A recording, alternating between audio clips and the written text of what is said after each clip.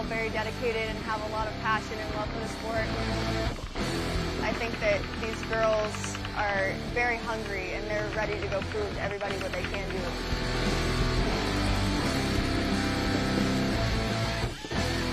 We're very, very aggressive. Be ready for us, and be ready for us to be on their side of the field.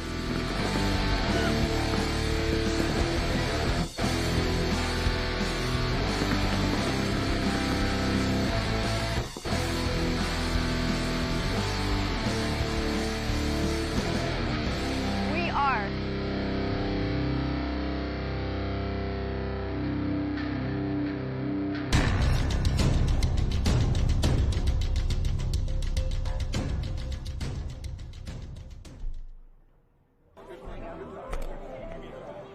Destiny is an entity in and of itself.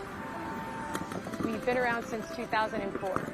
Part of what we enjoy is the inspirational factor and the purpose that we have in the paintball's culture.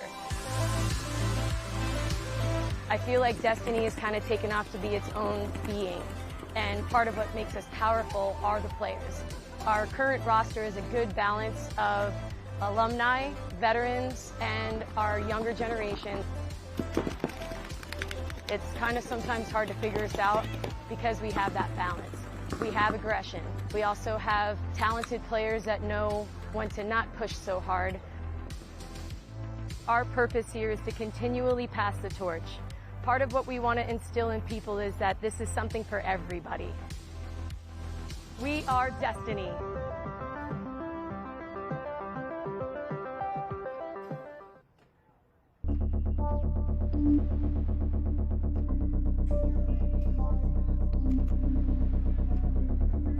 Paintball has always been slightly an obsession, and I think that's the same for a lot of the girls out here.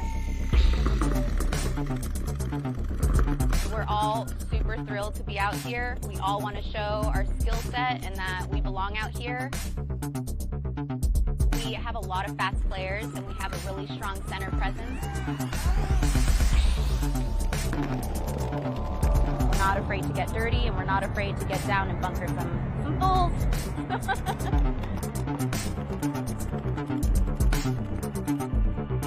We are the Sacramento Diamonds.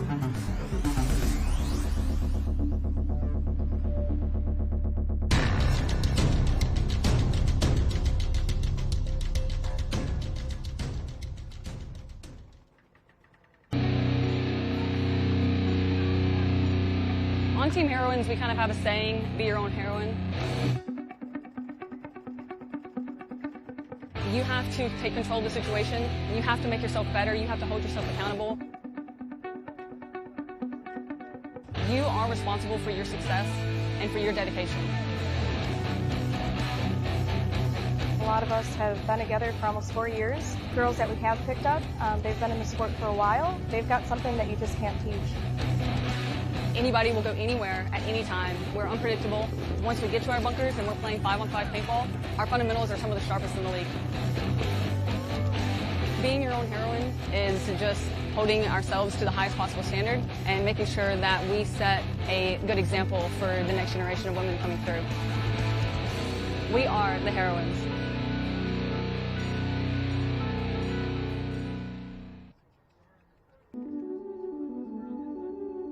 We are all, I think we kind of have one of the newest rosters on Vibe, and so I think people are not expecting very much. I would say that we are methodically aggressive. We know how to pull it in when we need to, and we know how to push when we need to. Ashley G and Leslie Cluis, they have the strongest voices on the team, and they kind of bring us back to like, this is the moment, this is what we're doing. Brittany Bangs on the Snake side, she has been playing paintball for like 5 months. Y'all need to be watching Brittany because she's coming for you.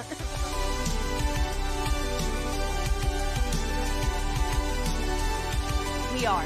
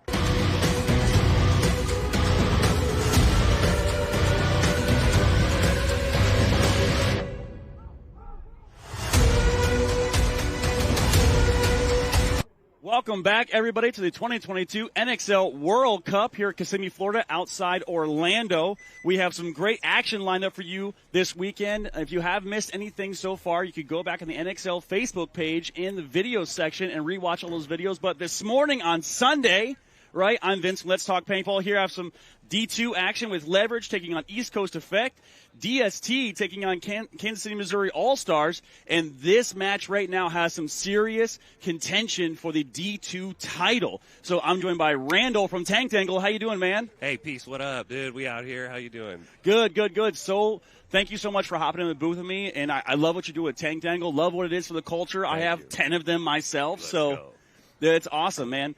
And for everybody that's at the event right now that may be watching right on the premiere field, we are next to the 10-man field. We're right across from the Tank Tangle. Straightest place to Tank Tangle is a straight line. That's you know right. What I'm saying? Like, that's the quickest way to get there. Just beeline for Tank Tangle. We're between Brute and Gangster, right across from the premiere field, right behind the beer tent. It's a green booth. Tap in and say what's up. There we go. So, and I mean, it's funny. So, like, how did, when I started seeing these Tank Tangles, it's like a culture thing. How did it start, man? Culture, all right, so Tank Tangle, we're like early COVID. We got 35 seconds. We're early COVID. Okay, I'm sitting around. I want to make something for the boys. I'm also an artist. I like art as an object. I want to make the sacred paintball object or artwork for paintball. And I didn't want to paint pictures or anything like that. I have an art background. I didn't want to do that. So I wanted to make something just for paintball, and this is what I came up with. And so it's part like hip-hop chain, stunting on your friends, and it's also part like, hey, check in, get your things together. What are we supposed to do? Let's do that and be right. Yeah, we actually gave out some Tank Tangles at the second event of the year to some making moves here. So Leverage on your screen right now in the red and black with the gold chain jerseys. Throwback to another team, Lift. But really good breakdown. Got more in there. Number 4 in the back center. Number 3 here in the juice box. And we're going to see a pretty similar breakout from a lot of teams. It's Sunday paintball right now, so we're going to see some things slow down. Teams aren't pushing as fast at the center like they were. And note these teams have scouted themselves really hard. So Leverage and the Missouri All-Stars right now, point for point for the D2 season title. Both teams will be going semi-pro. We will have them in the booth later on today.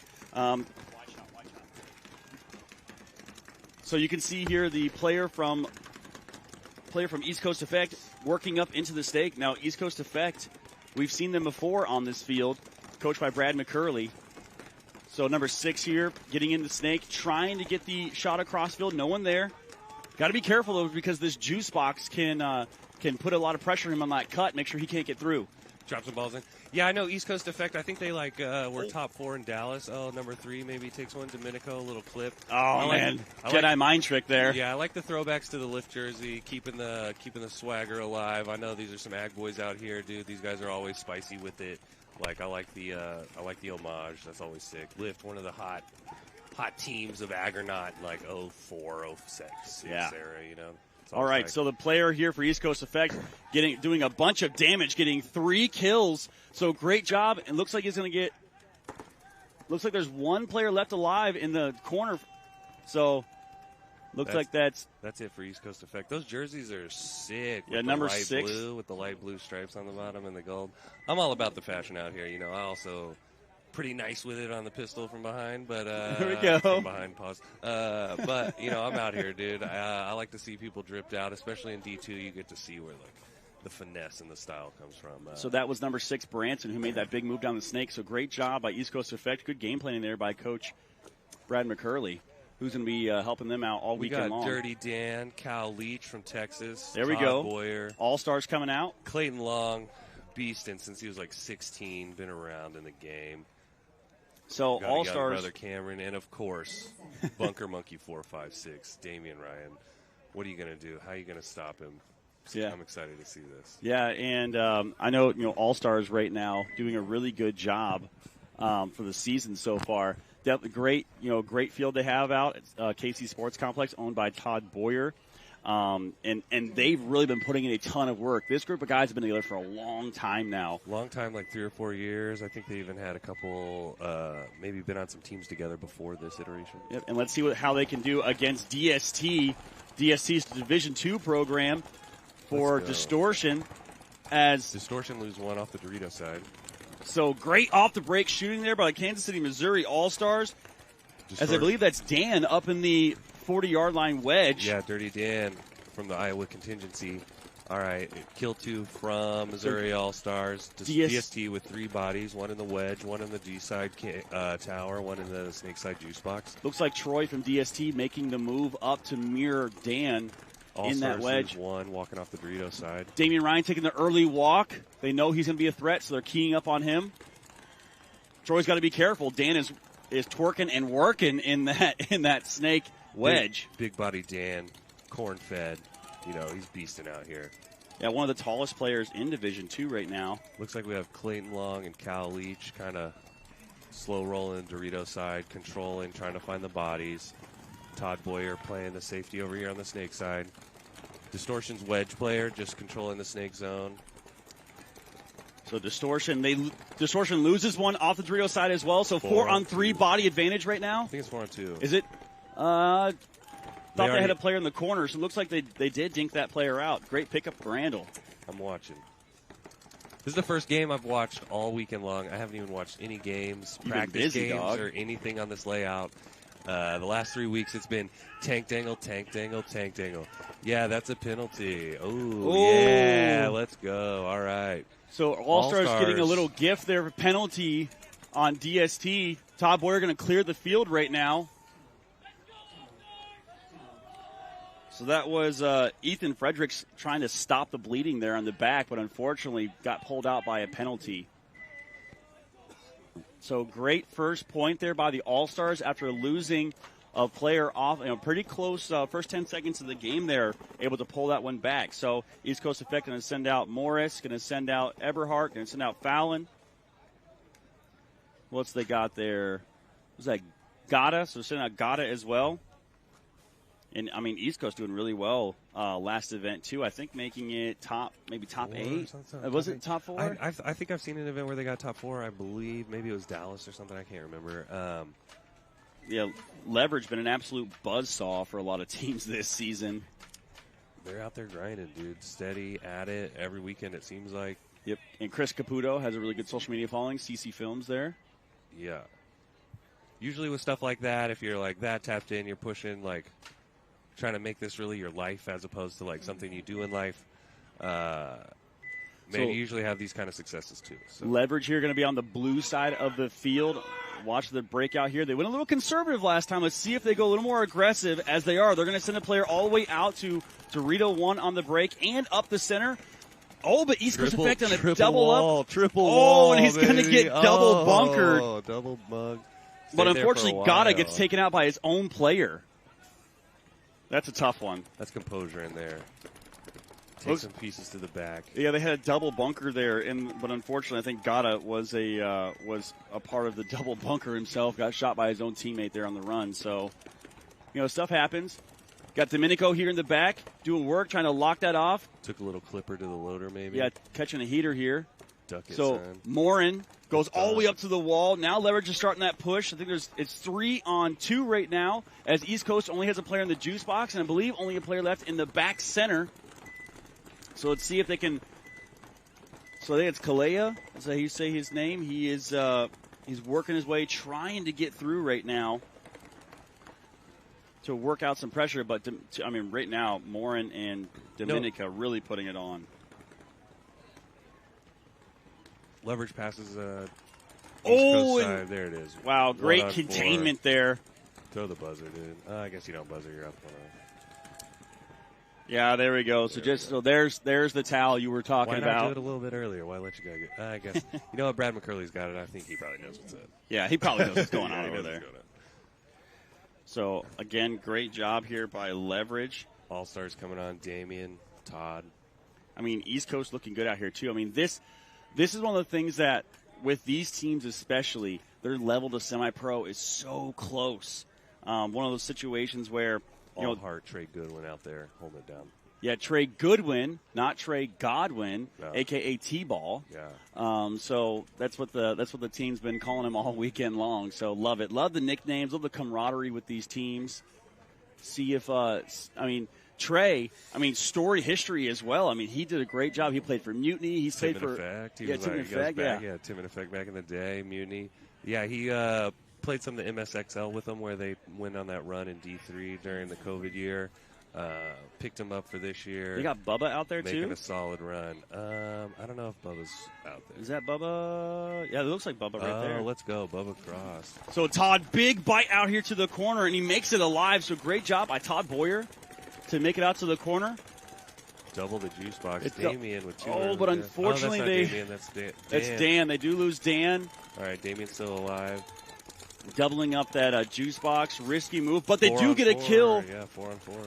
They do get a kill on DST. So, I mean, Allstars, a little better position right now in field. They do have a player up in that baby, that little small Dorito. Troy right there on your screen from DST going to work right now. Oh, but he's going to catch a heater in the arm, unfortunately for him. Yeah, I was going to say, is that can in the middle? Can you just, like, post up on your knees like that off the back of it? But I guess not.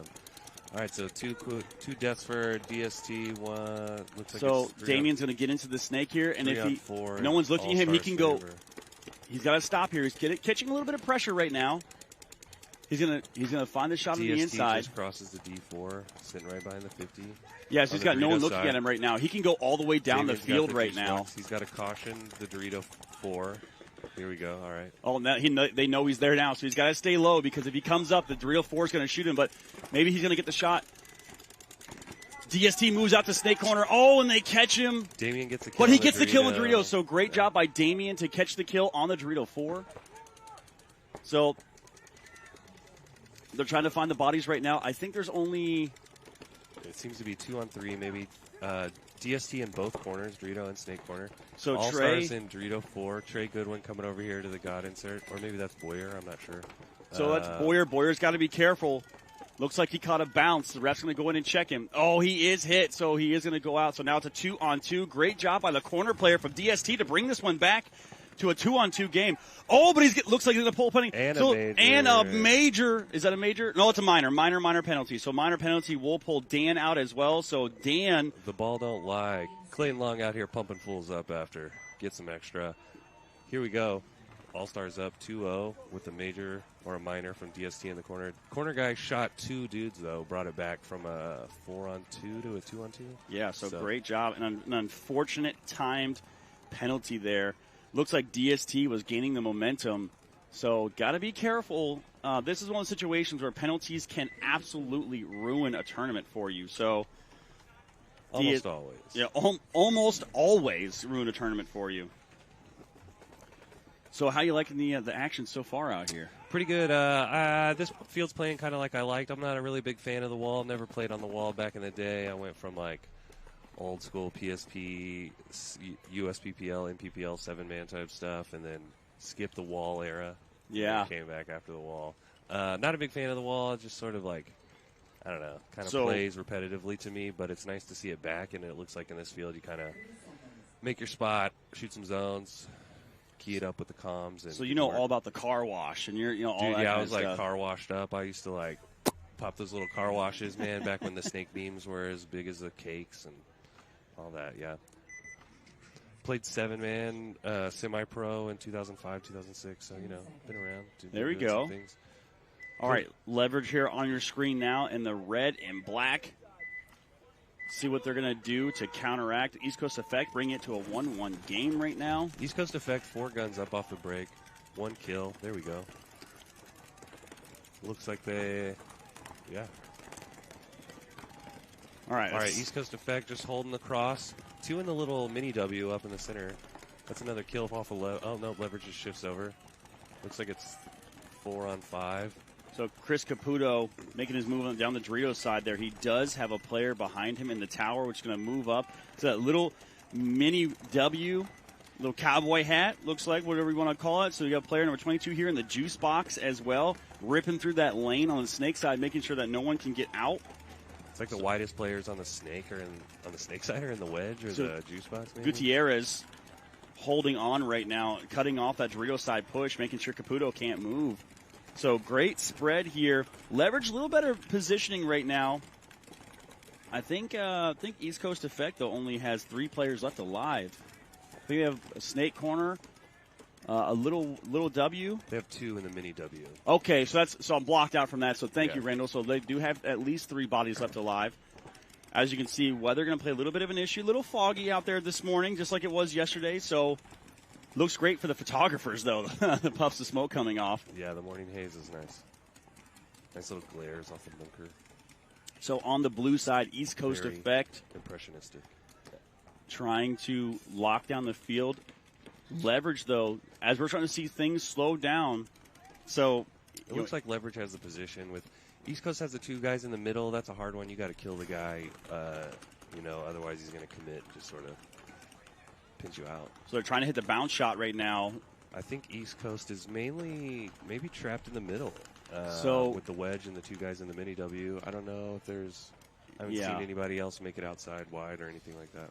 So there is a bounce shot off the can right by the snake side wall. So the players on East Coast Effect trying to hit that bounce shot into that Leverage player to try to keep him honest and stop him from looking Dorito side. So I would expect there to be some sort of Dorito move or Dorito push from East Coast here soon.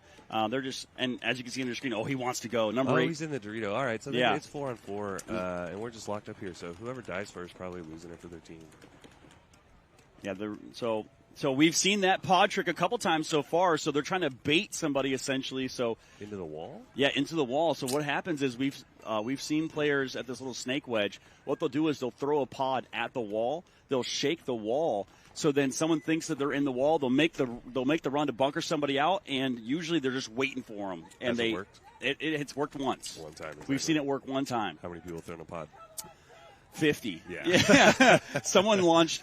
Oh, great job. So Leverage going to get a kill. Looks like the Dorito side player for East Coast Effect. So it's going to be a 4-on-3 right now. But East Coast Effect making a move right now into the wall. Chaos. He's got to watch the cross. Yeah, he's got to be careful. He wants to make the move right now. He's going to cross the field. Go. Here we go. So great timing by the East Coast Effect player. But unfortunately, the Dorito side player picks him up. So number 3 there. I think you just full sin there. Stop trying to live. Yeah, what do I know? I don't really know anything. I just sell tank tankles. So Snake corner player over here for Leverage, not been in the game much. Didn't even know he was there for a second. He went from the juice box, scooted over, and looks like this is his for. Look at that crispy crawl. That's what I want to see. So he elbow on the ground, one-legged push on the knee, clip him in the side. Leverage with the tie. Or Leverage goes up 2-1 now. Dude, mosquito right down the throat. Ooh. So if you just watch that, so number 21 there had moved from the juice box in the corner, blinded himself out, got down the snake, was able to make it into East Coast Effects side of the field, and then wrap their snake one and shoot everybody in the back. So great job there. That's the kind of moves that we need to see out of Leverage if they want to leave no question about their dominance on this field. Vince, what are you most excited about, dude? World Cup. Let me just say, I think you started Let's Talk Tank Dangle and let's talk paintball at the beginning of 2022. Yep, started in January, and just really wanted to focus on divisional paintball, specifically semi-pro, and then they announced the WNXL, so I wanted to talk about that, hype that up a little bit. Big fan of Destiny, Femmes, Fatale, Fat Lady's Charm from back in the day, Poison Ivy, right? So yeah, I got a Suricatos jersey from the Latin American women's team. So I'm excited out here right now. Obviously, you've seen the D2 teams, especially Leverage and Missouri Allstars. They're going to be the next year's semi-pro teams coming in. But just the storylines breaking down for who's going to get the pro spot in semi-pro and who's going to win the first ever WNXL title. So 3 seconds here, 2, 1 on the breakout right now. DST down by 2, 11 minutes left to go. Kansas City, Missouri Allstars trying to key up on those spots, but they do let the player from DST make it out wide into the snake corner. 5-on-5 breakout though, so great job by both teams.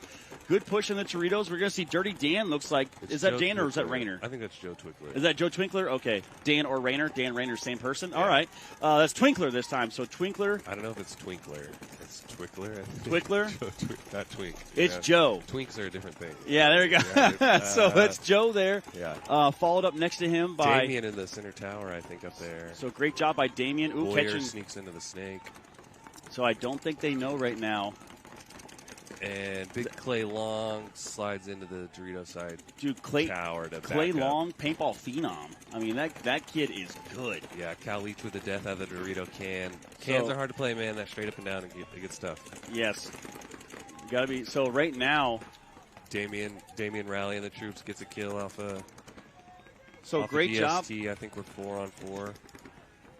Great job by Missouri All-Stars evening that back up. But All-Stars with the spots. Todd Boyer in Snake 2. Damian on the Dorito side tower up by the wall. Joe Twick in the wedge on the Snake side. So Todd DST loaded up with 2 on the Snake side, 1 in the Snake corner, 1 in the God. Yeah, Todd Boyer's got to be careful. Slow walking. 2 guys from DST slow walking off the back. There we go. So it could be 2 on 4. 2 on 4 right now. Really crossing. 4 on 1. Oh, wow. Another body comes off. And they're going to shoot the corner, so. All-Stars go up 3-0. Wow.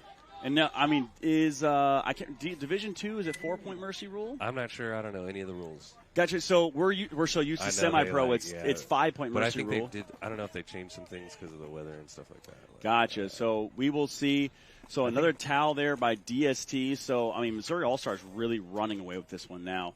On the flip side, though, East Coast Effect Leverage, these teams know each other very well, and they are battling it out. A little bit closer match, 1 point in between right now, separates East Coast Effect and Leverage. Leverage, the favorites here. They're the top seed right now in Division 2. Is East Coast going semi-pro also next year?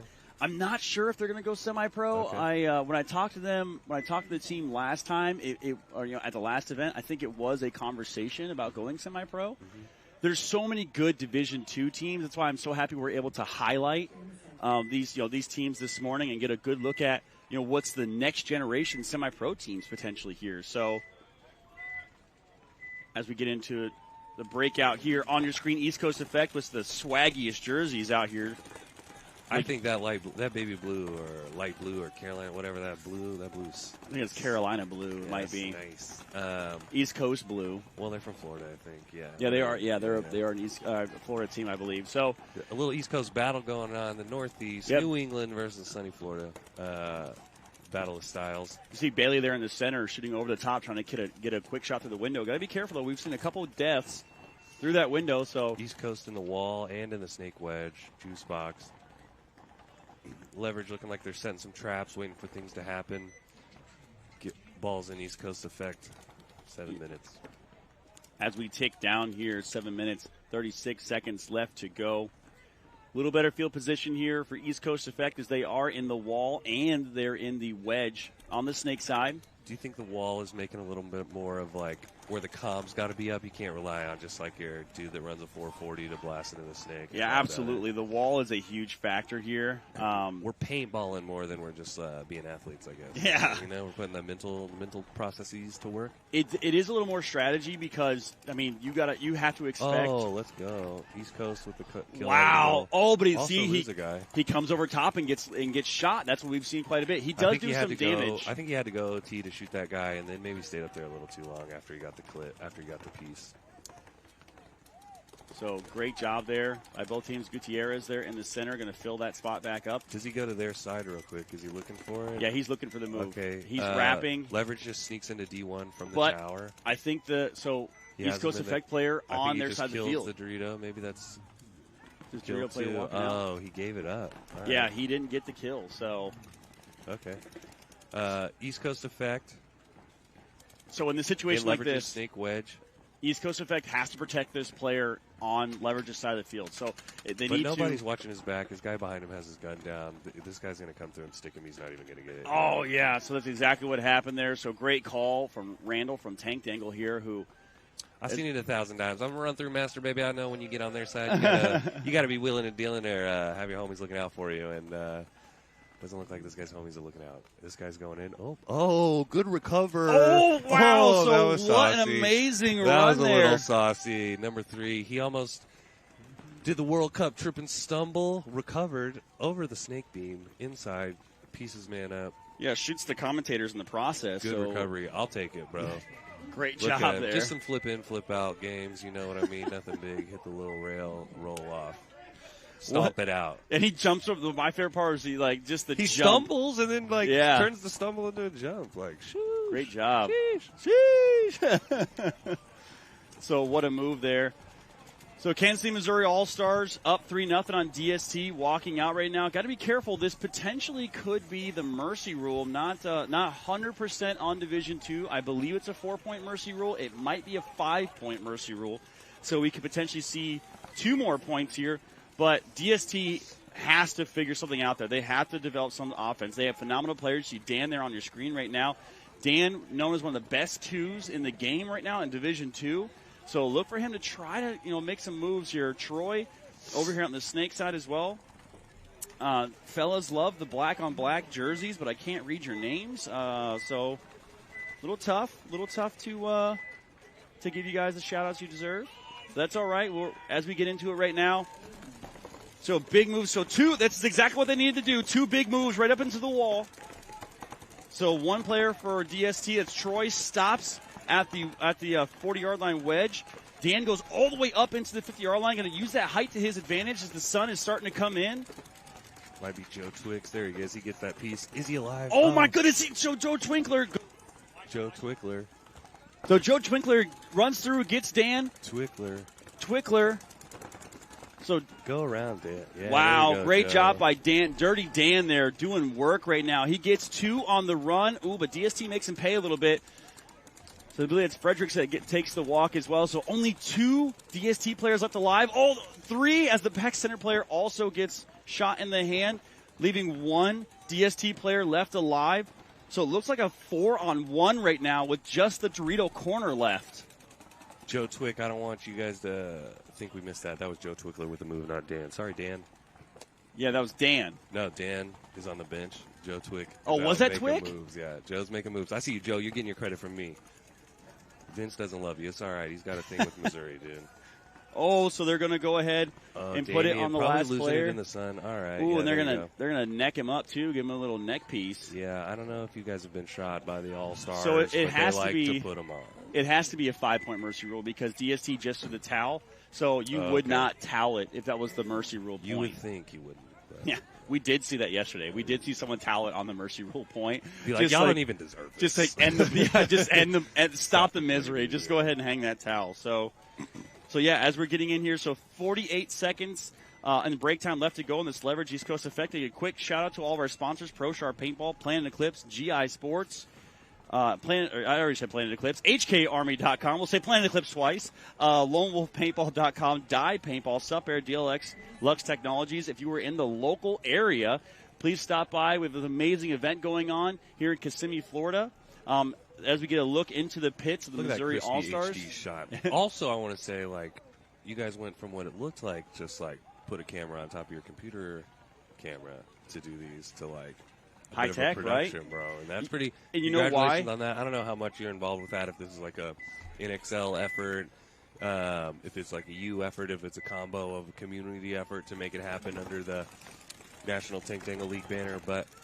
So yes, it's all love from the viewers Leverage here watching a bomb this. Off the break. They do. So Leverage gets one off the break, but they kill 2 of the East Coast Effect. It's 3-on-3 actually. It's a mad scramble out here. Yeah, so a lot of action going down. So East Coast Effect sent someone real deep into the Doritos. So I don't know if Leverage picked that player up yet. So he is 3-on-3 Effect. Got 2 in the back. Leverage sneaks into the snake. He's going to crawl all the way down, or he's going to start his crawl. East Coast Effect fills over to the God right behind the snake. So if Leverage hears him.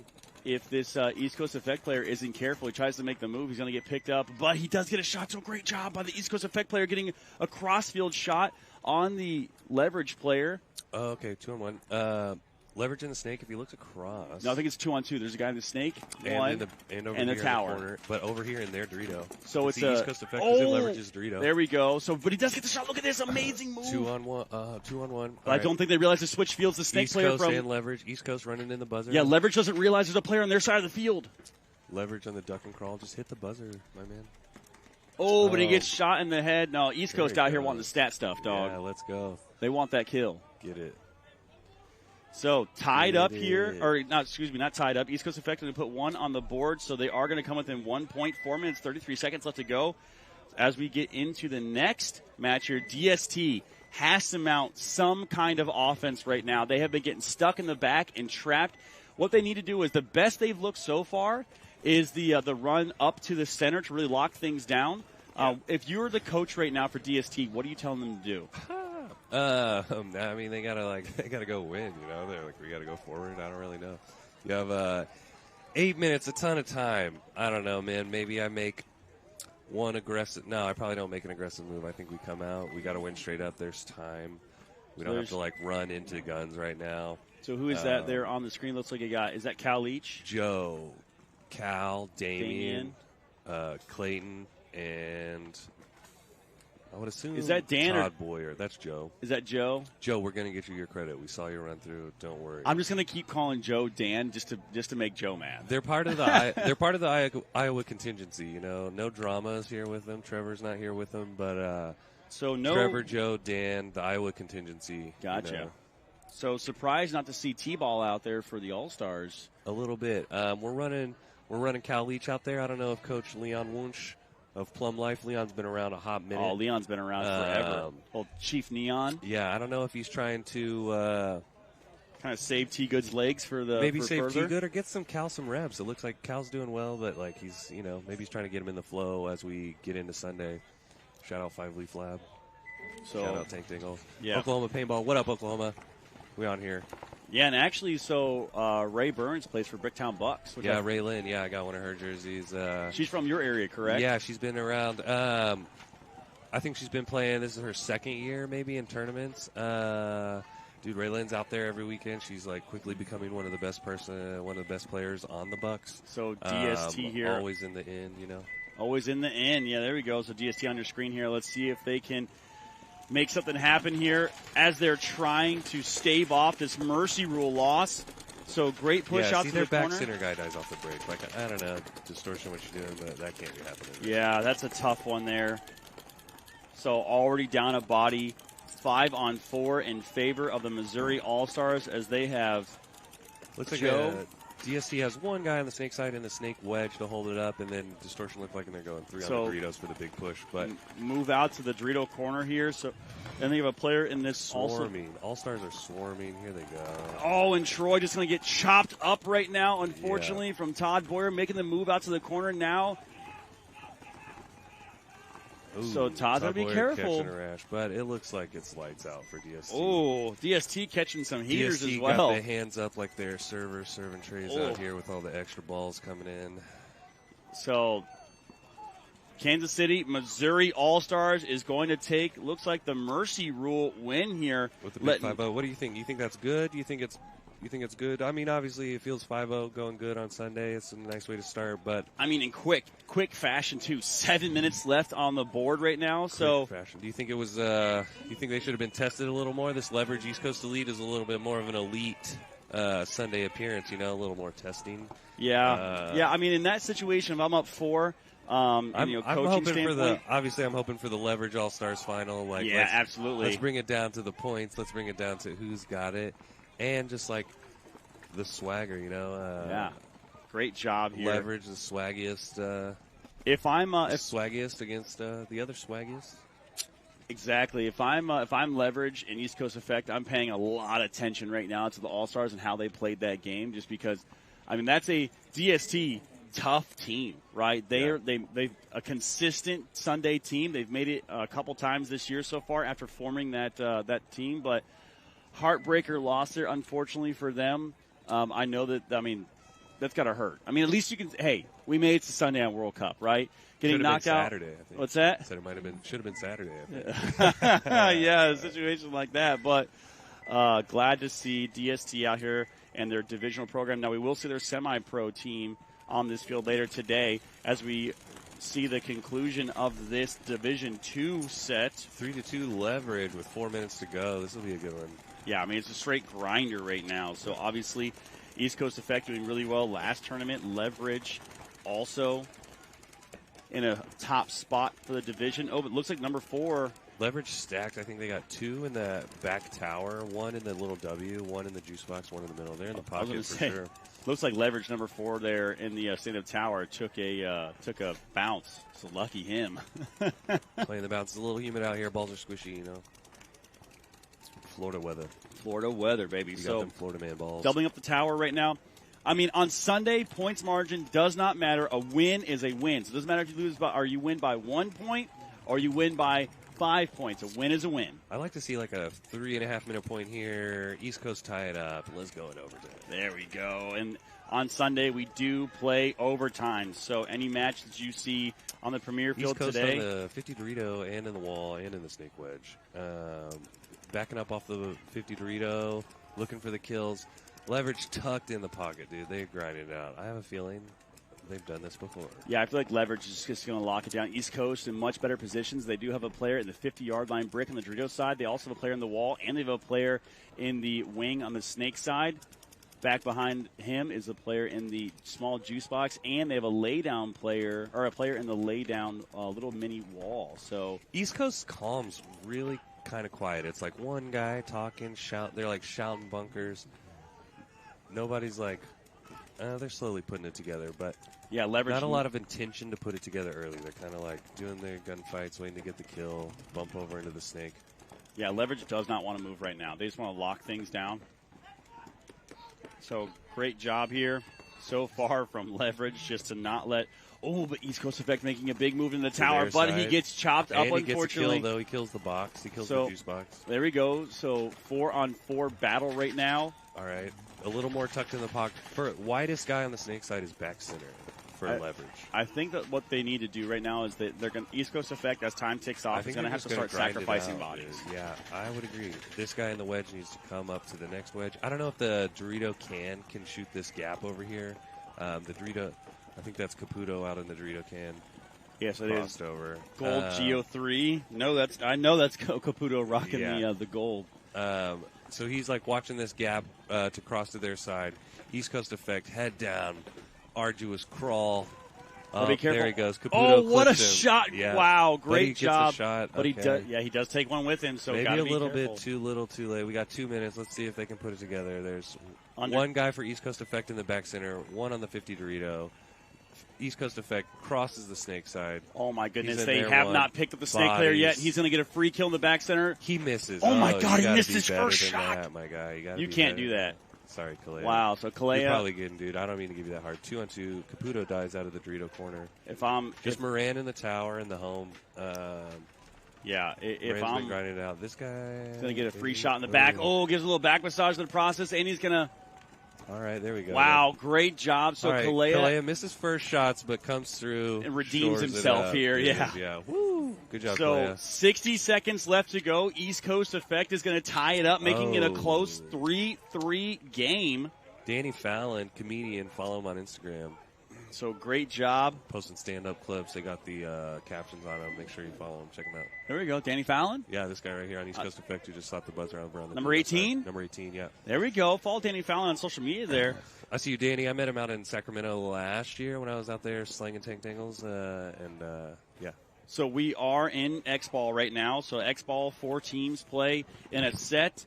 For this specific one, the 2 teams have already done playing. So we are going to see the Leverage and East Coast Effect keep playing each other. So as we have 1:30 left in break time, I just want to thank everybody out there. We have this free and live stream all weekend long on the NXL Facebook and YouTube. So make sure you're checking that out, sharing it out to everybody. NXL, keep doing it. Give away the product. We have, it's nice, right? Not behind a paywall. I like Go Sports.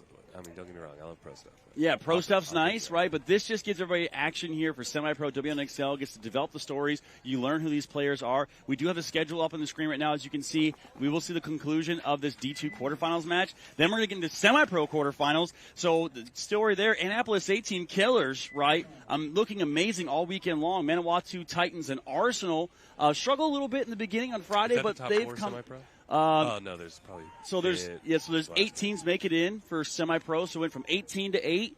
There was 3 brackets, so 2 from each bracket plus 2 wild cards. So bracket B actually had 4 of their 6 teams make it in because 2 teams got the bracket and those 2 teams got the wild card. Just because how crazy the point spread and the games were out here. So actually, all 4 of those teams were in the same bracket. They were playing. What teams are you? Those 4. Yep. Okay. So getting into this. Going to get into this action again for all of you out there who are a huge fan of paintball. If you are in the local area, the Kissimmee area, please feel free to stop by. We have a VIP booth that's free to get into. We have a great vendor show as well. As you can see at the bottom of our screen, all of our sponsors, they have some great new products out here you can see as well. And make sure you're following NXL and WNXL on all their social media channels. Facebook, Instagram, YouTube, TikTok. Again, I'm Vince from Let's Talk Paintball. And I'm Randall from Tank Dangle. I was going to say the wizard himself out here with us. Dude? So, I mean, it's just it's been a great event so far, right? Had a lot of action. Man. Yeah, obviously we had the hurricane action. And then the weather afterwards has been excellent. Yeah, we had World Cup. You know, it ain't World Cup if something ain't going down. Hey, when we cut to commercial, all right, East Coast Effect, dude. 3-on-3, I'm ready for this. Do you think somebody tries to win it here? I'm going to guess that the smart play is to try to win it now. Yeah, they have to. I try to win this right now. So you're going to push. You're going to try to win it right now. I try to send a guy to win it right now. One of them, I don't know. So we will see. If I'm leverage, I probably play to win. If I'm East Coast Effect, I send a guy to win it. Yeah, let's see here who is going to make the big push as East Coast Effect pushes all the way up to Gutierrez. So they're going to double up the wall. So Morin and Gutierrez. Or it's the Moran. Double wall play, Moran. I don't know, dude. We're from the Midwest. Yeah, Moran. Yeah, that's we who it probably is. do not say it like they do. It's Moran. I talked to him this morning. I Okay. keep saying Morin. I'm trying to sound it out, That's but it's yeah, Moran. That's the Midwesterner in you. Yeah, it's yeah. Moran. He's a Moran. That's Morin. Sorry, Moran. Got that. Dude, So they are going to lose one of their players at the back as Gutierrez makes a move through. He's going to get one. Oh, but he's going to get chopped up in the process. A minor on leverage. Another one on leverage. Wait, So- maybe it was on Oh, East when Coast. Leverage is going to run to his death, unfortunately. Who's all? Is he still alive? Was There's it a guy at the wall. Did it break down to a one-on-one? Yeah, there's a guy at the wall, a guy at the wedge, in the chaos. So there Oh, it is looks that like. Domenico? Oh. Wheeling and dealing, dude. Oh, what a spot. He's got this. Oh, wow. So what an amazing job here to hold it off. We will see an overtime point here. Yeah, baby. That was a good one. That was a nice little scramble. So we got Todd Beasy over here. So Todd's going to take the microphone real quick and just talk about the win, and then we'll have Randall back on. Taking the mic, eh? Thank you, Randall. All right, Todd. So we got a minute 43 here in between points. So break that down for me. 5-0 mercy rule win against DST. How'd that go? Obviously, we seen by the point spread that we were out here hungry, ready to play great paintball. I think all the guys were just fired up. Our prelims didn't go the way we wanted it to. We had 2 games that we won by a one-point spread. Our last game was actually a 5-0, so we wanted to carry over that energy into today with another 5-0. Obviously, we just did that. We're feeling hot. We're ready for, I think we go on to semis next. Yep, so we've got, I think, 2 matches ready to fucking, excuse my language, ready to kill it in semis. We know you're fired up, man. That was a great match. Fired up, man, and I'm watching this leverage versus New York, or East Coast Effect, man. This is a crazy game. It looks like they're going into OT right now. Honestly, like, I wouldn't mind who wins right here. I've got a ton of respect for both teams.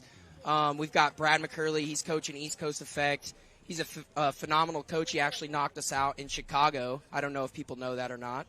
But, yeah, we've got 38 seconds before the game starts. Let's see Okay, how it so plays out. real quick, the audience wants to know, right? Everybody out there been asking, are you guys, regardless of how everything, are you going semi-pro next year? We are bumping semi-pro, regardless There we of the go. turnout. So you are getting some semi-pro action out here for the future watching Todd Boyer. So we're going to get Randall back on as we go almost 10 seconds in here. Thank you so much, Todd. Thanks for having me Appreciate on, your man. time, man. So Randall's going to come back in. Tank Dangle, God. Tank Dangle. Thanks for having me, bro. Appreciate you, man. Peace, Todd. Thanks for All joining right, us, so bro. we get in 6 seconds here. Randall's back on the mic. So 3-3 overtime. 5 minutes on the clock right now. Let's see what they're going to do. East Coast Effect. Chris Caputo digging big to that Dorito. And heavy guns off the Oh. break for East Coast Effect. They Does he lose make Chris? it? Nope. Oh, so Chris does not make it. So the big move does not pay off. 4-on-5 action right now. So Leverage has to be careful because losing Chris Caputo, huge weapon for them. Yeah, but they got a team of weapons, dude. Yeah, their team's a bunch of beasts. Yeah, but they're look at this. critters. All the way up to the wall. East Coast Effect right here. So Brad McCurley stirred this one up in the pot for his team right now to hopefully he did. clinch the win here and might send home Leverage, who's the top of their division, the favorites right now. That'll be a dramatic World Cup. If that happens, I think. I don't know, that This Leverage play complex- looked like he had a fat hit on his hopper, but I guess that was just rub. Hey, it'd be like that sometimes. So look at this. It'd be grimy. So Bailey Gutierrez, Rub tag tracing, team you know what I duo, mean? up in the center so far. 4-on-4. As East Coast Effect moves into the Dorito. Long two- shadows as 303. the sun peaks the clouds. So Domenico on their knees. So Leverage is just locked down right now on These their knees. crepuscular rays are beautiful. I don't know, people. Just appreciate the, like, majestic, impressionistic painting that we got right here. Loving the rays, loving the sun coming in right glare, now. Yeah, this is just beautiful, baby. Sunday Paintball World Cup. What could be better? Biggest day of paintball the entire year as East Coast Effect and Leverage really feeling the pressure right now. Gutierrez and Riley are shooting the same way. I don't really understand that, but haven't actually Trying to figure it out, man. So They're trying to reel and deal. Chatting it up. But who's watching this lane? Leverage. So Leverage loses a body. So 3-on-4. So Riley pops. Looks like East Riley. Coast Elite is in the Dorito 4. Double in the wall, Dorito 4, the God in front of the snake. So Kalea, number 88, behind him there in the God bunker. Leverage in the mini W behind there he goes. The wall. If Kalea can go all the way down the field, He's got no one stopping him. The widest guy on the snake side is the back center player. This could do it then right they here. have the Dorito wedge cross. I think that's maybe. Oh no. Then there's also the Dorito corner, possibly the Dorito 1. So they know where Kalea is now. Got to be careful. I haven't seen any East Coast guys. Now it's just keeping the comms up. Oh, wow. Kalea gets another kill. Absolute savage mode right now as Kalea. Leverage on the tactical retrees. Back to the back center. Is he going to die in the same position? I believe it's a 5-on-4 right now. Or 5-on, excuse me, not 5-on-4. 5-on-2, 5-on-1. There it is. There it is. Wow. So. 4-on-2. Oh, my goodness. Tough. East Coast Effect with the dub. Oh, East Coast Effect taking down the division favorites right now. Leverage going to be sent home early, ending their World Cup. And just in the pits right now, disbelief, heartbreak. I mean, absolutely the toughest loss that Leverage has taken all year long. Danny Fallon out there finishing it off. I mean, at the end of the day, woo, that's a tough one. Yeah, the emotions, baby. This is what we're living. This is that potency that Matty Marshall's talking about in Sunday Drivers. You know what I mean? It's just too potent. These emotions, feelings, dude. These boys have put in like 2 solid years. Grinding. Understandably upset right now. So we have this, upset and this elation, right? So East Coast Effect, a little bit of an underdog in this match. Looking like a hot favorite, actually, now that they... Yeah, now they look good. They took down the favorites, right? Yeah, they got a top 4 this year, a top 8, I believe. They just took out the number 1. All right, so as we get to the end of the day, thank you, Randall, so much from Tank Dangle for joining me. Thanks for having me. Again, if you want to check out Tank Dangle, all the social media channels, Instagram, you're going live all the time. Just launched my website, tankdangle.com. I got the Instagram. I got a Facebook group. Hit me up in the Facebook group for sure. Tank Dangle Buy Sell Trade and Owners Group. So if you want to pick up some swag from Tank Dangle. We got merch. We got swag. We got giveaways. I'll tell you why your kids don't like you. Holla at me. You know what I mean? That's funny. So with that being said, check out the Tank Dangle booth here at the World Cup along with all of our other vendors. I'm Vince from Let's Talk Paintball. We're going to go ahead and go to a quick commercial break, and we'll be right back with some semi-pro action coming at you.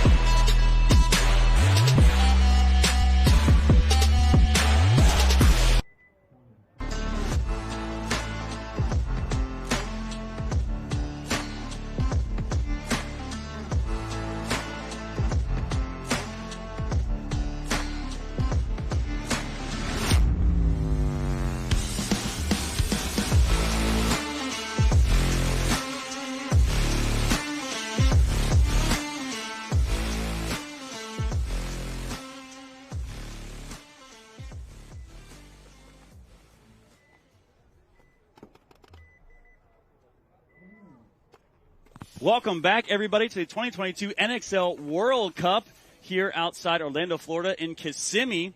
We have some great semi-pro action coming up right now.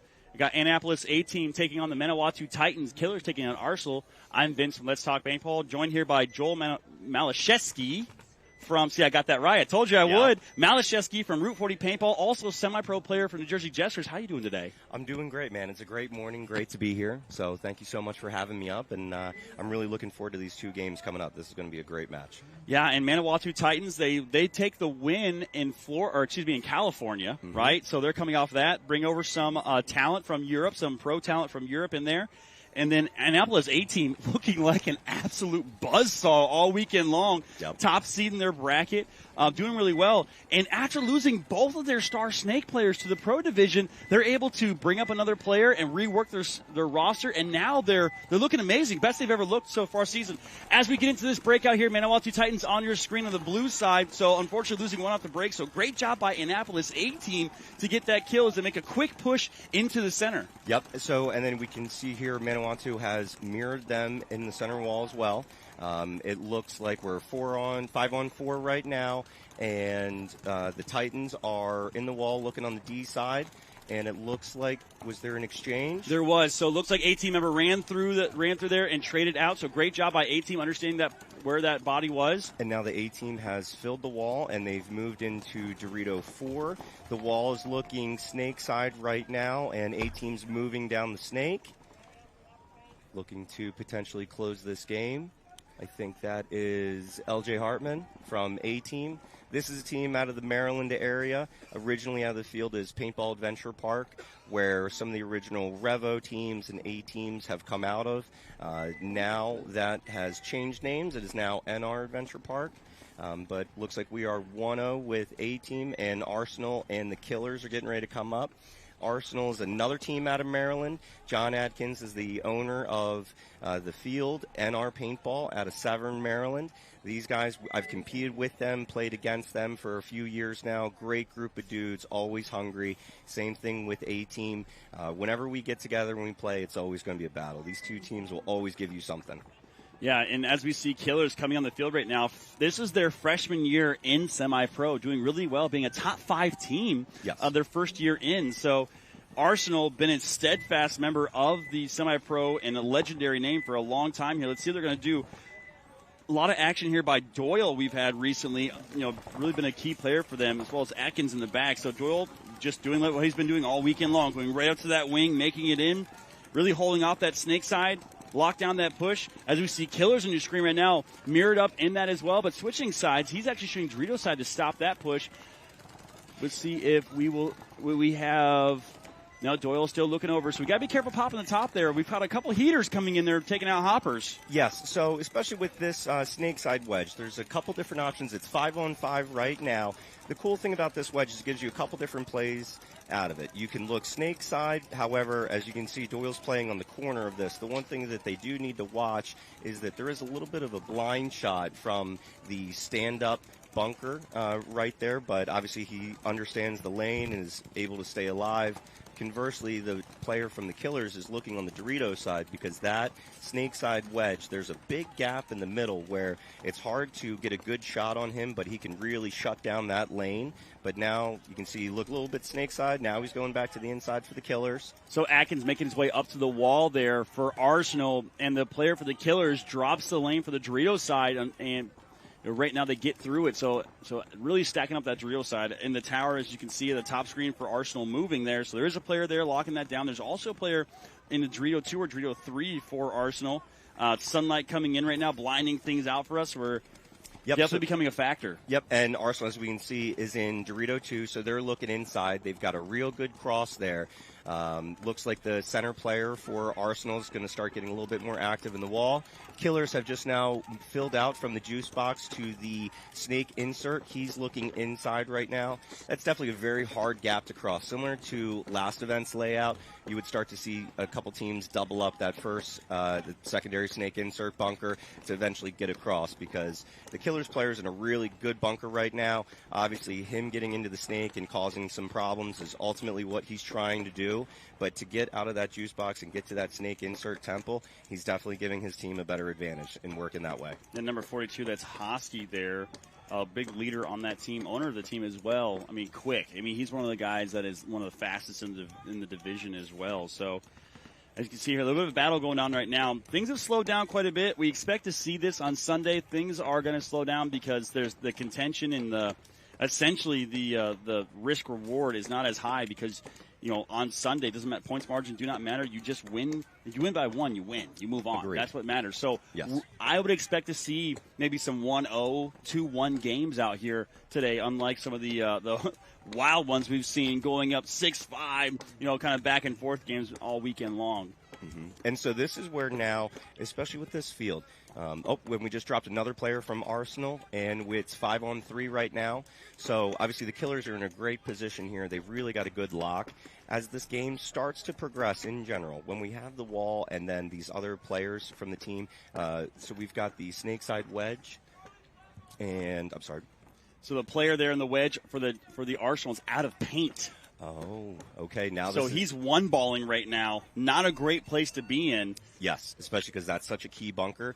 And this bunker for either team, if they can get this elimination, it's really going to open something up. You can see all the pods at Doyle's feet right now. He's really been there doing a lot. So we're going to...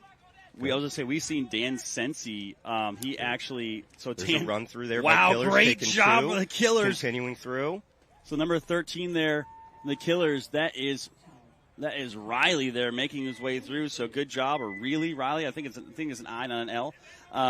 But I was going to say there in that specific spot in the Distortion game, Dan Sensi's going out with 14 pods. Wow. So he's literally hammering that gap, and he has so much paint. Whereas we just seen, Doyle there get into that spot and dump all of his paint, and he was one-balling, which because of that, the Killers player was able to pick that up and run through and get two bodies and really close that out. So great job, great field recognition there. But, if you're watching this right now, anybody for Arsenal, tell them to bring way more paint with them when they're going to go into that spot. Absolutely. And then you're going to start to see as these games progress, there's going to be some different traps that get set.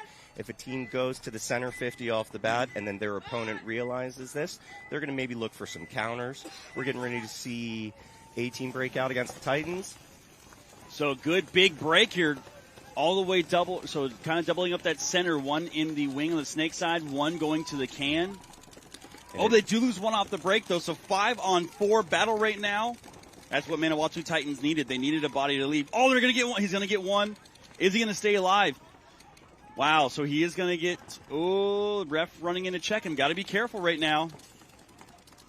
Titans are bringing the pressure. Just absolute chaos in the center. Yeah, so obviously couldn't really talk about it because everything was happening that fast. You can see when a player is in that snake side wedge, they have one of the easiest moves to go through to eliminate the center, and then their safety bunker to go into is the opposing team's snake side wedge. And then there was a real quick bang-bang play with A-Team filling in and two players from the Titans slightly breaking each other, but going through at just a few seconds of a difference and really able to clear out those kills.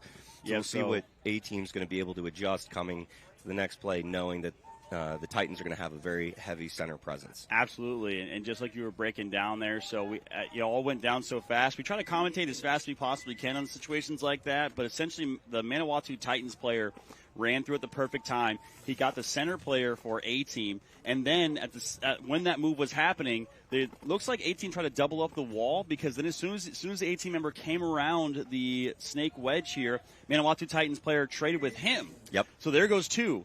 So then on that chaos, A-Team tries to fill the wall again at the exact same time, running ref coming in. Another Manawatu Titans player goes around the wall at the same time, gets him out. So that was just kind of bad news bears for them, and unfortunately, A-Team member tried to stop the bleeding, tried to run out to the corner, but got caught looking at too many Manawatu Titans in that situation. So 10 seconds here, Arsenal Killers on your screen right now. Killers up by 1, 11 minutes, 13 seconds left to go.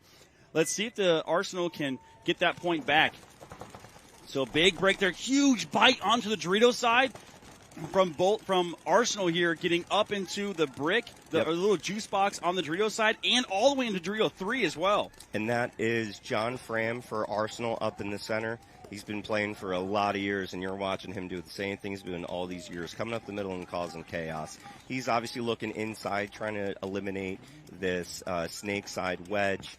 As of right now, Arsenal is still able to keep him alive. We're going to have to try to see how the killers are going to be able to get him out, because John has a lot of survivability, and he's in a key position to cause some trouble looking inside from that. So got to be Killers player in the wedge here on the snake side has to be careful. As you can see, Fran there in that little brick has a cross shot on him. So if he just switches sides to look, Fran's going to get that shot. So this is where things are going to start breaking down a little bit, as, you know, really Arsenal's in better field positions. But one or two key deaths from them could, start collapsing that game plan, because they did risk bodies out wide. Yes. But they're spread out pretty far apart. So communication is going to become a little bit of a factor. And Fran there on your screen, rocking the twister. He's just really waiting for that shot, waiting for that kill. So he's just pulling guns right now. He's trying to draw as much attention as possible to allow players to move. Now, off that chaos, I mean, Arsenal should try to push a little bit if they can. Agreed. And that's where we can obviously see the Killers are really good at their lanes. They've been playing a lot of great teams. They understand how to do this. But to that same point, John Fram is the furthest person up on the field right now. If he drops, then they're going to go way back. Oh, there we go. Oh, there we go. Killers go to the wall. Do they take out John? Oh, no, they just drew a penalty. Yeah, they get a penalty. Oh, no. So a minor penalty pulled on the Killers. Not what they wanted to do, as the Killers player tried to run up there and get Fran out. He does get Fran, but in the process, 4-on-3 right now. Arsenal still in the lead. So this is what I was just alluding to. Killers made a great move. They took out Fram. Obviously, they've gotten this penalty, which hurts them. But now Arsenal needs to attack. They need to have something happen here, especially with a player in the middle. One thing we do need to acknowledge, this center W, right around the 20, you're going to see some teams either put one player or two players into that. And Arsenal has now filled from that plate to the wall. He's looking inside. And we can see that Arsenal has just lost another player, Doyle, from the snake side. It's 3-3. John here is in the middle for Arsenal. This center 50 has a couple different shots. So if you're on the snake side, you can look inside and you have a shot down on the stand-up temple. Or if you go to the Dorito side, you have an inside shot on the juice box, as everyone calls it. And look right here in the middle, a little bit of battle going down right now. They don't know he's there. Look at Atkins going to make the move. But he's going to get taken out. Oh, what a attempt by Atkins there. Didn't know there was a player in the Dorito side across and got caught on the way in. So, yep, and that is the one thing. I play a very similar position on this field. So if you're trying to run through and take out the guy, going into that snake side wedge is a great bunker to go to. However, you can see that the Killers, I believe it was the tall temple, was looking inside, watching his players back, and roasted him way before he even got there. Smart on the Arsenal player to not pull up his gun. Obviously, you're running, so you got to take some steps to slow down. But good on the refs for not throwing a flag and realizing he wasn't trying to continue. Arsenal is actually on to Killers right past the 50, the Dorito 4. Killers just tried to go from the snake side wedge up to the center 50, and I believe that is Austin Arruda on the far side. Was waiting to call out his name. He's a really great player for Arsenal.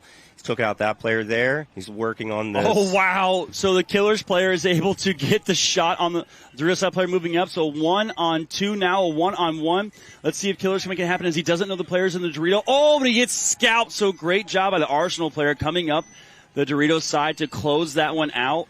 It's making a 1-1 game, as 5 minutes have ticked off the clock there. So that's a long point. Yes, and that's what we're going to start to see. Obviously, in these type of games, no one wants to make a move that they're going to have to be penalized on. So these games, as you said, everyone's going to have to start carrying a few more pods. We're going to have to realize there's going to be people in the middle just dumping in lanes. So these moves have to be smart. They got to be calculated. A lot of teamwork, a lot of communication to make these things happen. Absolutely. So lineup here for Killers on this one. Oh, he's just shaking his head, not happy about that. As you can see him walking off, he really wanted that one-on-one win. We got Jackson Blue. We got Cody Clarkson. We got David Riley, a.k.a. Dirty Dave there. Matt Smith. We got Hosky, so Ryan Hosky. We got Sebastian, a.k.a. Seabass. Cole Van Thump. They call him Kook. And then Cody Lembo here. So that's been the roster rocking with the Killers all season long. So great job by the Killers here. Really trying to, and this is impressive for them, right? First season in, they're making Sunday consistently. I know a lot, they have a great following in Florida as well. They got Shenanigans. They got, all the teams coming through. So, and then they got a great YouTube channel too. And they're do have a great, always putting out footage, good stuff. It's great watching all of their stuff. I'm definitely on there, so I'm watching all their stuff all the time. And happy to see Manawatu Titans making Sunday as well as a big move here onto the wall. The big question here for the Manawatu Titans was how were they going to do without their U.S. pros? And looks like they're doing okay. Yep, these guys have been playing for a few years now. I believe they were also known as the Expendables. At one point in time, they were, yes. So these guys have been around the game for a while. They know what they're doing. Big run through here. So that's 2 run-throughs in a row. Yep, yeah. So obviously Manawatu got to the 51st for the first exchange. A-Team went through, took him out, and then both teams refilled. So now it's a 3-on-3 game, I believe, unless the Titans have dropped someone from the far side. Haven't seen anybody leave so far, so it looks like still a 3-on-3. As you can see, they have a juice box. They have a Dorito 2. Trying to find the other body right now. It is a little, like I said, sun becoming a little bit of a factor here. So it might be a 2-on-3, actually. But we're hearing some decent communication. This is LJ Hartman here in the snake insert. It's 2-2 right now. We've got the juice box, and I believe the Dorito 1 for the Titans.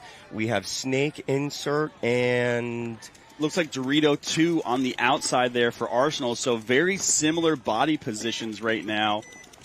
Trying to see if there's another body hiding anywhere on that Dorito side. And this is where with this field, especially when you lose someone out of the middle with all the different jobs, the hectic bunkers you may be in, you're going to lose that communication. And so, as of right now, we still got this 2-on-2 game going on. This is LJ Hartman right here in the snake insert.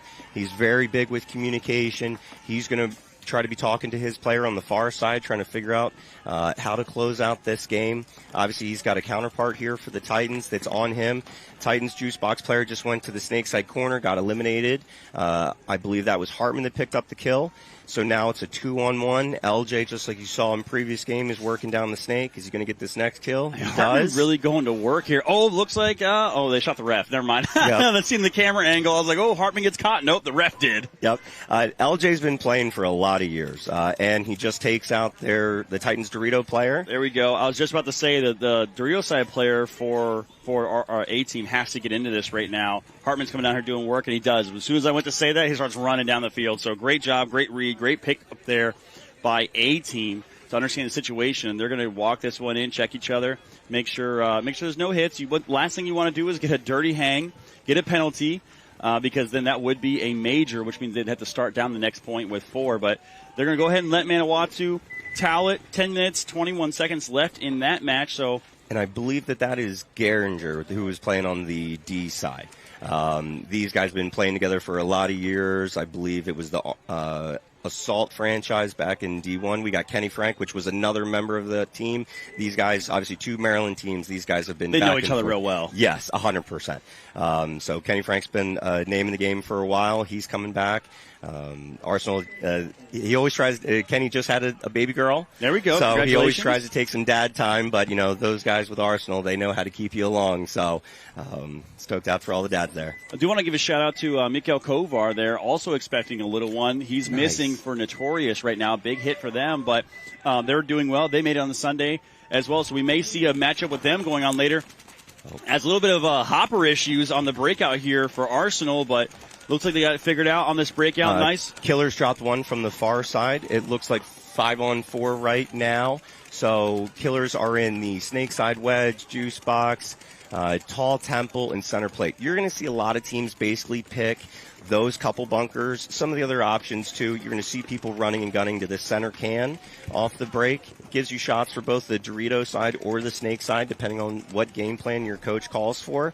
And then from that center can, you can either dip right off into the snake side wedge, or you can go up to the center of the field. I believe with some of these longer games, you're going to start to see some different traps be set, especially at this higher level. So this is where that can move out to the wedge, go into the center 50, move it around a little bit, and then once they do that and they acknowledge that there's someone in the center 50, these guys will dip out the back, go back to the wedge, set that trap, so when these guys are coming through to get that bunker, they're right there roasting them. So I would expect to see something like that happening later on in the game. As of right now, you're just seeing a lot of these center 50 exchanges. It's still, I believe, is 5-on-4 right now in favor of Arsenal. It looks like Arsenal's furthest presence right now is the snakeside wedge. So this is where they really have to come up and give some more help. This field, it can be won from all sides. However, you need to have 2 out of the 3 sides. Because if you just make a move up the middle, then that guy gets eliminated, there's no complementary help. It's very easy to get up the middle, so that can be the tip of the spear, but then we need to have that complement via on the snake side or the Dorito side. The Dorito side is very easy to get up. Obviously, we talked about moving from the first snake side bunker to the snake side. That is a very big gap that the snake side wedge can really sit on, which is why you see a lot of people having trouble getting out wide. But, you know, Arsenal is a good team as well as the Killers, and Arsenal just drops one from their snake side juice box. 4-on-4 right now. That was a great kill. That probably, and Arsenal is now moving up into their Dorito 3. Wow, big Dorito move there. 50 for Arsenal. Running ref going in to check the player in the wedge from the snake. And the center 50 for Arsenal. So this is what I was talking about. You need to hit them at 2 out of 3 facets. This guy in the snake side wedge is going to be in a real top spot very soon. Now we got to see what the 2 Arsenal players, if they can get on the same page together and help close this game out now. So as we sing slowing down a little bit, 4 minutes, 30 seconds left to go. I mean, we expect to see this, right? 1-1. Like I said, we may see a 2-1 game, really low scoring as we go into these next. Oh, big move there up to the center. Killers just dropped that player trying to launch. He tried to get to the 50. And they toweled. There's Arsenal the towel. At the point.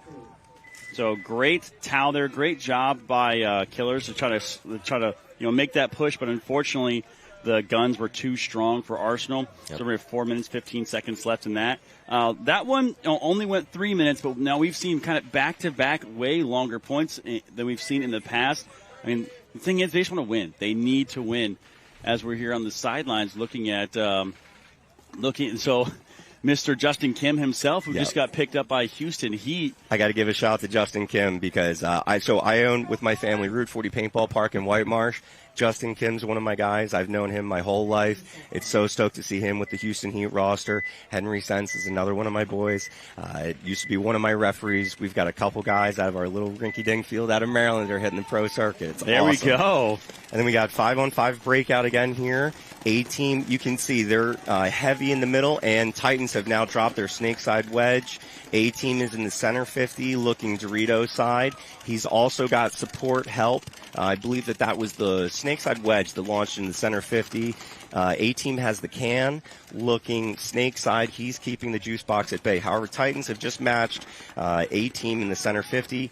Their center 50 up, coming through, and there's an exchange there. So there is still a center 50 player left for A-Team. He's on the D side. The can recognized that they went, so he immediately took him out, eliminating the pressure. We'll see. A-Team looked like they just caught a bounce in the center, but, What a lucky bounce there. And we got LJ Hartman. He's now in the snake again. You've seen him already 2 different points. He is at the snake 2. He's working on this juice box right now.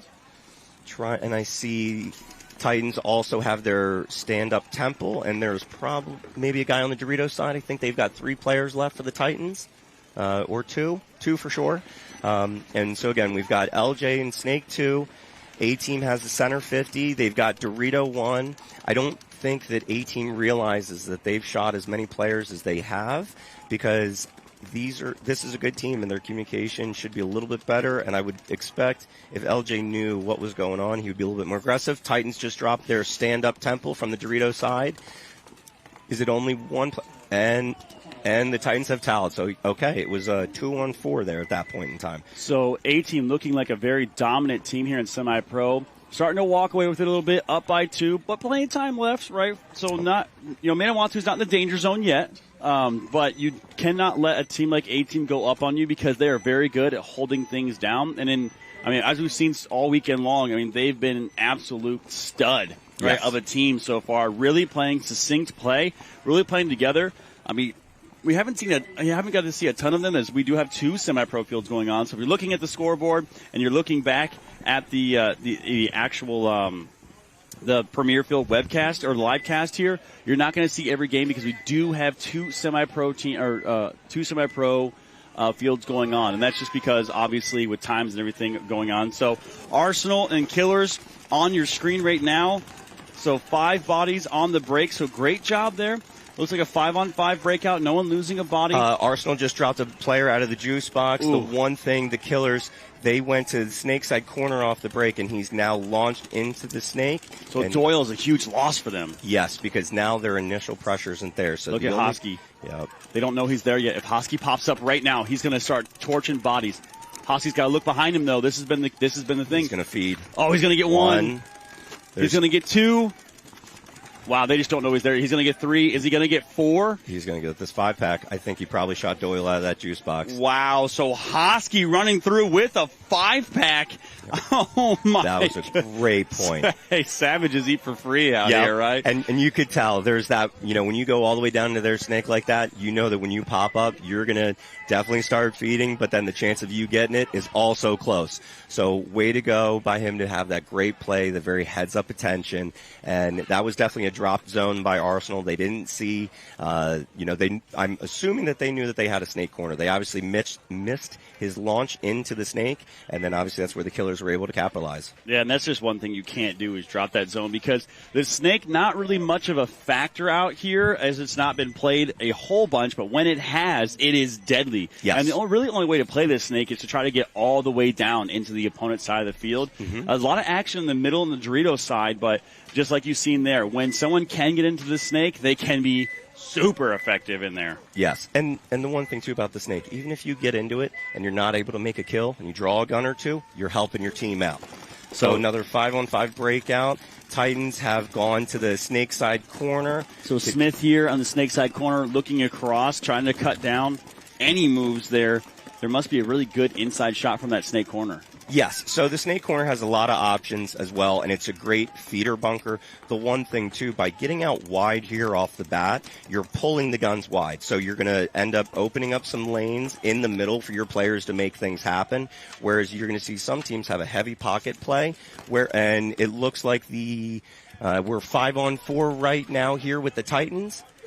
And A-Team is in the center right now with 5. They've got 2 in the center 50, 1 looking snake side, 1 looking Dorito side. They're also in Dorito 1 and the stand-up temple. So the Titans are coming through the middle here.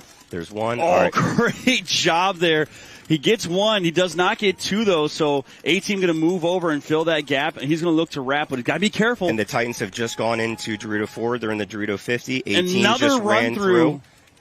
Okay, so now we got to clear through the chaos. This is a bang-bang action going on. This center and this Doritos have actually absolutely been volatile right now. Titans have 2 players for sure. They've got the Dorito side corner and the snake insert bunker right now. I'm trying to track down players, and we're 2-on-2 potentially for A-Team. So trying to see where that second body is. I know. So we had a ton of bodies go off, and after the dust settles here, we have for sure. Oh, it's Dorito side corner and snake side corner. So there we go. 2-2. So there is very spread out right now.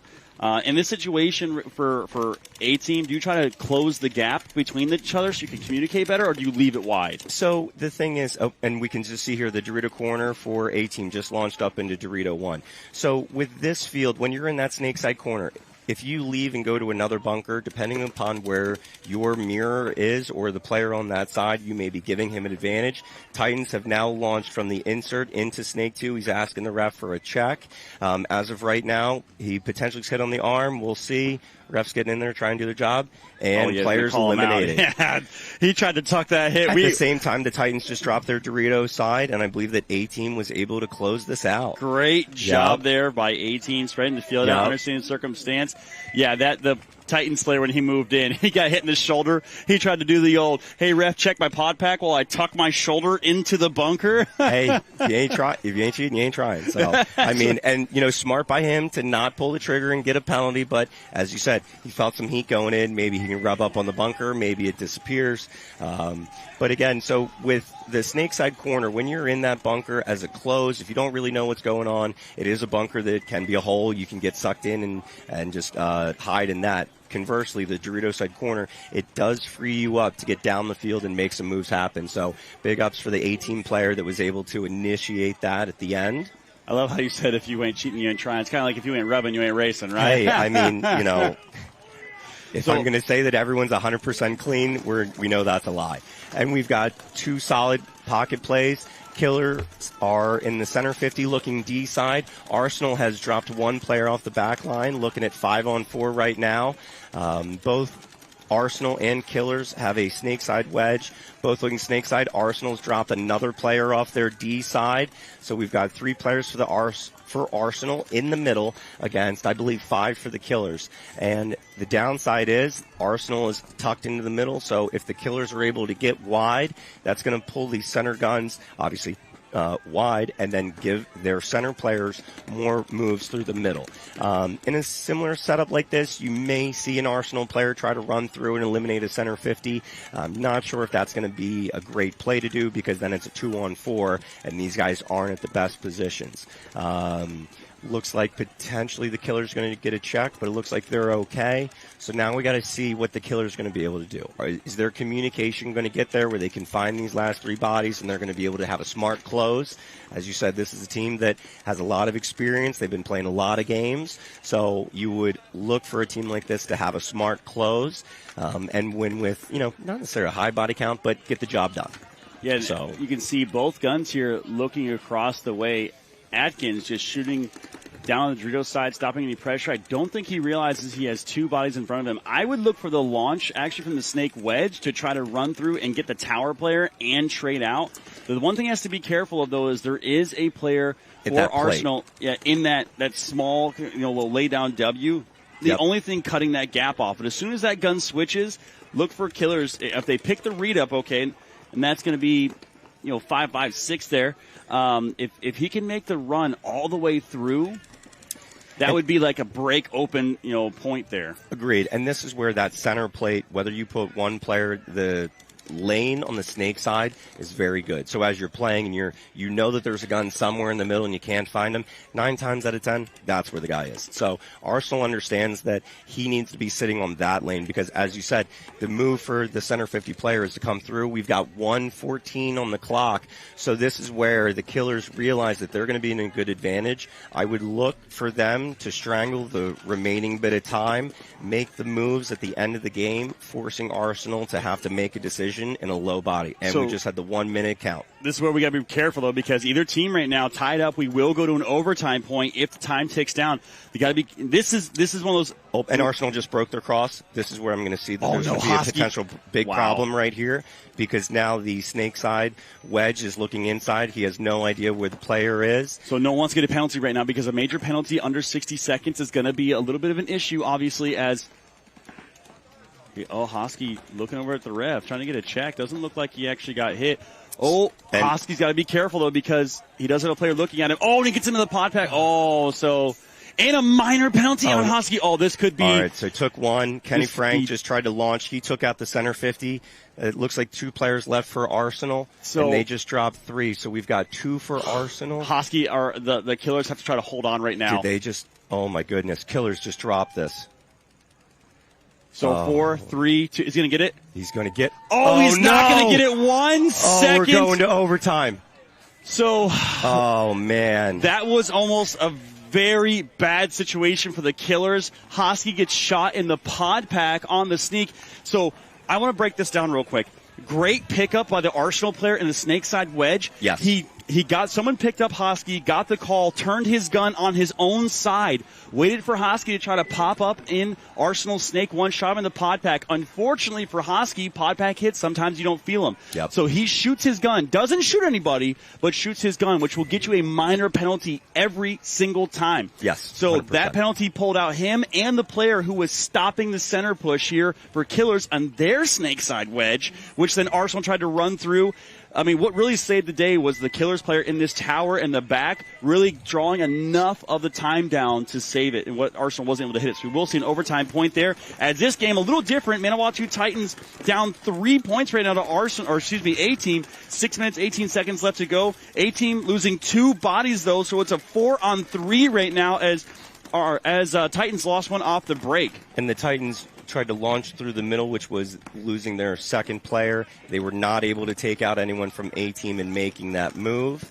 Initially, looks like A-Team has dropped 1 as well to the 3 players from the Titans. So right now it is a 4-on-2, I believe.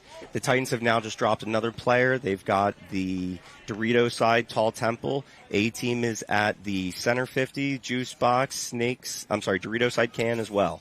So once they can figure out where this last body is, I would definitely expect them to be able to close this game. Back to the Killers game, and this is no fault by the player, but what happened, I do not. Oh, and A-Team's closing through. Titans just took this last hit.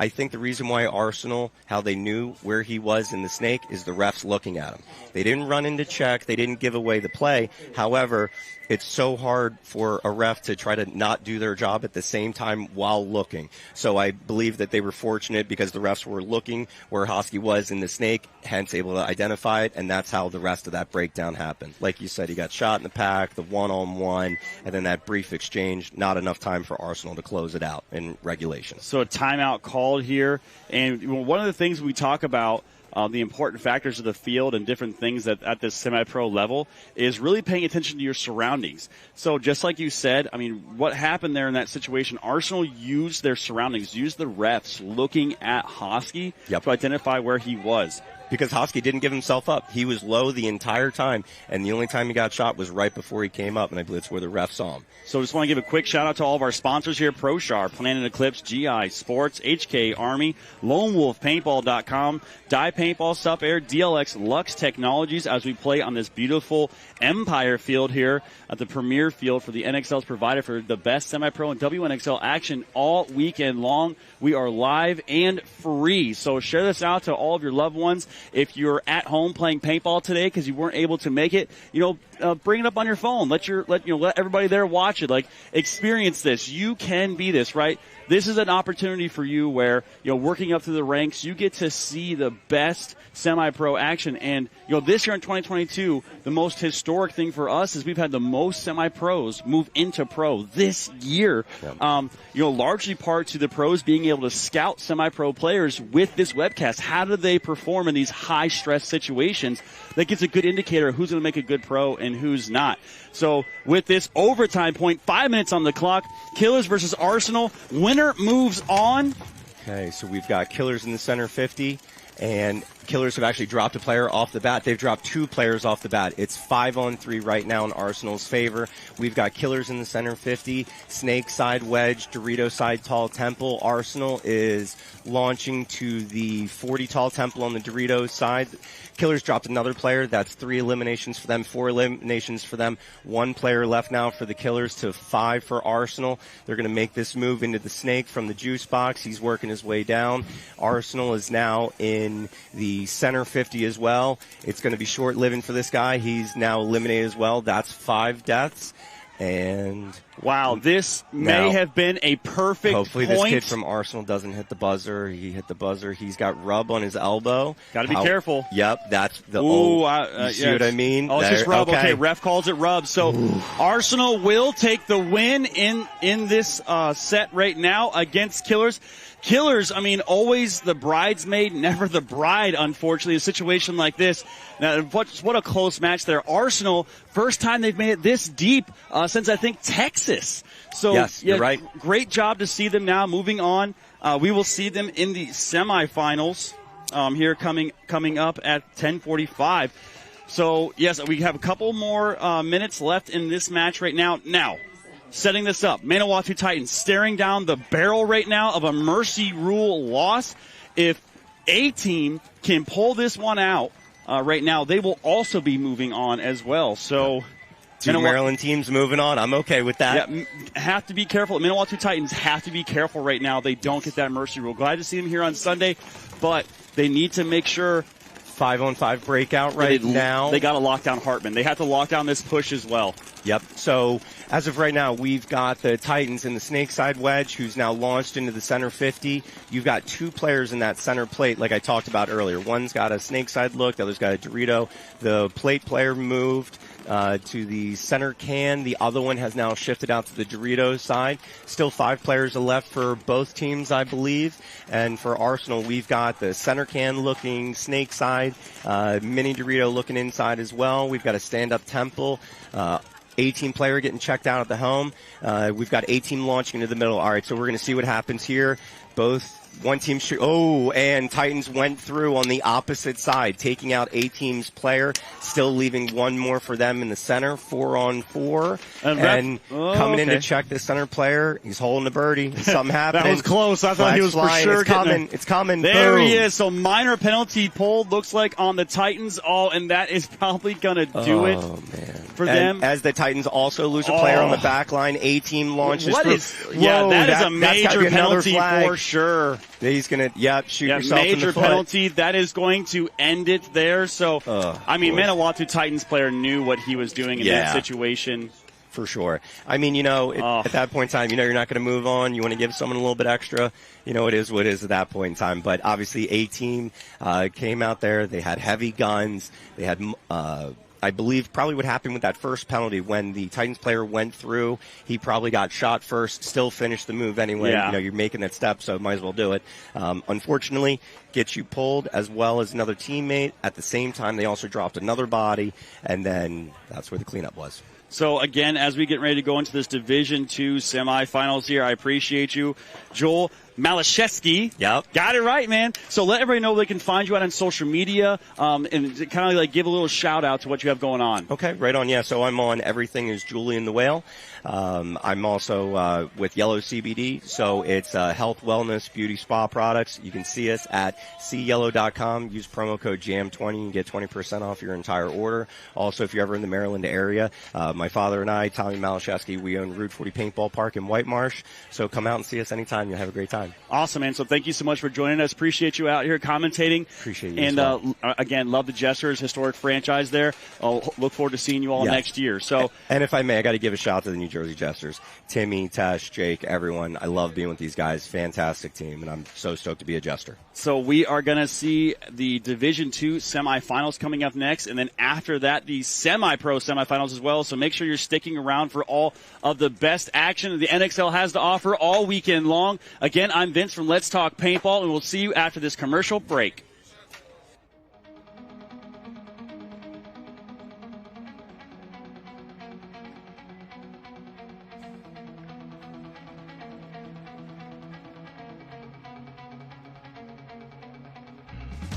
I feel like there's always been a general culture of, oh, they're just women. I don't think a lot of people take women seriously when they play against them. They certainly feel bothered when they get shot by women. We have the stage now to show that we can play, but not just that we can play, but that we can play well.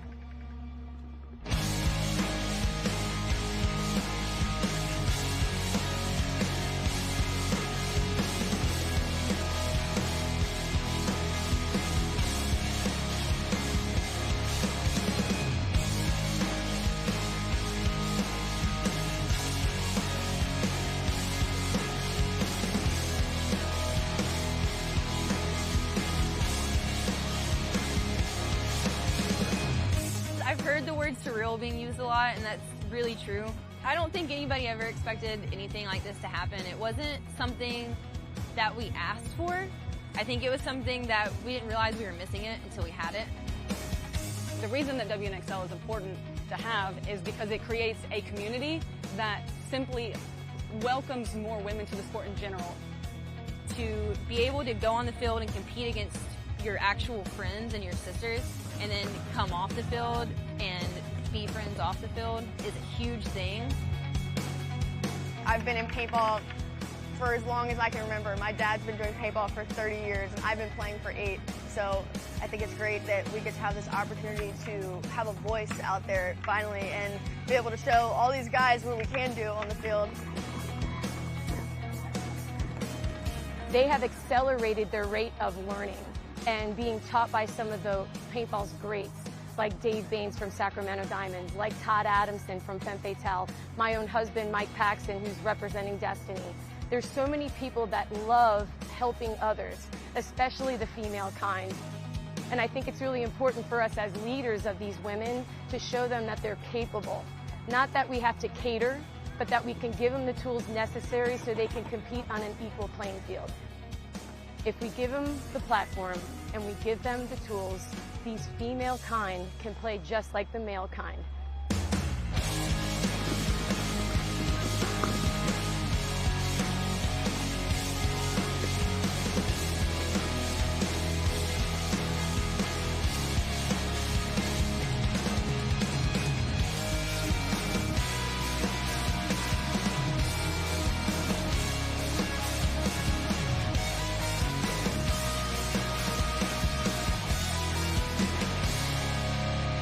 For the girls that want to be taken more seriously in paintball, to really challenge yourself, to really go out on the local field and don't be afraid to ask questions, don't be afraid to just meet friends and get on the field and play as much as possible. I really want girls, not just paintballers, but girls around the world to know that this is a fun sport, this is something we do belong in. No sport is just a man's sport, you know, we can do anything that they do. We're not afraid to get dirty, and we're not afraid to get down and bunker some fools.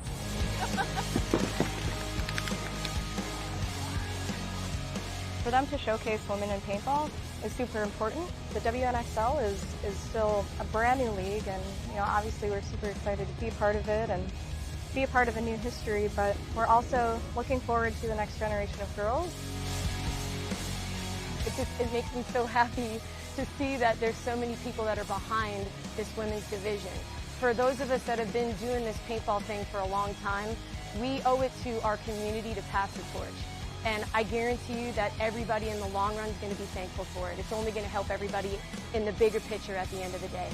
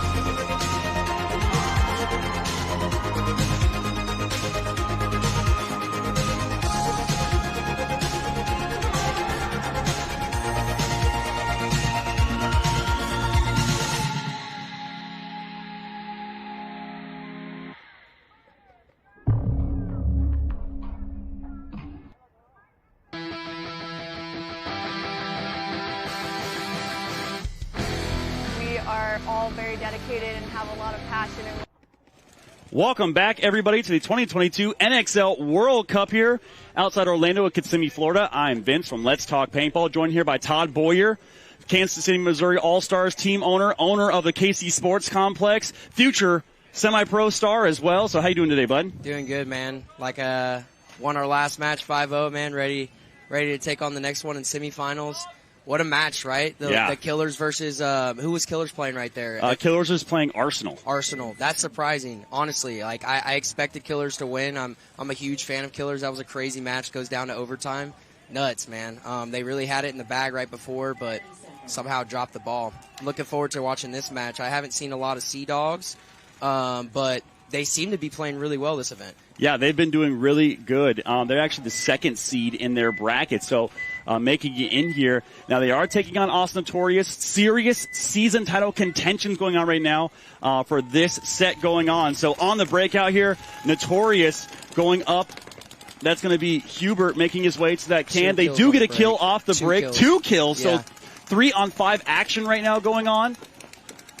So Austin Notorious stacking up that back. I like where FSU is right now in the command center. I think it's really, you're really able to dial in your shots on the Doritos side and not deal with someone running you down with obviously the goal, getting to the castle. So castle, the center, 50-yard line structure, command center, I'm assuming is the can. The can, correct, yep. So hearing some Missouri All-Star calls out here. I need to keep that off of mic, huh? Yeah, you don't want everyone to know what you're talking about. So as you can see here, stacked up in the back, trying to stop the bleeding right now. Oh, I believe the Roll City Seadogs player just got shot in the hopper, but going to see if the ref's going to call it rub. So hey, a little Jedi mind trick there. I love it. We got Markey in the mini W. That's. I mean, it seems like everyone's playing that from pro division, all divisionals. Everyone's doing their job to. So Chandler, huge move here out to the corner to try to hold off the snake. Now with him behind, look for Rizzardo to potentially try to get into the snake, but that's on your screen right now. That is Ivan Gonzalez making his way over from DMG. DMG having a good day in pro as well on this Sunday, so saving their pro spot. So really locked up right now. D. Rizzardo not wanting to make any mistakes, trying to get another body back here. It's still 5-on-3. So surprisingly enough, I mean, Seadogs is really holding their own right now. They just lost the corner over here in the snake corner on the Seadogs, so it's a 2-on-5 for FSU. So Notorious looks like storming down. Ivan Gonzalez is gonna. Oh, that's everyone right there. Ivan Gonzalez is gonna make him wear that. So. Yeah, huge pickup by FSU, right, Ivan? That's huge, man. So they're missing Archie Barnes Jr. and Kovar for this event. So what's going on with that? Do we know? Yeah, so Archie Barnes, so when Excessive broke up, he had already planned this big trip with his family to go overseas. Kind of a last-minute addition to Notorious, so he had already had this plan. So he wasn't going to play Cup with them. Now, Kovar, on the other hand, him and his wife are expecting a child. She's very far along in her pregnancy, which you know a lot about family that. First, got my child here today. Yeah, you got your little one here and your wife, beautiful family that you have. Thank you. So yeah, this match right now, so PB Fit, who's the favorites to win right now. Blastcamp obviously being knocked out yesterday. Huge news there. Chicago Distortion, if PB Fit loses this match, Chicago Distortion wins the event, they will actually get the pro spot. So yes, this is high contention right now. So as Dirty Stu there, Scott Stewart going to move up. They are going to lose Kohler. Kohler struggling this event right now. So Kohler not been the weapon he's been in the past for them.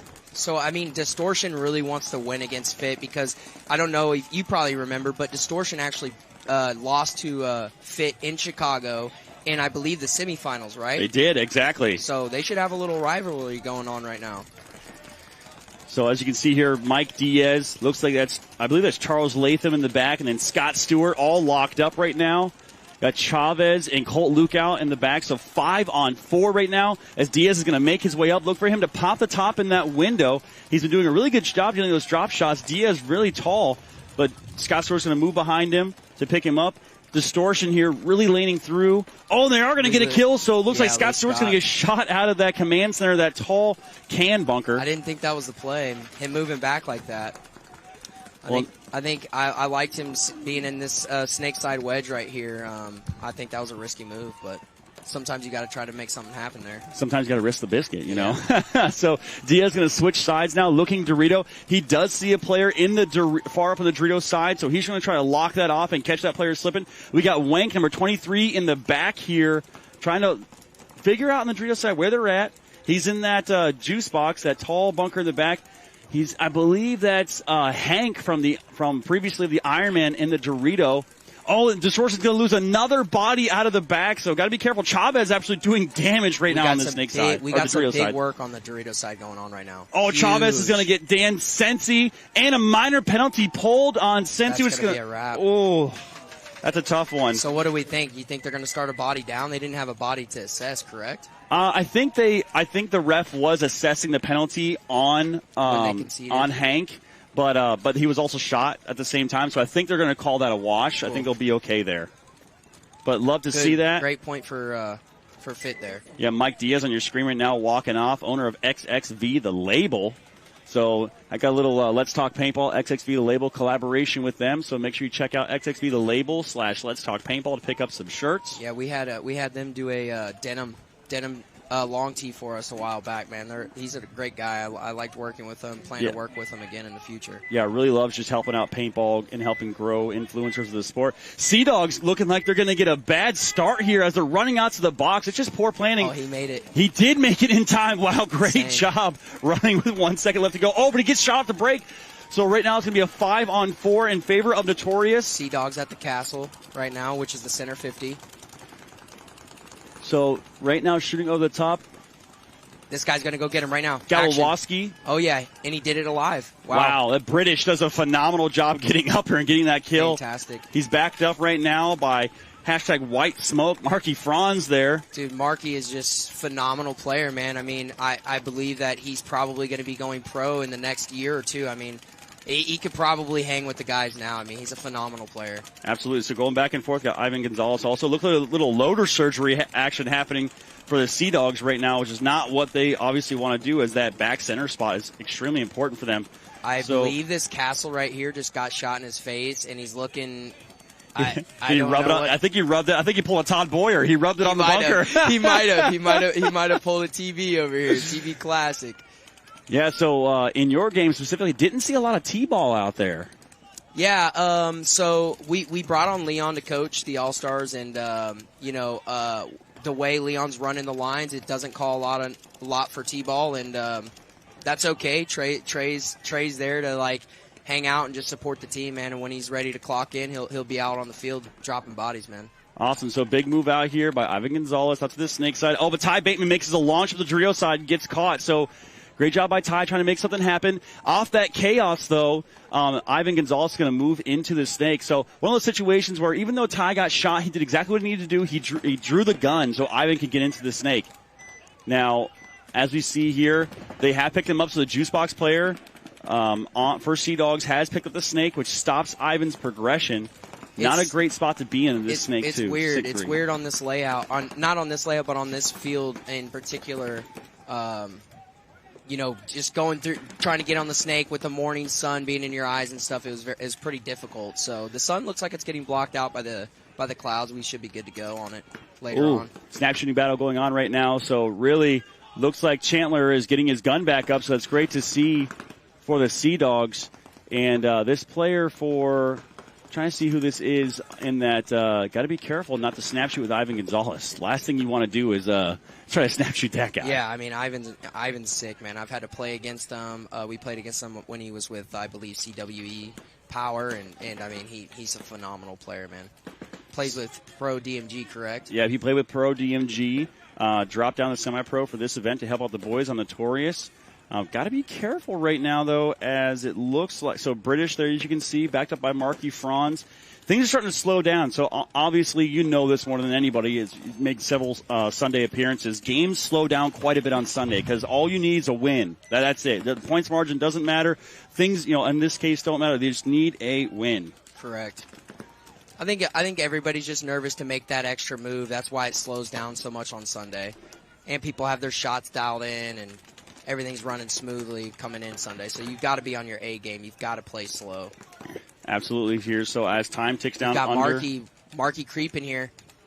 Makes it their side of the field. Great job by Marky Franz. I don't think they picked him up. He's going to go. I think he's going to get one. He killed the home? No, he did not. He killed the Dorito side. So great job, the shot on the Dorito. Is he going to get the inside shot? So the good towel there. So Seadogs, something I'm seeing on these guys right now is they really know how to hold it down when they're in a down body situation, which on this layout is not the most difficult thing to do. There's a lot of places where you can lock in and really burn some time. But against a team like FSU that just has they just have nasty players that are aggressive. They can get in the spots. They can push. They can do whatever they need to do to kind of open it up. I'm surprised to see that they can't dig these Seadog guys out a little bit quicker. Surprising. So walking on the screen right now is Kohler. He's been one of the young stars for them. Big pickup there by Distortion. Actually got him at a tryout. Very much similar to Blake Yarber's situation with Dynasty. He's struggled a little bit this event so far, but been a big weapon. Let's see if he can turn things on here on Sunday. So heavy guns off the break. All 5 guns for PB Fit they off lose the one break. On the break. Going to be a penalty. Oh, no, they are. Yeah, so minor. Yeah, minor penalty pull on Dan Sensi. That's 2 points in a row. Sensi's going to get the penalty, and at the same time, another player gets shot out. So 2 on 5, 2 on 3, as they do shoot out Colt Lookout and Chavez. So way to get the bodies back a little bit. So 2 on 3 action right now. As you can see, Stewart up into the middle. So good breakout there to the corner, the Doritos side by Distortion. Got to be very careful right now. So Hank trying to wheel and deal needs to back up a little bit. Got to be careful not to play too loose on that bunker. That's a little out of character for Colt to die out of the back home. You usually don't see that out of him. He's a phenomenal shooter. He knows how to watch the paint, so he must have got shot on a blind or something. So this is where, right now, Hank and Kohler really need to clock in, because Scott Stewart up over the top, trying to get the shot on Hank as he makes a tactical retreat back into the home. Yeah, so all the action right now is focused from the center over to the Doritos side, as the entire snake side for both teams died. So I like the way Scott's playing this. He's not trying to over-engage. I think he realizes, okay, there he goes. He's making a big move here. I think he's just going to slow play it, like wait for them to make a mistake but be in the position. So I'm liking how he's playing this. Hank's got to be careful right now. If he looks the other side, he's going to try to make a move. You got to be careful here. Scott Stewart's not one to miss many shots. Absolutely not. I mean, he's been grinding all, nonstop, doing drills during the week and stuff. He's perfecting his craft, man. So Hank's going to launch. He's going to get him. Oh wow! And does he pull? Looks like a bang bang play. So no penalty. Wait, major penalty pulled. Way. That was wow. That was pretty heads up there, man. So Scott is going to. That was pretty heads up. It looked pretty bang bang to me. I mean, if Scott's gun was that way, I mean, I don't know if he's rolling his gun there, but I mean, his gun's facing that way. I think Scott had dropped his gun to reload when Hank ran through, but was able to pick it up in time. But we don't see what the refs see on the field, obviously. We can't see that angle. So, I mean, ref could have seen him, maybe slightly pull up his gun there and, try to shoot him. So good job by Kohler there. So exactly what I was just talking about. Kohler clocking in there, staying alive, getting out to that Doritos side. That's the Doritos side guy. Yep, and being the last body left alive there to hang the flag. So what almost looked very bad for Distortion after losing those bodies off the break. Turned out to be a good point. Got a little gift there from PB Fit in that major penalty. So I thought it might have been a minor, right? But in that case, it was a major. Refs doing a great job out here. I mean, obviously, there's a lot of refs out here for the players to provide the safest, cleanest experience possible out here on the NXL field. And they're going to see stuff we don't see, especially from the angle we're at, the sunlight coming in as well. So appreciate the refs. Shout out to all the NXL refs out here, especially with the hurricane coming through. They were able to make it in. So that being said, on the field now is going to be Seadogs down by 2 to Austin Notorious. 9 minutes, 33 seconds left to go. Seadogs big break. Let's see if they can all stay alive on the break. As they do, they make it up to the 50. It's like FSU loses 2. Wow.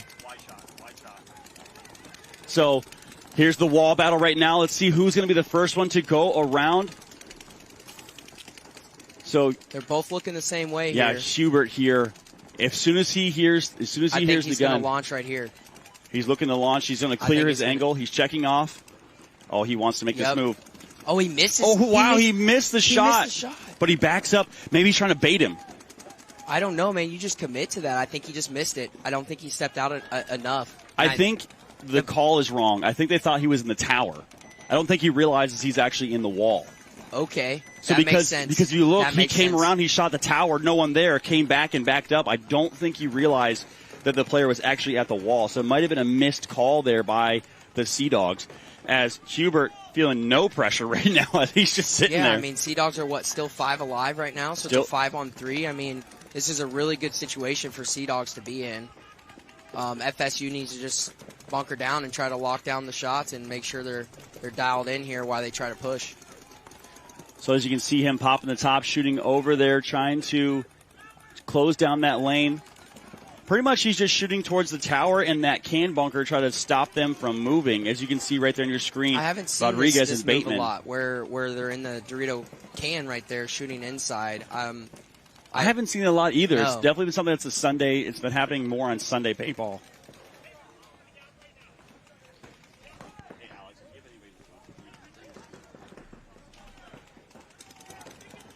I think it looks like he's probably. My mind is that Dorito Can is trying to stop this insert right here, right in front of the snake. He's trying to stop him from making this move right here. Yeah, so Hubert popped the top real quick to try to get the lay of the land. As now Seadogs have a player in the insert bunker in the snake. They also have a player in the wedge. You can see on your screen. Look for this player for the Seadogs, and that's going to be Rizzardo. Try to make it into the snake if he can get across, because much like you've seen in your match as well, if you get in that snake and you get all the way down the field, you can get backs and packs all day long. You can dominate, man. There's not a lot you can do. There's at least 2 to 3 kills that are going to be free all day if they cannot stop you. So the game dragging on a little bit as far as time. We are going to see a little slower matches happening on Sunday. So 6 minutes. I think for the Seadogs here, they're looking to get into the snake. I don't see any other way with this guy being at the castle. Okay, there we go. Big, huge move. Great job by the Seadogs to run down Hubert. Not that chaos. They're also going to get a player into the snake. Fantastic. I don't think. Oh, they know he's there now, so he's going to asking for a check.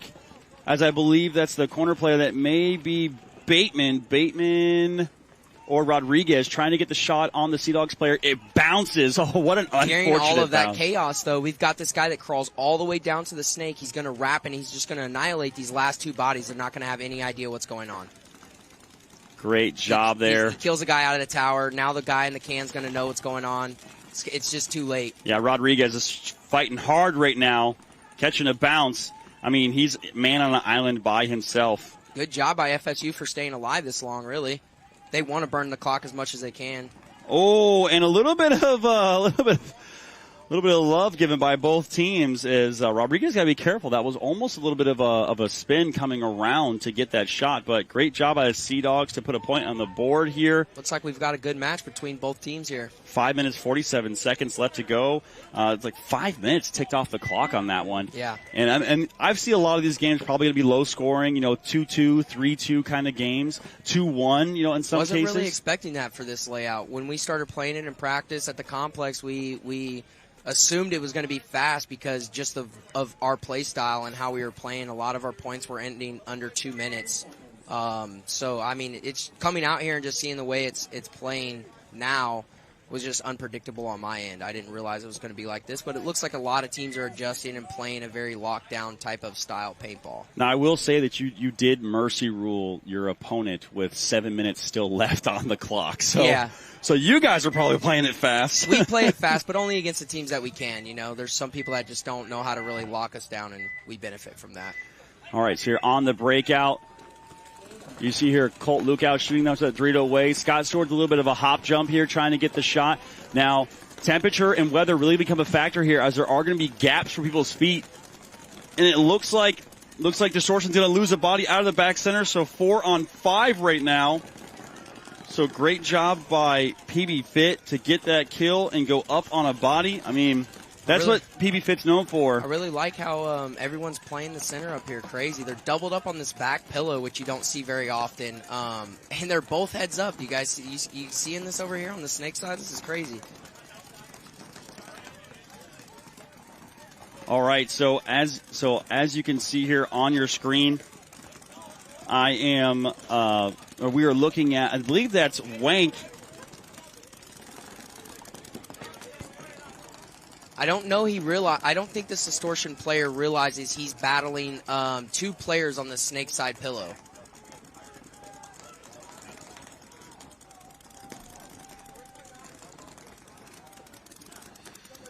Distortion just trying to hold off Fit right here. They're in great position. Scott's at the 50. He's doing work on this D side. He's going to not let him fill out. I believe that they're just trying to keep him out of the snake at this point. I want to say that's Unger there it's Unger in that wing, that little wedge on the. Unger is such a phenomenal player. He is, absolutely. He's such an OG, and he's just a phenomenal player, man. I mean, he can play pro right now any given time. I'm glad that they brought back Distortion, though. I enjoy seeing these older teams come back to light. Absolutely. So on your screen right now, got Scott Stewart, new angle. I haven't seen very many players lay down like that. No, it's Dirty Stu. That's why why his nickname is what it is, man. He's going to do whatever it takes to get the shot that he needs to to gain whatever kind of advantage he can on his enemy. So both teams really hunkered down right now, not want to make a mistake. 8 minutes, 54 Colt just seconds. dies out of the back. That's so uncharacteristic. Uncharacteristic early death for Colt. Colt really a pillar of this team. Obviously, PB Fit, a passion of his. So that's see. Making it 4-on-4 here.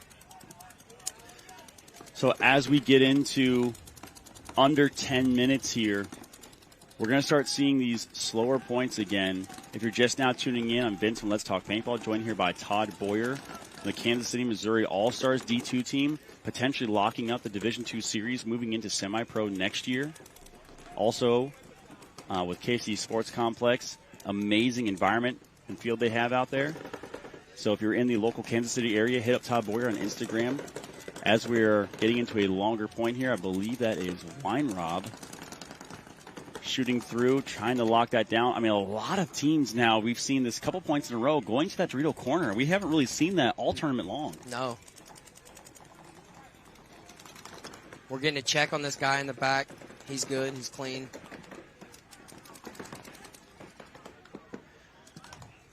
So, time slowing down. Paint starting to get low for a lot of these teams. Got Island Designs dropping off some Let's Talk Paintball swag. So, thank you very much, man. Appreciate you. I'll toss it on right now. There we go. I'll toss it on right now. Couple different versions of the Let's Talk Paintball. Top Boyer rocking it. So, in this match, everything's locked up. Paint going to start becoming an issue as we have, looks like Unger's out of paint in that wedge. Mike Diaz going to make the move up the middle, try to get the shot. Going to move back, though. I'm not sure. I'm not sure why. It seems like Fit keeps doing that, and I'm not really sure why. But he messed up his player Scott right here. Scott didn't realize that he filled forward, so now Scott is thinking someone's in the castle. If is this Trent right here? In the that is Mike Diaz. Mike Diaz. So if Mike Diaz doesn't communicate that he moved up there, Scott might make a wrong move here. We'll see depending on what happens here. I think Diaz was understanding the read and trying to maybe see something on the Dorito side. I'll try to bait somebody around that corner.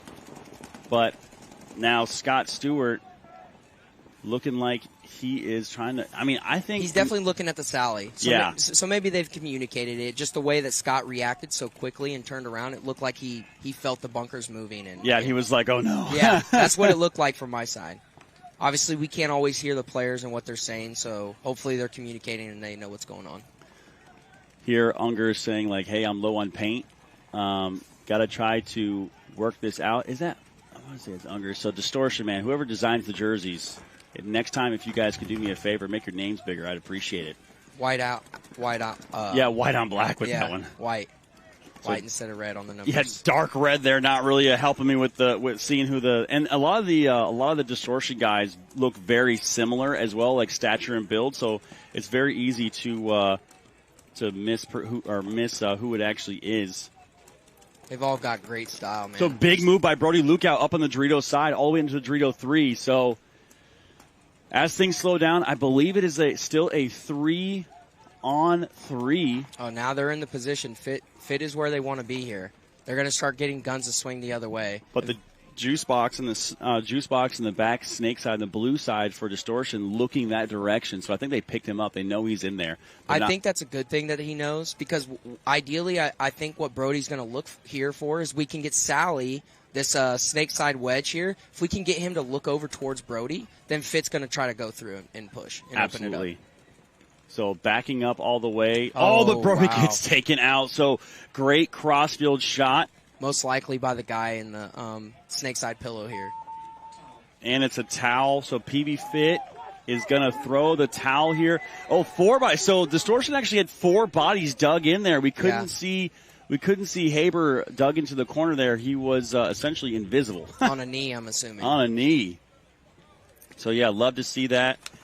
So, real grinder of a point there as we're going to get into this awesome Notorious Royal City Seadogs. Very similar situation. About 5 minutes left to go. This is a great set, man. We've got a great match between, FSU, Seadogs, very close, Fit, and Distortion. It's very close. It's a great set here. Seadogs could play the spoiler right now. for Notorious. So kind of what we talked about earlier, building the storyline up a little bit. Blastcamp gets knocked out. They take 10th overall, so their season contention over. So they crazy, right? Yeah, they will not. I don't think no one expected that. No one expected that. So they will not end up going pro. A tough loss for them. I know Jackson and the team absolutely heartbroken. Virgil, phenomenal. I love Blastcamp. I love their whole camp. I love Virgil. He's so inviting to his field. He's had us out a few times. I mean, Blastcamp has been a really platform for us to grow as a team. I mean, anytime we've gone down there, those guys have been super helpful. To see the hard work that they put in and they get knocked out like this, I was not expecting it at all. So with that, also, with them being knocked out, Royal City Seadogs could potentially knock out Austin Notorious if they win this one. And Notorious and Distortion right now, if PB Fit loses, the Austin Notorious and Distortion have a chance to go pro. So really big shakeup here at World Cup for the semi-pro division. So I give a little shout out to Transfuse. They dropped off Steve, dropped off some Transfuse. Steve's the man for us here as we get into this next match. What flavor is this? The new flavor. Strawberry kiwi. Here we go. I actually tried, I think it was blueberry vanilla yesterday, and it was great. That's what I got right now. So would you get that for me? I've got these gloves Yeah, I on. got you, dog. Thank you. So it looks like we got a kill on the Seadogs. So Seadogs looks like it's 4-on-5 advantage for FSU here. And let's see what Royal City Seadogs can do. Wow, FSU is just taking a ton of pressure at the center can here. I mean, he's getting shot from both ways. FSU makes a huge play getting into the snake right here. Not sure how he made it in, but he's alive and he's going to go to work here. They really needed this. Thank you. And let's see. Yeah, right now he's just pulling guns as Royal City has to move over to try and stop Ivan from moving up any further on that side. Oh, as Ivan looks like he's got a shot across the Rio side. What a phenomenal job there. So this is really going to be a key factor. So I believe it's 3-on-5. As they do get the shot across. So let's see. So, Marky Franz does take the walk, though, unfortunately, for them. Hashtag white smoke. As looks like British and Gonzalez working together right now. Royal City Seadogs is also going to lose a body. Ivan making the move here. So if he wraps the inside, he's going to see. Oh, but they caught him. So he just wow. So the tower player for Seadogs literally just saved the player in front of him's life by catching Ivan. So now Ivan's stuck here in this Dorito 3. But they do have Rodriguez on the other side in the Dorito brick. Oh, wow. Clips him on the shoulder here. Wow. Ivan, what an amazing shot. So, yeah, that's that pressure we were just talking about that last match. If you see a guy get into that brick on the Dorito side, a lot of times what teams are doing is they're taking that snake side wedge and having him look that way to stop that zone. So, phenomenal job. I don't know who the Dorito side player was, but phenomenal job getting into the position to allow Ivan to open up the game Rodriguez there. Rodriguez. Yep. Phenomenal play by Rodriguez. And he's really been doing work all season long on that Dorito side. We haven't got a chance to capture him as much as the weather really has kind of like taken down some of our cameras. But yeah, Dorito side players out there, we love you, give you a bunch of shine as we look into the schedule. So right now, the 8:45 set, we have Royal City Seadogs taking on Austin Notorious, PB Fit taking on Chicago Distortion. After this, we will have the Division II semifinals, which Todd will be playing in. And then after that, we have the semi-pro semifinals as well. So you know who you're taking on for your Division II semifinals match? I do not. So I haven't even looked, man. So let's figure this out right now. See who you're going to be taking on here. And again, happy to see you guys moving on, doing so well. Obviously, a little biased. You guys are my boys from hometown. So absolutely, we got big love for Vincent. Let's talk paintball, man. There we go. If you guys aren't following Vincent on Instagram, make sure you follow him. Keeps you guys updated on any informative information about paintball. He's the plug. Yeah, and same thing, Todd Boyer. Quite a social media following you have as well on Instagram and all over the place. So love what you're doing, growing the sport. Always seeing you out there helping out.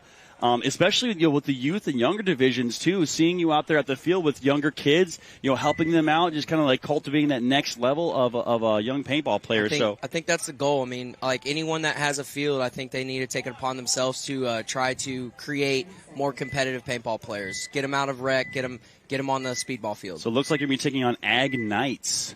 Will be the team that the Missouri Allstars will be facing. So on the breakout here, PB Fit, big. That looks like, is that Rogers? Rogers got to be careful. He got clipped in the pod pack. No, good thing is he is out. No penalty pulled, though, so Rogers does try to make a big bite in there, does get caught.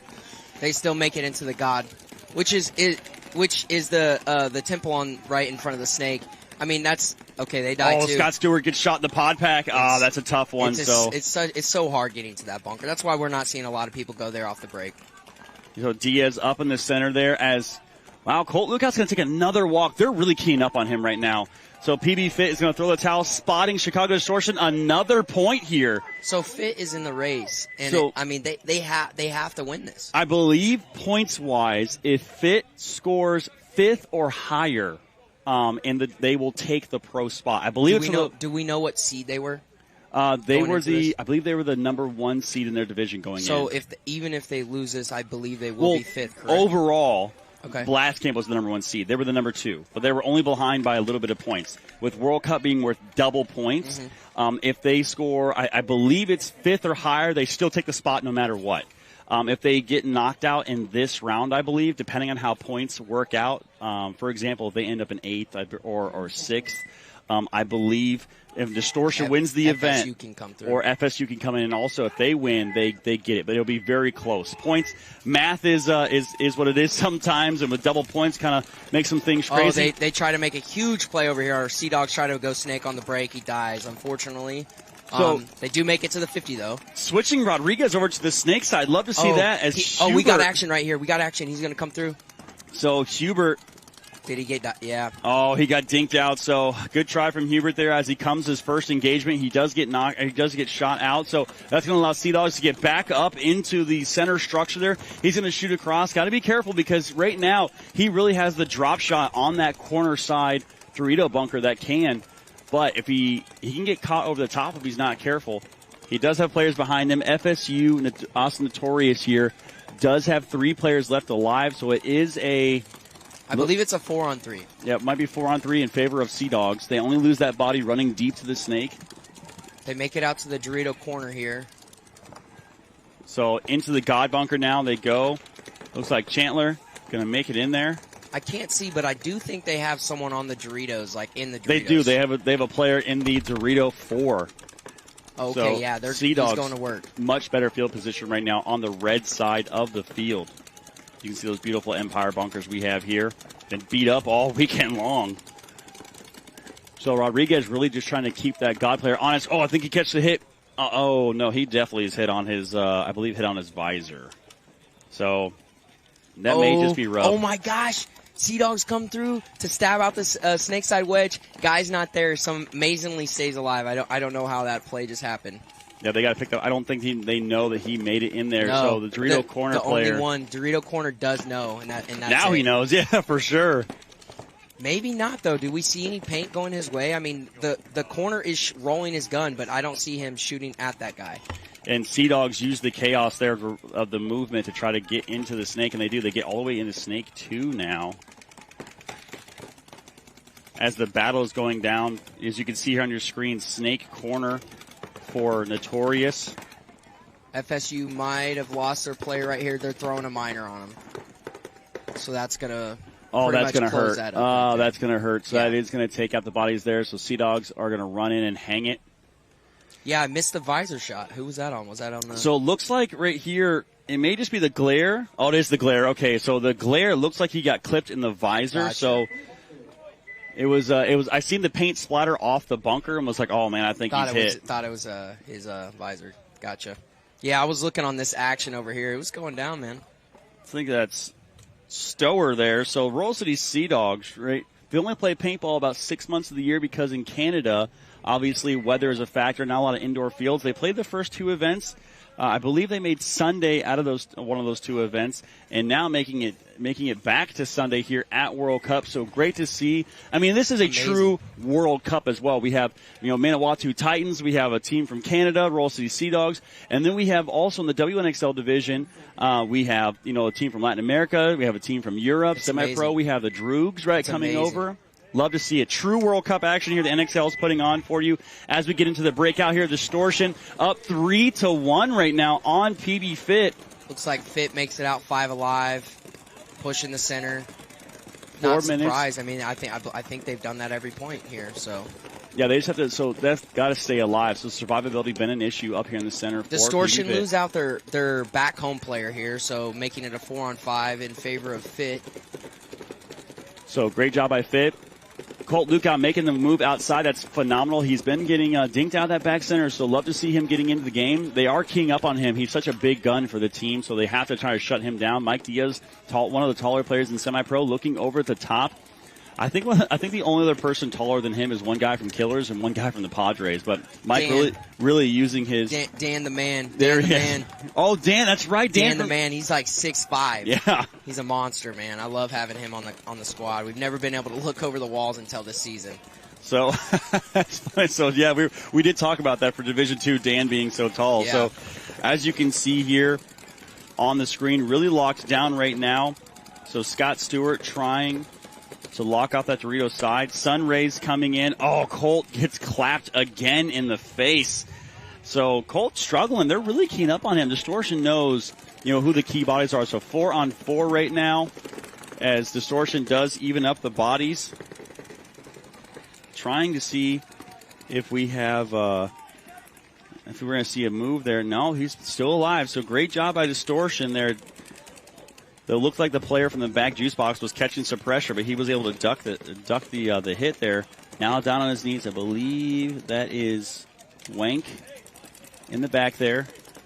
I gotta start learning what markers they use, because these dark black jerseys, I can't barely tell who it is. Go off by paintball guns. They're all unique most of the time. Everyone's got their own swagger. Yeah. So with that here, we got shooting on down to a Hank on that Dorito side, wheeling and dealing. Hank Stump coming down from the Iron Man. We just lost another from Fit. I mean, Fit needs to make a move happen. We can't sit on our guns here. We got to just start pushing, and if they can make something happen. Chavez, as you say that. And they open it up. Wow, Mike Diaz going to work right now. He gets one, he gets two. Oh, that's definitely. Whoa. He missed Hank the entire time. He gets two, though. He got two, but he missed Hank. Oh, Scott dies out of the back somehow. Wow, so great job. Holy, Hank stumped there. That was amazing. I don't know how he stayed alive. I don't know how he stayed alive either. He literally seen Diaz's gun, ducked, hit the ground, and came out. Literally gun in hand, side-handed it, came up, and used his height to torch Diaz. Diaz there making something happen, though. He definitely got 2 kills, almost 3. So Diaz trying to break something open. And that's what we need to see. I mean, Fit, the next few points right here, we should see Fit really, really pushing the pace. I mean, they don't have time to sit. So I'm assuming we're going to try to see maybe a far Dorito side break, maybe a snake break. Definitely going to see the center, but they'll probably be releasing a lot quicker than normal. Yeah, they got to do something right now to try to pull this game back. Seadogs down by 1. So great job here so far by Notorious. Got to lock it down. They don't get a kill off the break, though, so 5-on-5 as Seadogs are going to push the pressure hard into the snake immediately. So now doubling up here, as you can see on your screen, going to get the check. So Chandler is alive. It's just Rub. So we got a 5-on-5 here. It looks like still 5-on-5 action. Oh, it looks like they're going to go through. Oh, wow. Did he miss him? Oh, he did miss him. Did. Oh, but they bang play 2. there in the center 3. happening. Seadogs lose 3. FSU loses 1 right here. They're pushing the D side. Oh, wow. Oh, my God. FSU just ran down the Dorito side. So phenomenal job there. Oh, he just gets blown open. There we go. Phenomenal point by FSU right there. That's a tough one. With 15 seconds, I think this is a nail in the coffin. Seadogs came out, man. They showed up. It's amazing that this team from Canada, only like you said, only playing half of the year, they come out and they make Sunday. I mean, phenomenal job by those guys. If they were a U.S. team and could play all year round, I'm assuming they would probably be pro at this point. Yeah, and especially against one of the top favorites in the division, making it a close match like that. Ty Bateman out here, Rodriguez going to work. I mean, this is really this match right here, minute 39 seconds left to go. So we may see two possible upsets right now. Or excuse me, not upset. With Royal City Seadogs not able to do that. So could have possibly seen two upsets. Right now, though, Distortion, PB Fit. Let me set this up for you right now. Distortion loses their pro spot, sells it to the Latin Saints, who are getting relegated now back into semi-pro. A lot of these guys, a lot of their pro careers taken from them, coming down, staying together, right, building that squad back up to hopefully go pro. PB Fit, the former AC Dallas squad, takes a huge jump from Division II into pro, stumbled a little bit, got relegated back down, decided to stay together, reform the organization, and now both of these teams fighting for a chance to get back where they think they belong in in pro. So great job here so Looking far. For a huge breakout for Fit right here. Yeah, they got to make something happen. Snake off the break. And they get a kill. They get a kill. Okay, this is They huge. get 2 kills. Snake's good. So they know they know Rogers is in there, like pounding his bunker right now. So, I mean, he's just got to risk it at some point and try to crawl around. They don't have a corner. He's just got to stay really, really low and just keep crawling. He does not have time to wait. Obviously, we see this. He knows it. He's going. So Diaz going to make the move slips here. Right past. Oh, okay. Oh, he didn't. Wow. Oh, wow. Great job by huge. Great job here by Rodriguez, and a penalty pulled. Let's go. I don't think they have the bodies to pull. So under a minute left to pull. Rogers going to run in and hang the flag. So if anyone can do this to tie it up, it's Fit, man. It's Fit. They know what's going on. They know what they need to do. They've got to come out here. They can score. What they got just to tie it? They got to score 2 more. Yeah, just to tie it, they got to score 2 more. And we're gonna get the word right now to see if Distortion's gonna start down a body. So we're gonna look right now. They may start down. They maybe had a guy on the Dorito side. Couldn't tell. Just from my perspective, it looked like the last body was in the mini W on that side. Yeah, absolutely. So got Steve from SBP Paintball here on the sideline watching this amazing action go down. We're going to have him in the booth with us here pretty soon as well. So as we're kind of waiting to figure out what just happened there, make sure you are following NXL and WNXL on all the social media channels as well. Thank you so much for watching. We really do this for all of you at home. We want to provide you with the best possible experience, live and free all weekend long. So, Todd, for you in the divisional ranks, right, moving up into semi-pro, how do you feel about all this right now? I think it's amazing. I know someone in the organization. His name is Matt. Man, shout out to Matt Ingalls. Chief Ingalls? Yeah, Chief Ingalls. He runs Maple Leaf Chiefs. Like he's the homie, and I just know the amount of work that goes into getting this all set up. The fact that you guys have it going as well as you do with the hurricane and everything that happened with all the rain. I mean, you guys are amazing. You guys are killing it. Love watching the webcast, man. It's great, man, because we can study semi-pro. It's not always easy watching pro players play layouts because in divisionals it's not the same. We don't lock down like they do. So it's good to see how semi-pro does and what they're trying to pick up on. So definitely appreciate the webcast. It's phenomenal. I appreciate the love and the shout out, man, and with everything going on right now, glad to see that there's going to be, the future of semi-pro is really strong. Obviously with you all leverage, I've heard that maybe East Coast Effect might be going semi-pro as well next year. So definitely a ton of East talent. Coast Effect, man, crazy. Yeah. Brad McCurley coaching them. They're insane. They're a great team, man. They knocked us out in Chicago. We really want to give it to them. So hopefully we see them in the finals. Damian and Brad McCurley versus each other. Yeah. Maybe not on the field, right? But yeah. I mean, essentially, so there's going to be some heat right there. Yeah, former teammates there, really good friends, know each other for a long time. We got a big breakout with Scott going into the snake. Looks like he makes it. So as time's ticking down right now, they do get a kill on Distortion. They get another kill on Distortion. So that's 3 on 5 right now.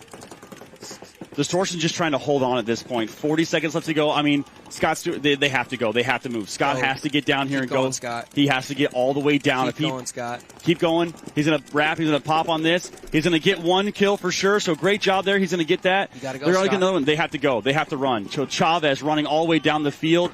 So going to hang the flag. Oh, my God. 26. We've got a game. We got a game right now. 25 seconds left to go on the clock. PB Fit's going to bring it within 1. This is insane. Distortion could be throwing this away right now. So give Dirty Stu a little hype up. So a lot of people don't know this, but we actually Missouri Allstars picked up Scott for an event last year. So he was playing with us, and we are actually going to pick him up full time to play with the Missouri Allstars this year. But he ended up moving to Texas. And joining the Fit Camp, which personally for him, I mean, that's huge. Absolutely, he's gained so much skill in the past 6 months. I mean, he doesn't even look like the same player when we were playing division. Yeah, definitely one of the guys that grinds the hardest out here. And I mean, Dylan from Dylan Filmed It, right? Did a little awesome, man. Behind the Bunker series that he has. Did one on Stu. And you can see the work he puts in. Absolutely insane, the things that he does. He's practicing at least 2 to 3 times a day. So Ultimate letting Todd know when they're going to start. Yeah. So if you got to cut out here a little early, man, to get ready for your squad, absolutely understand. Looks like the boys, I mean, they don't need me. Looks like they're good. 1 hour break. Okay, 1 hour from now. Okay, so we got plenty of time. So we got some time. So happy to have you in here. Dude, I love the jerseys, man. Look at this. I when I first seen that, it was awesome. I love the gold teeth as well. The design that's put in there, and then on the sides too, the chains. That's just nice, man. Yeah, we kind of just sketched it out 4 to 5 years ago. How now my good friend Todd Martinez with Weapons, we sent him over the drafts, and he had his guys make this up, and we love it, man. We love the logo. We loved how it turned out. We've been rocking with Weapons ever since. I mean, they take care of us on our jerseys, man. They're phenomenal jerseys. Awesome. So, as you can see here coming out, looks we got Wine Rob. I'm really hoping for a tie here. Yeah, it's going to be. I'm a fan of Distortion too, man. Like I like. It's so hard not to be a fan. I've heard you say this. It's so hard not to be a fan of like multiple semi-pro teams. You've got so many great players giving it their all. They're grinding every week, and they're grinding during the week. Like, how do you not just appreciate the hard work? So I've got friends on Fit. I've got friends on Distortion. We've gone down and grinded against Distortion. So for me personally, I don't really mind who wins, but I just want it to be close. Yeah, absolutely. That's all. I just want it to be close, man. It gets everybody juiced up, man. We want an overtime point, man. We want another overtime and take it to one-on-ones. We want that, man. And it's as close as it gets right now. Distortion up by 1 point. 25 seconds left to go on the clock. Can PB Fit potentially save their season here? I'm gonna go yes. You're gonna go Fit? I think Fit's gonna tie it up right here. I don't know, man. 25 seconds, it's really difficult. But when you lose 2 quick points like that, it does something to you in the pits. Distortion might be freaking out a little bit, so yeah, Distortion might be freaking out a little bit. We'll see how Fit does right here. So big point here, 25 seconds. Can PB Fit tie it up? As Rogers goes deep into the snake again, staying alive. Oh, so up in the center, has to push. Diaz going all the way through. He's going to get one. Is he going to get 2? Oh, wow. Distortion guns, are they going to be too much? So they are definitely going to lose one. Oh, and is that a major? Was it major? Was that a major or a minor? The refs aren't even pulling anyone. So stop the clock. 5 seconds left. No way. So a major penalty under 60 seconds, yes. Automatic swing point. It's automatic. So who was it on? We're trying to figure out. Who's it on now? We seen it on the left side. Was it? I'm going with, I think it was on Distortion, but I'm not sure. It was chaos. So the worst possible case situation happening right now, as we're going to find out who the major penalty was on. So the question is here is they throw the major, they automatically stop it. Does that mean they start off down bodies? Nope, they don't start off down bodies. As long as they had enough bodies to assess the penalty, right, they won't start down. Which was chaos out there. It's like, did any players stay on the field? Do we know? So Distortion had 3 bodies left alive. Cool. So even with the major, if the penalty was on them, they have enough players to assess, but it is an automatic swing point. This could be a case right now where we're finding out. So they're talking about right now. This could be a case, depending on how this penalty goes right now. Either we have 5 seconds left, Distortion just secured it, and they're going to move on. PB Fit's knocked out. Or if the penalty's on Distortion, worst possible case scenario, they just allowed PB Fit, a team, to crawl back into this, right? Fight back, claw, dig, right? And then they get to score that quick point, and then they get a present, a gift. If anyone can do it, you said, called it. If you anyone called it. can do it, Fit can do it. We've seen 2 very, very quick points. I mean, this layout is so difficult to score a point in under 30 seconds. I mean, it's amazing that they did that just the point before. It definitely wasn't going Fit's way, right? When we were watching that all, I think if the penalty was on Distortion, I think it was a huge error on their part. They should have just chilled out. If they got shot, the guy should have just got out because they had it in the bag. Distortion right there. So yeah, they had bodies locked up there. It looked like what really teed that off, and the way that Fit is acting right now, they think the penalty is on Distortion. So how everything's kind of working out right now, that move in the center from Mike Diaz to go through and shoot the Distortion player in the wedge on the snake side. I think that's what that had to have been, unless because he was looking his way when he went through. But my question here is, Mike Diaz makes that move across. Distortion has a ton of guns locked up on that. So does Mike Diaz get shot before he gets there? So this is the situation. This is the bang bang actions going on. So we're going to find out. Point approved. So the penalty is on Chicago Distortion. Wow. If anyone can do it, Fit can do it. I'm telling you guys, man. Wow. I'm telling you guys, this is an amazing match right here between 2 phenomenal SP Pro teams. I mean, I can't wait for this overtime this is point. hype. I can't wait for this right overtime now. point, man. So now these guys can just kind of dial it back and kind of just get ready for this next match. I mean, they got 5 minutes to just hold it down and shoot some bodies. So what looked like PB Fit was going to end their pro chance, down by 2. Distortion now throwing it away.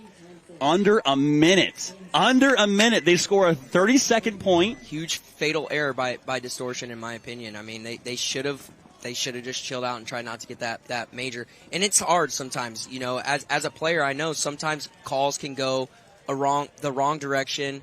But you can't even play the line. You can't even play the line in under a minute. If you get anything, if it's for a second you think you're shot, you just got to get out. I've also been on that end when I've got a major under a minute. I knocked us out at World Cup last year doing that. Yeah, it happens. I mean, I know Infamous has had a heartbreaker. I think it was last year at the Sunshine State. They should have won against Impact, but I believe Thomas Taylor had got a penalty the last second, which caused them to lose that match. So penalties. Thomas Taylor. Oh my God, are you seeing him? Yeah. He lost all this weight. He's yoked. Dude, it's insane. 6-pack. It's insane, man. He's like 150 years old, and he's got 6-pack. It's crazy. It's never over. Never over. It's never over, man. People, don't doubt yourself. Go Snake out there and get break. some work. Dude, he's insane, man. Yeah. It's great to see that. We have a ton of players. That's one thing I love about paintball. It's the paintball marker is the ultimate equalizer. Yeah. You can be big, small, you can be, any gender, anything you want to be, and you can come out here, and as long as you're good behind that whip, you know what I'm saying, you can make it up. You can do anything. So, and what I love to see too is, kind of looking at the female side of things, Camp Carnage in Pro, they had a female playing with them. Oh yeah. So on the field, so it was great to see. So, there's some phenomenal female players. I don't care.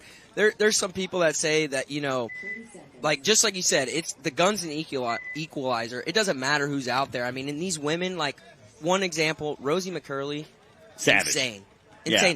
I've played against her in D2 against she played on East Coast Effect, yeah. Yeah, so I mean, I've battled with her down the wire. She's beat me up. She's beat me in a heads up battle. You know what I mean? What can I say? Yeah, good absolutely. Shot. Other than good shot. Yeah. That's it, So it looks like here, Distortion's going to send out to try to win this point back. Their most experienced line here looks like Wank, Weinrob, Unger. Who else? I'm trying to see who that is. Haber, and it looks like Hank Stump as well coming over for this event. Now, Distortion missing Ryan Rodarte, who was huge for them in the center at the last event, helping them get to Sunday. So do we think it? I mean, do we think a lot of the teams, because there's been a bunch of teams in D2 Pro missing players. Do we think it was because of the MCO shutdown? Possibly, I mean, or do you think it's just other circumstances? So some things I know for a fact have been, obviously because of the weather, MCO shut down. A lot of people had, Wednesday flights canceled. Yeah. Hard to reschedule off that because a ton of those flights were then booked. And because people got moved from one flight to another, so flights were overbooked in that situation. Yeah. And depending on what airline you're flying, depending if you're driving down, I know a lot of people had some issues, getting here, roads being shut down because of the hurricane. So that's definitely a part of it, right? We got Damian Ryan playing with us, and actually for him, that's exactly what happened. His flight got canceled. We had to switch him to Jacksonville and go pick him up at 3 a.m. in the morning just to make it happen. But thankful for Damien, he was willing to do all that. But there's not a lot of teams. If you're playing D5, D4, sometimes people aren't committed. Yeah, actually, Brawl. So that happened to Brawl. They pulled out. Brawl was supposed to be here at this event, and because flights got canceled, everything was so crazy, they ended up having to actually pull out of the event. Brawl is from the New England area. Yeah, so that's a travel for him. Yeah. So that's not only is it a long flight, but on top of that too, I mean, when things are shutting down, and the storm, the storm kind of moved up that way as well, so they were getting some weather up there. So right now, a little bit of a technical timeout as the ref is working through the Distortion coach what exactly happened in that situation. It does look like Distortion is going to start with 5, so they're not going to start down bodies. And I apologize, that's not Unger on the field. Unger's here on the sideline actually. So looking to see who that next body is for Distortion. Again, if you are playing out here on the Premier Field, one thing you can do to help me out, commentate correctly, is don't put black letters on a black jersey. That would help me out a lot. Jesters guys, for the first time in a couple events, actually put names in the back of their jerseys, so that helped out quite a bit. So, yeah, if you're out here playing on this, thank you so much.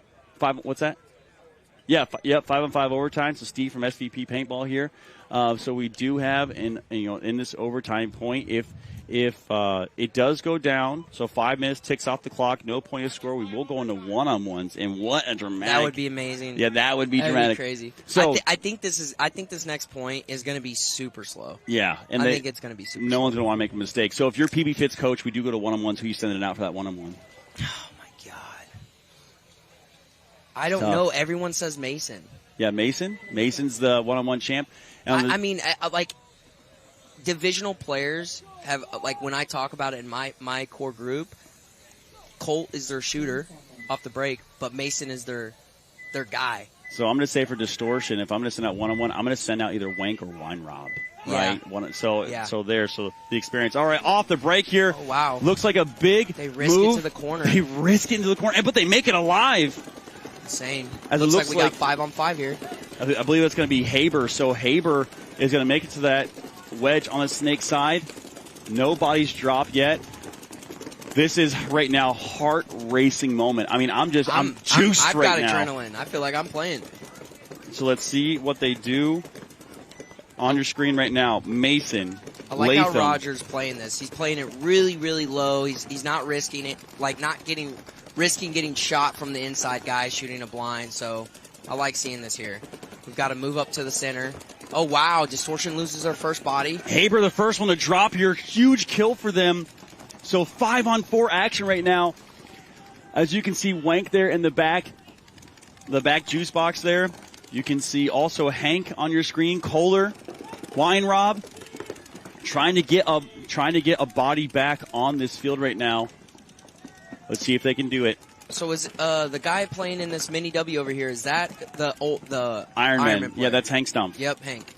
So Diaz makes a big move up to the middle here. Look for him to try to get some down kills with his height. He's going to try to use.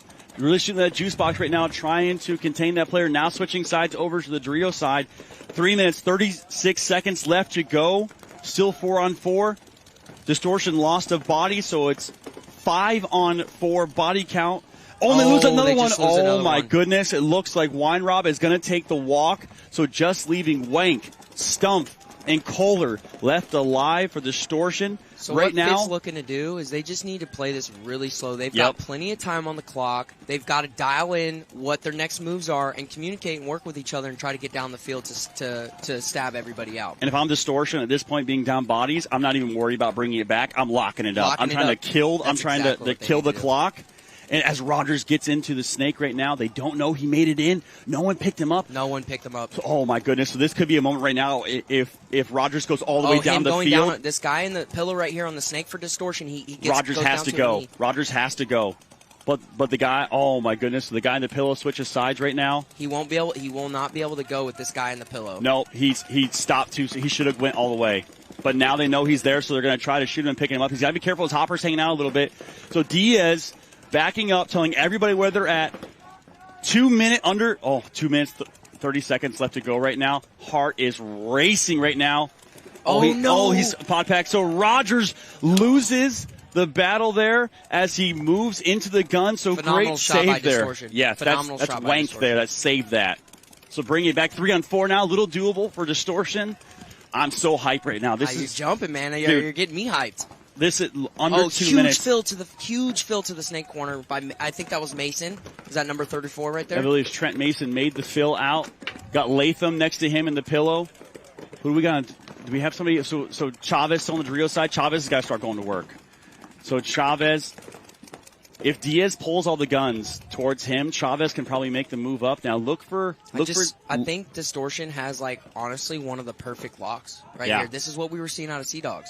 We were seeing a 4, right? The pillow. We were seeing a Dorito can, and then we were seeing this guy in the mini W here in the center.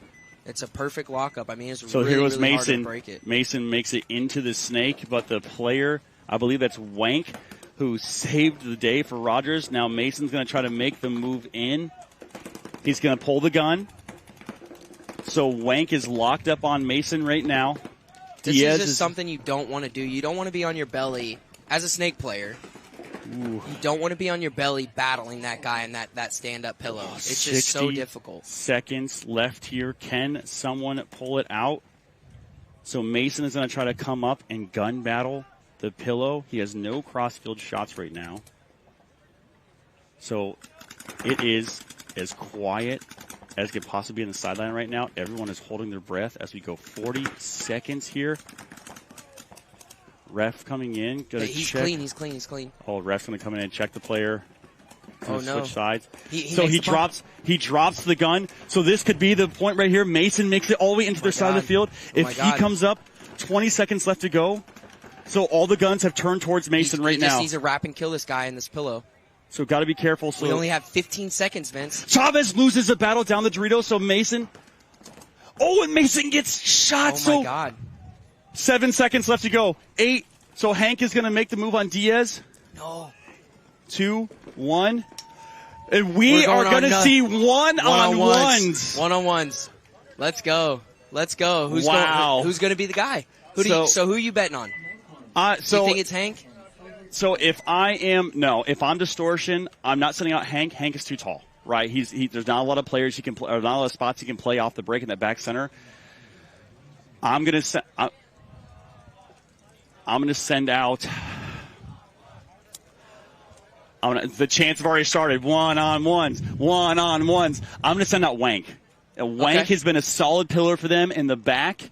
That's who I'm going to say. If I'm Distortion right now, I'm looking at Wank, or like I said, Wine Rob. But my first pick is going to be Wank. How about for PB Fit? Who are you sending out? I gotta go, man.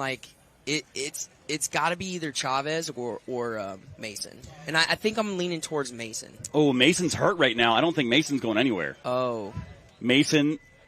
Well, I mean, they have plenty of bodies. I hope he's okay. He's probably cramping. We've seen him get into the snake. We've seen a huge fill out to the snake corner and then get into the snake. That's a lot of energy, a lot of work. So we're here at the end. Sunday paintball, I'm sure he's probably cramping up right now. I think he took a stinger going in when he dove into the snake. Yeah. I seen him stop for a second. I think he might have taken a bad dive getting in there. Yeah. So let's hope not. Let's hope not. Yeah, because if PB Fit pulls this out right now, they are going to be able to move on Who's to the out next there? round. Who is it? Who they sending? Is it Dirty Stu? They're going to send out Dirty Stu for the one-on-one. Get it, Scott? Man, heck yeah. Wow. So the trust and faith that you have to have in this player to go out.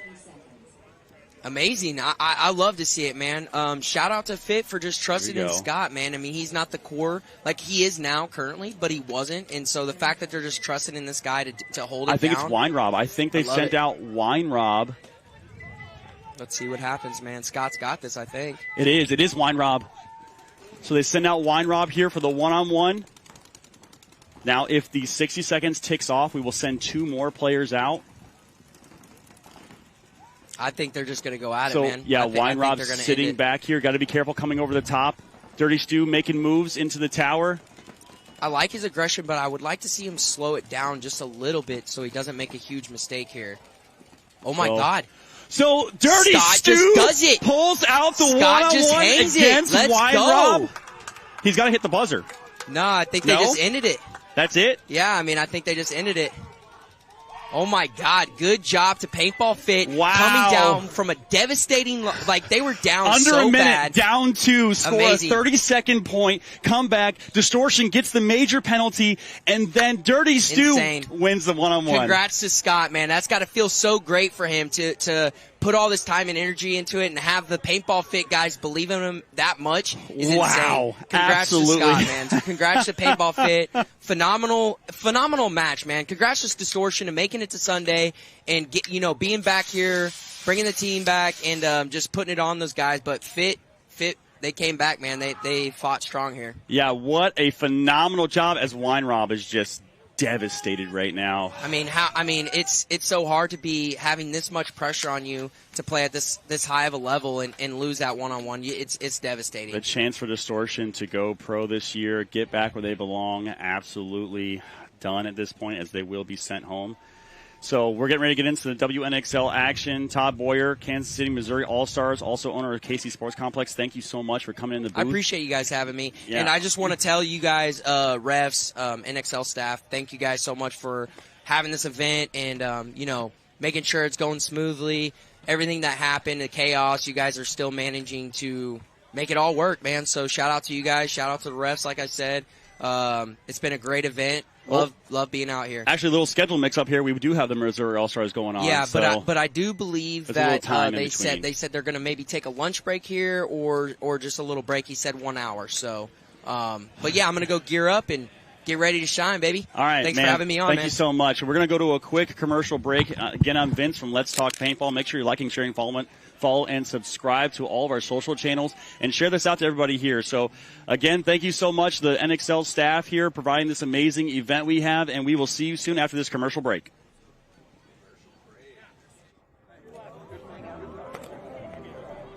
Destiny is an entity in and of itself. We've been around since 2004. Part of what we enjoy is the inspirational factor and the purpose that we have in the paintball's culture. I feel like Destiny has kind of taken off to be its own being, and part of what makes us powerful are the players. Our current roster is a good balance of alumni, veterans, and our younger generation. It's kind of sometimes hard to figure us out because we have that balance. We have aggression. We also have talented players that know when to not push so hard. Our purpose here is to continually pass the torch. Part of what we want to instill in people is that this is something for everybody. We are Destiny.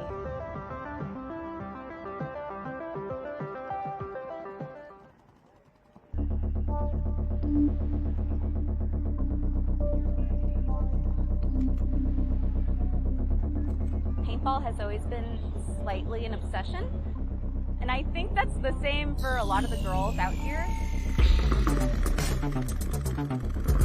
We're all super thrilled to be out here. We all want to show our skill set and that we belong out here. We have a lot of fast players and we have a really strong center presence.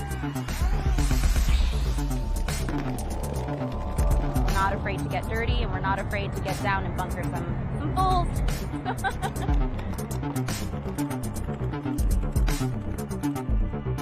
We are the Sacramento Diamonds.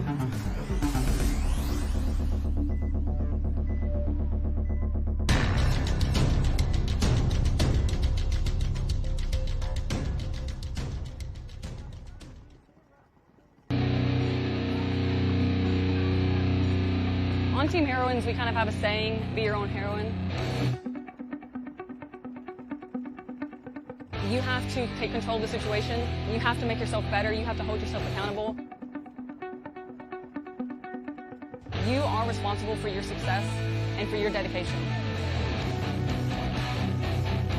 A lot of us have been together for almost 4 years. Girls that we have picked up, they've been in the sport for a while. They've got something that you just can't teach. Anybody will go anywhere at any time. We're unpredictable. Once we get to our bunkers and we're playing 5-on-5 paintball, our fundamentals are some of the sharpest in the league.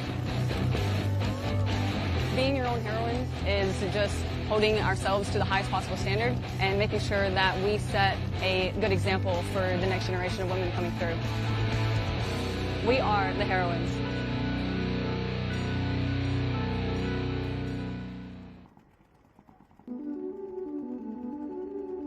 We are all, I think we kind of have one of the newest rosters on Vibe, and so I think people are not expecting very much.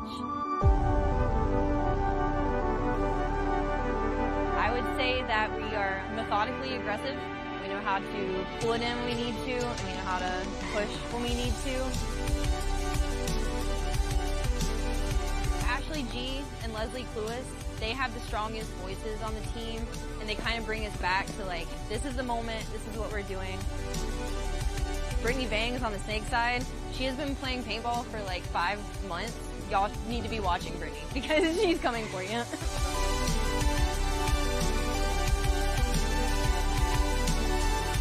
We are.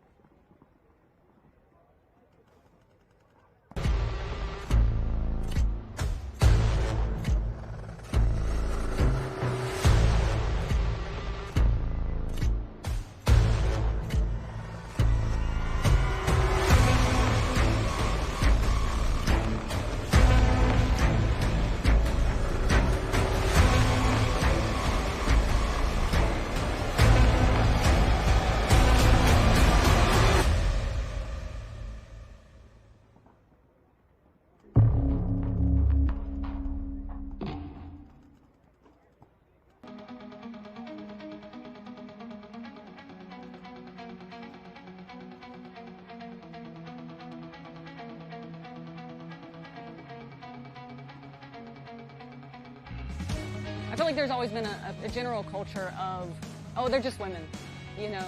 I don't think a lot of people take women seriously when they play against them. They certainly feel bothered when they get shot by women. We have the stage now to show that we can play, but not just that we can play, but that we can play well.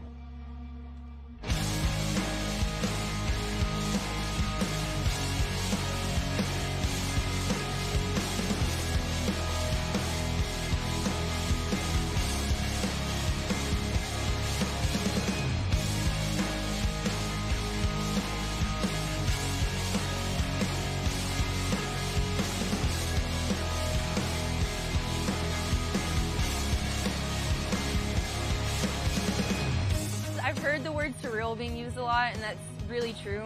I don't think anybody ever expected anything like this to happen. It wasn't something that we asked for. I think it was something that we didn't realize we were missing it until we had it.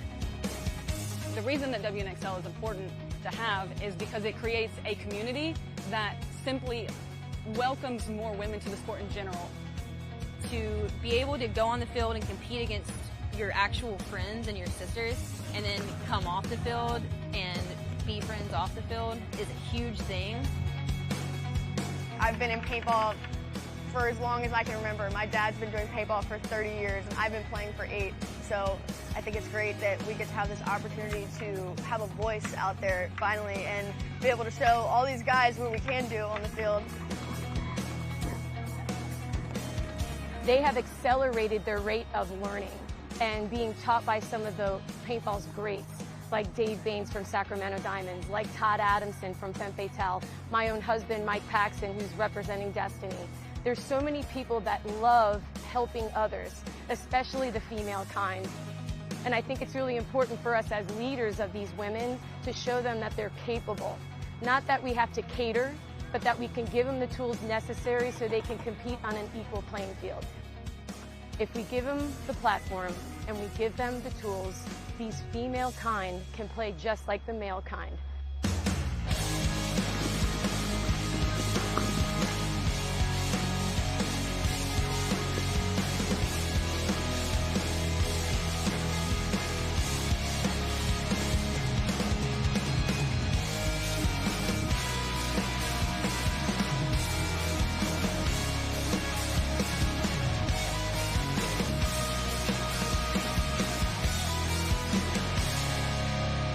For the girls that want to be taken more seriously in paintball, to really challenge yourself, to really go out on the local field and don't be afraid to ask questions, don't be afraid to just meet friends and get on the field and play as much as possible.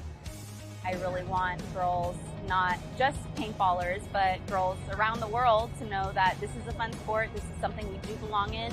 No sport is just a man's sport, you know, we can do anything that they do. We're not afraid to get dirty, and we're not afraid to get down and bunker some fools.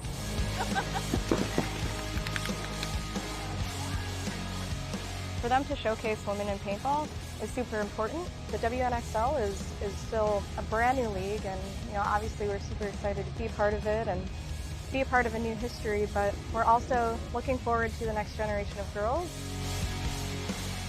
It makes me so happy to see that there's so many people that are behind this women's division. For those of us that have been doing this paintball thing for a long time, we owe it to our community to pass the torch. And I guarantee you that everybody in the long run is going to be thankful for it. It's only going to help everybody in the bigger picture at the end of the day.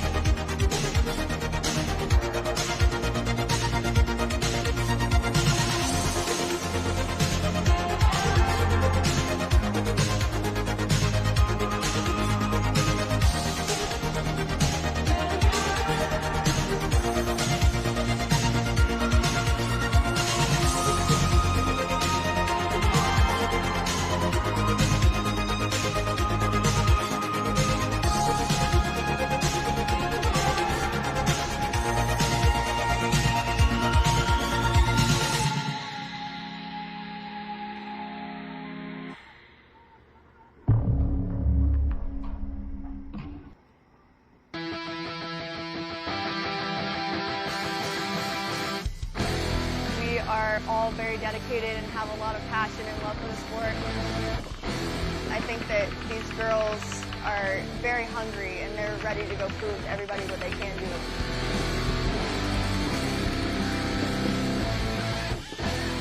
We're very, very aggressive.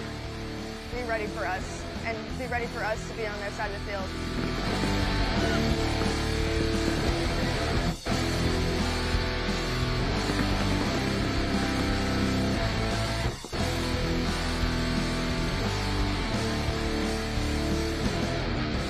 We are.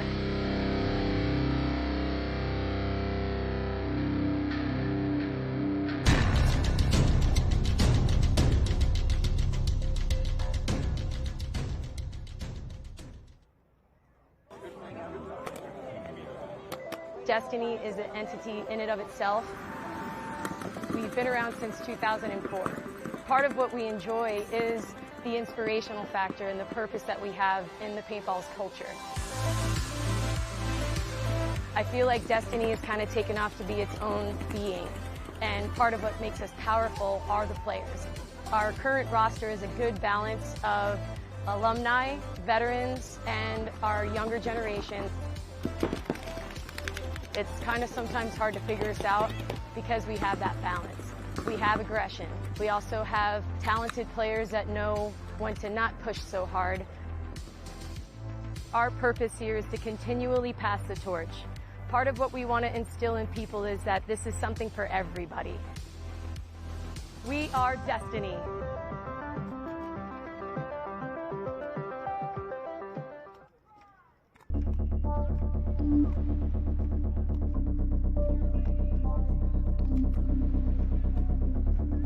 Paintball has always been slightly an obsession, and I think that's the same for a lot of the girls out here.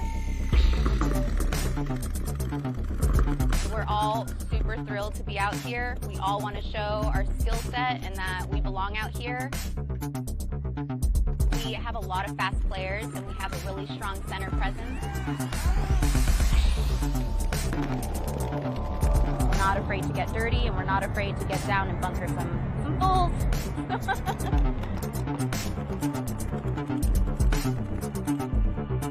We are the Sacramento Diamonds.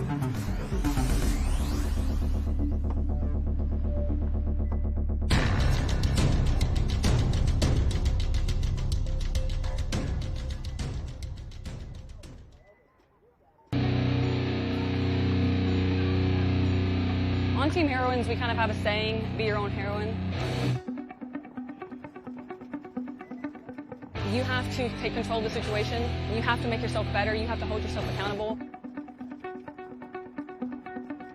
You are responsible for your success and for your dedication. A lot of us have been together for almost 4 years. Girls that we have picked up, they've been in the sport for a while. They've got something that you just can't teach. Anybody will go anywhere at any time. We're unpredictable. Once we get to our bunkers and we're playing 5-on-5 paintball, our fundamentals are some of the sharpest in the league. Being your own heroine is just holding ourselves to the highest possible standard and making sure that we set a good example for the next generation of women coming through. We are the heroines.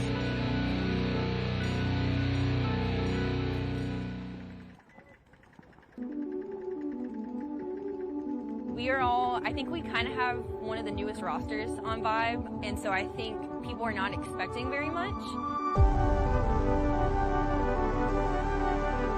I would say that we are methodically aggressive. We know how to pull it in when we need to, and we know how to push when we need to.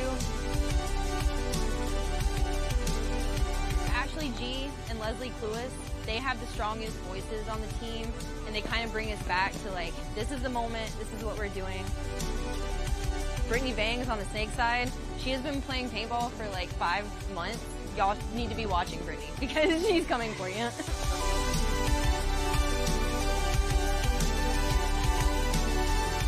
We are.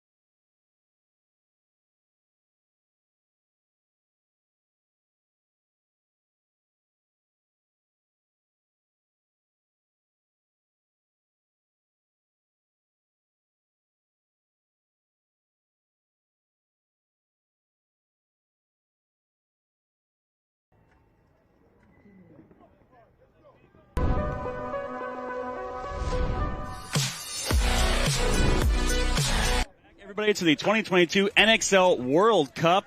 Here, I am Vince. Let's talk paintball. Here with Steve from SVP Paintball. Thank you so much for coming back and commentating. Love to have you in here. So, have you watched that last game go down? What an exciting one! One-on-ones. How'd you feel about that? You love to see it. It's such an exciting part of this sport. And man, good congrats to Scott for pulling that through. That must have been a nerve-wracking match, but if you're going to put anybody out there, it's going to be Scott. So yeah, an excellent job. And if you missed it, please go back and watch that last semi-pro quarterfinals. So in that, we had Distortion taking on PB Fit. And just to give you a little recap of it, 60 seconds left to go. PB Fit down by 2, right? Comeback score, 30-second point. And then they come down with 29 seconds left on the clock. Mike Diaz runs through, gets the major penalty pulled on Distortion, takes them in automatic swing point, 4-4, 5 seconds left. They go into overtime.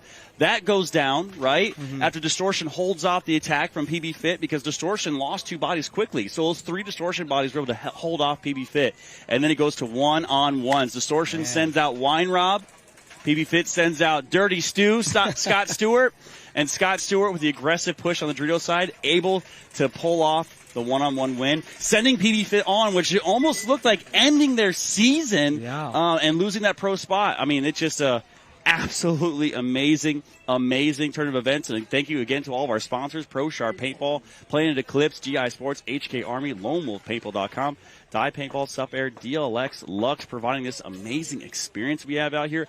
Beautiful day here in Kissimmee, Florida, outside Orlando, as we're going to get into some D2 semifinal action right now as the D2 favorite Leverage gets knocked out. Now we're looking at Kissimmee, Missouri All-Stars taking on Ag Knights in this set. So let's see who is going to end up moving on to the finals as the Missouri All-Stars is going to send, looks like number 15, I believe that's Joe, up into the wedge on the Dorito side, or excuse me, Snake side. Ag Knights also mirroring that up as well. Very similar breakout we've seen so far from a lot of teams on Sunday Paintball.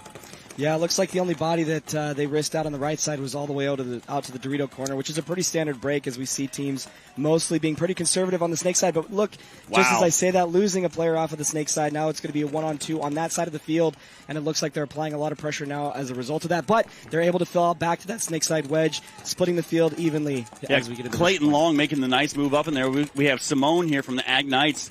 Got that shot in on the center player, so great job by Simone. On number 18 for the Ag Knights. So Ag Knights going to be in the blue JT jerseys. Missouri All-Stars going to be in the black classic Missouri All-Star. Oh, and they did a kill, so great job. So it's 4-on-4 right now as Missouri All-Stars even up the bodies. So Todd Boyer gets into the Snake right now. They drop that cut. Oh, the Ag Knights are going to lose another bias. Clayton Long is absolutely going to town right now. Savage move. See if he gets the kill on the back center. Oh, and they get number 35 as well. Clayton having a game right now, just running down. Wow, what an amazing job. Clayton Long, I think, getting a 3-pack right there. Possibly a 4 just there. What an amazing move to close out that point. And you know we're gonna see that a lot in this division as teams really are gonna try to capitalize on those kills as fast as possible so that other teams do not have the opportunity to stop those moves. I think we're gonna see a lot more Snake play than we have thus far as people are gonna get a little bit more aggressive here. So that was Clay Long, young stunner himself out here getting a pack. Also followed with Damian Ryan, Todd Boyer on the field. I believe that was Cal Leach they had out there with him. We'll see when he takes his mask off here. Yep. Looked like Cal Leach, number 6. It was. So great job there by the Missouri All-Stars. As we're also going to have the Vegas Golden Misfits. This is one of Marcelo Margot's teams. I believe they won the WCPPL championship as well, taking on East Coast Effect, coached by Brad McCurley. So we got, looks like Ebhart out there as well. We got Riley. I'm trying to see who the person is, number 18 there. So East Coast Effect definitely had a close match there, taking on Leverage and taking them down. Excited to see how this point breaks out, and we'll see how these teams, which side they just choose to go on the deep break. On. As we see the deep route on the Dorito side now, and then filling out up to that center or Snake side wedge to hold the Snake side push, and we're losing 2 bodies on the right side for East Coast Effect. Oh, and minor penalty. That's what took those 2 bodies out. Yeah, unfortunate first point for them, but hopefully they can bounce back. Next point is probably going to go to Golden Misfits here. But as I say that, running deep into the defense of East Coast Effect on that Dorito side. Fortunately, they were able to break out to the tape, but we see an inside move getting up to the 50 for Vegas Golden Misfits. Now the snake side Juice Box holding the cross shot to make sure he doesn't just blow up this point for him. And we see here in the wide shot trying to figure out where the bodies are for the Golden Misfits as they're locking down lanes. As we have Dotson here working through. Got Kalea in the back. On the other side, very similar. Now, Misfits have a little better field position here, even though East Coast risked a body out wide. Now getting into the Dorito side. So great job all around here so far. I believe body count, it is a 4-on-3, or 5-on-3, excuse me, in favor of Golden Misfits. Oh, but what a great job by East Coast Effect making the big run. But he does lose his body as well. He did get out that body from the 50-yard line brick. So Golden Misfits now, it's going to be 4-on-2. Yeah, even though that was a great move, it's unfortunate that they're down bodies. So when you make those kind of moves, you really need to take 2 bodies with you to kind of equalize the play. But now it's going to be, I believe, a 4-on-2 here as Golden Misfits looking to kind of suffocate their opponents out of their backline bunkers. Oh, Golden Misfits got to be careful. It looks like he has a tank hit right on the edge of his tank. Possibly. Oh, he's wiping it off with his arms. He doesn't have a tank hit no more. Well, fortunately, it doesn't look super intentional, but so perhaps it's not a hit. But East Coast Effect losing another body there out of the back tall juice box. So great job by the Misfits. And the Misfits, a lot of those guys back in the day played for a pro team. And I'm trying to think of the name off the top of my, I just lost it. They used to, back in the day, they wore the gold and brown dye gear. So once I think of it, I'll be curious to know. Once I think of it, I will say it. But they were a pro team that was around for a long time. A lot of those guys took a step away from the game, now coming back. Obviously, game has changed quite a bit. A lot of those guys, I think, took a good chunk of time off. And as soon as I think of that name, if you know the name of what I'm talking about, the pro team from back in the day they used to all play for, put it in the comments down below. Let us know. And again, thank you so much for watching this amazing action we have here all weekend long here at the NXL 2022 World Cup here outside Orlando, Florida. Kissimmee weather absolutely beautiful after starting off the event. Kind of crazy weather now, just perfect paintball weather. Small breeze coming through. It's nice and cool for the players out here as we're going to see Damian Ryan and Todd Boyer on that snake side. Take the deep route into the snake side corner as they also move into the snake side can. So they're putting 3 players on the snake side, possibly trying to filter in. But Todd as Boyer I say hit the that, tank. They lose him. And another. Oh, and a minor penalty. So Todd Boyer not happy about that call at all as he did not. But they are able to even the body up as Agnites is going to lose the body as well. So 4 on. No. So a bomb goes off on the Kansas City, Missouri side of the field. Going to see 3 walking off, 4, now 5. So Agnites bringing that one back quick and very dominant. Yeah, that point got out of hand real fast. I was actually surprised to see Agnites lose that snake side juice box out of there, but fortunately they were able to equalize that point and close it out for them as they made that really aggressive highway move up the snake side. I'll be curious to see if we're starting to see a lot more of that aggression on the highway of the snake side, as we've seen mostly throughout the tournament, teams trying to get out wide and then filter through the snake. But hey, man, if there's nobody stopping you on the snake side, the only guy you got left is somebody in the middle, why not? Why not take that highway move? And Agnites absolutely punished the center player there. So we're going to see coming back in the field, East Coast Effect versus the Vegas Golden Misfits. I'm trying to look in the Misfits pits right now and see if I see Marcelo. Not sure that he was able to make it over to coach. Icon. No, it's not Icon. Dang it. It's right there. It's right there. I'm going to figure this out. About that. I'm going to figure this out because it's eating me alive right now because I've watched so much paintball. I'm dying to know. I'm sure everybody at home is as well. I really like these East Coast Effect jerseys. It also makes it helpful to see their names as we see. Yeah, nice and bright. Great jerseys here. Falcon and Branson coming out of the start box. Again, not a lot of center push, not a lot of double center push or double delay from home, which is a little bit surprising, as that seems to be kind of the preferred move, at least at the semi-pro level. But, every division plays this field differently, so we'll see how these teams decide to break out and which side they choose to go deep on and risk a body or if they decide to go conservative. Double back center here for Golden Misfits. Breaking out to the snake side corner seems to be a relatively safe move for them, unless he did get clipped making his way out. As I say that, East Coast Effect is inside the snake right now, unless that snake corner guy is gone. Oh, a minor penalty pulled on East Coast Effect. So that's going to hurt their chances real quick. Another thing, too, is Golden Misfits picked up Adler Dotson from Struggle. So definitely helping out there with the attack. And it's LTZ. There you go. Is who it was. So I'm glad you found that out. I'm so happy I figured that out. So LTZ players here. So the battle going on right now on the snake side. Player from East Coast here going into the snake. As you can see all the way down, they don't know he's there. Oh, and so the bad timing here, missed opportunity here as they haven't picked up the snake player. They don't know he's there. He's going to get one in the back. I think this guy's about to win the point for him here in a second, unless that snake side wedge guy decides to trade out with him. Huge play for them to equalize the point. Great job there. Good read and react there. Can't quite see who's alive. Oh, here we go. We have the Dorito 1 still alive in the back center for East Coast Effect. And for Golden Misfits, we have the Dorito side corner and the Snake Juice Box. It looks to be a 2-on-3 in favor of Golden Misfits, but I might be missing a body here. They do have somebody else in the Dorito side. In fact, the Dorito 3 looking inside, trying to pinch out that back center player. Really, he needs to be wrapping and going and pushing up to the Dorito side to really close out this point, as the ball is in his court right now. But we'll see if these guys can put it together to figure out. I don't know if they've lost count of the bodies or not. It looks like the Vegas Golden Misfits trying to figure it out right now, as they are going to make the move up into the center here. As you can see, look for them to try to wrap that center, which is exactly what they're doing on the Dorito side. And they're going to get the kill, so great job by the player from Vegas Golden Misfits getting up here in the center. Man, both series going to 2-0 so far, it looks like. Oh, excuse me. Ag Knights 1-1. They fought that last one back. Good for them. All right, as we see this next point going out, again, it's always curious to pay attention to which side of the field they risked previous point and where you think they're going to go based on that. Again, I'd really like to see a lot more double center punches, as that seemed to work in the semi-pro division.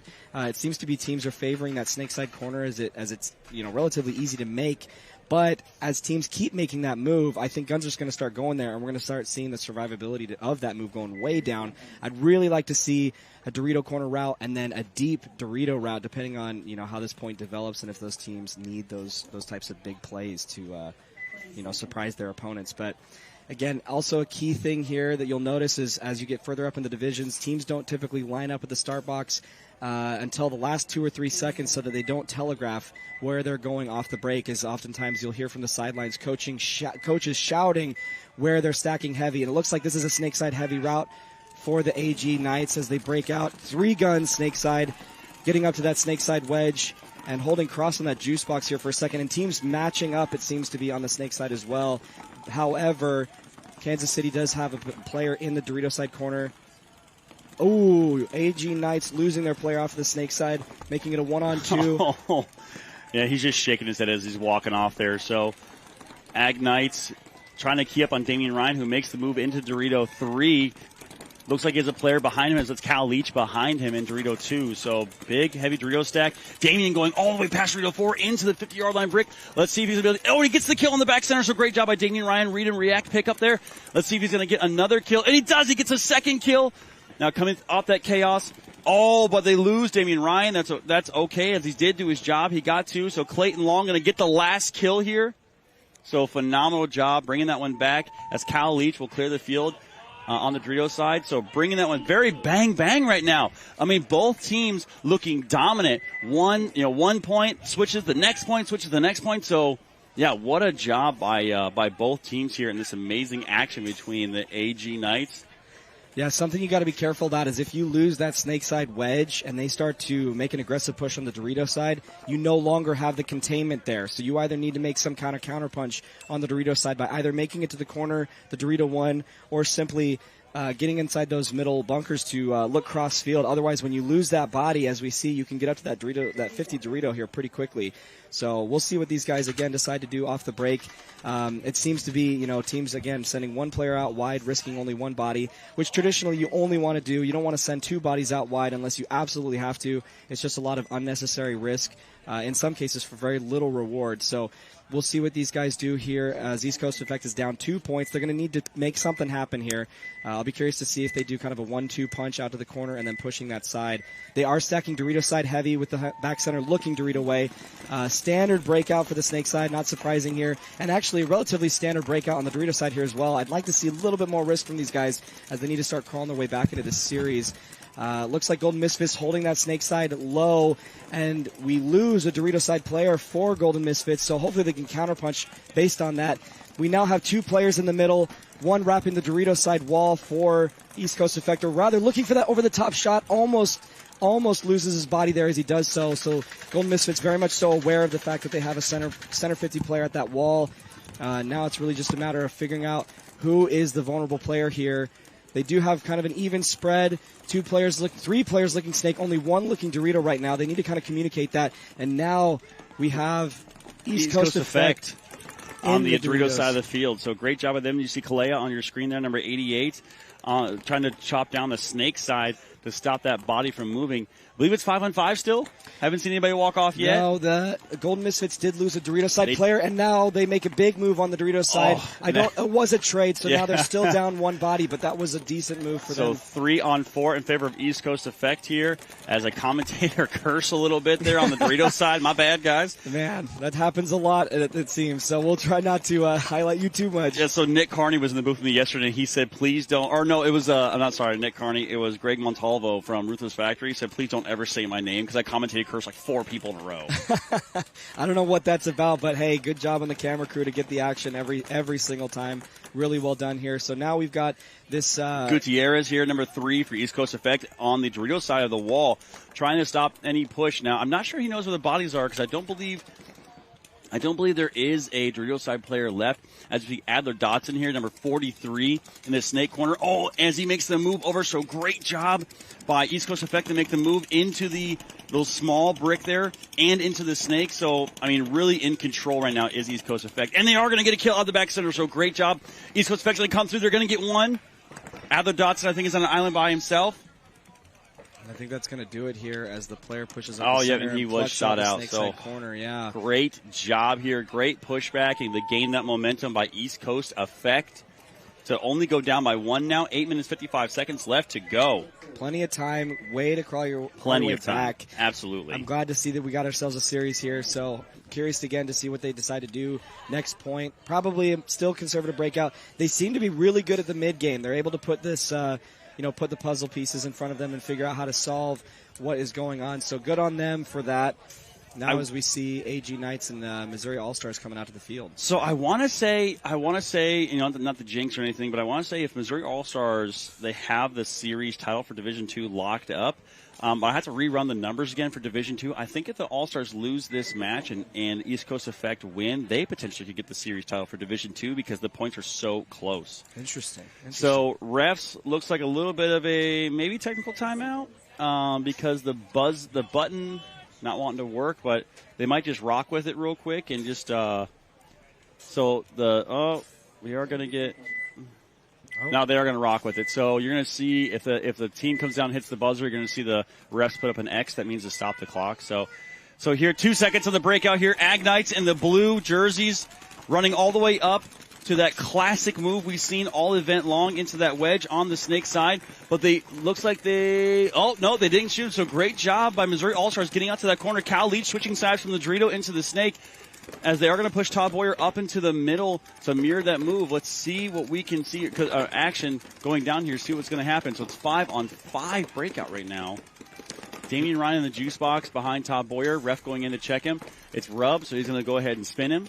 So good job there. They're playing. They're Missouri All-Stars playing a lot of pressure on the Snake side with 3 bodies here. They're definitely looking to filter somebody into that Snake, but that Snake side wedge guy really needs to not die. to the heads-up play here. And just as Agnite. I say that, Agnite's getting into the wall, now looking snake side, so that's a counterpunch to that play. Kind of neutralizes their snake side pressure. They're going to need to start doing something on the Dorito side. And just as I say that, Clayton moving up to the that tower in the center from the baby Dorito. So I don't know if Todd knows that center wall player is there. He's got to be careful he doesn't wrap on this and get shot. So he's going to headhunt over the top. I think he's going to fight. He's going to head check, try to get the shot on the inside.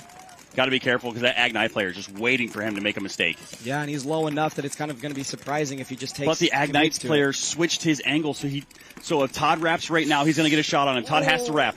Todd has to wrap and look right now. As soon as he hears his gun go off, he should be able to know that that's where he's at. But he hasn't pulled the trigger yet. He knows the player's right in front of him. He's trying to see what he can do to maybe get a quick kill before he comes to take the bite. Todd is getting the information right now. It looks like the Agnite player going to go back inside. Todd's going to creep. He's got to be careful, so he knows he's there now for sure.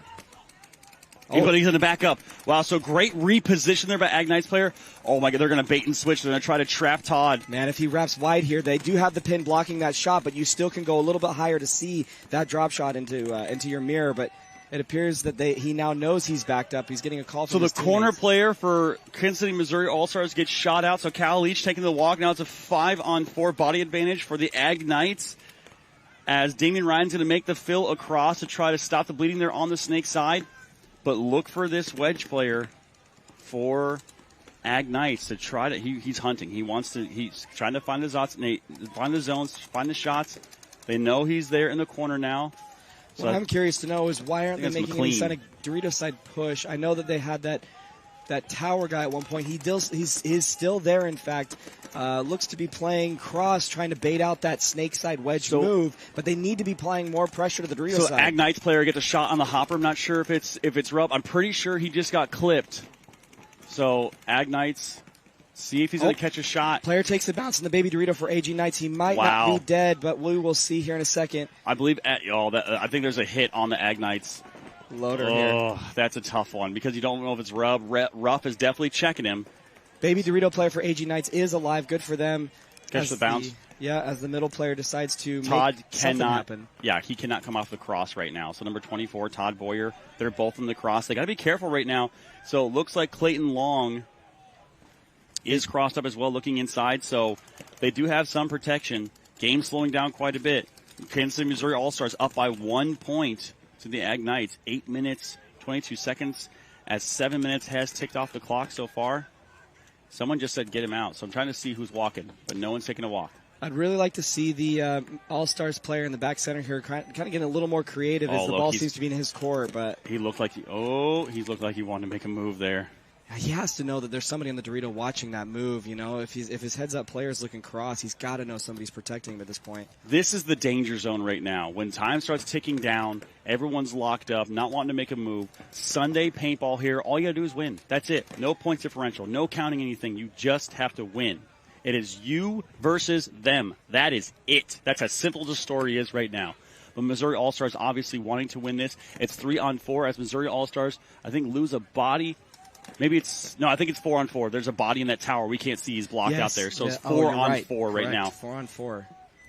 So next team to drop a body could potentially win this point. Yeah, depending on how they respond to that kill. I mean, it's a little bit of a difficult, depending on where that body comes from. If it comes from the backfield, you might not actually see the point break open here. But if it does come from somebody either in the snake side wedge or the center tower, I'd imagine that the teams would just respond by wrapping on that position. So we'll see. They're trying to put it together. This is a hard cross to break. They're unfortunately putting AG Knights, putting a lot of pressure on their middle player. But as you see, when you make your middle player the guy to make this point, you run a huge risk every time he goes over that window. Everybody's looking for that move at this point. So I'm not sure what they need to do, but it almost seems as though they need to get wide here on the snake side. This guy, AG Knights on the snake side, is just looking heads up. Again, the middle player looking for those loaders right now. So this shows the discipline right now of these players as they are locked down, trying to not throw this point away, as we've already had 3 minutes tick off this clock. So going to be a close one here. After some quick points, bang, bang, bang, we've now slowed down quite a bit here. I don't believe we've seen Ag Knights so far on this premier field, so glad to see it as the Ag Knights player is going to start wrapping. Oh, and he misses his shot on Todd Boyer. Oh, what a missed opportunity there, but he's looking to move. He's going to make the shot off. Oh, and he gets clipped. He's definitely out. Oh, so great job there on the cross. I believe is that Trey Goodwin?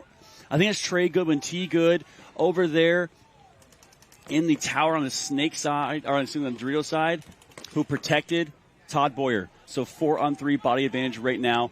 The Ag Knights player did move out to the snake corner. As you see on your screen right now, the Missouri All-Stars all locked up.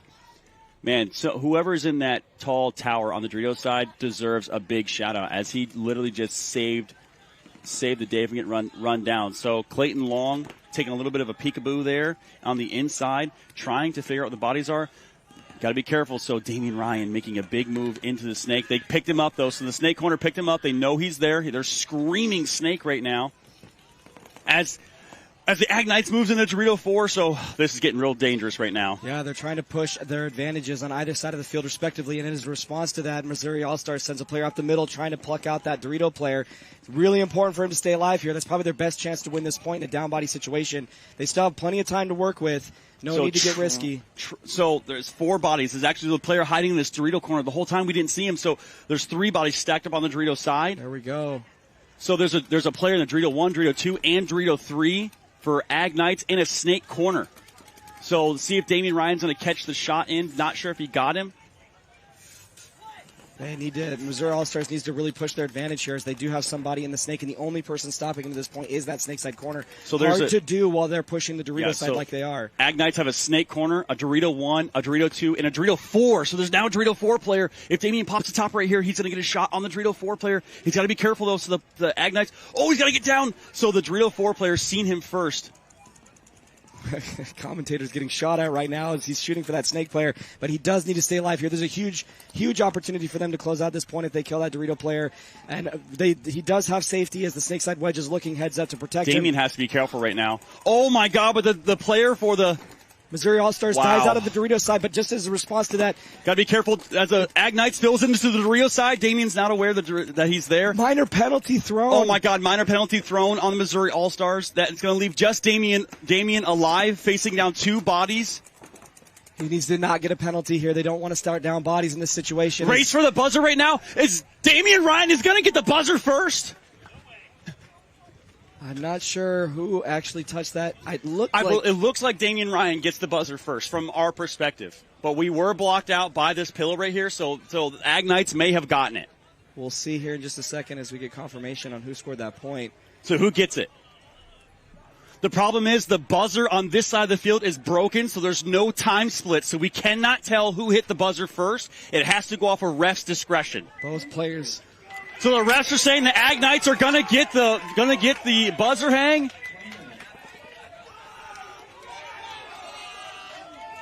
Wait, I'm confused. Wait. There's some confusion right now. The ref on that side said they got it. The ref on this side says they got it. So we need some clarification from the ref right now. Who got that point? Both players clean as they touch the buzzer, fortunately, but we just need to know who pressed it first.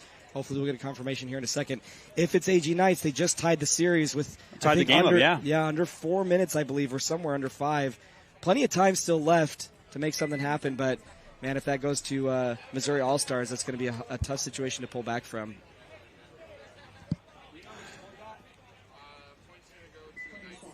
So point going to go to the Ag Knights, so it's going to tie it up 2-2. Missouri All-Stars are not going to be happy about that because they think Damian got it first, but definitely a better angle here for us on this. But hey, refs on the field, it's refs' discretion in that situation. So in this match right now, East Coast Effect taking on Vegas Golden Misfits, 8:55 left to go. 1 point match right now as we see a huge bite out to the Dorito side for East Coast Effect, getting into Dorito. Now driving right into Dorito 4, so great job. Let's see. Does he stay alive? He does. So Dorito 4 for East Coast Effect.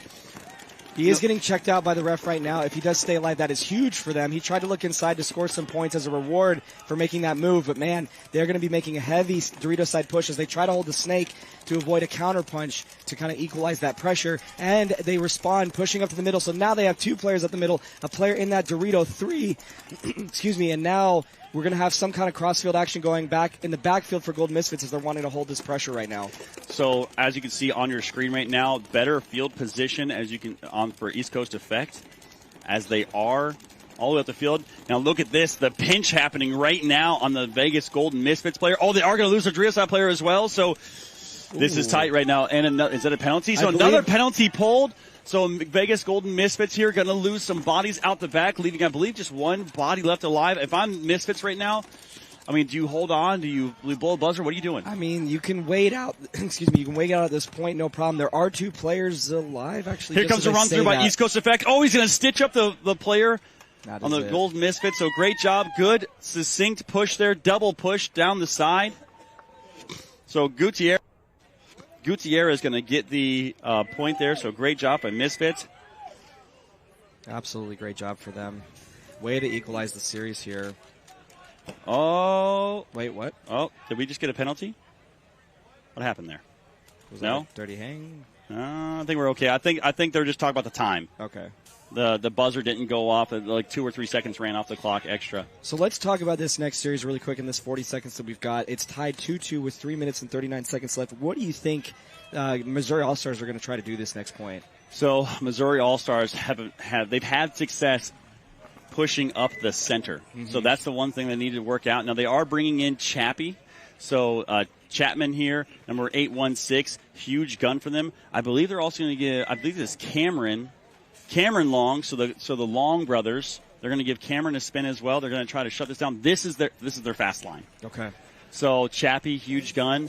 Clayton and Cameron, extremely fast. I believe Damian Ryan is out there as well. Let's see if they try to take a bite. Dorito side, you think? I'm curious. I think they're going to go huge Dorito up the runner, center. and now for the AG Knights, doing a relatively conservative breakout, pulling in kind of tight. Again, that standard breakout we've seen on the Snake side all weekend long, with now a player in that mini wall looking. They've got 2 guns looking Dorito away. They do lose a player out of the backfield and another player out of the Snake side side wedge. What a shot by Clayton Long as he shoots his mirror. As Damian Ryan's going to fill up right next to him in the tower. Big push here up the center. I figured they were going to push. That's exactly what they're doing. So they're going to double up the wall. Now Damian is going to break out to the juice box on the Dorito side right now.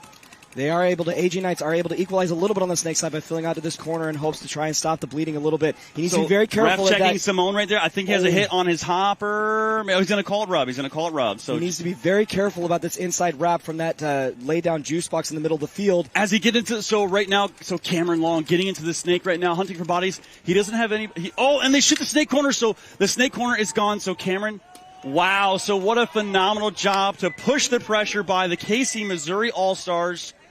And what a move here by Damian and Clayton Long. I mean, there's some serious MVP talks right now for Kansas City, Missouri All-Stars for Clayton Long. I mean, absolute force over there right now. He obviously, team effort behind him, but Clayton going to work there. Yeah, no surprise. He's been getting into that Snake really, really effectively and doing work as he does so.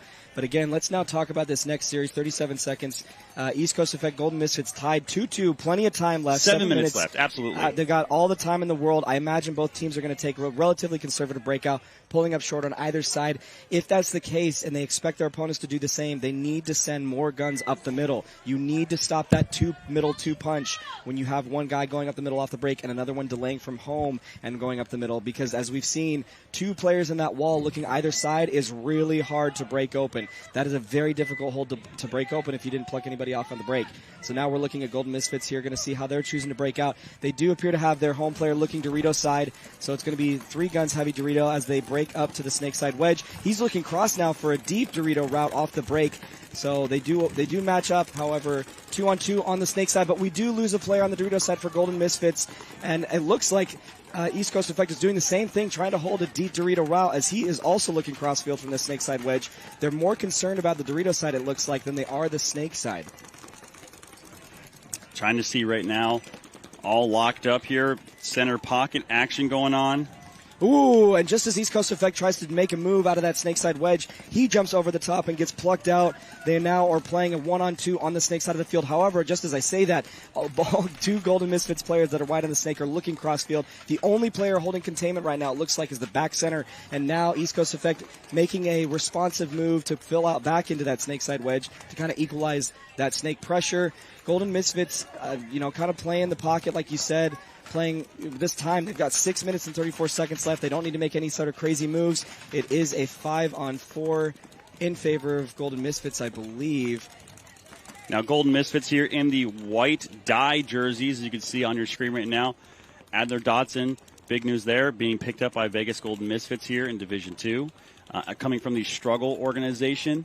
It was rumored that he was going to go to Blastcamp, and it looks like they had a couple practices with him. Just didn't see play styles fitting together, so he moves to Golden Misfits. And big fill here from Fallon on the Doritos side into the brick. So, I mean, this is a big move. This is what they need right now. Great move for him. I'm surprised the Misfits player who was looking crossfield didn't pick him up, because that's kind of his job. He needed to stop that move. They're going to now start getting massive pressure on the backfield as that guy will hopefully wrap here soon and start going to town really on the Golden Misfits. And it looks like, as I say that, they pluck out the snake side wedge player who was really holding the only containment, at least effective containment from that Dorito side player. We now just have players mostly in the backfield for Golden Misfits. We do see a crossfield going on with that mini wall looking. Adler making a big move out to the snake corner. Rice there in the back center holding it down. So Adler, I mean, made a name for himself on struggle playing this snake side. So let's see if he can do some damage over here and try to get the shot in on the inside guy, which is keeping him, really keeping him honest. So he's going to pop the top and try to get that shot and put him in. That looked close. It looks like he's having a little hopper trouble there.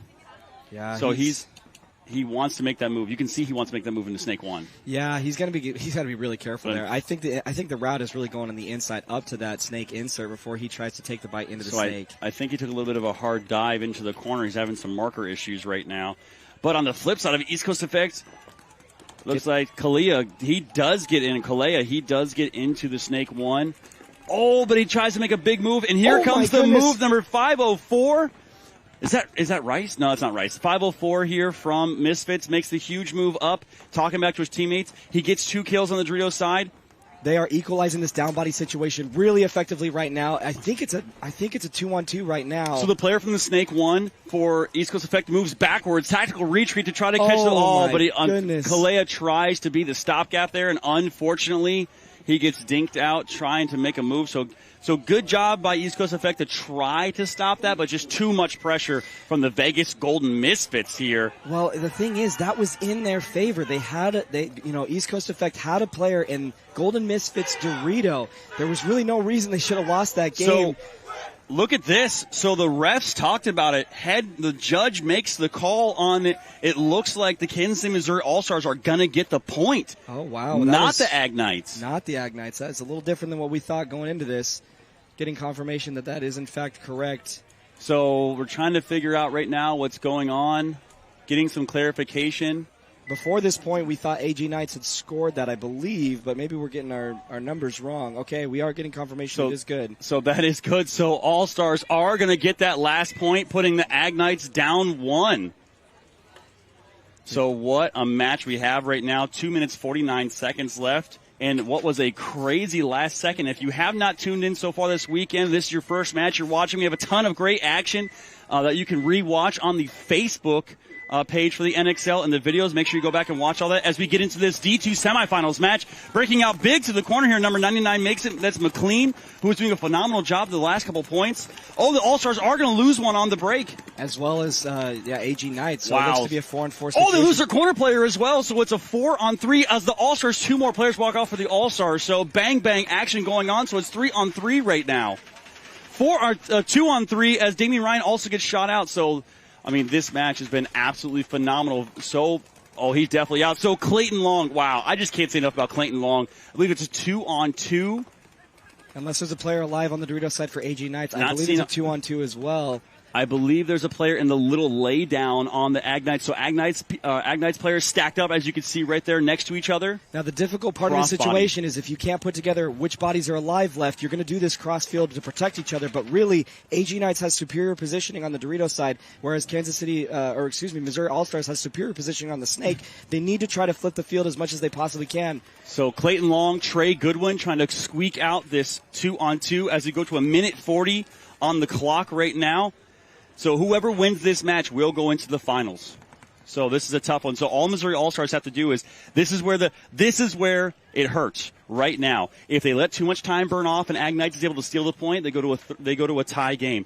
If they're able to shut things down and burn the clock off as Agnites tries to make a huge move up to the center, he makes it alive. Got to be careful though. It's a really dangerous spot to be in. Shot. So Trey Goodwin gets the shot. So what a shot by Trey Goodwin across the field to kill the player. So there's just 2-on-1 right now. If Clayton Long can. So Clayton Long looks like he He got the shot. Wow. So phenomenal job there by Clayton Long and Trey Goodwin, a.k.a. T-Ball there, getting the kill. Wow.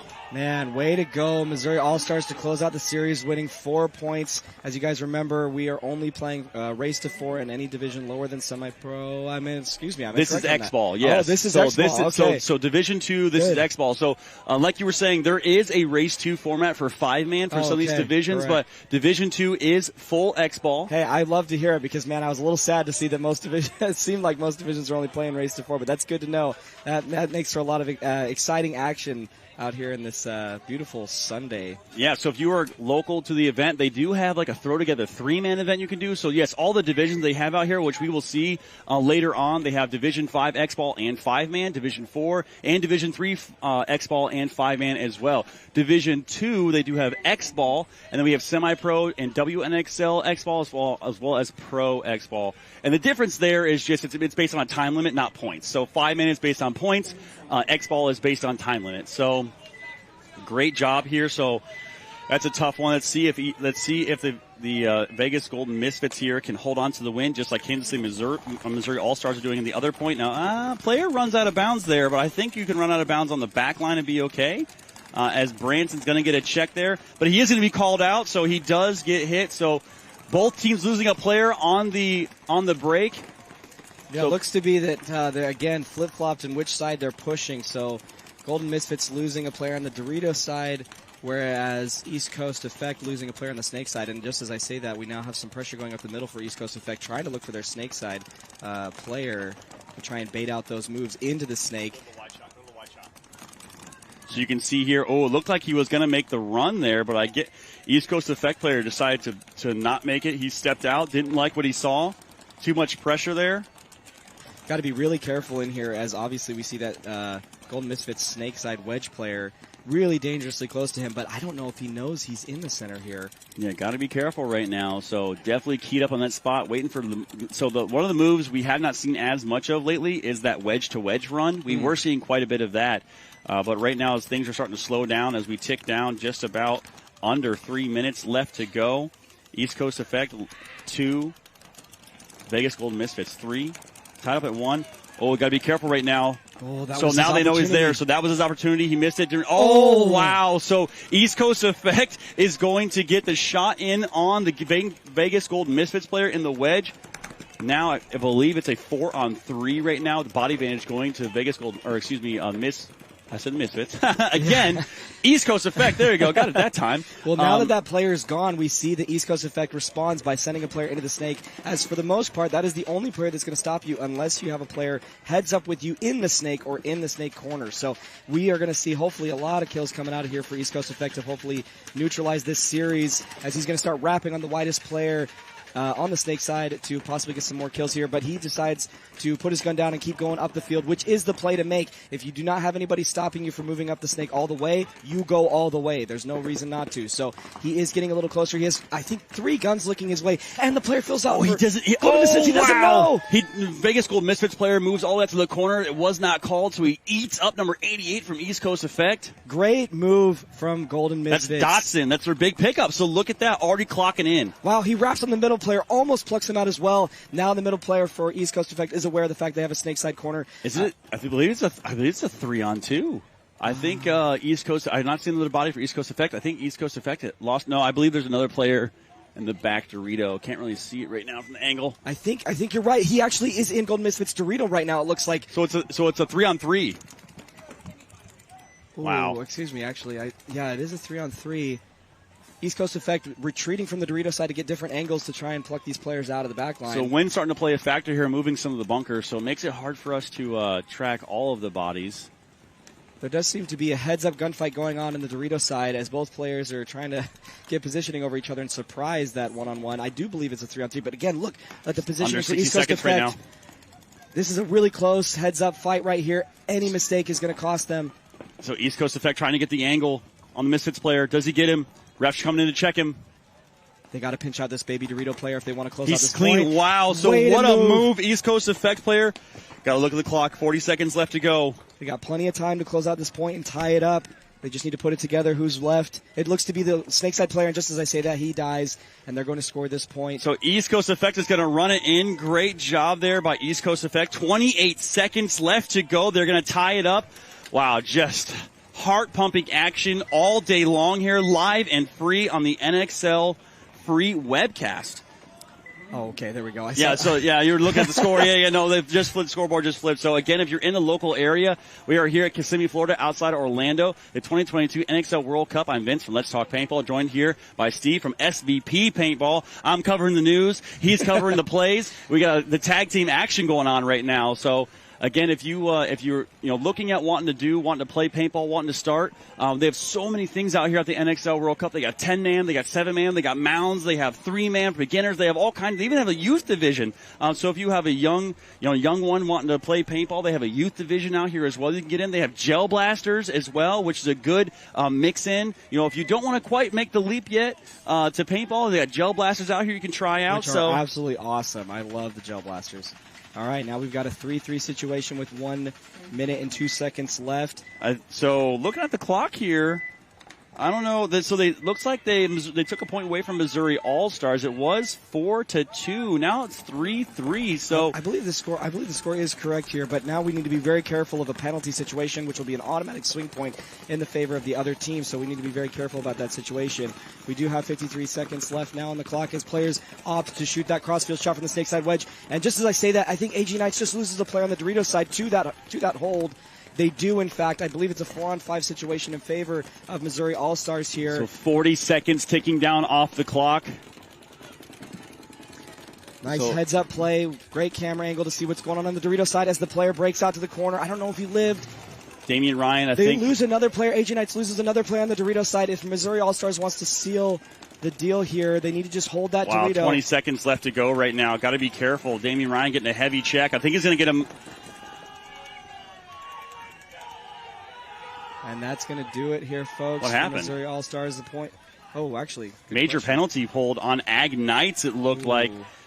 Wow, so we didn't see it, but the ref on the Dorito side threw the major penalty. That's what, sometimes the refs, when they pull the major out of their pocket, sometimes they go to throw it and it falls on the ground, but they still run and take players. So it looks like the major penalty is going to end it there. But there's 17 seconds left. Not sure how it's going to work out. Not sure if they're going to play that. Ag Knights, though, walking off disheveled, not happy. Well, we're going to get into this next game here with only 28 seconds left. This series tied 3-3. Sorry, the scoreboard. We have been trying to keep up on that. Again, only 28 seconds left. I'm so curious to know how these teams are going to break out as we get started in this tied match. So shout out to our sponsors here, ProStar Paintball, Planet Eclipse, GI Sports, HK Army, LoneWolfPaintball.com, Die Paintball, Sup Air, DLX, providing this amazing experience we have out here on this red and blue Empire field. We're trying to provide the best free and live experience for all the viewers at home. If you can, share this out to all your loved ones. If you have someone watching right now, and just make a comment down below. Let us know who your favorite player is so far or what team you think is going to win. So 25 seconds ticking off the clock right now. Golden Misfits and East Coast Effect. Let's see who's going to take the win here. All tied up. Now, we do have overtime. So on Sunday, there is overtime. So if this point goes down to... as the back center player is going to get called out for East Coast Effects. So Vegas Gold Misfits here. 8 seconds left to go. Forward pushing, trying to make something happen. Be careful not to get a penalty. Oh, we see a little bit of a heads-up collision there almost. So great job.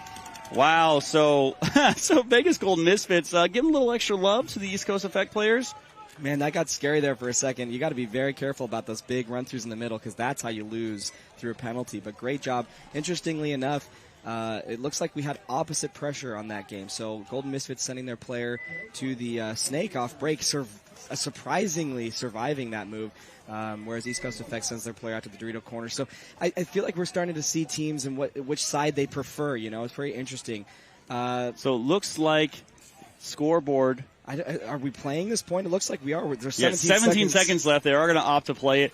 I mean, as you see right now, so scoreboard getting fixed here. Kansas City, Missouri All-Stars 5, Ag Knights 2. Even if Ag Knights get the point, so the last, it was 3-3 the last game, last point there, Missouri All-Stars still would be up by 1. This case up by 2, 17 seconds left. Yeah, look at this. Ag Knights, they're only sending out 4 players. Surprised they even have pods in their packs right now, but yep. they're really there. I mean, I don't even know if they have a they're chance just playing here, this. They're just playing this point out. What I would expect to see. So they're going to stop. What I would expect to see is the Ag Knights just put a ton of extra paint on the All-Stars guys. Yeah, I think it's that's what I'm expecting to see right now. Absolutely. Because of that major penalty, they are going to start down a body. Respect to them for coming out here and playing this last point in the way that they are. Yeah, so expect the bigger push here. So fast push on the Doritos side. I mean, right now Missouri All-Stars just trying not to get a penalty as we're going to go under 10. 5, 4, 3, 2, 1. That is going to do it. So Kansas City, Missouri All-Stars will take the win, and we will see them in the finals. So phenomenal job here. Great battle by the Ag Knights, what looked like a bang-bang match. Missouri All-Stars able to pull it out, so great job by them. And that will do it for these two teams. So now we're in Golden Misfits, East Coast Effect overtime. 5 minutes left in the clock, and I believe if they go into double overtime, it goes into one-on-ones. Yeah, which we saw the last time. So I'll be curious to see what teams do. You know, typically speaking, you're not one to do anything too crazy, which forces teams typically in the pocket. I wouldn't be surprised to see a mini wall on either side looking crossfield, and that snake side wedge looking crossfield as well to hold essentially any push that's going to come their way for at least the first 2 or 3 minutes, and then you're going to start to see the point develop in the mid-game where you're going to really start to see teams' cohesion and how long they've been playing together and the experience they have with each other. So we got some big-time media on the field. We got Soulless Photography on the field right now. Looks like we got Sam from All In as well. A little bit of rain out here. Rain starting to come down. Little sprinkles, as you can see. Sunshine and sprinkles. Love to see it. As we're going to see a big breakout here from the Vegas Golden Misfits. Going around the corner all the way into Dorito 2, so great move to pick that up. Oh, but he is going to get pulled out, so unfortunately there, kind of a little commentator curse on that one. It was a great move, but now a 4-on-4 situation as East Coast Effect loses their back center player, able to neutralize that situation for them. I'm surprised to see that Dorito side risk in an overtime situation, but good for them. And again, unfortunately, it didn't work out, but it is a 4-on-4 situation and a pretty standard break. The snake side wedge player for East Coast Effect getting checked and is clean, fortunately for him. So we'll see how this point develops as both teams are trying to play relatively safe and conservative, waiting for the point to develop and maybe hoping to pluck out a player in these dug-in positions right now. Yeah, so with getting ready to 4 minutes, a minute already ticked off this clock right now. Both teams just locked up, not wanting to make any mistakes. As for this one, whoever wins this point will move on to face the Kansas City, Missouri All-Stars. And the East Coast Effect making a move on the Dorito side, getting into Dorito 4, also getting all the way up into the wall. East Coast Effect is in a really good position to start making things happen as they've been surviving these big moves, pushing up the middle player. Just as I say that for East Coast Effect, going to go around and shoots nobody. No. They bait trapped him there. They thought there was a player in the center, so that was a bad call from someone. Yeah, I'm not sure what made him think that there was anybody in the middle there. That was a huge throwaway body. Now big move out to the corner here. Yeah, 4-on-5 situation in favor of Golden Misfits. At this point, they can kind of wait a little bit longer before. I mean, if they throw another body away, they've got this game. But looks like we're getting some sneaky moves up the Dorito side for Golden Misfits, and we do have a player from East Coast Effect in the snake, of course being neutralized by the snake side corner for Golden Misfits. And the back center seems to be shooting up as well, putting some shots in over that beam. So paintball, often called chess with guns, big angles here. Oh, and getting shot out, so great job there by East Coast Effect making it into the Golden Misfits Dorito, but then dying as well. So that's not looking good for East Coast not Effect. Great, but they did at least take a player with him. So I believe right now it's ticked down. I believe it's a 3-on-2 in favor of the Misfits. So. Misfits going to run through and not. Oh, wow! He's going to clip out the player in the 40-line wedge, just leaving the snake player left alive, and he's going to dome him. So great job there, Vegas Golden Misfits. Look like they're going to take this point as long as Adler Dotson does not step out of bounds. A little close or to has any hits on him. I mean, his loader's looking pretty dirty, but I think he is clean. So they should be the series here for them. Golden Misfits going to double check themselves real quick because they do have a dirty hang. It will be a swing point, so they're just double checking, making sure that guy's loader's dirty enough that he's going to have his teammate press that buzzer. I don't blame him for that. Great job there. So that will take the win here for this D2 semifinals match. We will see the Vegas School Misfits taking on the Kansas City, Missouri All-Stars in the D2 finals. Now, the All-Stars locking up the series title. So the D2 Missouri All-Stars will have the Division 2 title. So, and we'll see them next year in semi-pro as we will get ready to go into some action here. I believe it's a semi-pro semifinals coming up right now. So again, I'm Vince from Let's Talk Paintball here with Steve from SVP. Let everybody know where they can find you out on social media. Yeah, you can find me on youtube.com/SVP Paintball, Instagram, pretty much most every social media platform. So be sure to, check me out when I drop my next video. I'll be talking a lot about strategy. If you guys, for those next NXL events coming next year, be sure to tune in as I go live, breaking it down the fields, answering your guys' questions, giving as much input and insight as I can offer. So thank you so much for having me here. This has been an absolute blast. So again, thank you so much for tuning in, and make sure to follow all of our social media channels. We may see Steve back in the booth later on, so hope to be here. Stay tuned for that. And if you can, again, share this out to everybody. Stop by the event if you can. We have a great vendor show going on, and we will talk to you soon after this commercial break.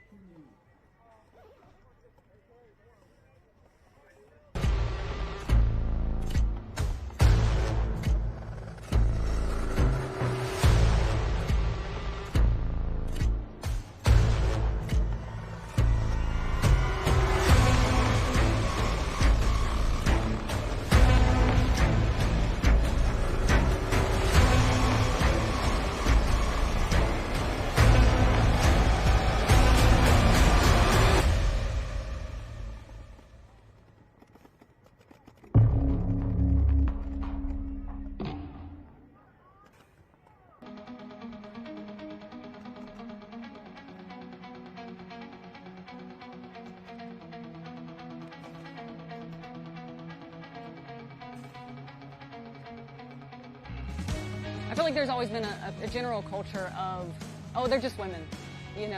I don't think a lot of people take women seriously when they play against them. They certainly feel bothered when they get shot by women. We have the stage now to show that we can play, but not just that we can play, but that we can play well.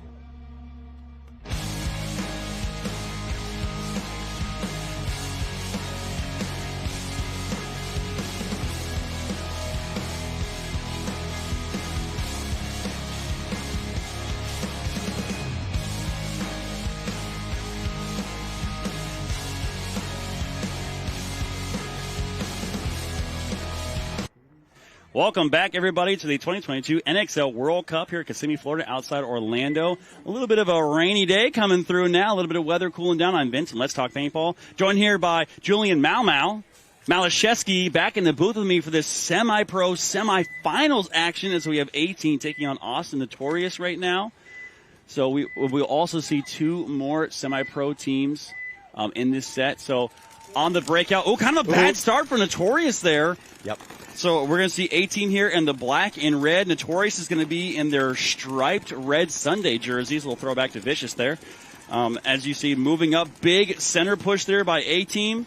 And I think that Austin Notorious just took a hit. Yep, so they are down one body from the juice box here right off the bat. But then Austin Notorious is running through the middle. Running through. So Marky Franz, wow, that's got to be careful there. He got two.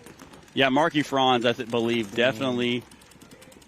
So somehow has a force field around him. Marky Franz, white smoke, runs all the way through and only gets shot at the last transition. So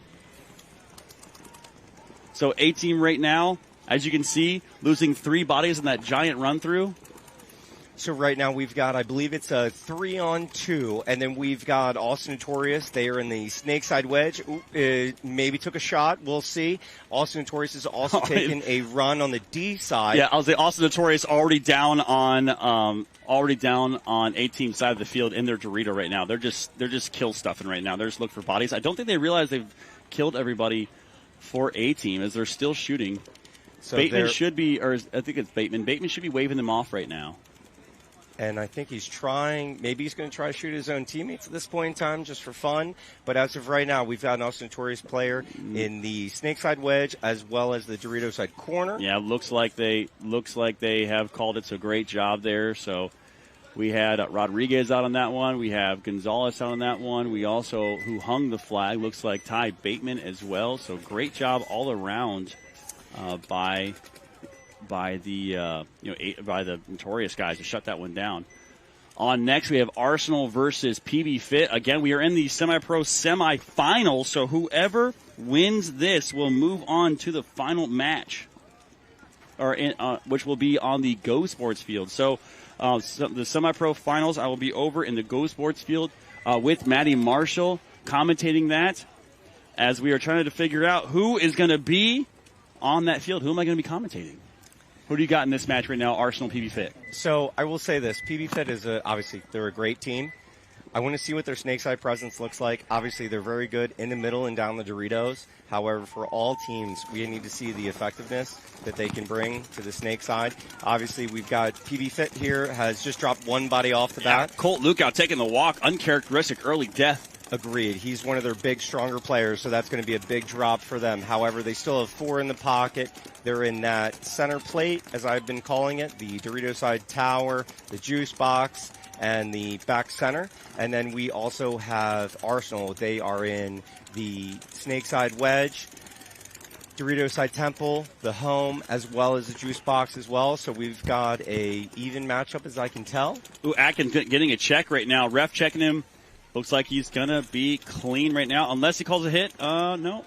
Looking at it? No, just rub. All right, calls it rub. So one of the things on this field, as you're playing and we get to this point where we're established, we're trying to find bodies, you're going to find this gun that's shooting from you in the middle somewhere. And you can't necessarily find out where that guy is. You can kind of peek around in a few bunkers and see if he's in the home. But 9 times out of 10, they're in this center W right around the 20. And that's got a great position both on the snake side and D side. Mike Diaz here hunting, trying to make his way around. Sorry, what were you going to say? We'll see what? I was going to say that they have, from that position, they've got a couple angles. We also just saw here, PB Fit went into the 50. They kind of hit the 50 a little bit and then backed out. This is one of those plays where you're going to see these teams set this trap, and the center 50 is really great for that because you're going to see some teams step right up into it and stay there, and they're going to be guns up, whereas others are going to come up, hit the bunker a little bit, let that team know that they think that they're going to be there, and then they're going to dip back. They're either going to go to this 40 tall temple or the snake side wedge. We've seen that a couple times now. The funny thing is, too, is we have seen a couple pod throw attempts that someone sent a pod sailing over the center and almost hit another player with it, which was a little questionable, trying to throw a little paint grenade. I can't wait till that actually happens and we make contact with someone. Then we got to figure out a new rule. Yeah, it's not going to be a major. Yeah. It's like, hit me with a pod. So, again, as of right now, both teams are communicating. They've got the establishment. And it was Doyle. Actually, it was not Doyle off Doyle? that side. No, it was their Juice Snake Spot player. I am not sure who that was. I thought Doyle had the he's got that traditional do-rag with the headband. Okay, so apologize, Doyle, calling a kill out there if that wasn't you, dog.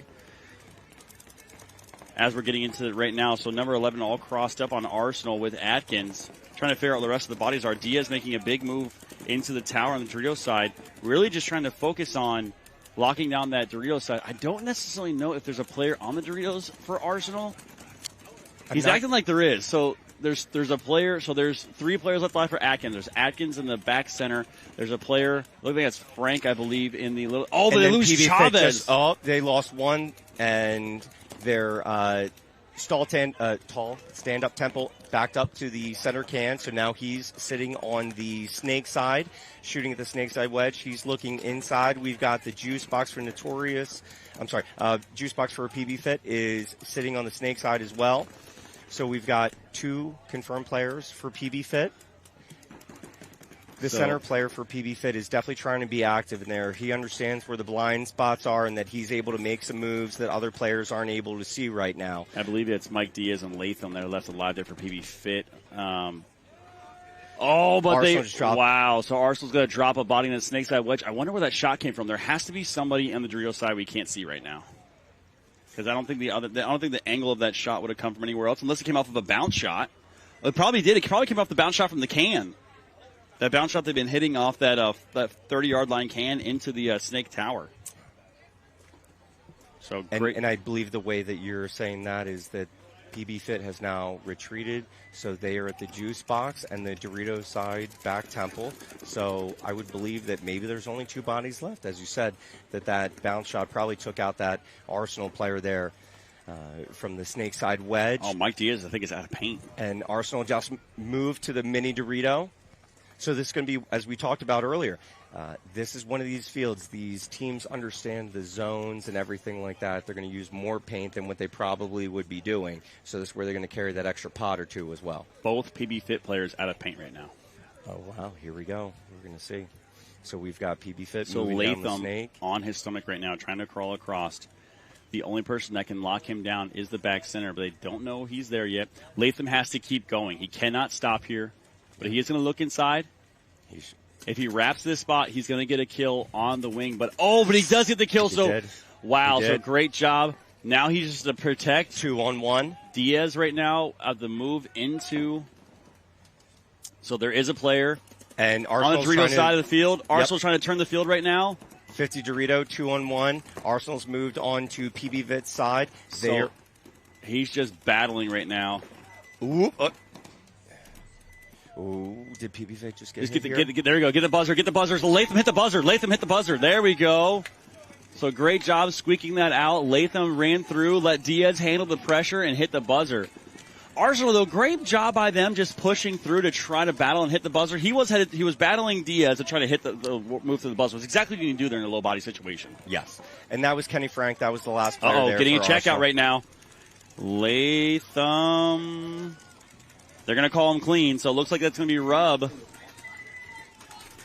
I don't know necessarily. I mean, the rub on the crotch shot, who knows? If he did get shot, he's playing it off real well right now. Because usually the crotch shot, you tend to kind of fold a little bit. I'm trying to find a bunker that you probably could call that rub off of, and I'm not sure what one that he maybe could maybe it happened on the dive? When you slide... No, I'm saying the dive when he was diving to hit the buzzer. Oh, understood. Because he had a real wonky dive. He came over the corner a little bit. Okay. Yeah, so obviously, the start box is going to get hit with a bunch of paint, so there's always that little bit there. And then we've got Notorious here on our left and A-Team on the right. So we'll see what A-Team can do here. Down by 1. And that was a quick bang-bang first point, so we're going to see if this gets settled a little bit more. And we have A-Team that is having a basic pocket play. They went to snake side wedge, center can, and Austin Notorious has just dropped a player. So it's 5-on-4 right now. They lost one of their center presence. A-Team is right here with center can looking on snake side. They have the Dorito corner. Looks like A-Team is just dropping one player there. Oh, and they just got a flag. So the Dorito side, Tall Temple, apparently he's getting called for a playing on, and then he just pulled out his... just a rub. Yep. And then, so we're now down 2, so I believe as of right now it should be 4-on-2 in favor of Notorious. A-Team is moving into the center 50 from the center can. He's looking Dorito side right now. And then as well as A-Team has the juice box, and he's looking inside right now, probably trying to establish a cross. I believe there's 3 players left alive for A-Team. There's got to be one other player on the Dorito side. I'm not able to... There's two here in the four-line structure, and there's one that just in the juice box here as well. So he's bent down, so we can't see him because of the angle. 3 left. You're right. There's 2 in the center 50, and then 1 in the backside juice box. We've got the Dorito corner, Tall Temple for Notorious, as well as the juice box. So right now, as you can see on your screen. And Notorious just dropped another off of their snake side corner. I believe this is a 3-on-3 right now. We got 2 in the center 50 for A-Team, 1 on the backside for them as well, and I believe everyone is on the backside for Notorious here. We've got Dorito corner. Notorious does lose Marky Franz, though, so that's a big loss for them as he started off the point with that, or the match with that really large run through, taking 3 bodies with him. So yes. Ivan Gonzalez asking for a check right now. Oh, he is hit. So Ivan going out there, leaving 2 bodies left alive. That's going to be Ty Bateman and Rodriguez there on the Doritos side. A-Team really capitalizing on it right now. So 2-on-3 Got to be careful, though. There is some sneaky shots you can get in there, so look for the look for the A-Team player to get into the snake. They picked him up, though, so Rodriguez is shooting crossbody. He did pick him up. Got to switch sides, though. You don't want two guns. Look at the same lane. And so one thing here, too, for the center 50 players, there's obviously shots on the outside. However, when you're in the middle for the center 50, if you're on the snake side and you look inside, you have really good shots on this Dorito side, temple and back corner. Conversely, if you're in the center 50 and you're on the Dorito side and you're looking to the snake side, you also have a really good blind shot on the juice box shooting inside, and you can really have pressure. So hopefully we're looking for LJ Hartman to get down this snake here as he's been doing previously and then make something happen for A-Team. It looks like it's, again, still 3-on-2. Notorious is really playing this well. They're tucked in. They're playing tight. Looking for LJ potentially to go down LJ this trying to field. get the shot there on the Dorito corner. Got to be careful. So as you can see on your screen right now, really working together, all of the A-Team players at the 50-yard line. And they're going to get the shot on Ty Bateman, leaving Rodriguez by himself to try to gun battle 3 bodies. I'm not sure if he's going to be able to do it as they're on his side of the field. Yeah, they're really pinching him out right now. So they're just going to go ahead and make the run through. Wow, great job. Mike Kerr making Rodriguez feel it a little bit as Hartman's going to come walk in. So great job there by A-Team to start walking away with this a little bit. Now, we have not seen A-Team in a finals match so far. So this could be an opportunity where, if A-Team really steps up here, they can make their first finals appearance in semi-pro on the Premier Field this year. Now, Austin Notorious, we have seen twice already in the finals. So this would be if they're able to make it, this would be the 3rd finals appearance. Now, they did get 2 second places. So that's a tough one there for Notorious. So they really got to find that heart and fight back. They have a phenomenal coach, over there, Ryan Gray, legendary player, and team owner, and his own, with Texas Storm back in the day. Also, he coached Vicious, he coached X Factor, and I think even way back in the day, he played for the original Houston Heat. I believe so. I believe he did with that as well. So. Tons of knowledge, tons of paintball experience. We'll see how they do here if they can pull it back. Now, PB Arsenal. 5 minutes already ticked off this clock, and we only have 1 point scored. As we were talking about earlier, that we believe that this is how it's going to be. We've got 5-on-5 right now. No one's dropped off the bat. Yeah, PB Fit barely making it to this point. As they scraped by that one-on-one victory here to get to the semifinals. And I think it's almost a 5-on-5 mirrored breakout. Both teams are in the snake side wedge. No one shot the body. Yep. Dorito side temple, and PB Fit has just moved into the center 50. Sitting on the D side, I believe that is Roberts. I can't see through the net. I apologize. 31 for PB Fit. So Rogers. So he's sitting Dorito side. We're going to see what able to happen after that. PB Fit has also moved into the center can. Chavez makes a huge snake side. Yeah, Chavez made a huge bite there. Coming through. Wow. So he does get Rogers, goes to get the pod pack. Mike Diaz, though, able to save it as Chavez has used the chaos to move through. Chavez gets the kill, though, on the can as he moved up on Frank. And Arsenal just lost another player, too, so I believe it should be 4-on-3. PB Fit has the center can, Dorito side. And home, as well as the juice box. Chavez now on Dorito 3. He's going to start working up very, very methodically as Arsenal does have a player in Dorito 2, now making his way into Dorito 3, so mirrored up with Chavez. Let's see if Chavez is going to make the move into the 50-yard line, or did he stay? He's at Dorito 3. Now, I don't necessarily, I obviously, Mike Diaz, tons of paintball experience, knows what he's doing here. I don't love tall guys staying in that can, just because the shot over the top, you can hit that window over the top and get that quick kill. Now Chavez moving all the way down on the Dorito side, so great job by Chavez. He is going to get a check though. Got to be careful. 2 refs going in to check him. And he's clean. Wow, he's clean. So look for Chavez to try to. Oh, wow! So. I think what Arsenal an amazing job off the D side. I think it's 1-on-3 right now in favor. No, I think it's 1, 2, 3, 4. They've juice box and snake side wedge. 4-on-1. As Colt Lukow moving up into the center, look for him to cut across and get the kill. So he is going to get the kill. Ooh, And minor penalty assessed.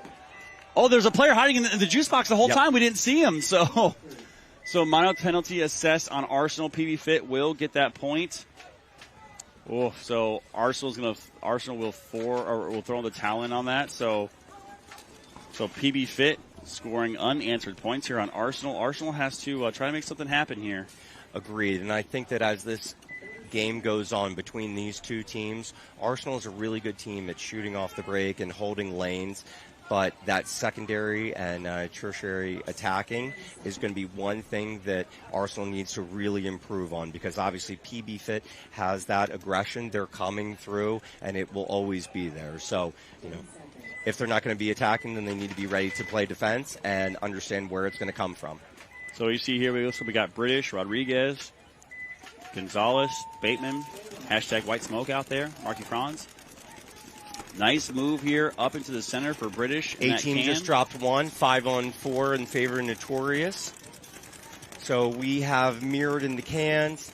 A-Team has just launched into Snakeside Wedge. Snakeside Wedge is sitting on that side. Notorious is in the juice box. Home is sitting on Snakeside. And they have now A-Team is bumped up into the center 50, sitting Dorito side. Sitting Snakeside. The home for Notorious has now launched into the center plate. He's sitting Snakeside. There's a big gap, again, as I said. When you're in that center W, you can put one or two players there and hold down zones. The far tall temple just went to Snakeside corner. Ty Bateman and Rodriguez making both the fills over on the Dorito side. Marky Franz is one that made it into the wing structure, that little wing, the little cowboy structure there. But you got to be careful, because A-Team does have the center positions right now. They are further up, have a little better field positions, even though they are down by one body. All tied up here, A-Team and Notorious. 8 minutes to go. And I believe this is Mike Kerr here in the center for A-Team, and he's obviously been a very big presence in the center for as many years as he's been playing.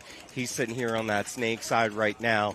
Again, we've got Notorious here in this can, which is very interesting because, again, this can is an interesting bunker. You can hang out for a little bit. You can also make a lot of moves from this bunker. So if they realize that A-Team is in the center 50 and they're going to make a move, I would predict that he would be the player that's going to make something happen. At the same time, Notorious just went from Snakeside corner into Dorito 1 on the slide.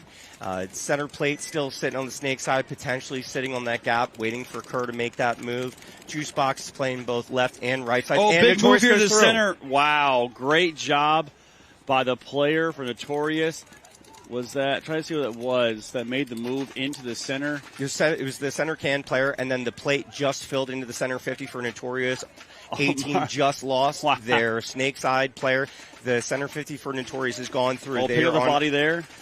Maybe he was getting shot at. He tucked in. Now he's going to play on the far side of the bunker. Notorious is also on A-Team's D4 right now. The Dorito temple. Not enough. So they're trying to. So Marky Franz waving everybody off on Gonzalez. I want to say that the person that made that big cut through was Ty Bateman, who made the big bite there to take out the player on Arsenal, or excuse me, A-Team. So great job there. So Notorious will go up by 1. Marky Franz, whole side of his hopper yellow from Rub. Yeah, I mean, out here you can see all the paint on the bunkers right now. And is starting to potentially drizzle a little bit. I checked the radar before the game. It may be in and out real fast, but we'll see if this is going to change the game. Yeah, right? Yeah, it's always, no matter what you do, it's always going to be a little wet. So as they always say, just wait 20 minutes, it'll change. Yeah, you can see on your screen, so Colt Lukow getting the spin. Looks like Chavez there as well. On the Arsenal side, you got Atkins. You got Doyle. And that was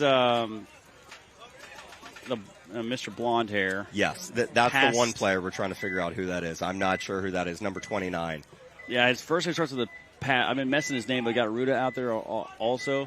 So Scott Stewart acting like he's going to run, pulls up tight, doubling up that home bunker, going to release into the middle. Fit drops one off the bat out of the center. So keying up on Diaz there, who's been a huge force to them up the center so far. 5-on-4 as of right now. Dirty Stu, savior of that last match, is in the wing. So Doyle here with the head wrap. He's looking to go. Yeah, he wants to go. And they just got a flag. I think Colt just got a penalty. taking another one of his players out. Oh, so Stu didn't know he made it in. So Stu, little rope-a-dope action going on right now. So Latham trying to save the day, blocking himself out. Always going to run to his death, though, unfortunately. Getting shot in the pod pack, so Doyle going to close that one out. Looking for the ref for the check just to make sure he doesn't want to get his team penalty. Honestly, at that point in time, just have one of your other guys come do it. Yeah, this is exactly what Arsenal need to do. Down by 2. 6 minutes, 28 seconds left to go. I agree. The first point as well was just one of those bang-bang plays. You know, this may be one of those games where instead of someone sitting, they're just going to be attacking, and we got to clear up the chaos afterwards. So we will see what PB Fit's going to come back and regroup. Who knows if that was... Pasternak. That's who it is, Mr. Blonde Hair. Okay. Sorry, I was killing me because I've said his name a couple times so far. In the end, he definitely enjoys it. You know, yeah. You know when you stick out, when they can't figure out how to say your name, they can say blonde it 3 hair. or 4 times. Hey, Malashevsky, as my dad said, name like Smuckers, you got to be good. You got to have that kind of crazy name. Someone's going to stumble over it, something like that. Mal would have been so nice to know. Mm-hmm. During the week. I could have said your name is Mal or I wanted to make it hard for you. That's what I'm here for. You did. Yeah, you guys did a good job. I was just talking on the webcast or the live stream earlier about this is the first event you guys have actually had last names on your jerseys. Yep. Helped out a lot. It is. It's crazy. So on your screen right now, you can see A-Team in the black jerseys here on the blue side of the field right as they're running through. 50. Right up there. And ref running in on A-Team. There's 2 in the home right now, 1 in the juice box. 1 guy's getting pulled, no flags getting assessed. 5 on 4 in favor of Notorious. So you can see that tag team duo all weekend long. Up on the Doritos side, Bateman and Rodriguez really doing a good job. White Smoke, Marky Franz been playing the center. And so again, we got Mike Kerr right in the center 50. He's sitting on the D side. There's a big lane that center 50 is able to shut down. You can do it from a few other bunkers, but, you know, get forward, make the presence known, and be a thorn in their side. And that's exactly what Mike's doing right now. Again, FSU has that center can player. He's got to come through, potentially clear him out, free everyone else up. Always looks like Kerr's ready to pop the top, though. He's got to be careful, as there is a player in the can looking at him, waiting for him to pop the top. So he is going to peek. Ooh, and he does catch a bounce. So great job there for the pickup and read. They know he's there now, so got to be careful by A-Team. Look for FSU to try to contain that center and not let him move. We've seen a lot of run-throughs from that center breaking things open. Yes, agreed. And then this is where, again, you can win on this field from and FSU running through, and he's going to take out Mike Kerr out of the middle, and he gets blasted. He's going to get blasted. And again, as I was just trying to say, right before that happened, this is one of those. And I believe that was British. A-Team just lost L.J. Hartman, I believe, out of the juice box on the snake side. Home player fills out to the juice box to shore back up that side. This is a field where you can really make a presence known in the middle, but you need to back up your players. LJ's got to get into the snake more, at least draw some guns, make something happen for him as it's going on. So we've got A-Team filling out to the snake side corner right now. I believe he's one of the last players left. We've got Notorious here in the snake side wedge. We've got Dorito 4 just before the 50 for Notorious, as well as the Dorito side corner. So it is potentially a 3-on-2 or a 3-on-1 as of right now. We've got Notorious here talking, trying to figure out, get that cross-field communication going, especially when you have a lot of run-throughs and things like that happen. This is where we need to have that cross-field communication. And Milacek there in the corner for A-Team. That's Mick out there? Okay. Yeah, trying his best right now to hold off this push. But White Smoke here, and then Marky Franz knows where the body is. They are crossed up. Great body language, looking like they want to make the move. Tough bunker to try to gun battle out of, though, as they are crossed up, as A-Team does have a body on the other side as well in the Doritos. So I believe it's 2-on-2? 2-on-2. So we've got Dorito 4 for Notorious. We've got the Snake 2-on-3? 3-on-2 as they, so Bateman is in the 50-yard line brick, and then they also have a player behind him in the... And he's making the launch now. Is he going to take out? He takes out the Dorito. Is he still alive? No, he does pay the toll there by the Mick corner is player. Also eliminated. So Mick tried there to save it. He did get Bateman coming through, but when he did that, White Smoke, Marky Franz was able to drop a ball in on him. So great job there by SA Notorious, FSU Notorious, 50,000 names for Notorious. I like what you did there. So you picked that up, did you? I throw on all those jokes at times, and people look at them like I'm old. This is what I do. I know these jokes. We got PB Fit coming out here against Arsenal. We're going to see what these guys have. Right now, it's 2-1 in favor of PB Fit. So we're going to send out Atkins here. I mean, Atkins and Doyle getting the majority of the spins. Isn't there 2 Atkinson? Yes. So it's actually a father and son combo. John Atkins is the dad, and his son Nick. They play together. Haven't seen a ton of Nick lately. The one long point last game was actually the 2 of them together. Nick was the one that got the shot on the Killers player. Usually I see them kind of like a tag team duo. But we've been seeing a ton of back center Atkins here. So right now we got 5-on-5, both PB Fit and Arsenal. Under 6 minutes. Arsenal just went from the home. They launched into the center plate. He's going to sit Dorito's side. We got Doyle in the snake side, Wedge, as well as Mr. Blondehair from Arsenal in the juice box. He's looking both ways. Obviously, they're trying to make an effort to get into that snake, make that insert. Pasternak. I'm definitely going to butcher that. Well, I believe he's a new pickup for them. Okay. I think he came over from Europe. Okay. Nice. All right. Oh, well, sadly, Mr. P just took a loss. All right, so. Your first commentator curse. Look at you. Hey, that's what I'm here for. So, off he goes. 5-on-4 in favor of PB Fit. So now this pressure's really on Doyle here. He's one of the main linchpins. They've also, Arsenal making a lot. I'm sorry. Rogers making the move back for PB Fit. Try to bait them into that center. Yes, he's really wanting that tower on the Dorito side to try to make that move, and he's going to catch him, but they're not buying it. Oh, they lose. Arsenal loses their wedge player on the snake side, so that brings it to a 5-on-3 right now. Yeah. And then previously beforehand, as we saw, PB Fit launched into the middle and then retreated. It's not a negative thing. What he did in hitting that bunker, making that established presence, he's now retreated to the good defensive position, and his player in the Dorito 1 is watching his back. So when they think they're going to come get him, this guy's just going to roast him right there. Notorious also has that center plate looking Dorito side, home, and the juice box. As we said, 5-on-3 right now, so PB Fit will probably do what they're doing best, get that little bit of a strangle. We got Kenny Frank here in the center. He's sitting on, and PB Fit just dropped a player. They just dropped 2 players, 3-on-3. Kenny Frank just moved from the center can. Wow, Frank. And he got eliminated. Yeah, but he was able to trade out with Rogers, though. So great job by Frank taking the body count down. I believe because of that move, Frank turned it into a 2-on-2. Yep, and so we have Austin Aruda. He is now in the D4. Oh, but Atkins tried to move backwards. He gets shot in the pod pack. So great job by Colt Lukow to get that shot. And there's another player eliminated from PB Fit. Was it Chavez? Chavez tried to launch to the front. Oh, but Colt's going to get picked out. Is it a one? It was a one-on-one. Austin just took a one-on-one, eliminated Colt Lukow. That's Austin Aruda making a move down the D side for Arsenal. So that was last kill. We didn't see Chavez, but Chavez launched, and that's who got Atkins. Yes. But at the same time, Aruda was able to shoot out Chavez, and then Aruda wrapped and was able to get the shot on Colt as Colt was trying to figure out where the bodies were. I'll tell you, I'm really excited about this Arsenal and PB Fit game because we've had 2 quick bang-bang points, and then we've also had some slower games in which the teams have to have their communication on bat, figure out what the strategy is going to look like, and make it happen. So I'm really excited for this game. So we have 30 seconds left. So kind of break down, for this weekend. I know Jesters didn't have the weekend they wanted. What went right for you guys? So the one thing that we were always good at is punching in the mouth. We were always in the middle, making our presence known.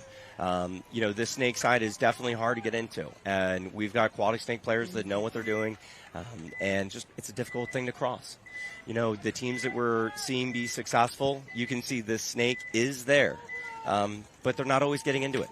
And if they do get into it, it's 1 out of 5, 2 out of 5. As you're saying right now, the big dig out to the corner here on the snake side as FSU is going to lose Ivan Gonzalez out the back.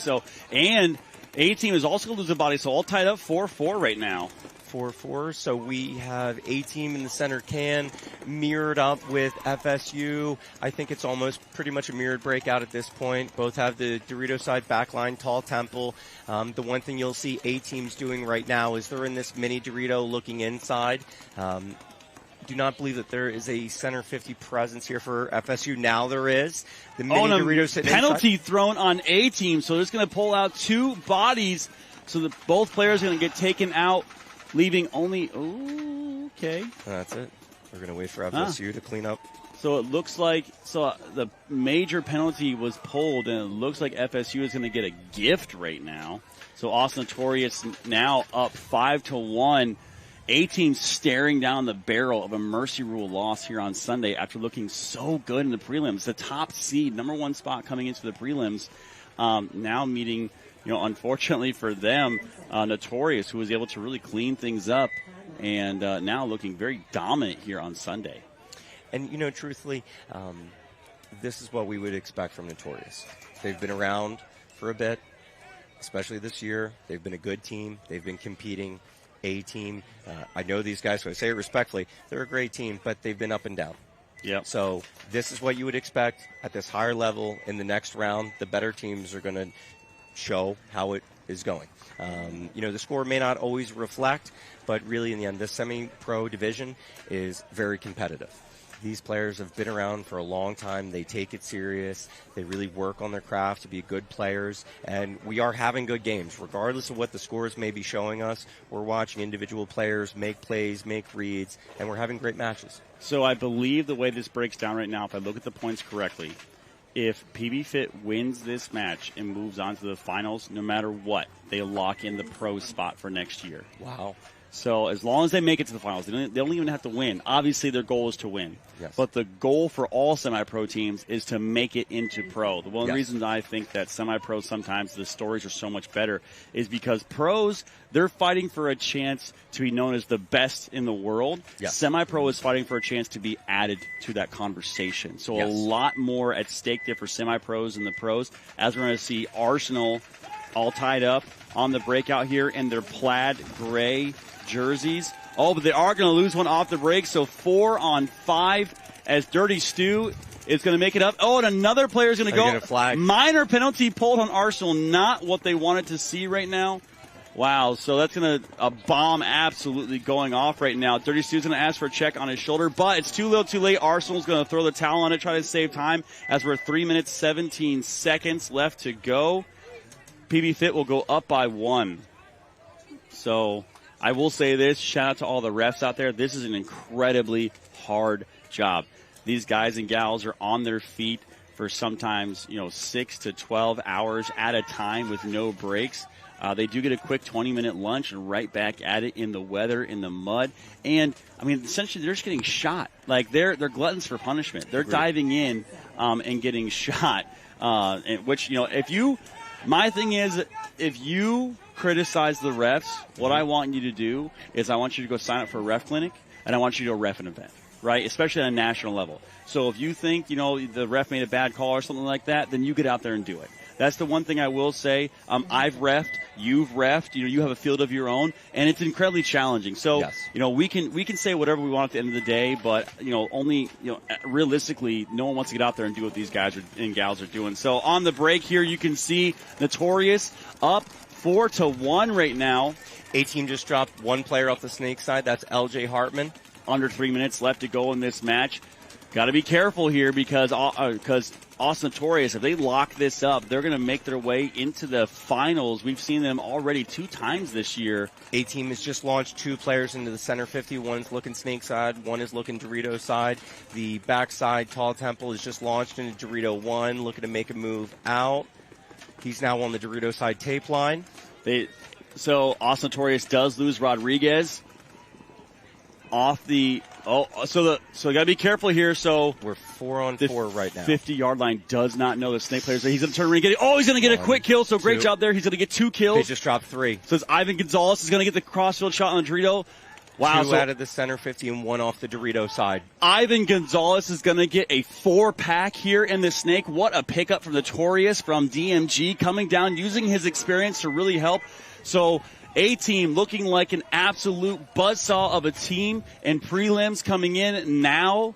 They're going to be, they're going to get mercy ruled if they don't bring something back. 3 minutes left to go. They have to score 4 points just to even tie it up at this point. Agreed. I mean, a completely different situation than what we're seeing here for the PB Fit Arsenal game. Bang, bang action all the time. And, you know, right now only separated by 1.3 minutes, 17 seconds left to go. You know, and obviously shout out to A-Team because they've had some fantastic snake players. The one thing we do have to admit is that they do not have a snake presence.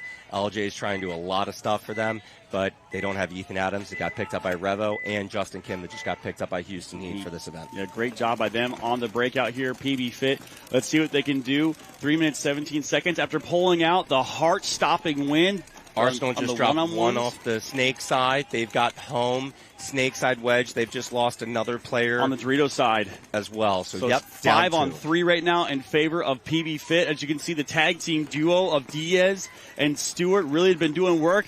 Kenny Frank just launched through the middle on Arsenal. Going to trade out. Yep. But Diaz. then at the same point in time, PB Fit just got a penalty taking out another player as well. So this could potentially be a 3-on-3 right now. We've got John Fram in the snake side wedge, and then we've got a center player for PB Fit as well as backside tall temple in the juice box. So it wasn't a penalty, so they did not throw. It just fell out of the rest pocket. Okay. It went into the air, that's why I said it so. And all right, so we've got the can for PB Fit that just went in there, so they're mirrored up. Fram's going to come through. Wow, great job. Shooting Stu in the back. And Fram just took an elimination as well from the Doritos side. And Colt just got hit in the loader on the D side. He's out now, too. So just leaving Charles Latham here to try to fend off. Is it a one-on-one? I think it's a one-on-one. One-on-one. Yeah, you want to yell it? You can't yell it. You can't. So Latham losing the body, doesn't know where the Arsenal body is. Arsenal keyed up right now. Is that Atkins? Yes, we talked about the father-son duo. This is Nick Adkins right now. He's in the 50. But he's going to lose the one-on-one. Latham is going to absolutely piece him up. Great job. Minute 44 left. PB Fit's going to go up by 2. I think I just commentary cursed 2 people. You did. I did.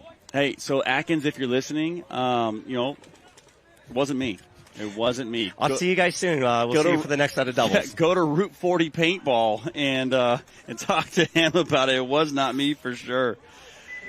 Yeah, I mean that's the thing though, is like you're commentating the action, you're trying to keep track of everything, and sometimes you just see a move coming, and you're like, ooh, Vakin doesn't pay attention. He's gonna get he does. And I've been on both sides of that coin. I've made 1 or 2 good moves, and I've made more terrible moves. And Ivan Gonzalez getting a 4-pack last match. Looks like he's going to come out. Who's A-Team going to send 2 minutes, 4 seconds left to go, down by 4.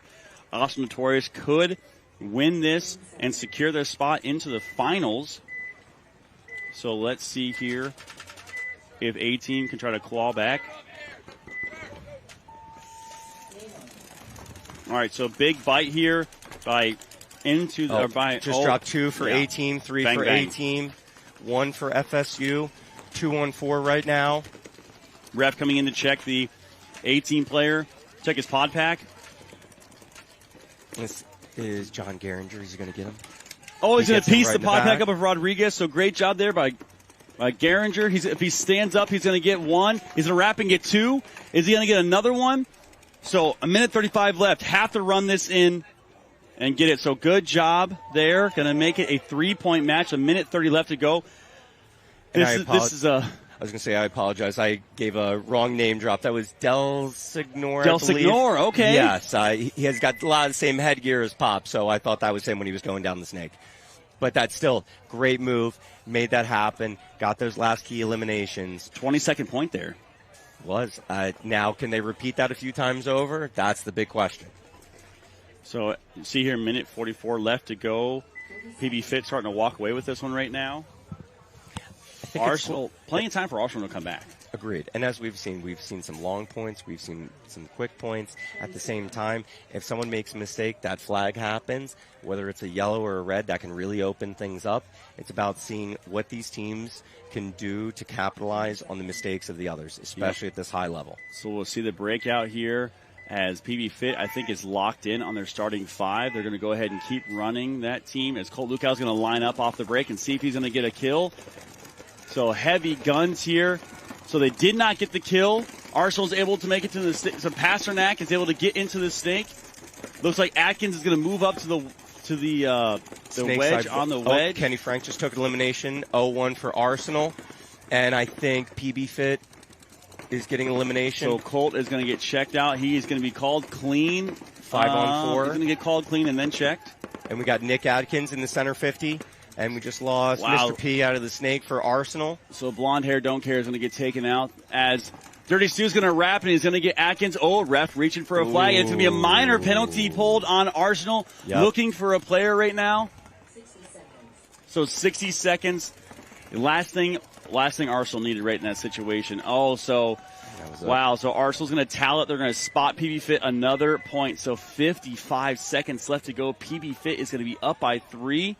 And we're looking at this very similar situation here on the Notorious A-Team game. Also Notorious up by 3. Just going to give a quick shout out to our sponsors real quick.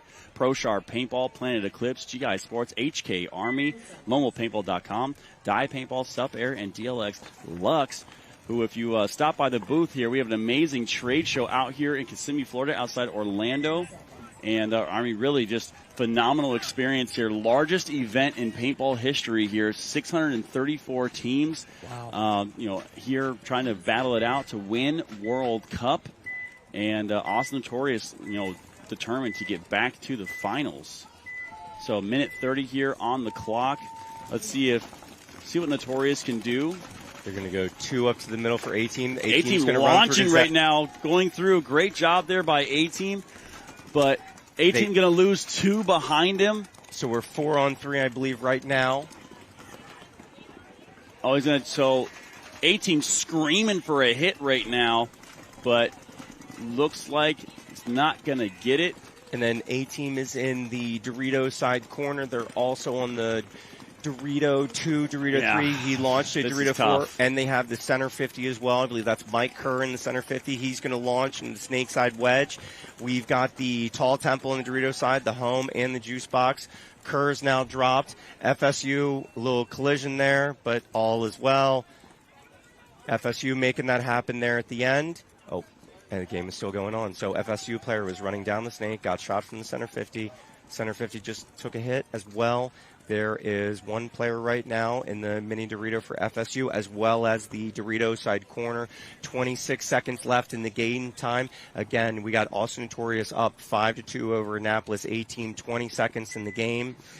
If no one hits the horn, Notorious will probably strangle the rest of this timeout, making that the game, giving them 5-2. We got 10 seconds left in the game. This was a great game by both teams. Really heavy action up the middle, but it's that counterpunch. Who's got the second, third counterpunch? And that's the game. Wow, so great job here by Notorious taking out the first seed in their brackets. A-Team is going to be sent home here in the semifinals. What a fight. What a great job.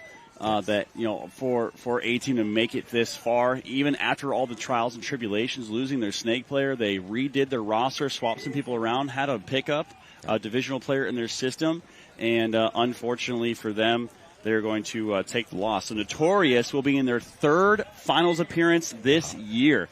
So they made a finals at the first event against PB Fit. Mm-hmm. They made a finals at the 3rd event in Chicago, right, against Blastcamp. Unfortunately, taking second place both times. So is World Cup the place where Notorious can finally get on top? Like I said, PB Fit, I believe, locks the pro spot no matter what. All right, off the break here, we've got Rogers up to the wedge on the snake side. And Arsenal drops 1 player out of the middle. They drop 2 players out of the middle. Just running to their deaths at this point. I think they dropped 3 off the sideline. 4, I think they just kind of ran to their deaths here. Yeah, Pasternak trying to run through, but he gets shot up too. So PB Fit is going to work this out as they are up by 3. They do manage to shoot Colt Lukow out, but unfortunately, I think it's going to be too little too late as we're under 20 seconds here on the clock.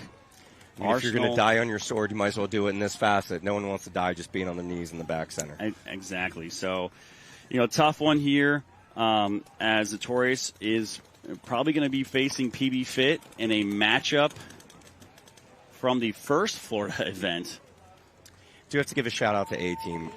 They actually beat Blastcamp yesterday, which hurt their chances of getting that pro spot, which then also helps PB Fit and Notorious because obviously that was a 3-team race. Yep. So as 4-team race with Distortion. 4-team race. Oh, you're right. And Distortion took a nasty loss today, I believe. Yep. So that will do it for this set. So next time you see some semi-pro action, will be on the Go Sports field. So make sure you watch me there with Maddie Marshall. We're going to be commentating the WNXL finals and the semi-pro finals. We have some WNXL action. Get ready to come up, and I'm going to have Matt, the gym rat, in the booth with me to commentate that. So again, I'm Vince from Let's Talk Paintball, joined here by the owner of 40 Route 40 Paintball? Yep, Route 40 Paintball Park in White Marsh. My dad's been, obviously a figurehead in the game, since the beginning, and he's had fields and stores in the Maryland area for the past 30 years. So check us out, route40paintball.com.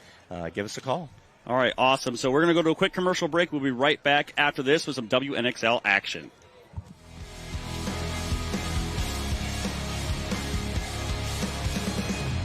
I've heard the word surreal being used a lot, and that's really true. I don't think anybody ever expected anything like this to happen. It wasn't something that we asked for. I think it was something that we didn't realize we were missing it until we had it. The reason that WNXL is important to have is because it creates a community that simply welcomes more women to the sport in general. To be able to go on the field and compete against your actual friends and your sisters, and then come off the field and be friends off the field is a huge thing. I've been in paintball for as long as I can remember. My dad's been doing paintball for 30 years, and I've been playing for 8. So I think it's great that we get to have this opportunity to have a voice out there finally and be able to show all these guys what we can do on the field. They have accelerated their rate of learning and being taught by some of the paintball's greats, like Dave Baines from Sacramento Diamonds, like Todd Adamson from Femmes Fatale, my own husband, Mike Paxton, who's representing Destiny. There's so many people that love helping others, especially the female kind. And I think it's really important for us as leaders of these women to show them that they're capable. Not that we have to cater, but that we can give them the tools necessary so they can compete on an equal playing field. If we give them the platform and we give them the tools, these female kind can play just like the male kind.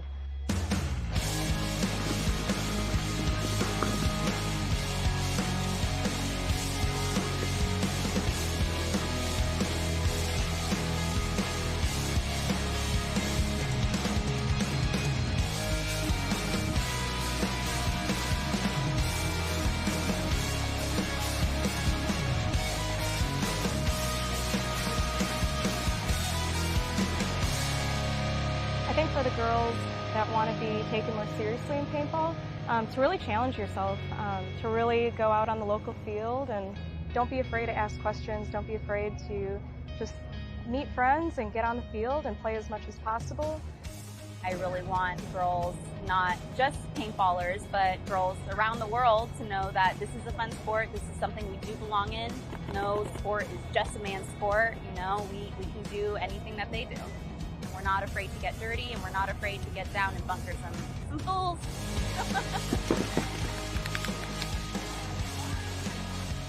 For them to showcase women in paintball is super important. The WNXL is still a brand new league, and obviously we're super excited to be a part of it and be a part of a new history, but we're also looking forward to the next generation of girls. It makes me so happy to see that there's so many people that are behind this women's division. For those of us that have been doing this paintball thing for a long time, we owe it to our community to pass the torch. And I guarantee you that everybody in the long run is going to be thankful for it. It's only going to help everybody in the bigger picture at the end of the day.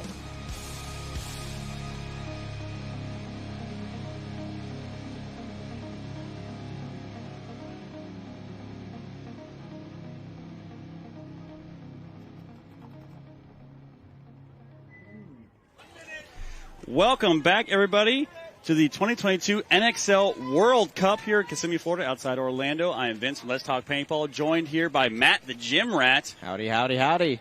And we're going to commentate some WNXL action here. We got the Heroines taking on Vibe. which should be an amazing match. We'll have Destiny taking on the Femmes as well. So this is the battle right now. Heroines and Vibe, they're the newer female names in paintball, right? Now, legendary names, Destiny and Femme Fatale. So this is going to be a battle of the legacy teams versus the new, built teams here from WNXL, and then going into finals. Will we see a repeat of Florida or potentially see a repeat of Philly, where Destiny made it into the finals both matches, but they faced Vibe in one in Florida and Heroines in the other? Or are we going to see Femme Fatales making their first finals appearance? We're going to find out in this set as all the action goes down live and free all weekend long on the breakout here. Dallas Vibe going to make a big bite here to the corner. So great job there. Getting out as the Heroines are going to send up send up a player all the way up into the wedge on the snake side. 2. The Heroines just lost 3. Wow. Oh, man. So great off the break shooting. Oh, but Vibe gets a penalty. A major. That's a minor. I believe that was a minor. They only pulled two, they only pulled one out, so I believe it was a minor. But on Vibe, though, up 3 bodies to 2. As you see, Heroines here. 3-2.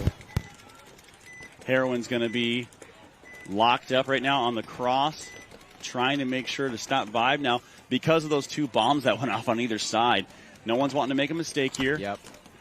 Yeah, and the Heroines have this cross right here, which is really hard to break, where they have this snake side wedge and then also the Dorito side mini W. So Guy has moved up to the W now for Vibe, and they're starting to push a little harder. Actually, that's Allen. I apologize. That's Allen, not Guy. But Allen's going to get the shot here on Titus from the Heroines, leaving it just a 1-on-3. Yeah, Heroines going to go ahead and towel that one. Yeah, that was a good call.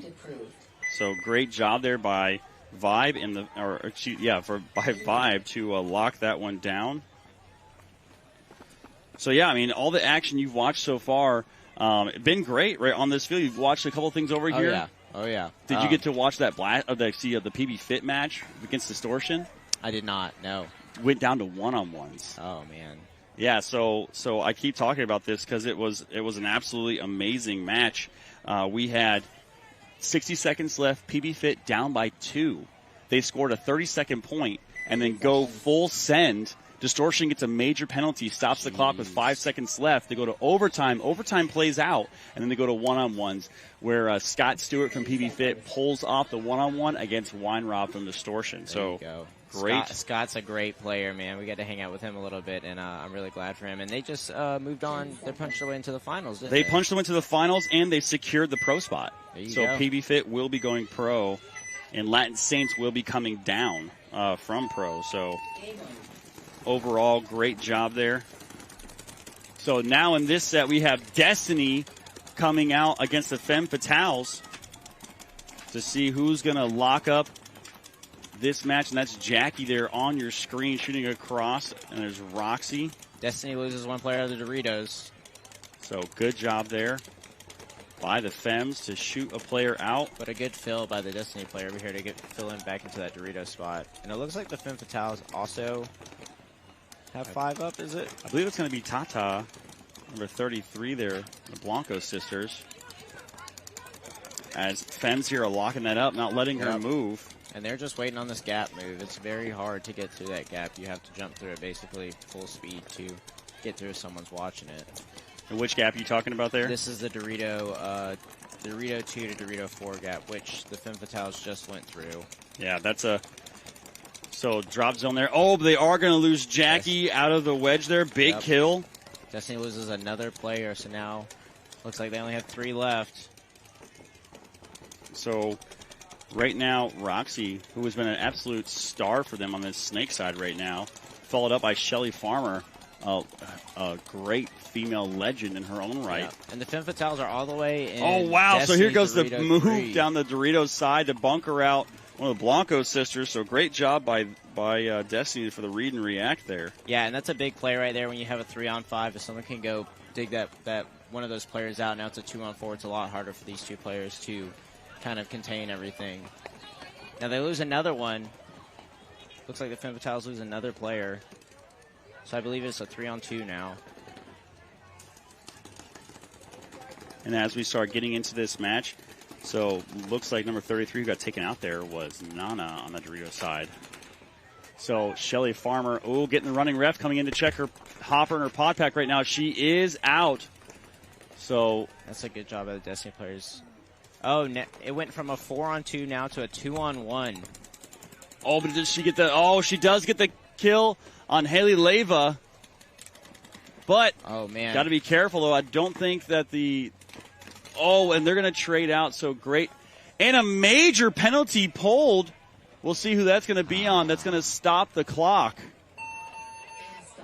So who was that major pulled on? We're about to find out. So they're saying the major's going to be on the Destiny.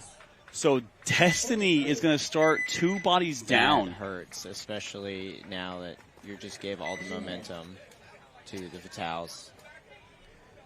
Yep, so as we're getting into right now, so Destiny's probably going to have to start down 2 bodies. That's tough. Again, I'm Vince from Let's Talk Paintball here. Look at a nice new hat from Island Designs. There like you that. Go. Looks good, man. Joined here by Matt the Gym Rat. You see a Transfuse shirt there, so they were nice enough to come over. They brought me some Transfuse I was drinking earlier. So how's it taste? Yeah, it's great. I had the blueberry vanilla one. There you go. The new flavor.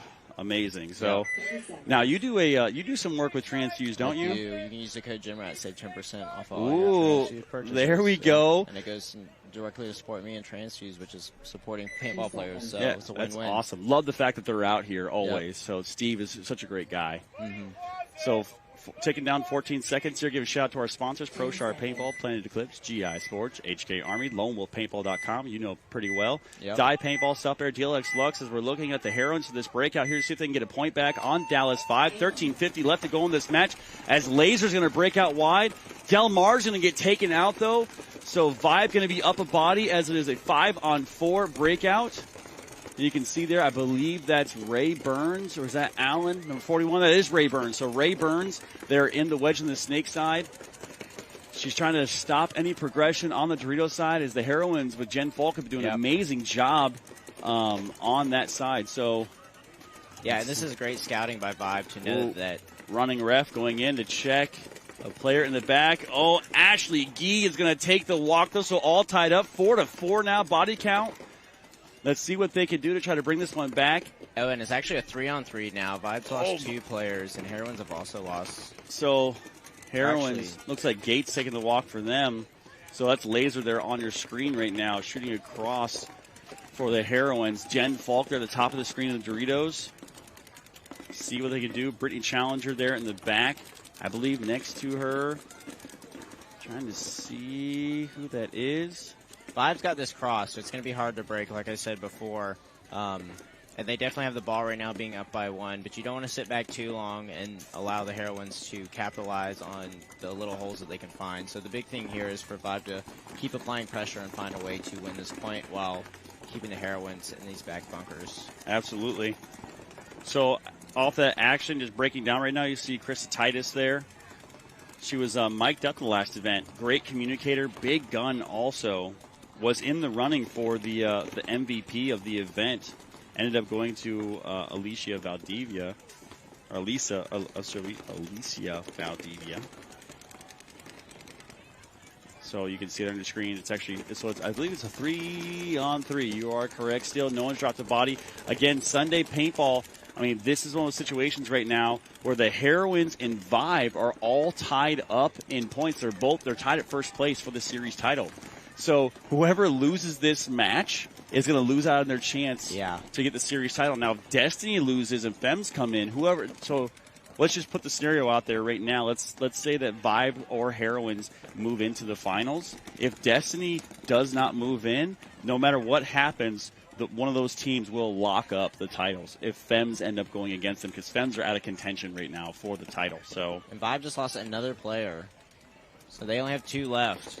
So that's going to be Ray. That's going to lose. I believe it's Allen over there next to Challenger.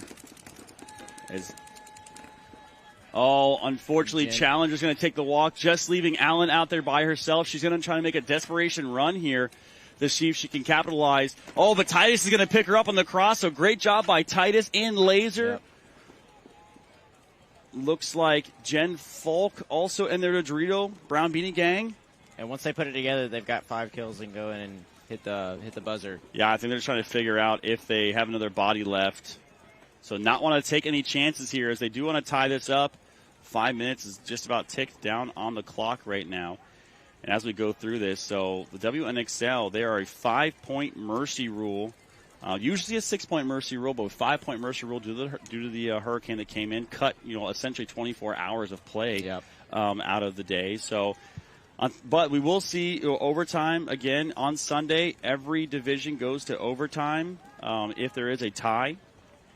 And we've seen some low-scoring points there. Obviously, things have slowed down. Sunday paintball is completely different. You can't test out as many things, right? Nope. Your testing phase is done and over with. This is where you're locked in. You know your starting line. You know your game plans. You've done a ton of scouting. You know what you have to do. Yep, 100%. You've already tried everything in the prelims that you know works, and now it's in this book that you have. And anytime you run into walls, you go into the book and you figure out how did you break it last time. You basically pull it out of the book and put it onto the field. Go out there and execute. So Tammy Adamson, Shelly Farmer, looks like Danielle Rojas, Roxy. Trying to see the jersey number here for this last player coming out. That's Hernandez. So Hernandez getting a spin, doing it really well. She's the one that made the run through and kind of broke that game open on the Doritos side. So, yeah, and Destiny starting with 3 players because of that major. Yeah, so it looks like they're going to start with B. Is that B or is that Jackie? B and Jackie, very similar, kind of builds, very similar play styles there. So looks like we're going to see the Femmes break out. Tammy Adamson here.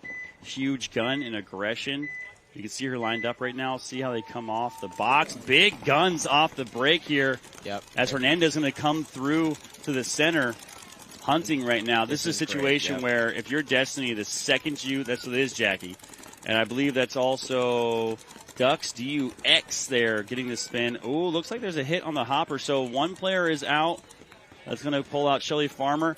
And they're going to hopper hit. Surprised there's not a minor pulled there. She was rolling her gun. 3 Fatales players run off all at the same time. Wow. It's a 2-on-2 now. So they evened it back up. 3-on-2. So is there one more body left alive there? Let's see who is. Yeah, I don't think Destiny's lost a body yet. No, 3-on-2. So Destiny originally started down 3 bodies, now bringing it back to a 3-on-2. What an amazing job here. Yep, now they have to just capitalize, figure out where these guns are pointing, and make moves off of it. Trying to see who's on the Doritos side there for Destiny. So Tammy Adamson and Danielle Rojas. Blanco sisters. Is it all right? So that is number 33 there for Destiny. Locking things up on the Doritos side. I believe that's Nana. And then Tammy Adamson going to get the check here. Check that hopper. She's good. It's just some rub. So things definitely slowed down here as we're creeping into that 10 minutes on the clock right now. Yeah, and the Destiny Snake player has the ball here. Both players are looking. Oh, Tammy's got to be careful. She might have caught one in the pod pack. Ref going to go in and check. Yep, she just got hit. Oh, she's out. And a minor penalty pulled at the end, but she did have enough bodies to assess, so they will be fine. Great job there by Destiny to lock that one down. I mean, if you're Todd Adamson right now, how mad are you? Your team just lost a 3-on-5. Yeah, I mean you have the ball. You have a lot of room to move, make moves, and get up the field. And to lose that, it's rough. And the lightning that must be infused into Destiny right now, winning a 3-on-5. Yeah, it's a major momentum shift whenever you win a 3-on-5. I've done it before. It's huge. Oh, I apologize. That was Souza, actually, not Ducks. That was actually Souza that got in. So great job there by Souza. Apologize, couldn't see the back of your jersey till now. So Souza, Jackie, and Nana go ahead and they're going to pull out that 3-on-5 victory. So. And Destiny is not a team that I would want to have to play when they have a lot of momentum. So yeah, not a great idea to go against them. Let's see. All right, so in here in the comments on the Facebook live stream, we got Let's Go Vibe from Jordan. We got Andrew, Jen about to take some souls. Yeah, Jen's doing a phenomenal job out here. Yes, Jay, Texas Finals, exactly. And we got some people watching this, so thank you so much for tuning in. We appreciate all of you out there. As we get into this WNXL set here, 1-1, Heroines versus Vibe. 10 minutes left, 10 minutes, 8 seconds here on the clock. The break timer is stopped. Refs are talking about that last call. Did they throw the minor before the towel was hung, or did they not? Yeah, so the thing right now is it sounded like they toweled it. Yes, right? as the minor was being thrown. As the minor was being thrown, but it looked like the last Fatale's player was walking off the field like she had already gotten shot when the minor was thrown. So that might be the situation they're trying to figure out right now. Are they starting down 1, or are they starting with all 5? So we will figure that out here. Just again, Vince from Let's Talk Paintball here with Matt the Gym Rat. Phenomenal creator. Go watch some of his videos if you haven't already on YouTube. Now, you just played the Mech X-Ball. That's your recent video you had on there, right? Yeah, we went out to Fit and played Mech X-Ball, which is a great environment. I think it's probably one of the best environments to play. Honestly, I think it's the best environment to play paintball in. Everyone from every different division plays together, so it's really awesome. Big street ball situation there. All right, 6 seconds counting down right now. Rosie McCurley here. Look for her to go deep. She was doing a great job getting into the snake. I believe she does get caught. No, she checked. It was a bounce, so great job by Vibe. They did bounce her going in, but she is clean, so shots on point. But you got to check your paint with the weather getting a little wild. So there's Alan on your screen right now covering that backside. Yeah, she has all of the snake side to play with now, which is big because the widest person for Vibe is in this juice box over here on the snake side. Also there, Salinas on your screen, number 16, shooting across, trying to catch a inside shot. So no one looking at Rosie right now. So they know she got into the snake because they put pressure on her. Yep. But now she's stuck here in snake 2. Just drawing the guns. So in a situation like this, the snake has not been as potent, but it does draw a ton of guns. Yes. So that's what they're trying to do right now to see if Heroines can sneak some bodies up on the Dorito side. Rosie's got to be careful not to bump back too far, and she does get some help as Laser fills behind her. Yeah, and if she can get some information here that she has a snake to herself, she can lay down and crawl all the way to their snake if she wants to. Yeah, but she's got to be careful, though, because they do have the wedge on the snake side is now looking that direction. Oh! Vibe loses their Dorito player. So Vibe loses 1. So 5-on-4 action right now. So Rosie's calling the Dorito 1, so they know there's someone in the Doritos. She's got to be careful. Oh, the gun switched off of her, so she has a chance right now. Yep. Rosie can make the move down the field. All the guns have pulled off of her. Focus on the Dorito side as the Heroines are making a huge move down the Doritos as well. Oh, and I think they get her. Yep. Wow, phenomenal kill from Rosie. Going to work here. But the juice box here in the back has switched sides to look at Rosie. Yep. So Rosie's got to be careful. She does have 2 guns on her now. So now the little lay-down cowboy hat there, they call it the cowboy, a couple different things. It's that bunker you can see on your screen right now. Salinas turned her gun. The juice box player also turned her gun to look that way. So Rosie is just going to go to town here, trying to shoot a bounce shot. She's trying to hammer that can shot, as you can see, to try to take out Brittany Challenger. Now, Brittany Challenger married to male pro Ben Challenger. I kept messing around with him, just saying like, no, Ben, you're Brittany's husband.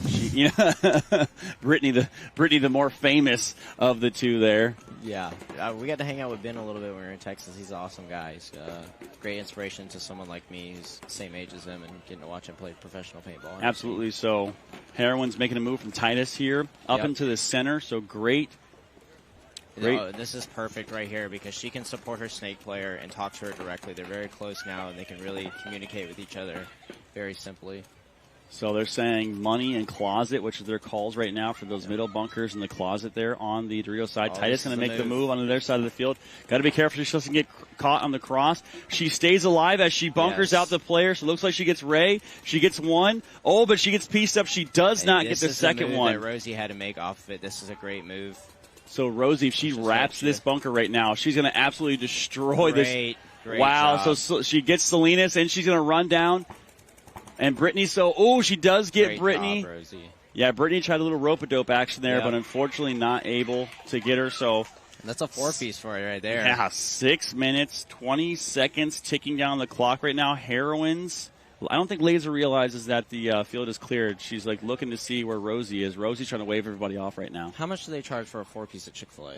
I don't know, but Rosie should get it for free. She just gave it to us for free, so. I've been saying 2-piece and a soda all weekend long because they've been, especially these players popping the top, they just keep getting crushed in the hopper. So, little 2-piece and a soda there. That was a great job. Great job by the Heroines. That's great teamwork there, too. Rosie capitalizes off the chaos and goes down into their snake and gets another 2 players. Great patience, too. Absolutely. So if you're just now tuning in, thank you so much for watching this live and free stream all weekend long. Again, we are here at the 2022 NXL World Cup. If you're in the local area, please feel free to stop by. We have an amazing vendor section. Sunday paintball at World Cup is the most important day in all of paintball. It's the biggest. It's where champions are crowned. Yep. So we will see, as Maddie Marshall says, it does not matter how you've done this whole season. If you win World Cup, you are the top dog for essentially the next 4 months and 5 months until the 2023 season starts. Yep. I know I'm excited for the off season as well, and to see the conclusion of the day, to see all the crazy action and news that's going to happen. Yep. So, but lots of tournament left to play here, as Ducks is going to get the start this time, running all the way into Snake 1. Oh, but she does get caught, unfortunately, for her. So the Destiny will go down 4 bodies to 5, with Femmes having the advantage. Yeah, and now if you look at this, the Femme Fatales player is standing over top of the Snake corner. She's got this whole side to herself. Yeah, I believe that's Daniela Rojas. Now going into the Snake is Roxy. Yeah, absolutely. So Daniela laying down suppressive fire essentially to let Roxy get in there. Ref running in to check the player on the Doritos side. It looks like just rub, so everything's good to go there. We're getting ready to tick down the 10-minute mark here. Still 1-1, all tied up here.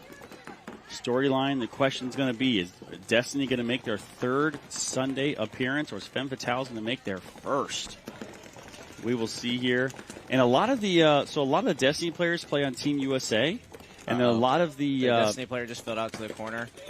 I was going to say a lot of the Femmes, a lot of the Femmes players play on the Latin American, I believe the Colombian team, I want to say, down there. But that being said, trying to get into the Snake right now, trying to get that shot. Running ref in for the Fatales. Yeah, got to be careful here, because if Roxy leaves her pod pack out too much, she's going to get pieced up, as both teams losing a player. This is the move right here. She's going to get her. Wow. All the players are looking at the Doritos side right now. So Carrie going to go and just get 2 players. What an amazing run there by Carrie. She's going to clear the field. Number 7 from Destiny, breaking that one open. Going to hit the buzzer there as she has to jump to hit it. Oh, man. So now 8 minutes, 58 seconds. Destiny's going to go up by 1. That was a huge play. Just to realize that, and just to have, that's paintball instinct right there. You can't teach it. You have to learn it. Absolutely. And that's one of those things, that instinct, that spider sense. Yep. It comes naturally to some players, and like the Blanco sisters that have it. So walking on the field right now, we got Paredes, we got Allen, we got Salinas, got Challenger, we got Guy. So Salinas running back to the pit, having some issues, looks like, with her marker. Gun problem. 30 seconds. So 30 seconds, so she has to be careful. She needs a gun.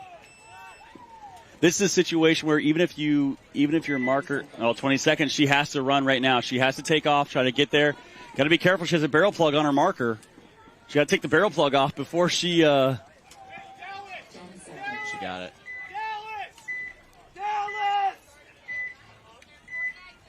So let's see what they're going to do here on the break. standard play here that they've been doing. 5 alive for the Heroines. Yeah, 5 alive for Vibe as well as they're setting up into the center, pushing. Oh, but they are going to lose their center player. That's a tough one, as I believe Allen is going to take the walk. Oh, she's going to catch a couple extra on the way out. I believe that's Allen. Double check that jersey for me. You can see her over there. It is Allen. Okay, so it is Allen. Allen not happy with that there, shaking her head. Rosie McCurley in the corner there. On your screen right now, we have Vibe. We have Brittany Challenger, Lauren Salinas. We have Guy in the back, believe. We have Paredes as well.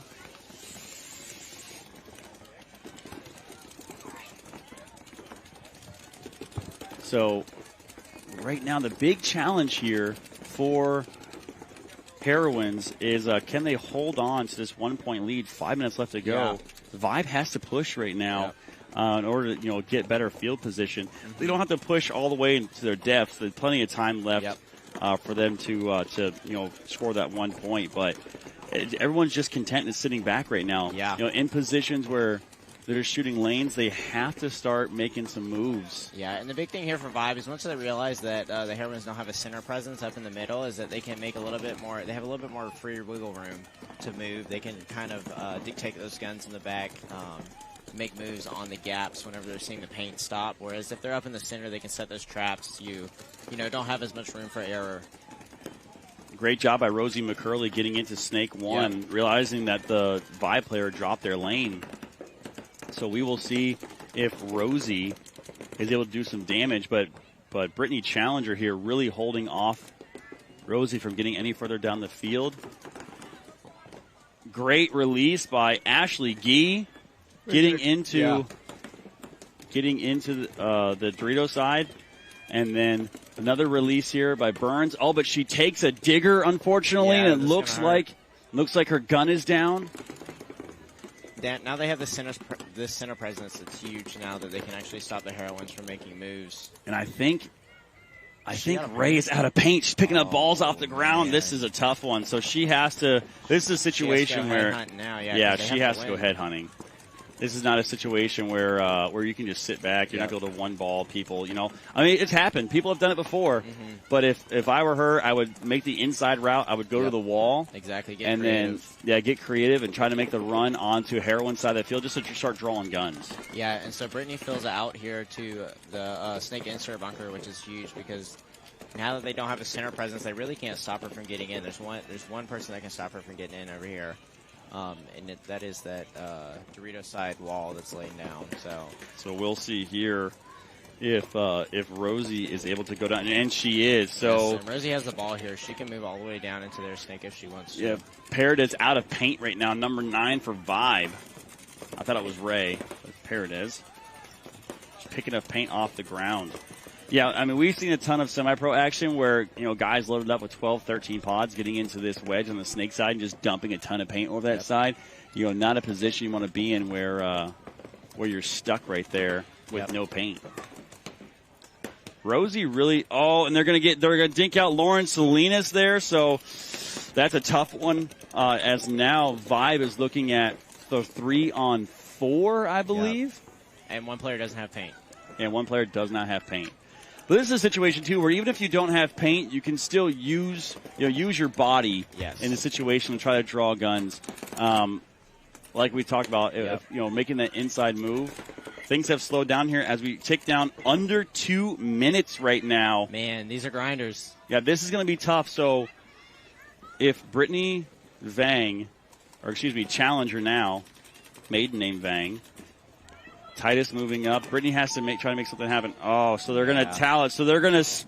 Wow. They had to there. Yeah, so they're going to spot Heroines a point with 1:46 left to go. That is a tough spot to be in. 1:46. All tied. So Heroines are up by 2 points. 1:46 left in the match. Yeah, and that was a good call by the coach because there they can come back, say, hey, this is what you had, this is what you need to do. It'll give them more time to come back and score 2 points instead of sitting there and obviously being down 3 to 4, or 3 on 4, 3 on 5, and having to hopefully have their players pull it out, you can now regroup and say, hey, this is what we have to do to go win. Yeah, exactly. And hopefully put a little bit more paint on your back. Yeah, I did want to say, by the way, thank you for the stickers. Those things are awesome looking. Yeah, you like them? Yeah. I try to make sure that everyone that comes out here and meets me gets to really take a part of me back with them. So I need to hit you up to see who's making your stickers, because I need to get some Let's Talk Paintball ones for 2023 season. So looking at this now, it's a close match, 8:58 left to go. Femmes down by 1. See if they can make this big push out here. Daniela does get out to the corner, and they put Galeo. 2 in the center. Oh, but they lose 1. Oh, they do lose their center push, so unfortunately. But Destiny also loses a player. It looks to be a 4 on 4. So 4 on 4 action right now. Let's just see if they can hold on as Souza, who was doing a phenomenal job here on the snake, isn't able to make it alive. So great lanes, great gun control here.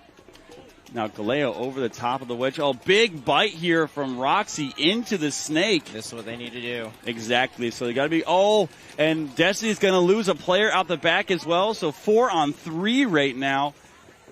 Fatales have all the momentum. Yeah, Galeo up into the center.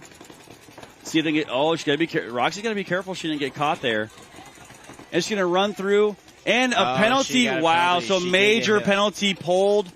What a loss there on the Femmes. Oh, and another major. And another major penalty going on right now. Is this going to be on Destiny? So there are no players left alive on the field. So I think that's 2 major penalties, 1 on each team. Let's see what's going to happen here. We're getting some clarification from the head ref and the ultimate. But I think Nicole Brooks ran through and got a major as well. We'll see. We'll see what happens there.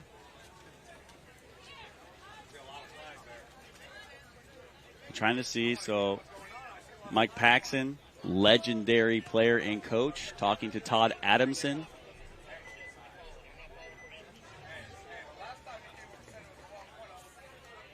So let's just see. So really good friends and competitors here, Todd Adamson and Mike Paxson. So Mike Paxson, coach of the Destiny team.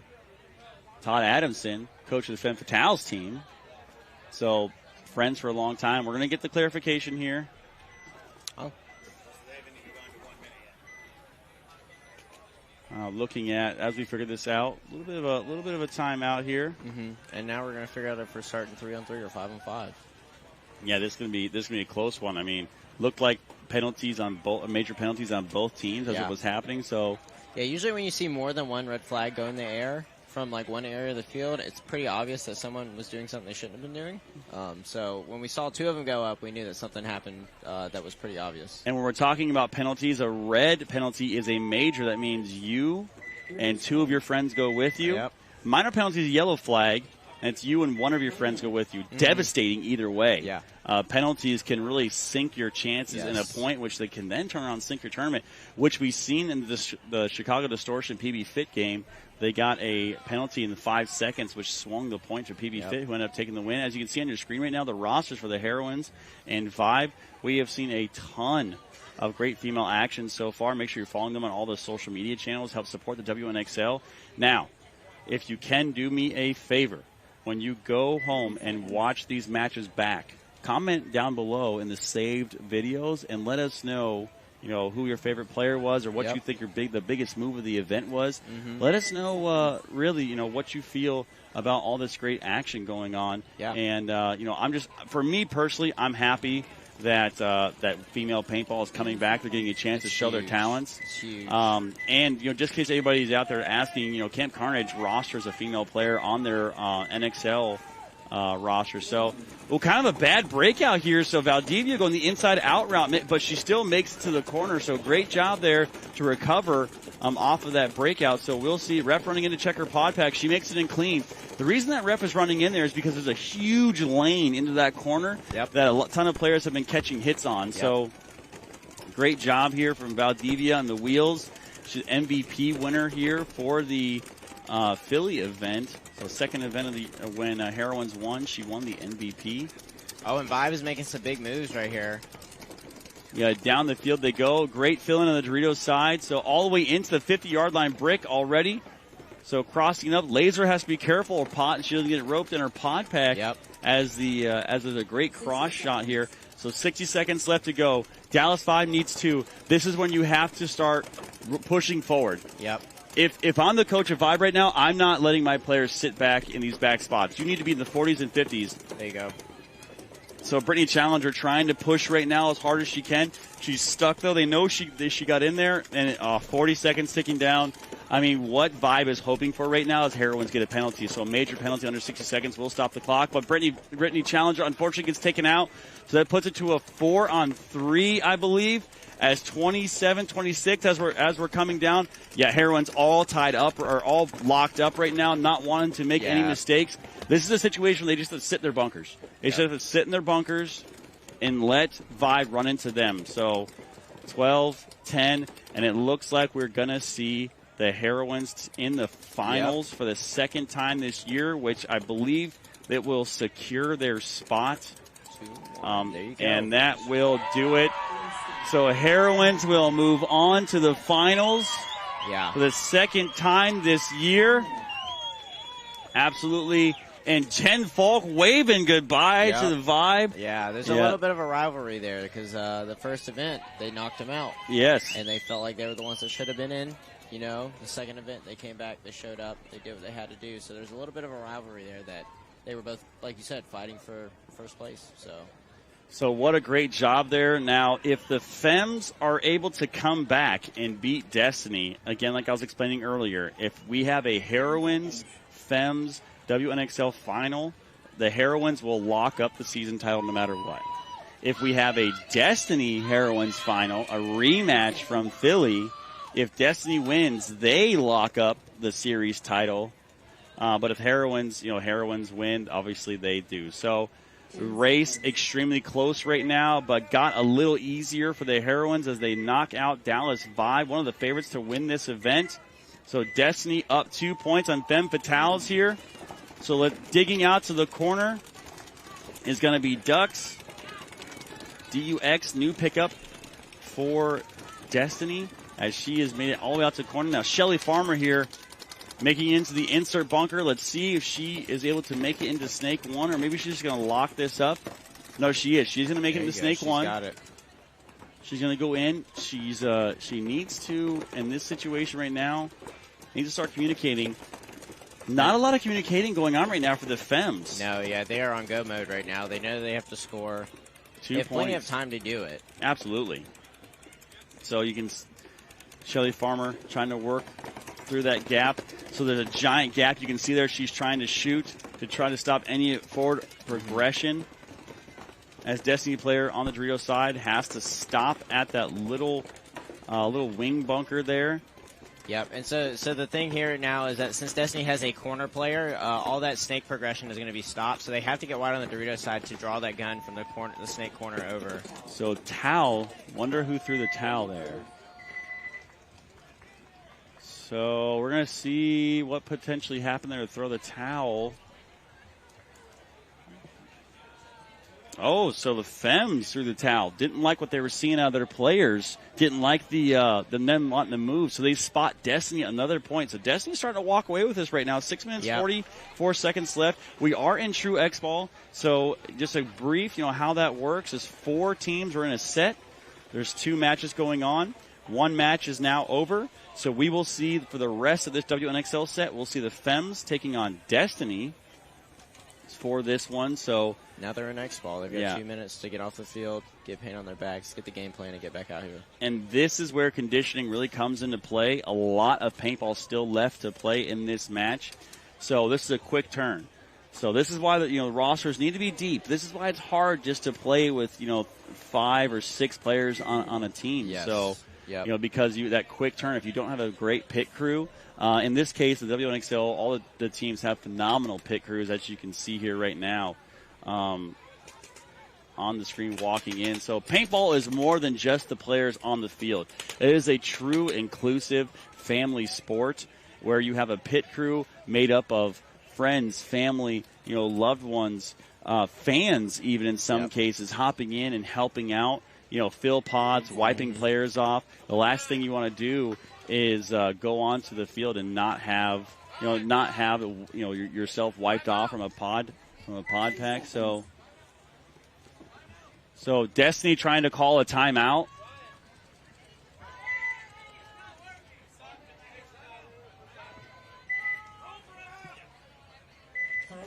So Destiny getting the timeout call there. Great job. Let's see who we got out there for Destiny. Looks like we got Jackie. Also looks like we got number 33 out there, Blanco sisters. Looks like Emilio out there, Souza. Trying to see. Looks like we also got Leva out there. For the Femmes, we got Roxy Hernandez. We got Daniela. Looks like we got Shelly Farmer as well. Trying to see. That might be Paredes or might be, let's see. I think it is Paredes out there on the other side. So pretty much starting lineup there we've had so far for Femme Fatales. Quick shout out to our sponsors here: Pro Star Paintball, Planet Eclipse, GI Sports, HK Army, LoneWolfPaintball.com, Dye Paintball, Stuff Air, DLX Lux, providing this amazing experience we have out there, the 2022 NXL World Cup. So obviously, as you can see, to make things easier for the fans here, we have the red side and the blue side. Femmes here on the red side of the field. Destiny starting on the blue side as we watch this breakout. See if Emilio is going to break out wide. She is. So Jess gets out to the corner. Alive. Yeah, that's huge. That is huge. It looks like Jackie is going to make it mirror up here with Roxy in that wedge. Femmes send two bodies to the wall, though. So you can see there on your screen right now, heavy center presence. Femmes, 6 minutes, 22 seconds, down by 3. If they lose this point, they'll be staring down the barrel of a mercy rule. Ref running in to check. Oh, so Roxy is hit, trying to make the transition. So she is going to get shot out. So that is going to be 5-on-4. Oh, as Jess tries to make the move. So she also gets shot out. So great lane holding there by the Femmes. So moving into, but the Femmes player trying to make the move over does get chopped up as well. Oh, and Daniela tries to move over. She gets shot. So there's a bang, bang action. Actually, that's not Daniela. That is Hernandez. So now looks like it's a 4-on-5, 3-on-5. I believe it's a 3-on-2, excuse me. Yeah, 3-on-2. The 3-on-2 in favor of Fatales is another player out of the Doritos. No, it's 4-on-2. There's a player hiding in the Doritos there, making the move up. So there's number 33, Blanco, making her way down the field. Fatales wrapping. Have one player left, and it's in that snake insert. Yeah, this is tough right now. Daniela Rojas here, arguably probably the best player on their team, trying to survive, looking down the barrel. And this is hard because that is getting smaller and smaller. Yeah, so if you're the Femmes, do you towel it right now, spot Destiny another point, looking down a mercy rule, or do we possibly let it run out? You're gonna have to towel it either way here. Oh no. No, Jackie gets team killed by her own team. Okay, this put in a little bit better position. Yeah, so making it easy here. Destiny just got in the snake and she has no clue. Yeah, so you're going to have to towel it either way here, so you might as well towel it early. Oh, wow, so Duck's going to go ahead, or excuse me, Souza's going to go ahead and run it down. So in that situation, you either have confidence in the player pulls off a 1-on-4, and then you towel it after they get shot, or you towel it and save the time. So in that situation, what I would have done is towed it earlier, but they still towed it. Now they're down by 4. Yeah, that's 4 minutes left. 4 minutes left. Not impossible. Got to score 4 1-minute points just to come back. I mean, things are quiet in the pits right now for the Femmes. I mean, everyone's looking a little dejected right now. They got to find some way to keep their energy up. Todd Adamson, very good job at getting them fired up. Looks like we're going to see Shelly Farmer going back out on the field. This is a hard one, right? So there's a chance that we see the finals again. Destiny Heroines, little rematch of Philly. Yep. So if you're the Fatales, what do you do here? What do you think the breakout should be? I mean, historically they've been a strong center push team. So what I would do in this situation is I would send 2 straight up into the center. right? Try to cut off those lanes and send a player here into the wedge on the snake side. And then, I mean, I would, risk the biscuit a little bit and try to get out to that corner and then work that player into the snake. We've seen when players get into the snake, they do have a great job if they can get all the way down the field, getting backs and pod packs. We've seen several players that get into the snake 4 and 5 packs so far. So yeah, and the corner and then the up and over move works really well in this field, especially on the Dorito side. If you send a player out to the corner and they make it alive, you also have another player that can make the up and over move using this big structure in the middle to blind out all of those shots. Yeah, and at that point, maybe send a player. That's 4. I was talking about the 5th player potentially either going to the tower on the Dorito side, the stand-up tower in the back, and then working their way into a little W. Yep. But look for Femmes to do a strong center push, heavy guns off the break. So you can see there, it looks like they're going to. So it looks like they're going to come. They are going to go out to the corner. Destiny sends a snake, which is huge because now they have to worry about it. And this is going to take a lot of progression on the snake side away from them. What a great play call by Mike Paxson here, who is, as the head ref takes a zinger right to the forehead. That's going to hurt. But Femmes losing Galeo here, and they're going to lose, looks like, Shelly Farmer. So Destiny right now walking down the field, already into Femmes side of the field here. So body advantage going to Destiny, 5-on-3. And it's going to be, time ticking down here, under 4 minutes. So, Femmes have to try to pull something back or hope that Destiny gets a major penalty. Yeah. So Destiny just content to sit here and not do anything. They want to pull guns at this point. You have secured it. You have the body advantage. You don't have to do anything but let them run into the guns now. So Lynn Trong getting the and look at this. Spin. And she's going to looks like she's going to run down and get the shot on the Dorito player. They don't know she's there. So Roxy's going to pick her up and piece up Lynn Trong. Oh, man. And does it go down? And they lose their Snakeside player as well. Did we just see a bomb go off right now on Destiny where I think it's a one-on-one. I think Roxy was able to pull this back with 3 huge kills. There's still one Destiny player So alive. Leva, so it's one-on-one. Roxy and Leva, can they pull this one off? Oh, so Roxy's going to pull off the one-on-one. She needs to run this in right now. So, Have to go fast. Wow. She's got to, she has to be sprinting this in right now. She's probably exhausted. She's been in the snake so many times. They have been running her quite a bit. Yeah. Just, Lynn Trong, just an absolute legend in the game, but unfortunately, dropping coverage there. Yeah. Didn't realize where the last player was. Didn't keep her head on the swivel. And she played phenomenally for Destiny to help get them to this point up the center. So I'm happy to see her get some spins. So Roxy, if Roxy just saved that point, the Femmes were able to come back and they win this. That right there, that won Roxy MVP. Yeah, 100%. Yeah, that was a huge play to really capitalize on the chaos and go up the field and do what had to be done. Yeah, exactly. If they didn't do it, then that was their tournament right there. So again, 2 minutes in between each point. We are in X-Ball, so we're going to keep seeing the same ladies battle it out to see who's going to take on the Heroines for the finals here for the WNXL, which will be on the Go Sports field. So if you want to watch the action here going down for semi-pro, which is going to be a rematch, it's going to be Notorious taking on PB Fit, which is a rematch from Florida.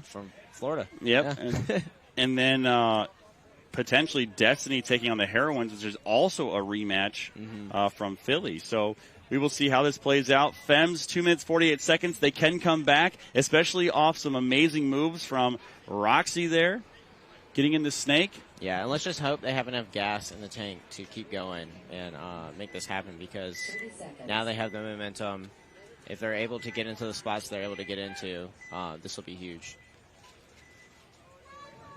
So Femmes player here as they're walking out.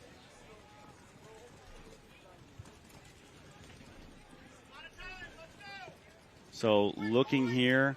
10 seconds.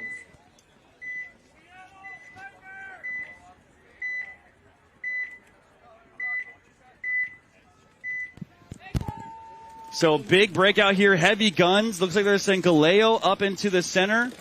Roxy makes it into the snake. Yeah, and she makes it into the snake. Even she had a gun on her, but Blanco going to make a huge move up here on the snake side, though, to get into that wedge. Looks like, I think it's Tammy Adamson up in the middle for the Femmes. Trying to look for the cracks. Old school move there to figure out where everyone's. Galeo now with Tammy. So good old pod throw. Good old pod throw to try to. She's already wrapping it. She saw the pod throw. Oh, but she gets pieced up. Wow, great job. Great job by the Destiny player to pick that up. Oh, Roxy has the ball here. Yeah, Roxy again in the situation, but it looks like Destiny player in the back. I think that's Jackie. And they just lose another player. Destiny loses 2 more players coming off the field right now for Destiny. So, yeah, bang action here. So Roxy backed up by Daniela Rojas here. Yeah. So Blanco had shot Galeo, and then Tammy Adamson actually went around and bunkered out Blanco. Yeah. So phenomenal job here. So bang action all weekend long here. I think it's a 3-on-2. I think it is. And then Hernandez over there on the Dorito side. In Dorito. Oh, she got to be careful. Okay, this is huge. Okay. Wow. Great so play by Daniela to come up behind. Daniela gets the shot on the juice box. Ooh. Camera guy is getting shot right now. So Destiny does have a player in Dorito too, but she's looking at 3 Femme Fatales. Now, almost a minute left on the clock. You got to be careful. You got to run this in right now. Daniela understands the situation. She has to run it in to hit the buzzer to bring this to a 2-point match. Wow. Femme Fatales making this interesting.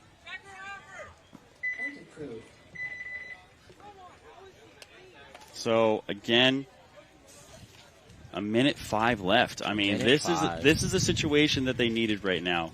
Femme Fatales definitely able. I mean, they have the firepower, they have the talent to be able to bring this, to a tie, essentially. But they have to score essentially 2 30-second points. Yes, and that is very hard, especially playing against a good team like Destiny, who has good coaching, and they've had scouting in their pits. They know what you're doing now. They know they've seen pretty much everything out of your hand because you've been down so much that you had to come back and pull those things out that you haven't had to use yet. So now they know. They've seen your hand, and now they're waiting for what cards you're going to lay down. Yeah, so as we wait for the next point to start, just want to give a shout-out to the production crew here. I mean, we talked about this a little bit yesterday, but feeling like how everything is going, the event. Let's talk about the event total overall. How do you feel about the vendors, everything going on? This is like a dream event for me, and I think anyone that comes here, because all these vendors came out with their biggest booths I've ever seen out of a lot of them. That JT GI Empire booth, it's massive. It's the Hormesis booth, booth, it's like huge. Yeah, Dye booth, they're huge. I mean, there's lines out of tents coming for different things everywhere. I mean, I don't think I've ever seen paintball in a better spot than this weekend. Exactly, and Planet Eclipse as well. I think they sold out of CS3s in like 7 minutes. Yeah, I don't doubt it. So if you're just now checking everything out, Dye also had released a DLS, which Nick said you get 5,000 points if you guess what DLS means, and I think it's Dye Lurker System. That's my guess. That's my guess. But they had a limited run of those DLSs. I think only 500 made, different colorways. So it's essentially like what they talk about, that lurker bolt to make everything more efficient. But even Planet Eclipse CS3, they got the OP core now. So amazing job by these teams, by these companies to understand, making the markers more efficient as they go. Yeah. Also had HK Army released the Sonic, I believe, and then they also have a new pod pack. Yep. And then GI Sports, JT Empire, they released the Triad. Yep. So a ton of new releases here going on. So make sure you're stopping by. Lux, in the Lux booth there, they have the new Freak Kit actually too. So redesigned Freak Kit. I love it. Just a ton of different stuff going on now. The best possible paintball action. And also the best vendor booths as well. So make sure you're stopping by, looking at all the vendors that are out here as we go into this breakout. A minute 5 left to go. Femmes scored 2 quick unanswered points. Let's see if Destiny can hold on to this win. So big bite here into the corner as Ducks makes it out alive. So 60 seconds now. Ref's Femmes killing 2 off the break. So great job. But Femmes also losing 2 on the break, 3 on the break. So it looks like it's a 2-on-3 in favor of Destiny. And they don't have time to sit back. They can't put this together. They got to push. They have to score another one right after Daniela this. Rojas understands the situation. She's pushing hard right now, but Roxy stuck here as most of the guns have turned on her. Leva trying her best right now to keep Roxy honest and not let her make that move. But Daniela rapping, try to go to work here in the 50-yard line. She's going to cut across, but she misses her shot on ducks. Oh man! And this is what my good friend Steven Peterson told me, that if it's not A then B. If you don't have the A move, you have to take the B move. So 10 seconds ticking down the clock right now. Not going to be enough for the Femmes. Their hope is that there's a major penalty pulled, but it does not seem like it's going to happen, as Destiny will have a rematch of the Heroines in the finals. So good job by Destiny to hold on, as Femme Fatales looked unstoppable this weekend. Great. And unfortunately, their chances to be in their first finals are going to be shattered by Destiny Paintball. So good job to B-Pax and the team over at Destiny heading into the finals again, which will be live on Go Sports this afternoon. We have some more great divisional action coming up next. So make sure you're following us on social media. Thank you so much for watching. We appreciate you out here. Again, I'm Vince from Let's Talk Paintball, out here with Matt the Gym Rat, gracing us with his great social media presence that he has. Always happy to be here, man. So check out everyone's stories. Check out everyone's social media. You can find me on Let's Talk Paintball on all the channels, YouTube, Instagram, TikTok, Facebook. You can also find Matt the Gym Rat on YouTube, TikTok, Instagram, Facebook, all that stuff as well. So support paintball, support local paintball. We'll be right back with some more divisional action after this quick commercial break.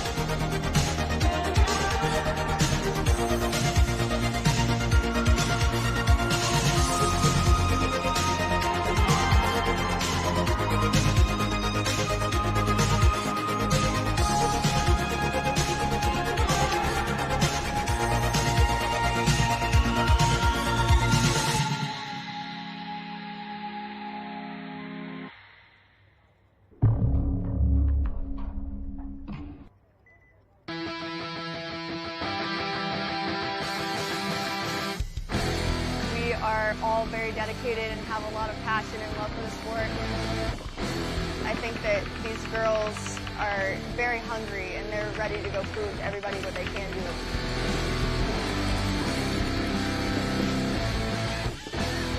We're very, very aggressive.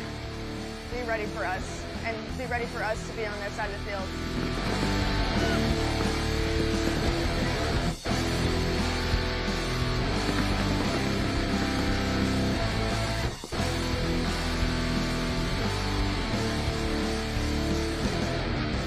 We are.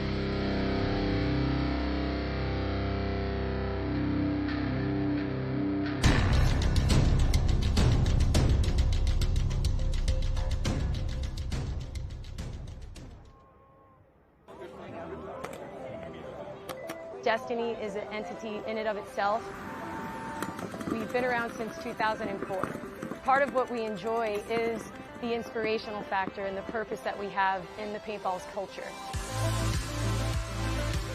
I feel like Destiny has kind of taken off to be its own being, and part of what makes us powerful are the players. Our current roster is a good balance of alumni, veterans, and our younger generation. It's kind of sometimes hard to figure us out because we have that balance. We have aggression.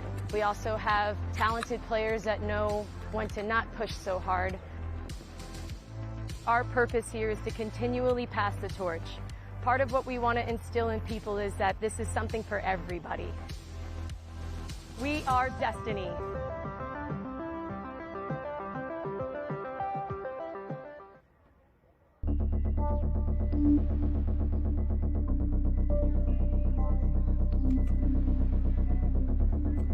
paintball has always been slightly an obsession. And I think that's the same for a lot of the girls out here. We're all super thrilled to be out here. We all want to show our skill set and that we belong out here. We have a lot of fast players and we have a really strong center presence. We're not afraid to get dirty and we're not afraid to get down and bunker some bulls.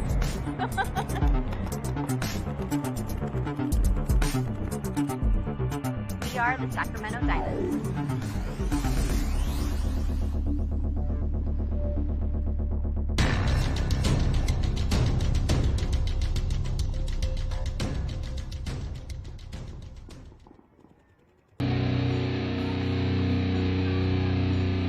On Team Heroines, we kind of have a saying, be your own heroine. You have to take control of the situation. You have to make yourself better. You have to hold yourself accountable. You are responsible for your success and for your dedication. A lot of us have been together for almost 4 years. Girls that we have picked up, they've been in the sport for a while. They've got something that you just can't teach. Anybody will go anywhere at any time. We're unpredictable. Once we get to our bunkers and we're playing 5-on-5 paintball, our fundamentals are some of the sharpest in the league. Being your own heroine is just holding ourselves to the highest possible standard and making sure that we set a good example for the next generation of women coming through. We are the heroines.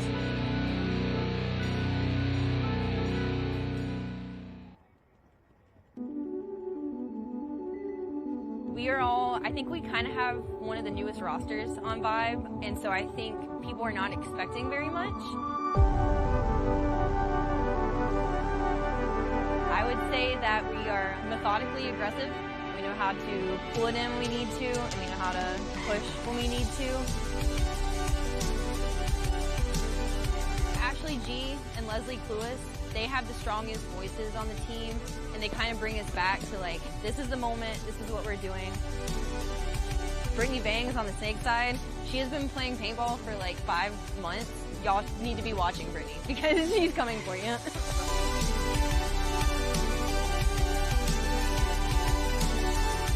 We are.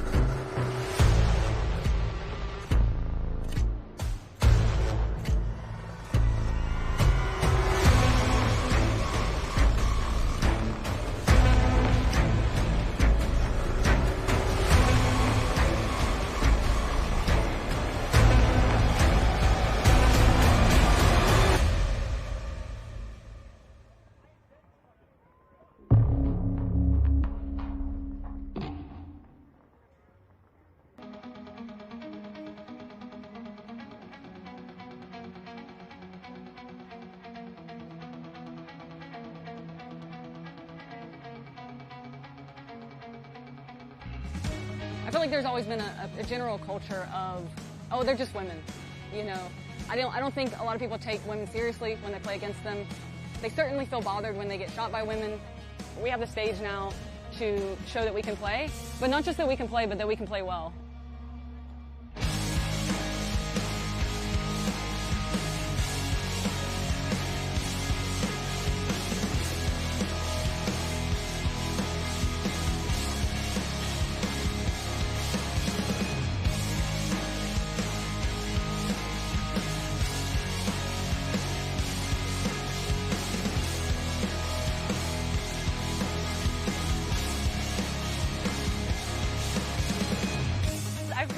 Surreal being used a lot, and that's really true. I don't think anybody ever expected anything like this to happen. It wasn't something that we asked for. I think it was something that we didn't realize we were missing it until we had it. The reason that WNXL is important to have is because it creates a community that simply welcomes more women to the sport in general. To be able to go on the field and compete against your actual friends and your sisters, and then come off the field and be friends off the field is a huge thing. I've been in paintball for as long as I can remember. My dad's been doing paintball for 30 years, and I've been playing for 8. So I think it's great that we get to have this opportunity to have a voice out there finally and be able to show all these guys what we can do on the field. They have accelerated their rate of learning and being taught by some of the paintball's greats, like Dave Baines from Sacramento Diamonds, like Todd Adamson from Femmes Fatale, my own husband, Mike Paxton, who's representing Destiny. There's so many people that love helping others, especially the female kind. And I think it's really important for us as leaders of these women to show them that they're capable. Not that we have to cater, but that we can give them the tools necessary so they can compete on an equal playing field. If we give them the platform and we give them the tools, these female kind can play just like the male kind.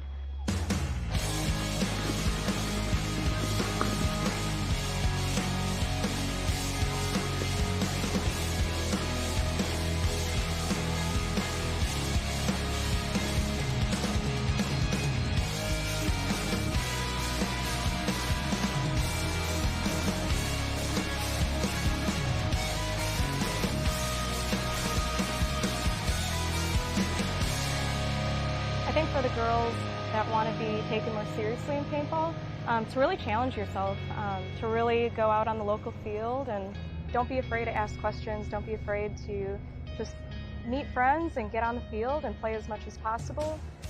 I really want girls, not just paintballers, but girls around the world to know that this is a fun sport, this is something we do belong in. No sport is just a man's sport, you know, we can do anything that they do. We're not afraid to get dirty, and we're not afraid to get down and bunker some fools.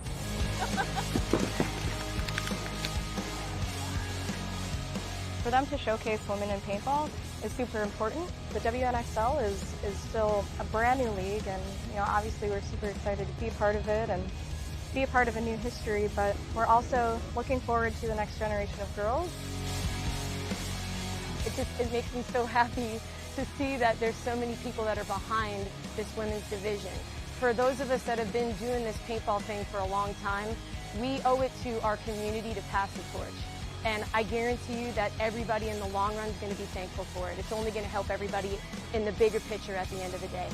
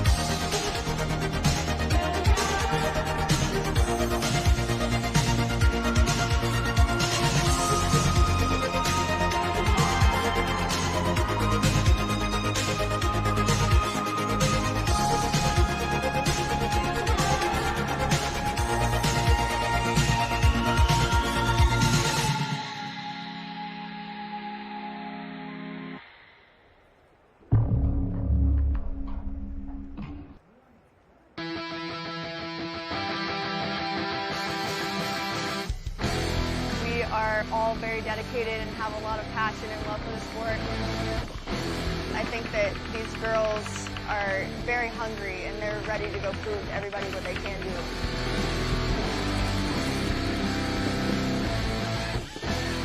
We're very, very aggressive. Be ready for us, and be ready for us to be on their side of the field.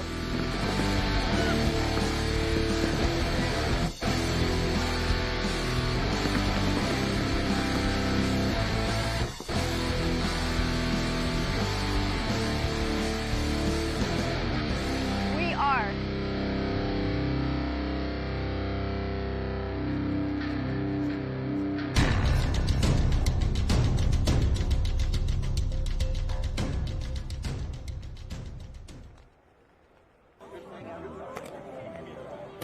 Destiny is an entity in and of itself.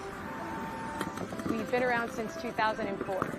Part of what we enjoy is the inspirational factor and the purpose that we have in the paintball's culture.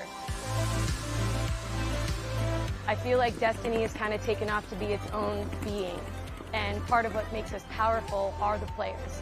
Our current roster is a good balance of alumni, veterans, and our younger generation. It's kind of sometimes hard to figure us out because we have that balance. We have aggression. We also have talented players that know when to not push so hard. Our purpose here is to continually pass the torch. Part of what we want to instill in people is that this is something for everybody. We are Destiny.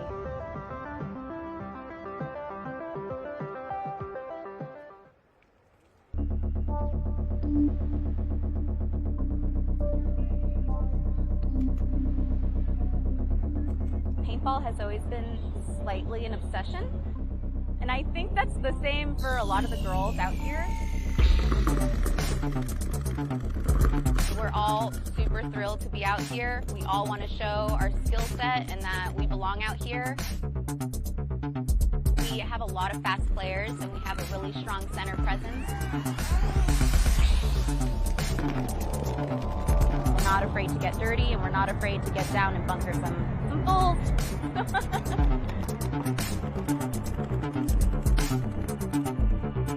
We are the Sacramento Diamonds.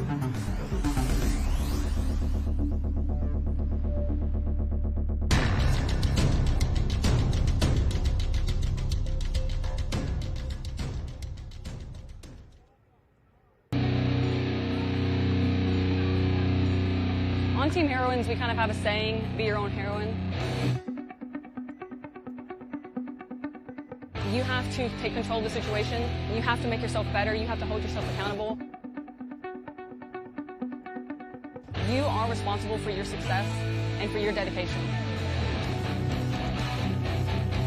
A lot of us have been together for almost 4 years. Girls that we have picked up, they've been in the sport for a while. They've got something that you just can't teach. Anybody will go anywhere at any time. We're unpredictable. Once we get to our bunkers and we're playing 5-on-5 paintball, our fundamentals are some of the sharpest in the league. Being your own heroine is just holding ourselves to the highest possible standard and making sure that we set a good example for the next generation of women coming through. We are the heroines.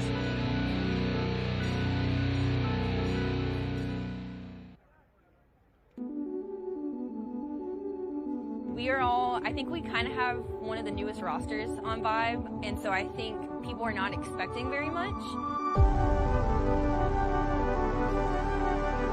I would say that we are methodically aggressive. We know how to pull it in when we need to, and we know how to push when we need to.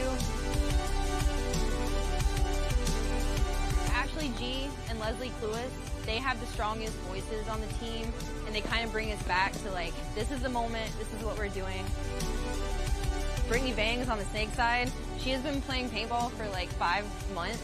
Y'all need to be watching Brittany because she's coming for you.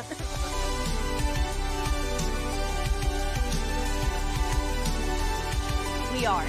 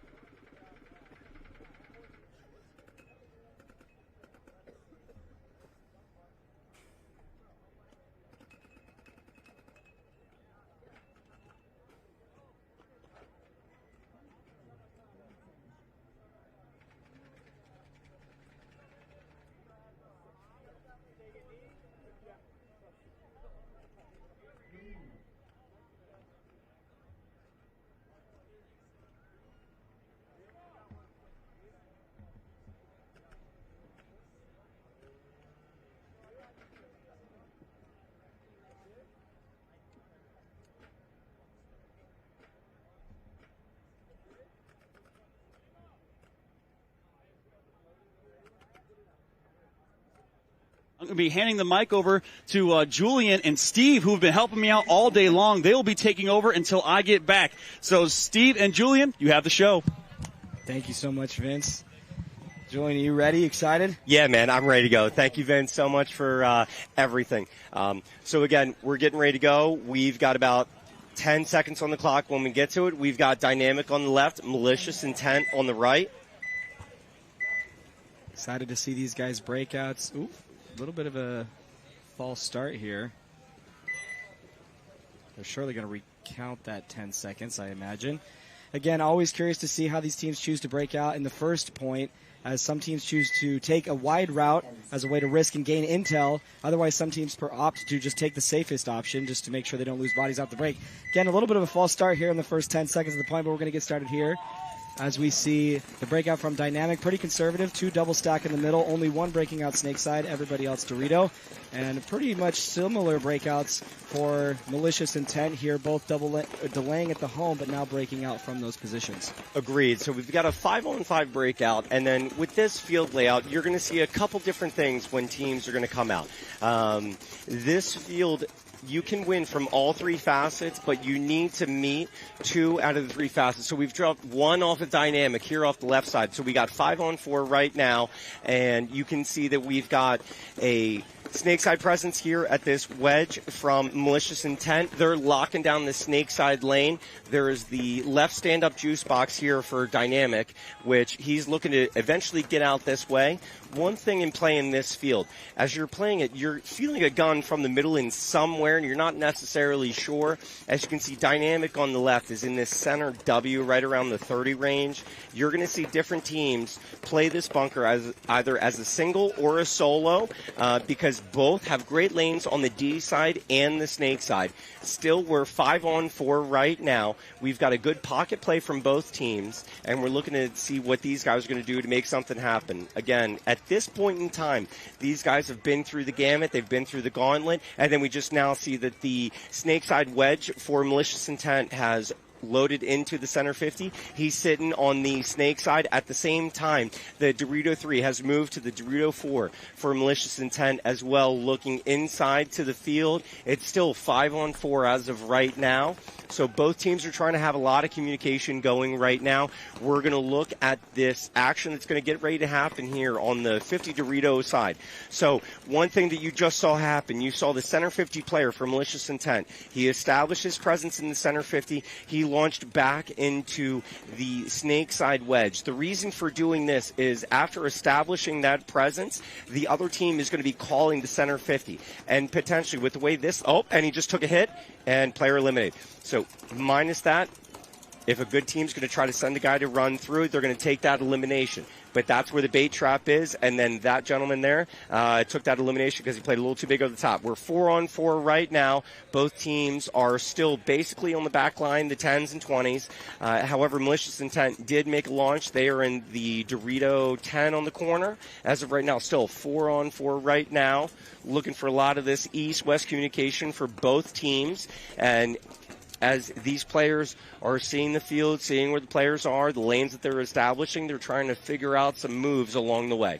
I believe Malicious Intent still has a player in the 50 Dorito who's applying a massive amount of pressure on the snake side juice box for Dynamic. He's getting pinched out, and probably the target needs to fall for this point to open up for them. Again, both teams doing a great job staying tight, making sure they're just not making silly moves, getting themselves killed accidentally. But this is a real nail-biter of a first game, am I right? This is pretty crazy. So great paintball so far. Agreed. And this is where, especially in the later games, people may expect a little bit more action. However, these teams have gone through their first preliminary rounds. They understand the lanes, and they need to make these moves correct and not throw away a body uncontested. So you can see maybe if there is a little bit of a slowdown, these teams are working together. They're not trying to draw out too much and just make it happen in this facet. Absolutely. The Dorito side player for Malicious Intent trying to find the bodies as he looks inside the field. As you can see on your screen here, there are 2 players for Dynamic trying to dig him out. Again, that snake side juice box player really trying to stay alive. Only 1 pod left, so this is going to go down to the wire for many of these players, as they maybe have only brought 6 to 7 pods out here in in this long first point. We're 8 minutes in already. Again, no team has the clear lead in this situation. It's still a 4-on-4 scenario. Players are trying to communicate, put together I see a play coming from Dynamic, throwing the pod to the center wall, trying to bait somebody out up that middle move. We'll see. In playing with the Jester Semi-Pro, it's not a move we've seen too much. When that established presence is there, a pod throw is definitely a little bit different than a body. But again, in this lower divisional practice, games, we will see whether or not these guys take that bait. But it looks like neither team has taken that one. So, well, you'd certainly hope that was an empty pod, because this is a long point. And so yes. If he just threw away some of his bullets here, he's going to be in trouble if they don't close out this point soon. And he's a key player to stop the advance from, like you said, both the Snake side and the Dorito side. It looks like he's establishing a cross-up with Jet Ski behind him, number 1 on your screen here. These guys are watching over each other, trying to protect that up-the-middle move. But in my opinion, that gun is far enough away that really Malicious Intent should be trying to make it, push the issue on the Snake side of the field, especially when those guns drop. It actually looks like this Dynamic player in the center is having some loader issues. I was getting ready to address this, especially someone in that center W or this home spot here for Malicious Intent. They need to make something happen. Dorito player dying for Dynamic out of the Dorito side. At the same time, Dynamic fills out to the Snake side corner. Yeah, great move. As we said, really for Malicious Intent, the issue was to push the Snake side, but they've now contained the Snake side by being in the corner here. And again, really tough body to lose in that Dorito situation, as that was really what was going to hold back the 50 Dorito for Malicious Intent. Agreed. And so obviously now Malicious Intent really needs to acknowledge where that Snake corner is as they're making their move up the field and figure out how they can close this, because obviously you don't have free reign in the Snake when you're there. However, at the same point in time, these teams need to get up and get going. You've got the player for Dynamic in the center W. He can get out of this and make something happen. He can go to the center can, the Snake side wedge, or even the center 50 and dictate the game a little bit more. Conversely, Malicious Intent has a player in the back center that can get up and get active a little bit more. Being on the back line in these long games, as we're talking about, these guys are going to be shooting all their packs out, and then they're going to be on the back line trying to close the game, as we're kind of seeing right here now on the screen. You've got the juice box player for Malicious Intent. For what we can see, may not have too much paint left. I don't think he has any pods. Exactly. So now the sad thing is we're going to see these guys trying to make some kind of close out of the game when they don't have the paint they need to be doing it with. So moving forward, these guys need to make these moves a minute before or 2 minutes before. Exactly. Yeah, you really put yourself in a tricky situation when you know you need to win the point, but you shot all your paint before then. So we're seeing some action here now on the Snake side as players are running low on paint. But again, you might get a little bit more desperate as you get closer to 0 in your hopper. So we're looking at Dynamic player number 1, Jet Ski here, trying to put in the Snake side juice box for Malicious Intent. Also looking to push up into that Snake. And again, we are already down to 4 minutes and 45 seconds in the very first point of the semifinals for Division 3. What a nail-biter of a game so far. These players are now probably running real dry on paint, hoping that they can find the answer to this puzzle. And then the worst thing is, as you're the coach, what do you do? If it's, tied up bodies to bodies, do you throw the towel? If we lose one, do we have faith? Like, now we're trying to play this low body game and low paint game. How is this going to work out? So again, as you said, we are getting up, and we just lost another elimination from Dynamic here out of the center. It looks like a trade body to body. And the Snake insert has now retreated all the way to the home. He's making a big move across to the D side corner. Is he alive? He's alive. And now he's moved to the D side tall temple. Man, he is really trying to lose his opponents, or rather be lost by his opponents, so he can surprise somebody. I'm not exactly sure if it's a 1-on-2 or a 1-on-1 at this point. It looks like there is at least 2 players, maybe not. And I believe only one player for Dynamic left. So the coach is probably looking and trying to decipher what he's got to do at this point in time.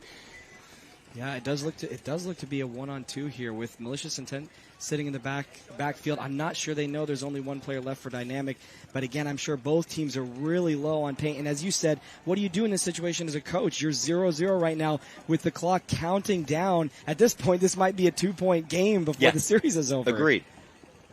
And so, again, we got to figure out what these guys are going to do, what the coach is going to do. Again, it's one player on two. If we're going to milk this clock this far, this is where, when you're looking from the malicious intent point of view, all right, you've got two guys left. You know that there's only one. You're trusting in your guys to make this happen. However, we've got a malicious intent player here at the snake corner, and then the Dorito 1 as well. There's potentially a third player as well. I believe it's a 1-on-3 in favor for malicious intent, which if you're in this situation, you need to pull out the point here. It would be tragic to go into overtime 0-0 when you have 3 bodies to 1 in this situation, you know? Agreed. And this is where this field brings up a lot of problems. You can have a big, strong center presence, but again, you got to win out of 2 out of the 3 facets of the field. There's obviously a lack in east-west communication with both teams. Obviously, there's only one player left for dynamic, so that doesn't necessarily play true. However, for malicious intent, being a 3-1, they should be able to figure this out. So we see a towel coming in for dynamic. I'm not sure. He must just be absolutely out of paint.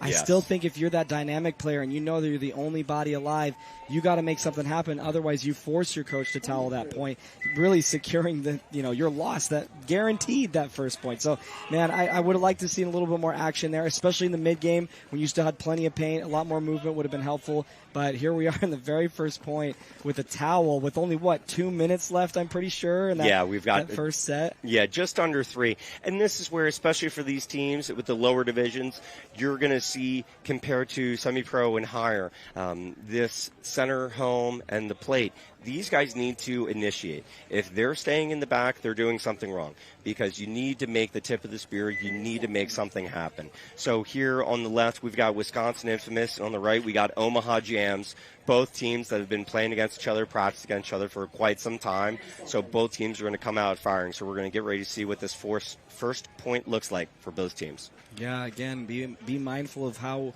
people are matching up on either sides of the field. As we've seen pretty much all weekend long, teams like to pull up short on the snake, maybe take a little bit more risks on the Dorito side, but also teams like to run out to that snake side corner as they feel it's pretty safe. So we'll see how the breakouts look here in just a second.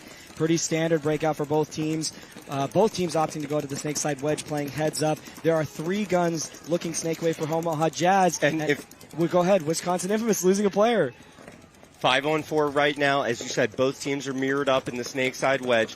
The one thing that's really interesting about this bunker is, yes, you can lock down the snake side. However, you can also have a really great laying on the Dorito side. So we're going to see what the teams are going to bring to the table in terms of their layout and how they're going to attack the field. Again, both these teams for the snake side wedge are heads up right now.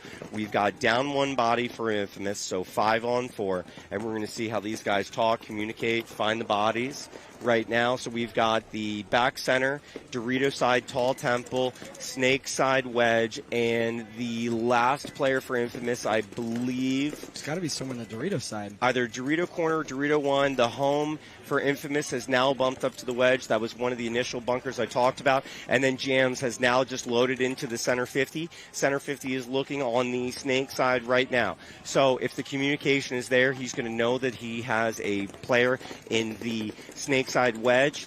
The one thing about this wall, a lot of people, want to bring it back to the old school W from the NXL and things like that. The one thing about this is there's many angles from it. You can play it truly on the left side or the right side.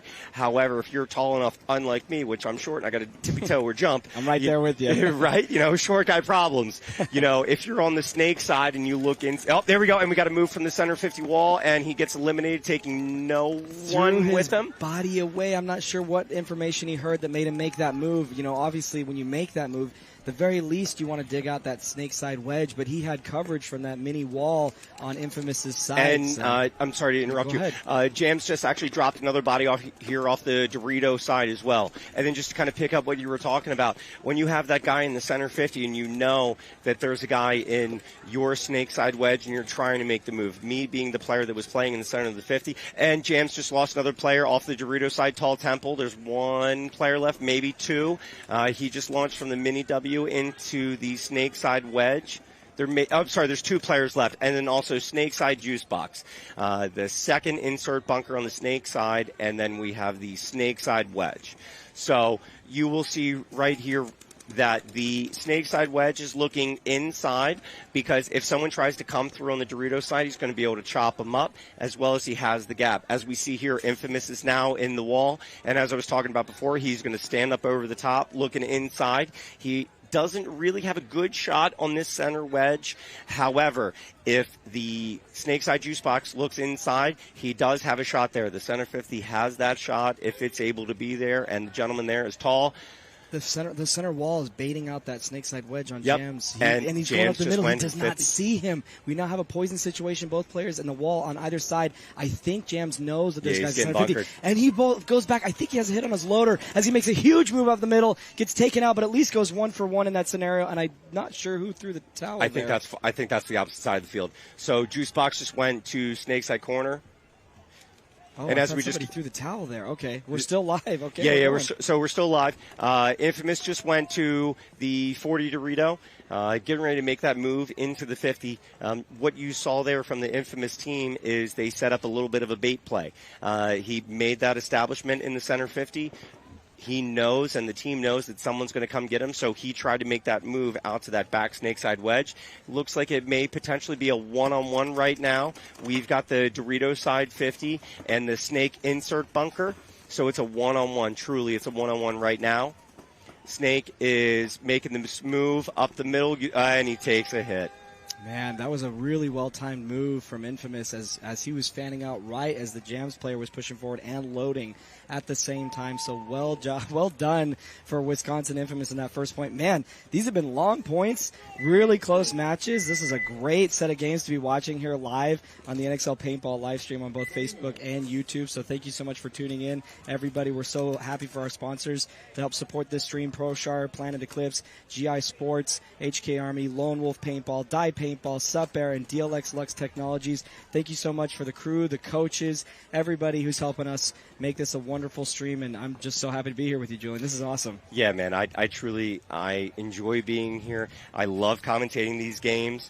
I've been watching paintball my entire life from my family, being an ankle biter with my dad, and then here. So just truly, paintball is in my blood. This is what we do. So Yeah, I love it. I could spend an entire week watching paintball, but I'm sure my family would not be happy about that.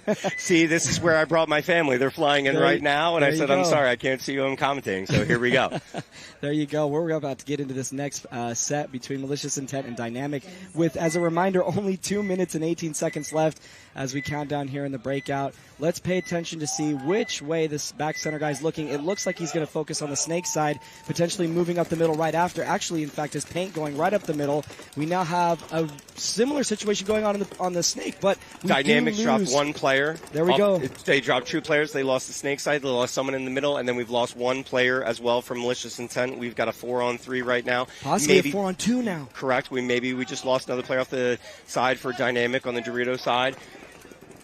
Man, lots of chaos going on right now. Everything's going on. Okay, so right now we've got Malicious Intent, snake side wedge, looking inside, getting ready to either look for the run through or shut down the D side push. They also have a center presence looking snake side, and that's a towel. Yeah, it looks like Dynamic was trying to call a towel a bit earlier than that, as it was a 4-on-2 situation with Malicious Intent being up in the series. They have no reason to risk their bodies and push towards Dynamic, as they're still now leading the series 2-0. So well done for Malicious Intent, picking off those key players off the break right at the very beginning. My goodness, those guys' shots were on. It was interesting to see the emphasis towards the middle at that point. They did a really good job of keying up on those number 2s as they were trying to protect their number 1s. And man, when that happens, you lose to the guys behind you as a number 1, you're terrified of what's about to happen to you right after that. So. And the intriguing thing, too, is we are now coming into, I believe, under 2 minutes in their game. So with Dynamic being down 2, what are they going to throw at these guys to make them do something different? One thing when you see a big push on this field, I believe with a low body situation, low time situation, you're going to see a heavy center push. Obviously, probably 2 people in the center, 1 going around the snake side, 1 going around the Dorito side, make something happen that way. But again, There's a lot of guns also looking at that too. So, being that guy in the middle, you're going to get hit on both sides. Yeah, I'm a big believer that your first point should be a point to gather information by risking a body. Unfortunately, we saw in that very first point both teams being really conservative, so it's going to be tough for them to come back. But now we are here with Omaha Jams and Wisconsin Infamous 1-0 in favor of Wisconsin as we have 7 minutes and 47 seconds on the clock. I believe both teams break out 5 alive right now. Pretty standard conservative breakout for Omaha Jams. I'm sorry to interrupt. We have Wisconsin Infamous drawing a penalty off the Doritos side, so they are now down 2 bodies, and we have a 5-on-3 as of right now. So we've got the Jams and the Snakeside wedge. He's looking Snakeside, and Infamous has now launched into the Snakeside wedge. He's looking inside, potentially for a run through. We will see if he loads in. Now he's looking Snakeside, so he's probably a containment right there. Jams is, again, in the Snakeside wedge. He's looking inside towards the center 50. We've got the center wall for them. I'm sorry, not center wall. The center W on the 30 looking around the Snakeside. Dorito side Tall Temple, the home, has now just launched, again, from the back center to the Dorito side corner, looking for him to make a delayed launch down the Doritos side. The one thing I want to point out is Jams made a move to the snake insert. This is one of the bunkers compared to last event that this is a crucial bunker. And we just lost another body here for Infamous. So we are on 5-on-2. Jams is in the center 50. Infamous has the Snakeside wedge sitting on the Snakeside wedge as well. I'm looking for the other Infamous player. I believe he's probably in the Snakeside corner. Center 50 for Jams is looking for that shot down on the Snakeside wedge. Get ready for him to realize that he can make this run through. He's got to stop jumping like this. Just get around, communicate, and then make this move happen. Again, I want to give a prop to the Jams player because he's in a great bunker that he needs to launch from, just similar to last event's layout. Filling out to the snake, when you can make it, it's crucial, and you can get kills from it. However, it's very hard to get there. So each spot that you make, you need to value your body and make it happen. So the Jams player is really doing it. However, I think he's being a little sluggish. Jams at the same time is making that launch from the center wall into the center can. So now we've got a little bit more established presence. He's shooting down on the Snakeside wedge. Center 50 still jumping around. Yeah, Jams is doing a good job, but they really need to be pushing this D side. Every player on Wisconsin is on the snake side. Huge move up the middle, but neither players see each other. They're playing a little bit of a loop-de-loop scenario in here, and I believe Infamous trades out a player and does not. Okay, he is now gone, trading 1-for-1. That's pretty much going to seal the deal here as we have a 4-on-1 situation. And Jams just got shot by his own player. Oh my goodness, man! Don't throw these bodies away in these close situations. Infamous doing a really good job holding out on that corner. We do have a pretty good spread field for Jams as they're now pressing the issue on the Doritos side. Player punching up the middle exactly like he should. We need to establish some kind of tape presence, which we now see coming in from Jams. 3-on-1 scenario. These are winnable for Infamous in this situation. He just needs to play really tight and hold on as long as he can. But we see this run through coming in as he stabs him in the back, cleaning up the point here. I believe Jams still having 2 players left to close out this point. Well done. Took a little bit longer than it should have. I think that Doritos side push would have closed the game much faster. They got a little crazy in the middle, and when you start doing those things, that's when you can draw penalties that you really don't need to draw when you're in up-body situations. Agreed. And one of the things, too, is we clearly saw that there was a miscommunication between their team.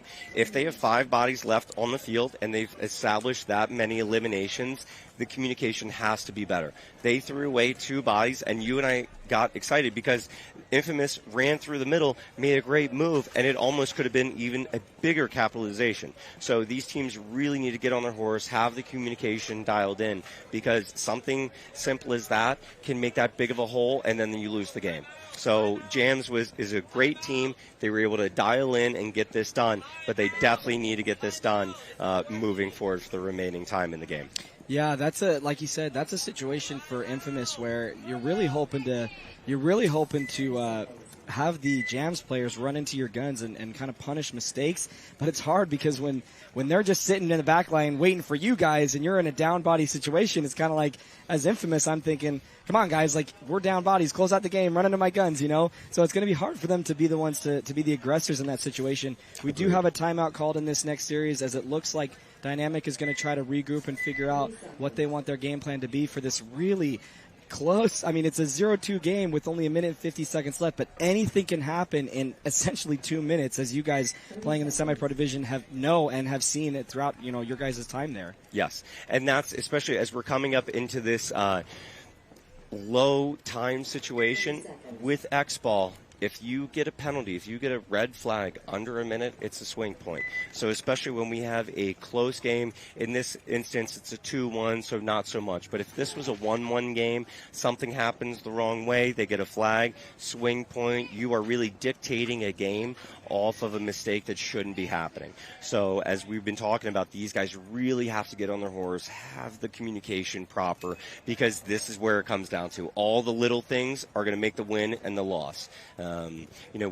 One big thing about semi-pro, compared to D3, you don't get those second chances. You come out and snap on a guy, a good player gets you. A D3 player misses you, and then you get that second and third shot. These guys do not give you those opportunities, so these guys need to play above their level and make these shots count. Yeah, absolutely. I mean, as you said, 2 minutes and 50, or excuse me, 1 minute and 50 seconds is a lot of time to make something happen, but only if they can score this first point quickly. But like you said, Dynamic scores this first point, making it 1-2.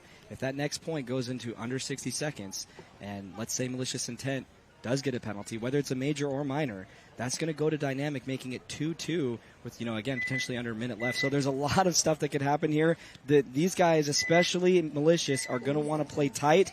It gets to a point where even if you get a bounce, you kind of want to get out on those because you just don't want to risk anything under 60 seconds. You don't want to throw a penalty for your teammates in this scenario when you're up 2-0. So again, we'll be very curious to see how these teams choose to break out. I would imagine Malicious Intent does something pretty conservative like we've seen. Usually 2 people stacking up in the middle, very conservative breakout on either sides of the field. Whereas Dynamic, what do you do in this situation? So honestly, if I was Dynamic and I needed to go to a quick point, the one thing I would do is I would run a guy into the center 50. You've got good lanes on both snake side, D side. I'm going to be quiet here real quick. 3 seconds. Let's find out the break here. Looks like they're emphasizing the snake side as they break out with the back center looking up the center towards snake. And they do break out to the snake, but they lose that body, making it a 5-on-4 situation. Tons of pressure up the middle from Dynamic as a follow-up. There are 2 people in the wall for Dynamic. And closing off. And a massive move up the Doritos side as well for Dynamic, but I believe that player dies running into those guns. I don't know why they're risking so much with so much time left. They do pluck out the snake side player. This is a ton of chaos going on right now. Hard to keep track of, but now Dynamic does establish pressure on the Dorito 50 as well as the wall. I believe it is a 3-on-3 situation. If not, there looks to be 3-on-3. A player bumps out for Malicious Intent out to the Dorito side corner. They are spread in the backfield with 3 people on Dynamic. Yes, so Dynamic 3-on-3 situation with Dynamic having vastly superior positioning in the middle of the field. So as you were talking about before, what would I do? Send the center 50. And then obviously we just saw Dynamic just lost another player there. They just lost 2 players there. There's one player they're getting Dynamics, getting ready to towels. We can hear it here on the sides. So I believe this point's getting ready to be over. Malicious Intent is going to get this 3rd point. So when we talk about what would happen, if I was trying to make a quick point happen, it would be going to the center 50. You'd send 2 people because you would think, as the opposing team, someone's going to go to the center 50. So you're going to send someone to go through. So one person needs a trade. That way the other person is still there and become established. However, the one thing is the Dynamic player kept going, and good for the refs of not pulling a flag because he wasn't trying to pull his gun up and shoot. However, he was drawing guns, and the Dynamic team was not able to come up and complement him along the way. So truly, I think, the way this is going to shake out, we know who's going to win this game and who's not. But we need to see what these guys are going to do coming forward, if they're going to attack and run through. I mean, there are some quick points. However, this is the semi-pro field. These refs they know what they're doing. They have to deal with people like me, so the flags are ready to go. So you're not going to get away with things with these guys. So there is a different level when you come here. Yeah, absolutely. All right, well, we're now 1-1 with Wisconsin Infamous and Omaha Jazz with 4 minutes and 43 seconds left on the clock. Emphasis focused on the Dorito side for Wisconsin Infamous as they break out to the snake side corner. Oversliding, I believe he got clipped there. We'll see if the refs go in and check him. It did seem to be a break off of him, but it is a 5-on-5 scenario now as it looks like Infamous has players established in the snake side wedge and along the back line. Pretty conservative breakout. They do have a player out in that baby Dorito playing heads up. Again, pretty conservative break. I'm not surprised to see that in a 1-1 situation with plenty of time left on the clock. At this point, they're hoping, both teams are, that one player or another is going to run through these gaps that they're holding all day. We do have a lot of guns looking snake way cross field right now. It looks like we've got the mini wall for Gems looking snake side, as well as we're having some inside shots. It's really a lot of guns looking snake side for Jams. They're really not. The one thing with Jams is we can see the communication is not there. There's too many guns on the same lane, and everything's not crossed up. The communication necessarily is not there.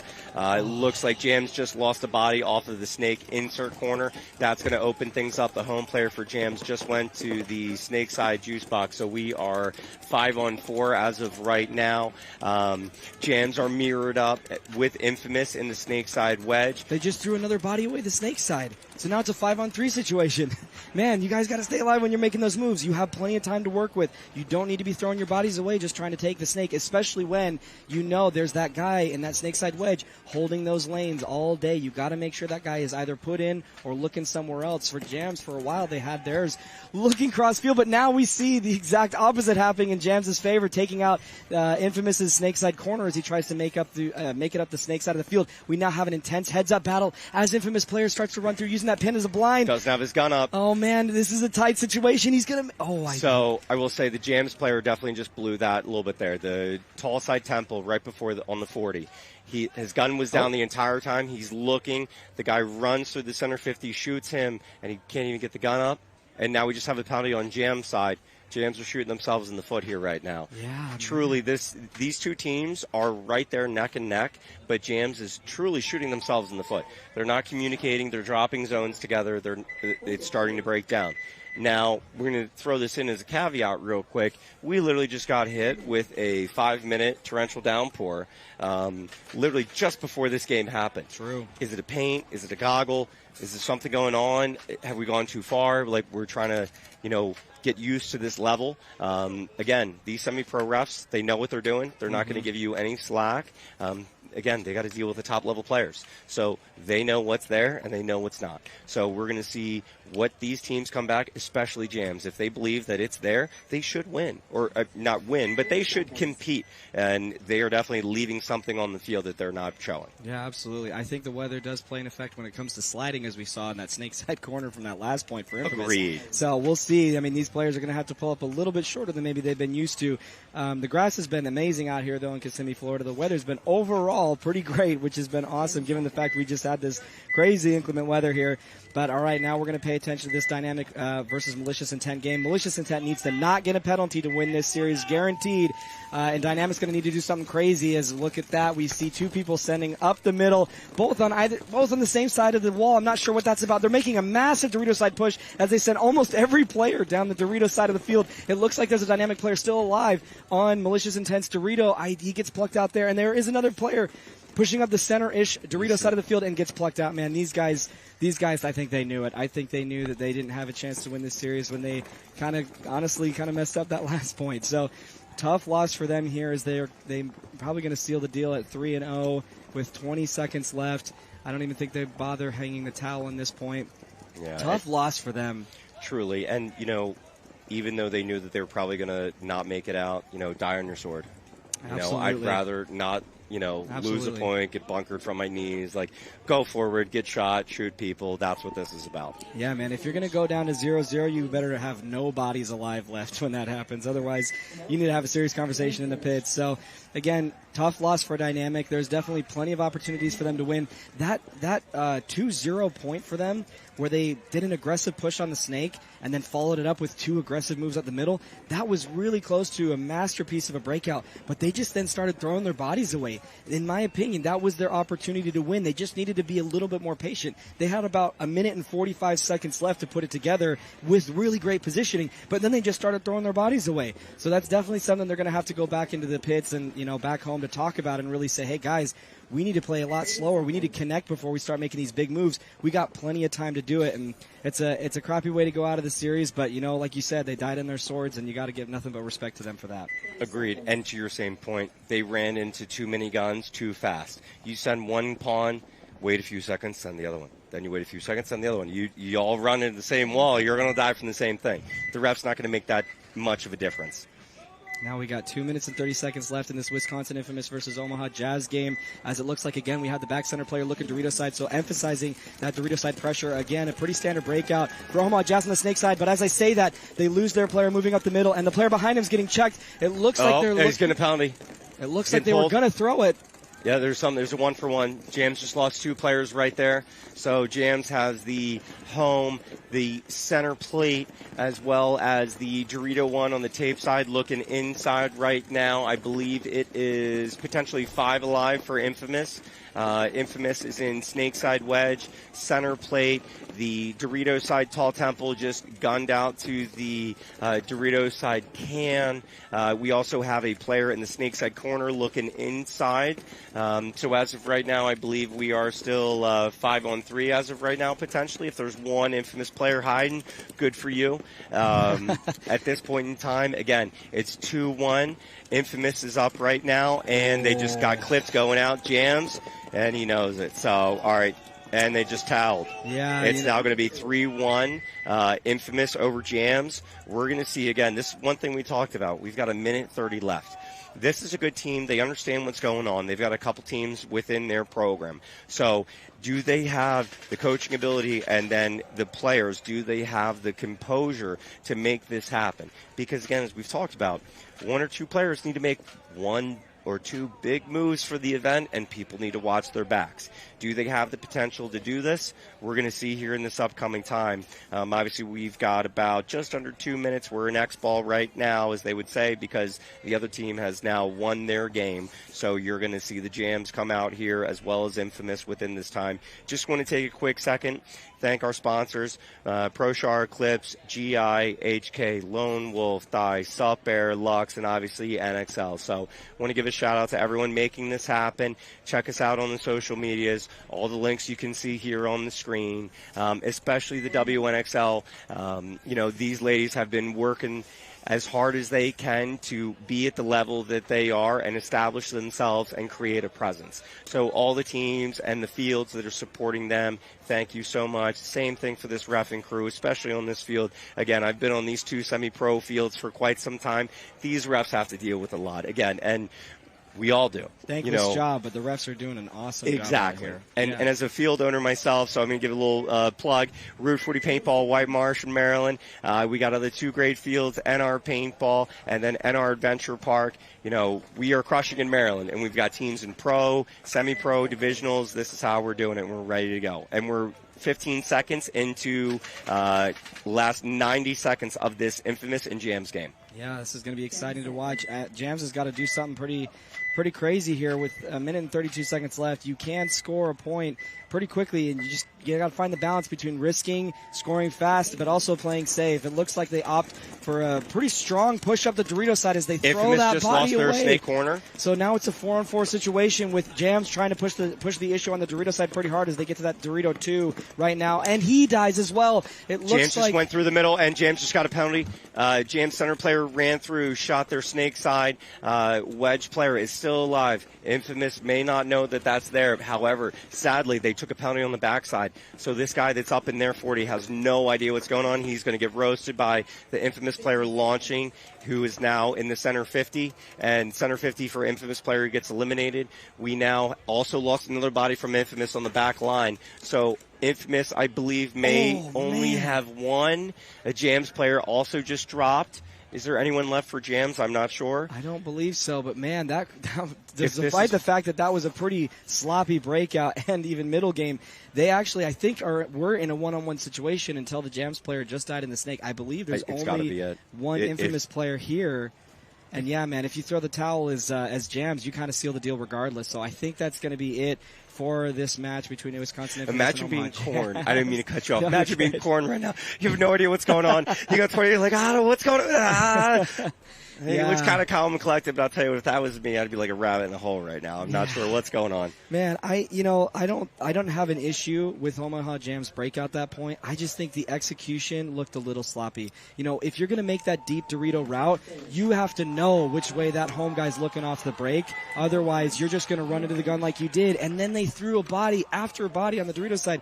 You got to make sure you put it together with that much time. 1 minute and 30 seconds is a lot of time to make a lot of paintball happen. happen. And it's sad to see at this level people just throwing their bodies away under 2 minutes. You got so much room to work with. You got to put it together. You got to take a breather. You know, you guys know this in semi-pro. You have to take sometimes a second while you hold those zones and ask your teammates what's going on. Where are they coming from? Who did we lose? Did we kill anybody off the break? But man, it's sad to see people just running into guns in these gaps that are just, they seem like silly deaths here. And penalties. You can't get stupid penalties. There's no way to kind of PC it, you know, other than that. But if you get a penalty, you're hurting your team. It's one thing if it's in the beginning, you know, you can get dumb penalties. You run to the snake, you get clipped in the pack. Okay, you don't know it. But you run through, you get shot. It's tournament paint. It's probably broken. If you feel it, don't do it. Get off. Because, you know what, you're over-under, you're going to hurt your team if it broke on you. So, you know, Omaha Jams definitely, you know, shot themselves in the foot. You know, they had too many penalties in this short of a time span. You can't make it up, especially when we play in the lower divisions and you need to make up, you know, for what you lose.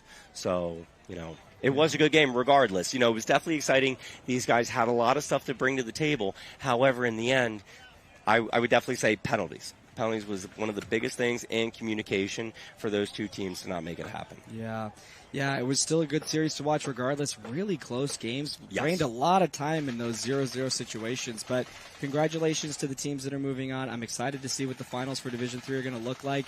It's been a pleasure being on the broadcast with you guys here. So thank you so much for the wonderful games, for the amazing sponsors that we have here, ProShar, Planet Eclipse, GI Sports, HK Army, Lone Wolf Paintball, Dye Paintball, Sup Air, DLX Technologies, the refs who are absolutely doing a wonderful job out here despite the crazy weather that we had, like you said, just before the series started. And thank you so much to the production staff of the NXL Paintball this year. This has been a wonderful event. It was a pleasure commentating with you here, Julian. Yeah, this was great. Thank you so much. You don't always know how this goes, and honestly, it's been very seamless. So give a shout out. Where are you coming out of? Where are you playing? Where are you coaching? All that stuff. Yeah, so as you guys know, my name's SVP Paintball. I have a YouTube channel where you can find me, SVP Paintball. I also do a little bit of Instagram here, but I mostly do strategy to help you guys learn how to not make certain mistakes or to how to play a certain layout. So thank you to those who have seen my most recent video on this big layout.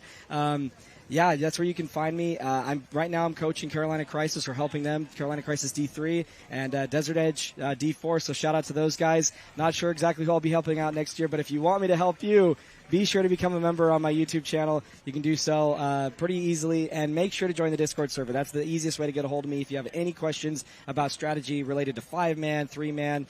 I've done 10-man, but it's hard to do 10-man mound strategy, you know? You gotta Mounds is a completely different animal. You know, Yeah. I play pro with Ground Zero Gold, and, you know, we took first place in the 5-man of the Pittsburgh Open Classic. You know, shouts to Tim Montresor and Russell Jackson, everyone that makes that thing happen.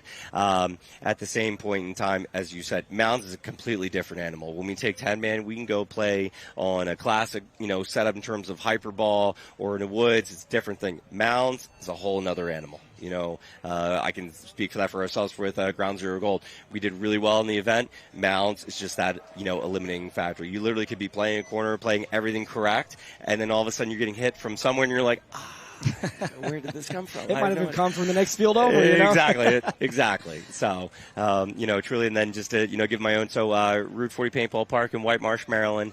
My dad, Tommy Mau, is one of the founders from Image. You know, Richie Malashevsky, my uncle, Greg Malashevsky, my other uncle. You know, it's paintball for royalty right there. So, also want to give a shout to Travis Lemansky with Infamous. Thank you for the gear and the support and everything like that. Same thing. Thank you for watching. Again, check us out on all the social medias. Facebook at NXL Paintball, Instagram at NXL Paintball, YouTube at NXL Paintball.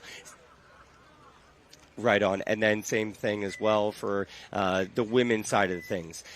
We've got at WNXL on Facebook, Instagram, and TikTok. So please check this out. Give us some support.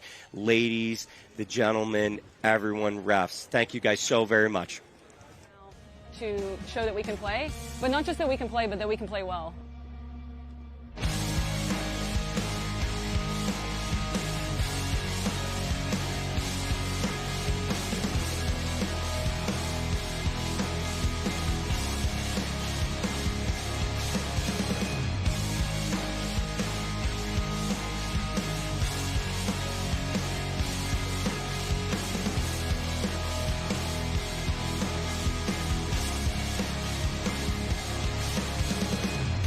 I've heard the word surreal being used a lot, and that's really true.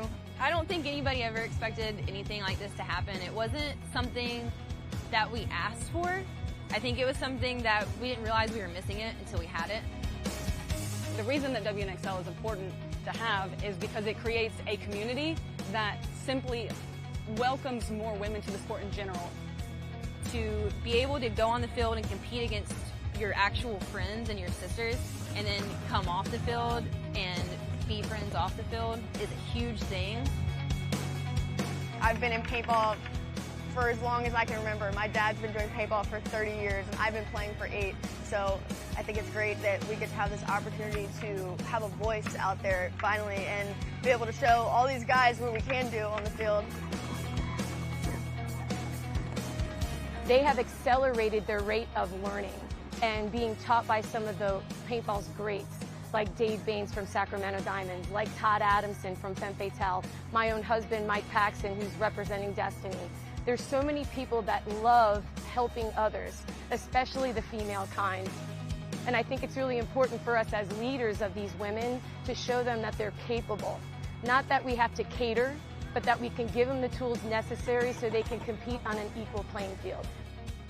If we give them the platform and we give them the tools, these female kind can play just like the male kind.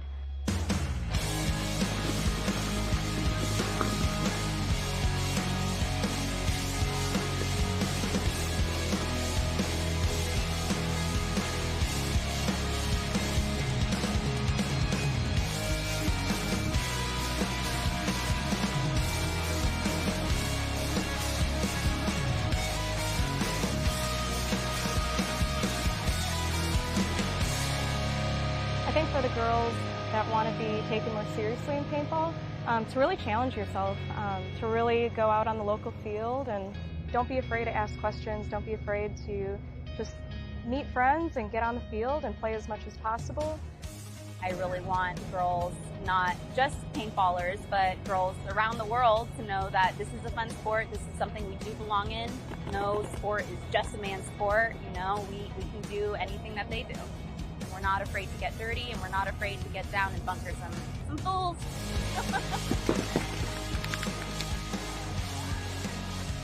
For them to showcase women in paintball is super important. The WNXL is still a brand new league, and obviously we're super excited to be part of it and be a part of a new history, but we're also looking forward to the next generation of girls. It makes me so happy to see that there's so many people that are behind this women's division. For those of us that have been doing this paintball thing for a long time, we owe it to our community to pass the torch. And I guarantee you that everybody in the long run is going to be thankful for it. It's only going to help everybody in the bigger picture at the end of the day.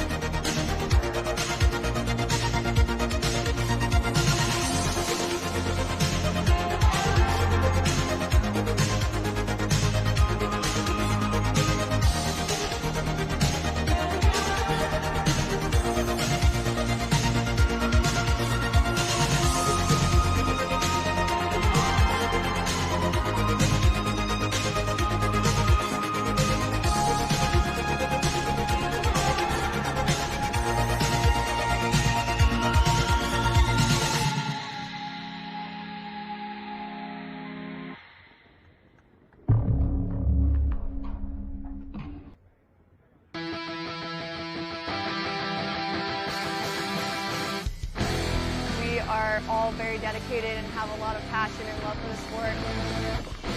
I think that these girls are very hungry and they're ready to go prove to everybody what they can do.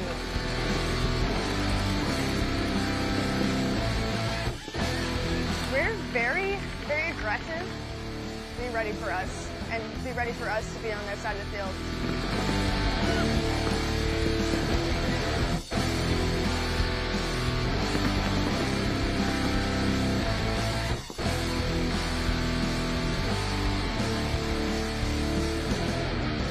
We are.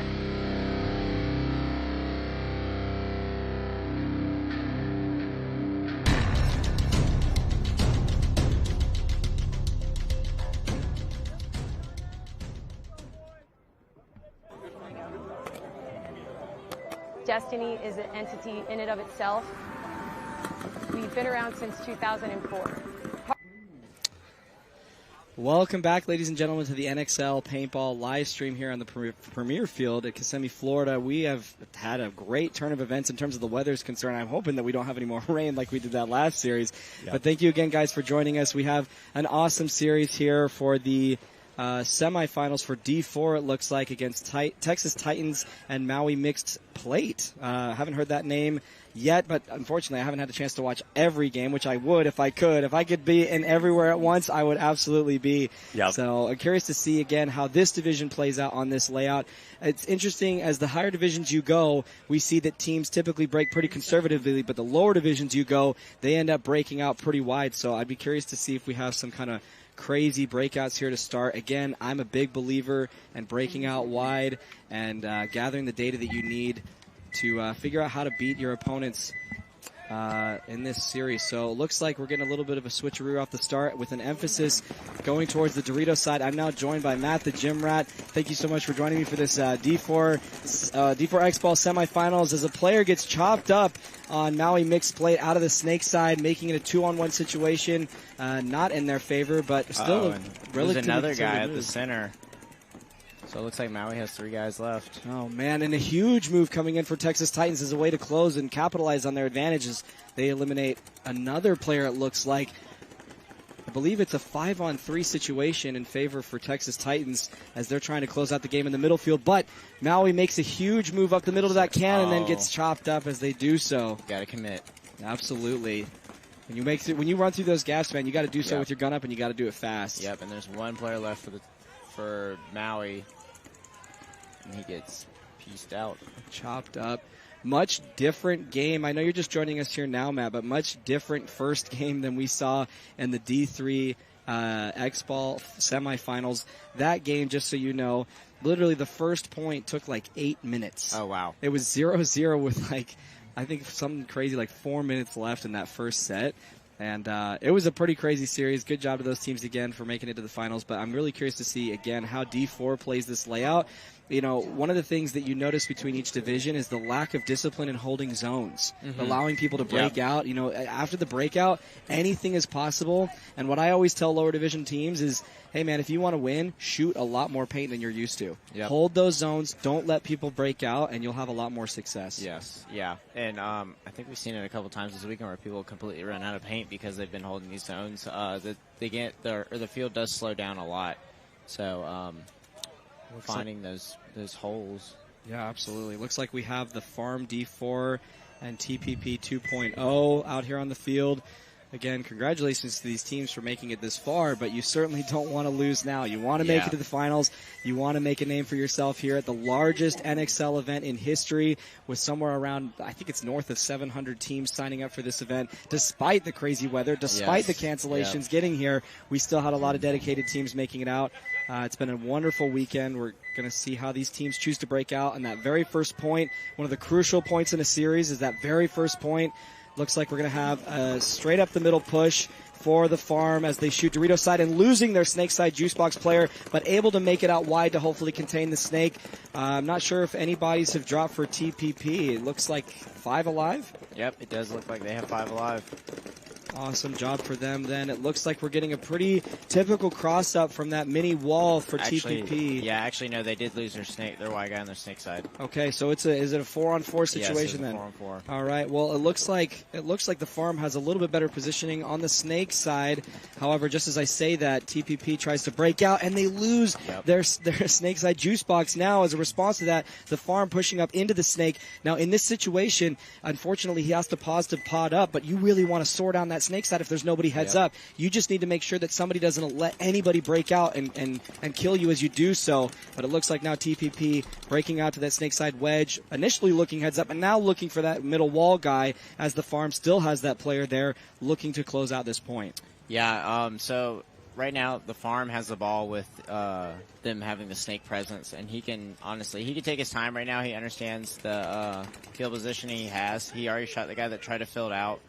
He's got kill 2 on the snake side, and he's taking his time. This is John. I've played with John before, so John is a very good, very aggressive player, and as you see right here, he's taking his field advantage. The farm has all their guys in the 50, but they just lost their Dorito guy.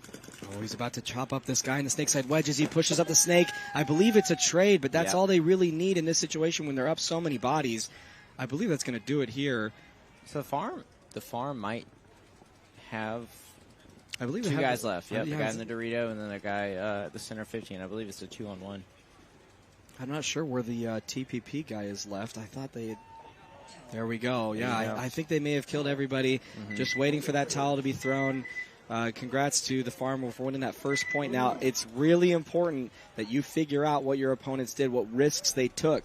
And from there, you need to decide, are they going to run that same risk? Are they going to pull up conservative? Or are they going to take the risk on the opposite side of the field? That's, at least as a coach, what you really need to kind of guess, just given the fact that you only have 1 point to work with. Now as we go in here to this next series, Texas Titans up 1 over Maui Mixed Plate. 10 minutes and 43 seconds left on the clock.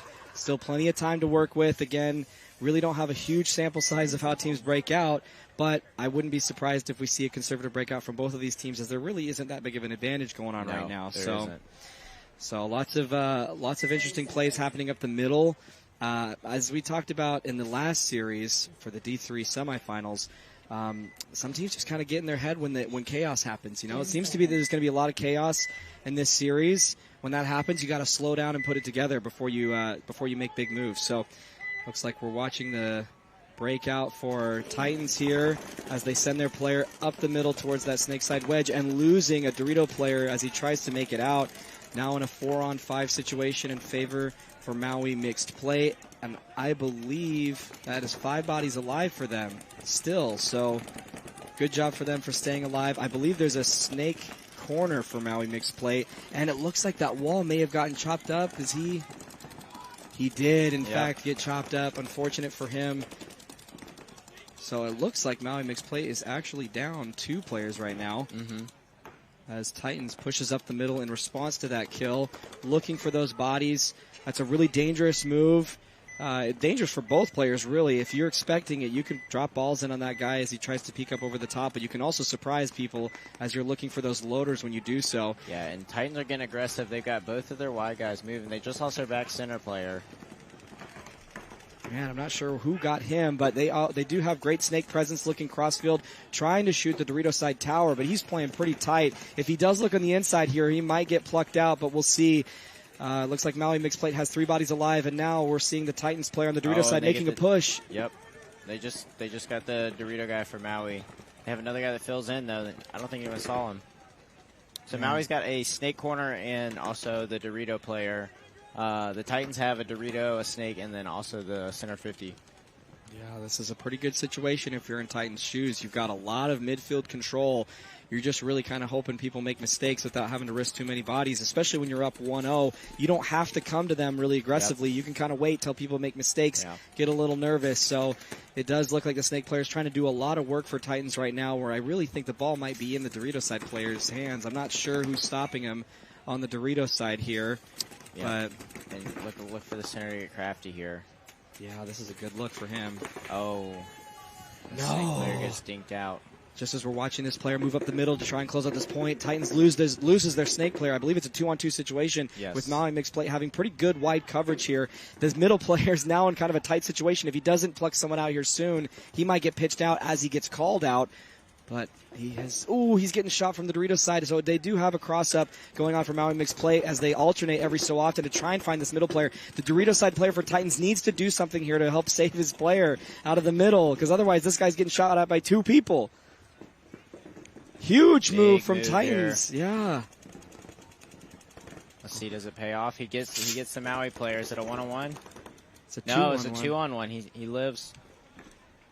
Fills out to the corner as they're trying to pinch out this Maui mixed plate player, and the guy from the middle makes the big move here. That's going to seal the deal for Titans so long as the Dorito side corner stays alive, which it looks like they do. Man, they had much better positioning than them despite that, only living with one player left, but now going up 2-0 in the series. Yeah, and I would say that's great aggressive play by the Titans. Even though getting dinked out, their players were taking the ground they were given and really capitalizing on it. And then players it was a 1-2 punch. One player would go up, the next player would follow up whenever the guns were drawn away, and that was a really good way to kind of dig them out of those spots. Having the Titans having Maui on their heels was huge there, because that really put them at an advantage, already being up by 1, and then now getting up by 2. Now this is the hard part where Maui has to fight back and really get back into this game. Yeah, so if you're Maui, are you risking that next play? Are you trying to take some ground early, or are you going to still play conservative and hope something happens? No, I'm risking it. I mean, because if you give them this, I would risk one body. It'd be on the Dorito side, because I feel like that's where they can get the most the ground for free. And then after that, I would definitely have somebody funneling into the snake, because the snake, as we saw this weekend, is very lethal if you can get into it. Absolutely. So now we get started here with the Farm versus TPP. Farm up by 1 point with 10 minutes and 10 seconds left. It looks like they're going to emphasize the Dorito with the middle player looking that way. And I believe they're going to take that snake corner as they do. And also diving in Dorito 1. Risks on either side of the field, a little unconventional, but it looks like they stay 5 alive. In fact, both teams appear to have not lost a single player off the break.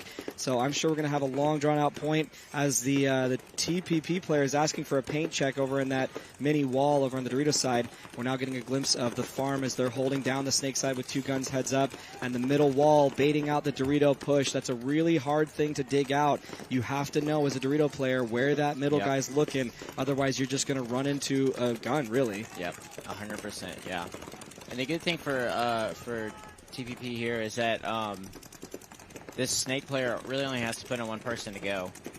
So once he recognizes that, he will be able to get into the snake. The only problem is that the Farm has a snake corner, so once he gets in there, there's not much that he can do to be effective besides posting up on the inside.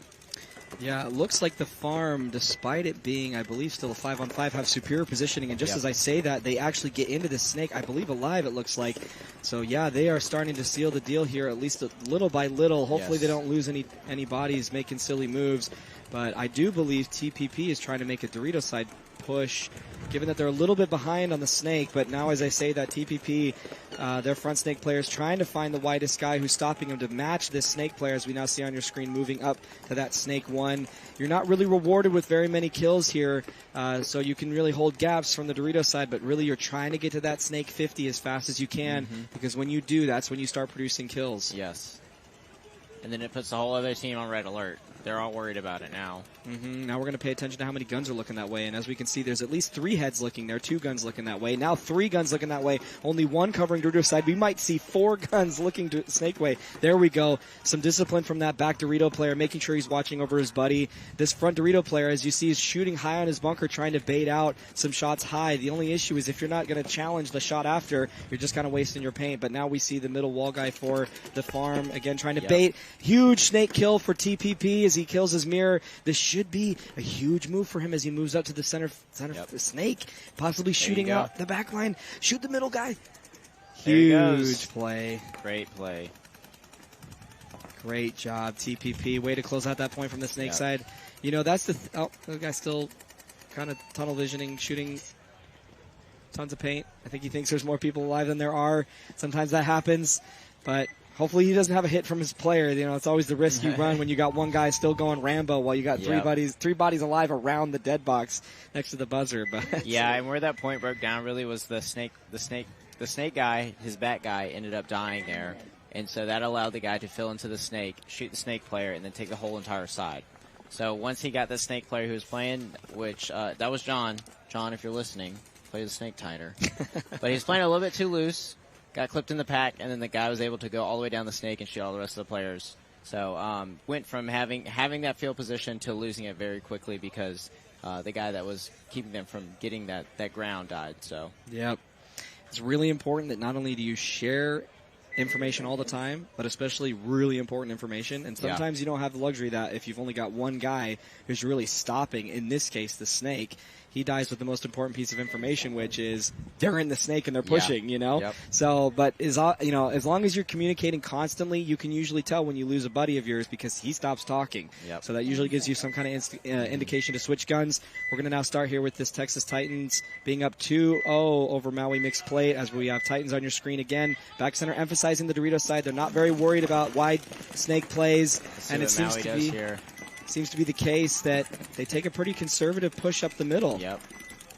So the only thing they risked here was it looked like they went to the Dorito corner, which they made it 5 alive. I'd really like to start seeing, the teams need to be scouting which direction the back center player is moving. Yep. And it seems to be that both teams are shooting Dorito way from the back center. And if that's the case, man, I think I might risk a snake guy. Yep. They're not going to have more than one gun on you because the other snake guys run into his bunker.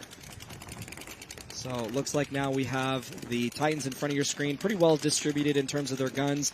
The Snakeside Juice Box looking on the inside, perhaps for that middle move from the Snakeside Wedge up to the 50, but he needs to kind of play heads up to own what's in front of him so that he can start applying snake pressure. But now we're seeing the Titans Dorito side heads up. This is a great angle. Good job there, NXL Paintball. I love the coverage. The production's been absolutely amazing this weekend. It looks like now we've got the Maui Mixed Plate in front of you as he makes a huge move from the corner into that Dorito. The Titans just lost another guy, so the Titans are playing with 3 players right now. So this is huge for Maui Mixed Plate because they do need this. And then the Titans lose another player, so Maui really needs this point. And they only have 1 player left for the Titans. And there's a running ref as well. He's going to have to run a little bit further. Oh, and they get a minor. They're going to start down 1. No, that's not. You don't want that when you're already losing the point. Getting a minor just is so bad for the next point. That is the way that Maui Mixed Plate is probably going to catch up in this series because they score this point, going to the next point where Titans have 1 body down. It's a 5-on-4 situation. Yeah.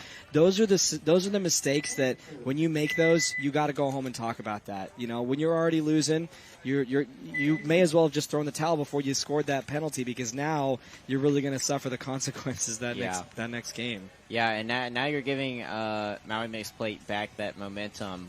You get ahead 2-0, which is one of the most dangerous places to be because the team is still in. They can still fight back, but you still are at that point where your team starts to get lax. They start to sit back. Okay, we've got it, And now that Maui has that, and now that it's a 4-on-5 at the next point, it's going to be huge. Yep. That was a pretty unfortunate series of events that we just saw there. Now we're going to get into this next game as the Farm D4 and TPP 2.0 even up here 1-1 with 7 minutes and 30 seconds left. Still plenty of time. Both teams could easily break out conservatively and see who outplays each other in the mid game, which is in most cases where a lot of these points are won. We don't see very many kills coming off the break here, so be very curious to see. It looks like they're going to emphasize the snake way because we now have 2 guns looking snake from the middle guy looking that way. And just as I say that, the Farm is still able to get up to the middle with 2 bodies, one of the snake side wedge, the other one at the wall looking Dorito way. Lots of Dorito side pressure. Great angle here as you can see how teams have spread at the field. It doesn't look like the Farm has... Oh, excuse me, they do have a snake corner, and matched to that is the TPP snake corner. Looks like we're going to look at what the backline's doing here with 5 alive on either side so far. It seems to be that snake corner is a pretty safe move to make. Yeah, especially for John getting out of there really quick. And now they have the ability to go into the snake if they really want to, that they've made it to the corner alive 3 points in a row. Yeah, I'd really like to see, they keep shooting that back center guy keeps looking Dorito way. But, man, if I knew they were making to the corner every time, I'd be telling my back center guy to shoot the snake corner. Yep. Looks like we're going to have a great angle here from the Farm looking Dorito way as that Dorito 1 player is trying to put it together and how he can move. That Dorito 1 to Dorito 2 move that you see is relatively safe as long as the back center and the center wall are not looking at you. So it would be nice to see him make that move given that I don't think the back center is really applying any pressure and they don't have anybody in that center wall. Looks like we're going to have... Nice responsive move from TPP to match the middle. And they dink him out as he's running up there. Yeah, I'm not sure. I think that was the Dorito player who was looking cross for that move. So good job on him having eyes up, protecting his middle guys. Because, man, when you have 2 players in the middle and then they match you with only 1, you run that risk of that one guy taking out 2 players. So good job from the farm to make sure they pluck out that guy as he tries to counterpunch the middle there. Coming down to 5 minutes and 41 seconds here in this game. Tied 1-1. Still plenty of ball left on the clock. It looks like TPP is trying to spread wide, as you're now seeing on your screen. The center wall looking Dorito way. And again, we've got a snake side wedge holding down the snake. So if you're TPP in this situation, I think you need to, I don't know, punch the middle, but not run through that Dorito gun again, you know? It's hard to know what to do in this situation. That's why you want to really kind of match those center punches off the break, because the longer the game goes, the much harder it is to do that. Yeah, I think this Dorito corner guy for TPP has just been stuck in the back too long. Oh, and just as we're saying this, the farm guy gets dinked out going up to the center. Yeah, that's a big loss for them. They had the snake and Dorito locked down with those 2 players in that position, but now it forces number 2 on your screen here to move up from the corner up into that snake insert, now being matched by TPP in a heads-up fight. The farm guy needs to probably put this guy in, otherwise this guy on your screen is going to move into that snake here pretty quickly. Yeah, he's got the ball. Yeah, especially if he gets into there in that snake and has some coverage from, it looks like the mini wall from TPP, but they're going to play it a little slower. I'm happy to see that. Put it together, find out where the bodies are, find out where they're looking. But as you can see, if you're in the snake insert, you can get pinched out pretty fast from that wall. But now we see a huge move coming in. There you go. That's what needs to happen. Yeah, getting into that snake, crawling down to that snake 2. Looking for those inside kills, which unfortunately on this layout, there's not really a ton that you can produce until you get to that 50, but he decides to retreat back instead, protecting himself, but I don't know if he knows. There, his middle player calls him and in fact kills him. That was a great kill. Looks like they're going to break out now to the snake, maybe potentially surprise the farm snake 1 player, but good on the farm for playing slow, making sure they find those bodies before they try to close out this point, giving them that 2-1 advantage, but we're still killing some time here. We've only got 3 minutes and 30 seconds almost left. And is that a towel that I just heard? No, it was the other field. Okay. What are you trying to do here if you're TPP, Matt?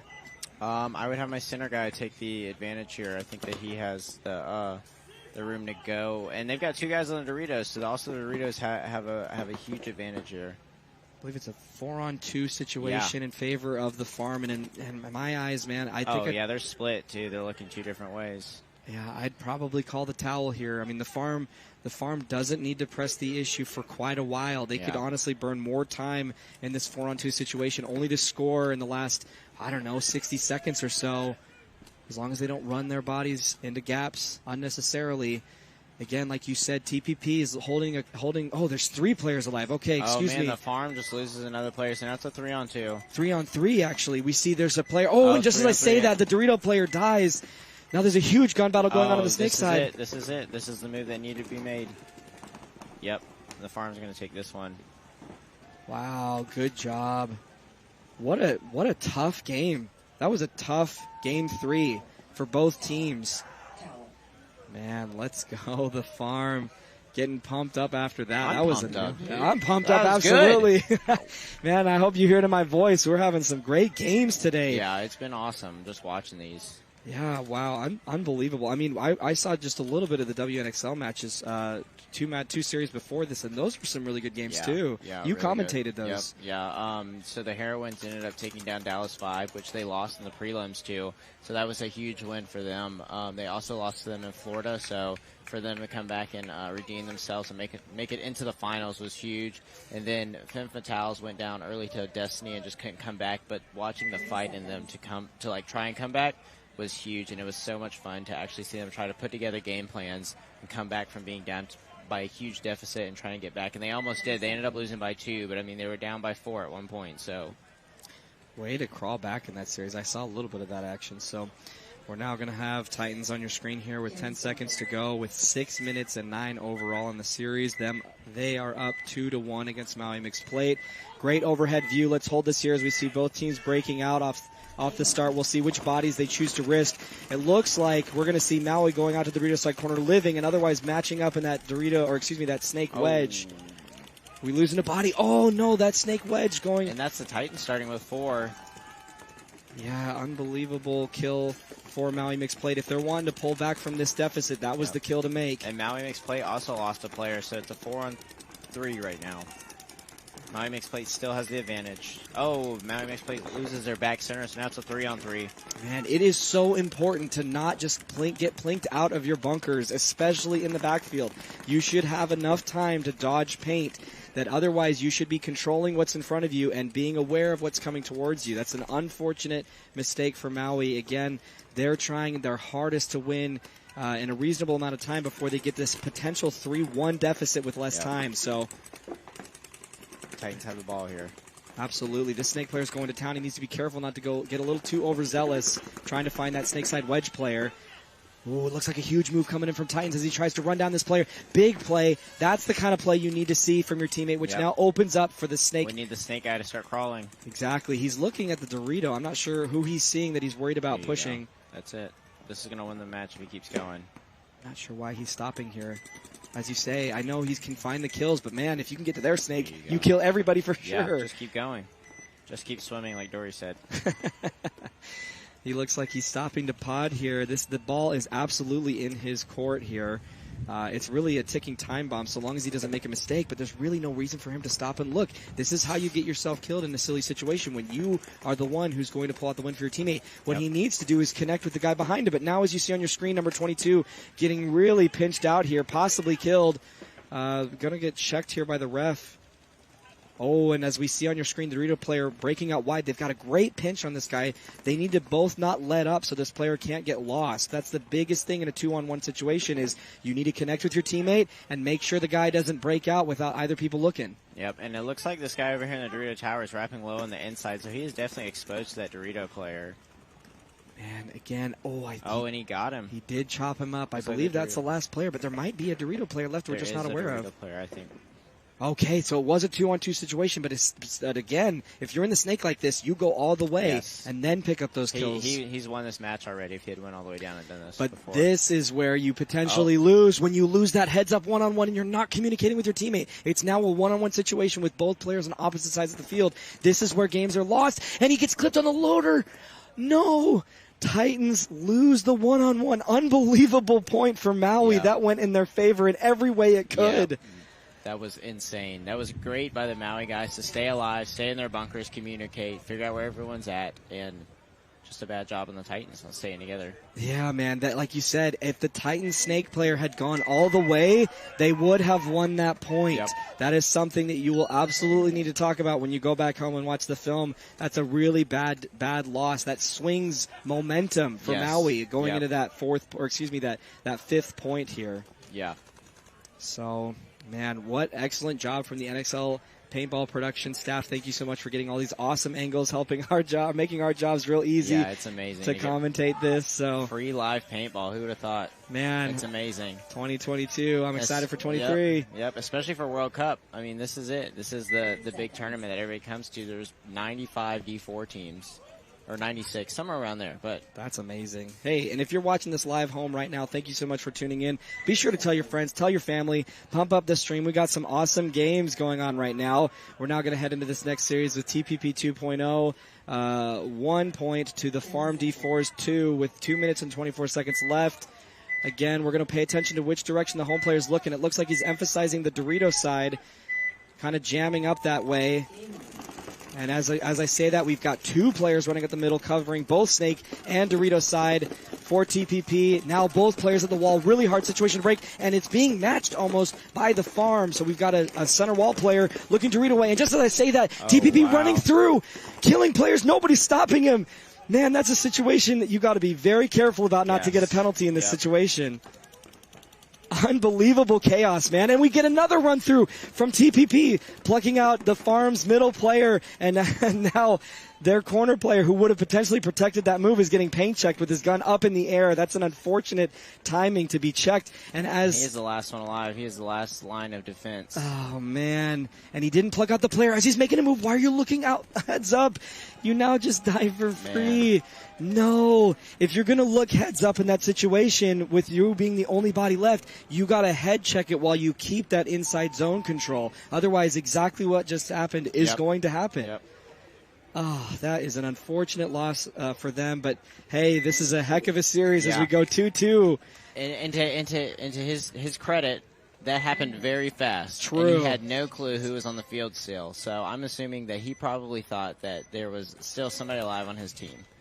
Yeah, absolutely. You know, when chaotic situations happen, in my opinion, the best thing you can do is just control what you already have control of. Yep. Keep control of that, and then gain the intel you need. Don't drop it to find the information. You know, like I said, even just a quick hop over the top might have given him enough to know that there was nobody coming to run him down on the snake side tape. Yep. You know, and if that's the case, then you've got some more time to try and shoot that guy, because that guy ran through 2 big gaps. Yes, you know, if he kills that player, maybe it's a 1-on-2 situation. I wasn't sure how many players were left for TPP, but that's an unfortunate way to go out on that point. But good for them for tying the series. We're now going to go into mixed Maui plate, who is tied 2-2 with Texas Titans with 3 minutes and 15 seconds left. It looks like the center player is going to be looking Dorito way, potentially up the middle like we've seen most points. He might even be emphasizing his gun looking snake as he does so, but let's see. They opt for a relatively conservative breakout with the exception of risking the snake corner, which they do make it alive. I believe it's 5 alive for either team. And now the Titans are getting a little more aggressive. They did not like that last point and how it went down, so they're looking for bodies quickly here in this game. Yeah, hopefully they had some good info coming back into the pits telling them what they had to fix, and now they're out here trying to fix it. Yeah, man, that's, again, the momentum is so important in paintball, and sometimes you can use that momentum in your favor, and sometimes you can, unfortunately, use it as kind of an ego aggressive thing, and you don't. You die silly, so you got to be careful. You got to find that balance, but we're going to see the mixed Maui Dorito player trying to find that puzzle again to move up, and now we're checking out the snake corner for mixed Maui as they're trying to put together where the bodies are. In my opinion, you're really only trying to figure out where some of the wide guys are, because you can relatively assume where everybody else is. You know, these have been the same breakouts we've seen all weekend long. And the Titan center guy gets peeled out. Did he get shot in the window? Yes, he did. He was standing up tall, and the refrigerator player for the snake for Maui mixed plate. Oh, and a minor for the Titans. They have 1 player left. Oh, man, and just as we talked last series, the weather making the ground a little slippery. Depending on how new your cleats are, man, you get a penalty there and you try to fill out wide and slip. That is a bad series of events in that situation. Yep. But, hey, just as we said, Maui's got the momentum, you know. They just won a really close game the point before. They now win this point pretty convincingly off of a penalty. Man, they're probably feeling good going into that next game. Yeah, definitely. I mean, so that's the thing that I said, is that you give the team the ability to come back. You end up going back on your heels, sitting back, thinking you have the lead, and now it's tied.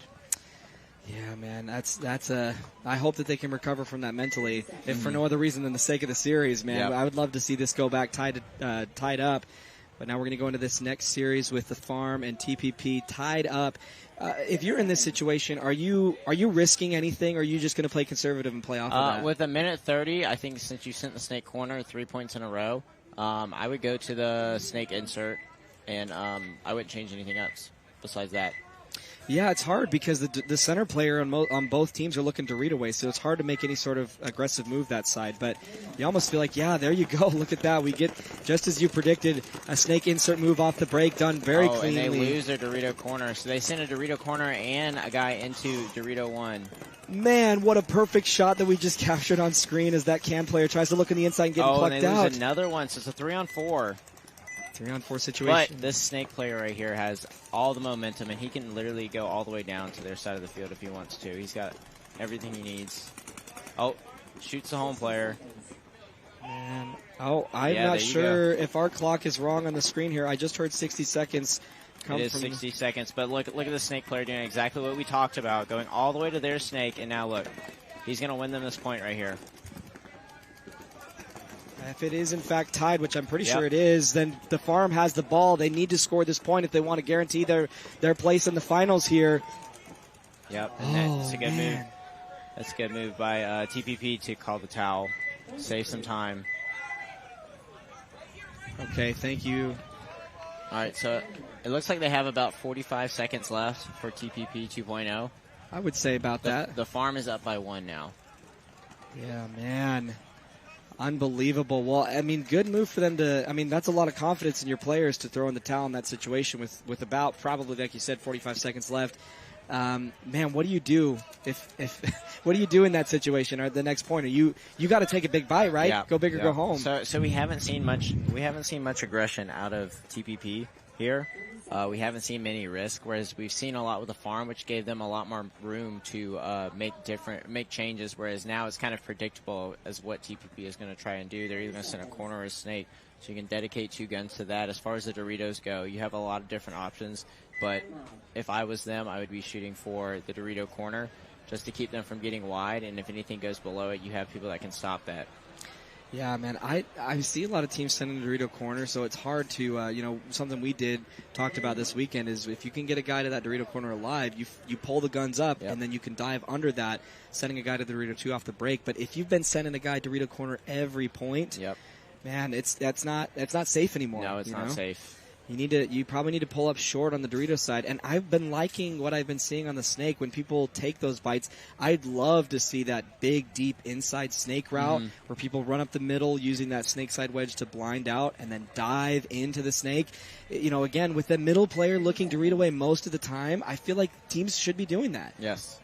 Yep. I agree, and especially the timing on it. If the guy is shooting the snake side going up there, when he does do that transition up to the brick, is when you can go through that zone, which is when most likely his lane is off or his gun is down. Yep. So we're going to have Titans here on your screen. It looks like they might be doing some kind of snake emphasis or pressure. So it looks like we're going to have 1 minute and 59 seconds here, possibly, I think is the confirmation on the time that we just got here. Looks like we have 2 guns looking snake way as a player. Going up the middle looks Dorito. Maui loses a player. Titans make it 5 alive. Titans now in a relatively conservative positioning, despite the fact the breakout had a lot of guns up. Good for them. That's a great breakout on your screen here. Now we see Maui on your screen, as you said, down 1 body, 4 to 5. Now lots of movement coming in from Titans. They're going to possibly look to double up the middle here, as they've been doing, I think, most of the series, and having quite a bit of success. Snake player going to try to put a lot of pressure to get into that snake. They've been having a lot of success doing so. So we'll see if they're able to do that here in the last few minutes of this series.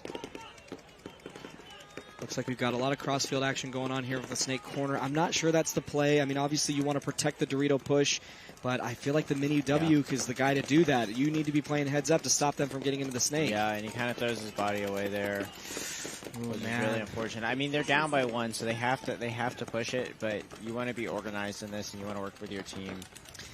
Yeah, man, if you're Titans in this situation, you got less than 60 seconds left. That's as much time as you have left to win and make it to the finals here. You don't need to make this snake move if you don't have to. But it looks like he's still poised to do it, and Maui needs to do something. They need to push the issue. They're down bodies, it looks like. Or maybe they're... No, Maui is up. Oh, Maui loses. It's a 3-on-3 now. The Titans player gets in the snake, but Maui does have a snake corner. Although he's not getting the info. He's been looking inside all game. I'm not sure why. Even the Dorito tower is not enough to stop him from getting into the snake and pushing up.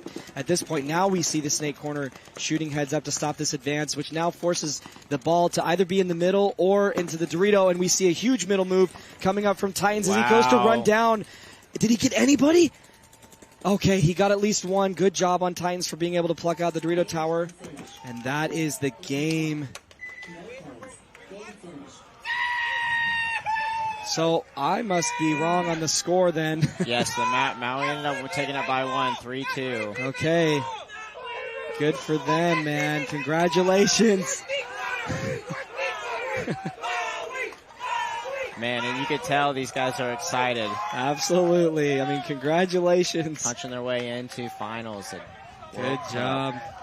Apologies to those at home. I was a bit confused in the score, but congratulations to Maui for 37 seconds, 2-2 going into this next series between the Farm and TPP. In this situation, you really just don't want to get a penalty. No. Yeah. I imagine both teams are probably hoping to get it to overtime. Mm-hmm. So good job to Maui, as you guys can hear probably at home. Lots of excitement coming in from them, punching in, as you said, their ticket to the finals. We're going to get down here into the last 10 seconds of regular time, potentially. Again, both teams cannot risk a penalty. Go out on bounces. You just got to wait a few more seconds before the series goes into overtime. Oh, wow. They're making huge 3 people up the middle for TPP. You got to be so careful not to pull penalties. There's still more players punching up the middle for TPP, trying to dig players out. They are wanting this win. Oh, wow. Holy and we cow. are seeing this. They might take it. Unbelievable moves from TPP. They're able to press the buzzer as long as he does not have a hit on him. What just happened? They just punched their ticket to the finals. As long as he doesn't have a hit on him, they may have just sealed the deal. I'm not sure exactly how much time is left, but I am blown away. I would not have thought we would have seen such a risky move in the last few seconds of this regular time set, and it looks like... And they get the thumbs up. Point is approved. Wow. Congratulations. That is crazy. Now the next question is, how much time is left on the clock? How much time does the Farm have to try and put something together? Man, I don't know. It can't possibly be that much. It can't be much. If it's less than 10 seconds, I don't think they play it. Is that right? I'm not exactly sure. At least I know teams are usually asked if they want to play anything less than 10 seconds, at least has been the case in my experience. But we'll see how much time we have left. How much do we have going into that again? 37 seconds. 37 seconds. I mean, how fast do you think that point was? Max 20. Okay, yeah. I mean, they've got to have 12 seconds at most, I would imagine. And who would have thought that with the game tied, that they would do something that crazy? Man, I would not have thought that. If I was their coach, I probably wouldn't have done that. But you know what? I love to see the trust that coach had in their players. Yep. To make that call, because it may have potentially cost, won them their ticket to the finals.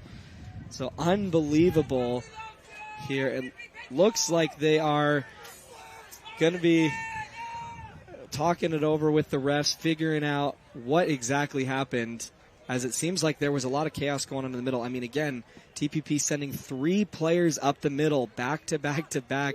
And while that was happening, they sent a Dorito guy all the way down to the corner that after that chaos was settled was able to close out the game. So it looks like they're going to confirm what we've already known.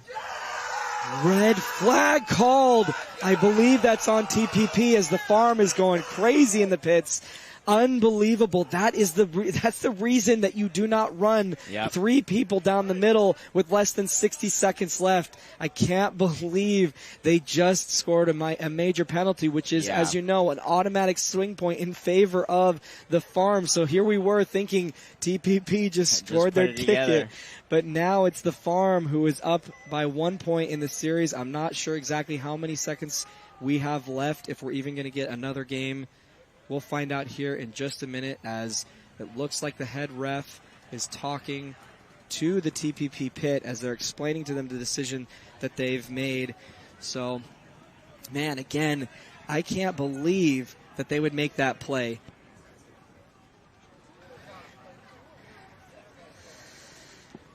Is that are you going to make that play as a coach? So I thought about it sitting in the pits. What do you think those guys are talking about to each other? They're like, do we send it or do we try and dig it out and go into overtime? And to be honest, watching them play, I would have given it to the Farm if I had just watched them play the first 4 points. And so for TPP sitting there saying, who's going to win the long game if we go into overtime? Who's going to win 5-on-5? And they probably looked at themselves and said that we might be able to capitalize on the chaos. So that's a good point. That was probably what went through their heads, because, in my opinion, watching those first 4 matches, even though it was 2-2, I think the Farm was the better team playing it, taking the opportunities when they had them. Whereas sometimes we were watching the TPP guys, hey, you got this, you got to go, and they just weren't taking it. So I think from a standpoint of that way, it's like it's time to capitalize on the chaos. They might be in motion doing something when we can take it. So yeah, absolutely. Like I said, as a coach, I'm not sure I would have made that call, but you make a good point that the farm did look a little bit more methodical in their approach to this series, that I'm pretty sure TPP was seeing the writing on the wall as well. And if you can cause that much chaos and not get a penalty doing so, those are how you win those crazy games. Yeah. But unfortunately, they're getting the flag thrown. So it looks like we're getting confirmation. Looks like, it is race to 4 here for D4. I forgot about that. So if that is the case, it looks like it is over. Let's hear. Gross major called on TPP as they push up the middle. Hang on, folks. We're finding out exactly what happened here. Again, thank you so much to our sponsors, and thank you so much for tuning in live on the NXL Paintball broadcast on both YouTube and Facebook. Thanks again, everybody, for tuning in. Please be sure to like and follow everywhere where NXL Paintball and WNXL Paintball lives, which is on Facebook, Instagram, YouTube, TikTok. Be sure to follow them. Thank you again so much to the staff, to the refs, for the production. I believe that's it here. I think we just won, or just saw who was going to make it to the finals for Division 4. So congratulations to the teams that made it. Yep. Matt, it's been an absolute pleasure here. It's been awesome, man. I love it. It's, coming out to these events is just hanging out with your buds and watching paintball, you know? That's what it is. You see the same people all around the world at the same places 4 times, 5 times, 6 times a year thanks to the NXL, so it's awesome. Yep. Thank you guys so much for watching. We're going to send you off to a commercial break, but have a good one, and we'll see you soon.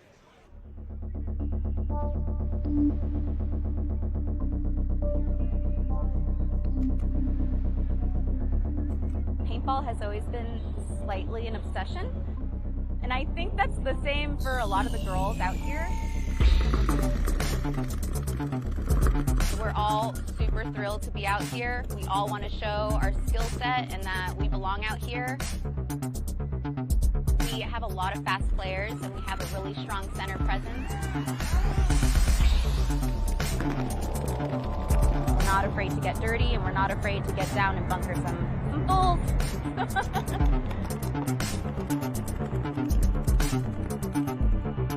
We are the Sacramento Diamonds.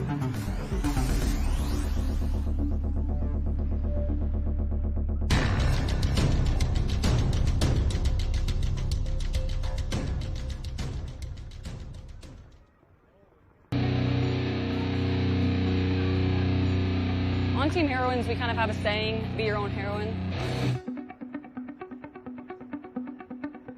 You have to take control of the situation. You have to make yourself better. You have to hold yourself accountable. You are responsible for your success and for your dedication. A lot of us have been together for almost 4 years. Girls that we have picked up, they've been in the sport for a while. They've got something that you just can't teach. Anybody will go anywhere at any time. We're unpredictable. Once we get to our bunkers and we're playing 5-on-5 paintball, our fundamentals are some of the sharpest in the league. Being your own heroine is just holding ourselves to the highest possible standard and making sure that we set a good example for the next generation of women coming through. We are the heroines.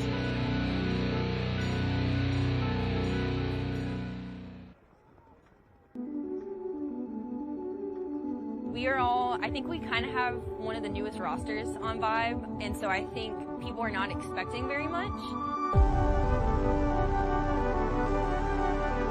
I would say that we are methodically aggressive. We know how to pull it in when we need to, and we know how to push when we need to. Ashley G and Leslie Cluis, they have the strongest voices on the team, and they kind of bring us back to like, this is the moment, this is what we're doing. Brittany Bangs on the snake side, she has been playing paintball for like 5 months. Y'all need to be watching Brittany because she's coming for you.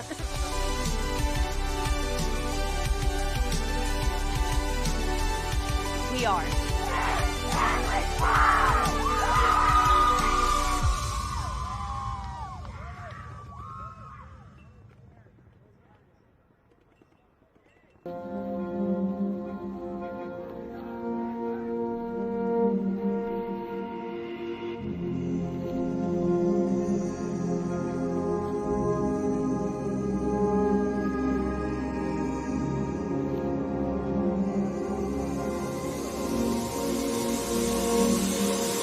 Jeske here. We are getting ready to go into the 3rd and 4th place game, starting out with the divisional ranks. Again, thank you to everyone that's watching us right now, following on all the social medias. Regular NXL Paintball is going to be on Facebook, Instagram, and YouTube at NXL Paintball. For the women's, WNXL is at WNXL, Facebook, Instagram, and TikTok. Right now off the bat, we have Dynamic on our left, Omaha Jams on the right. We got 5-on-5 in the beginning. However, Dynamic is dropping one player out of the middle here, so we've got 5-on-4. For the breakout, you're going to see a lot of these teams. You can win from all facets of the field. However, some of the main things is you need to have a complementary. You need to have a 1 and 2. If it's in the middle, you need to meet them at the Doritos, or you need to meet them at the Snake. However, the Snake side is going to be very hard to get into, so you're going to see a lot of teams come through the middle and the Dorito side. Jams has now just dropped a player as well, so we've got 4-on-4 right now. Yeah. Yep, and then we've got the Snake insert for Dynamic, the second insert for Jams working into the Snake. However, he's got a mirror at the juice box. We're still 4-on-4. Dynamics moving up into the 50 Dorito. Jams is at the Dorito 3 right now, as well as in the center. You're going to hear me call this the plate. It's that W right there in the middle. There you go. It's got so many different terms. Plate, race, things like that. So that's what I'm going to reference when I say that. You can see that this player for the Jams is looking inside right now. Dynamic just made a move into the Snake. He's at Snake 2, shooting down the wire, shooting at the juice box, leaning in.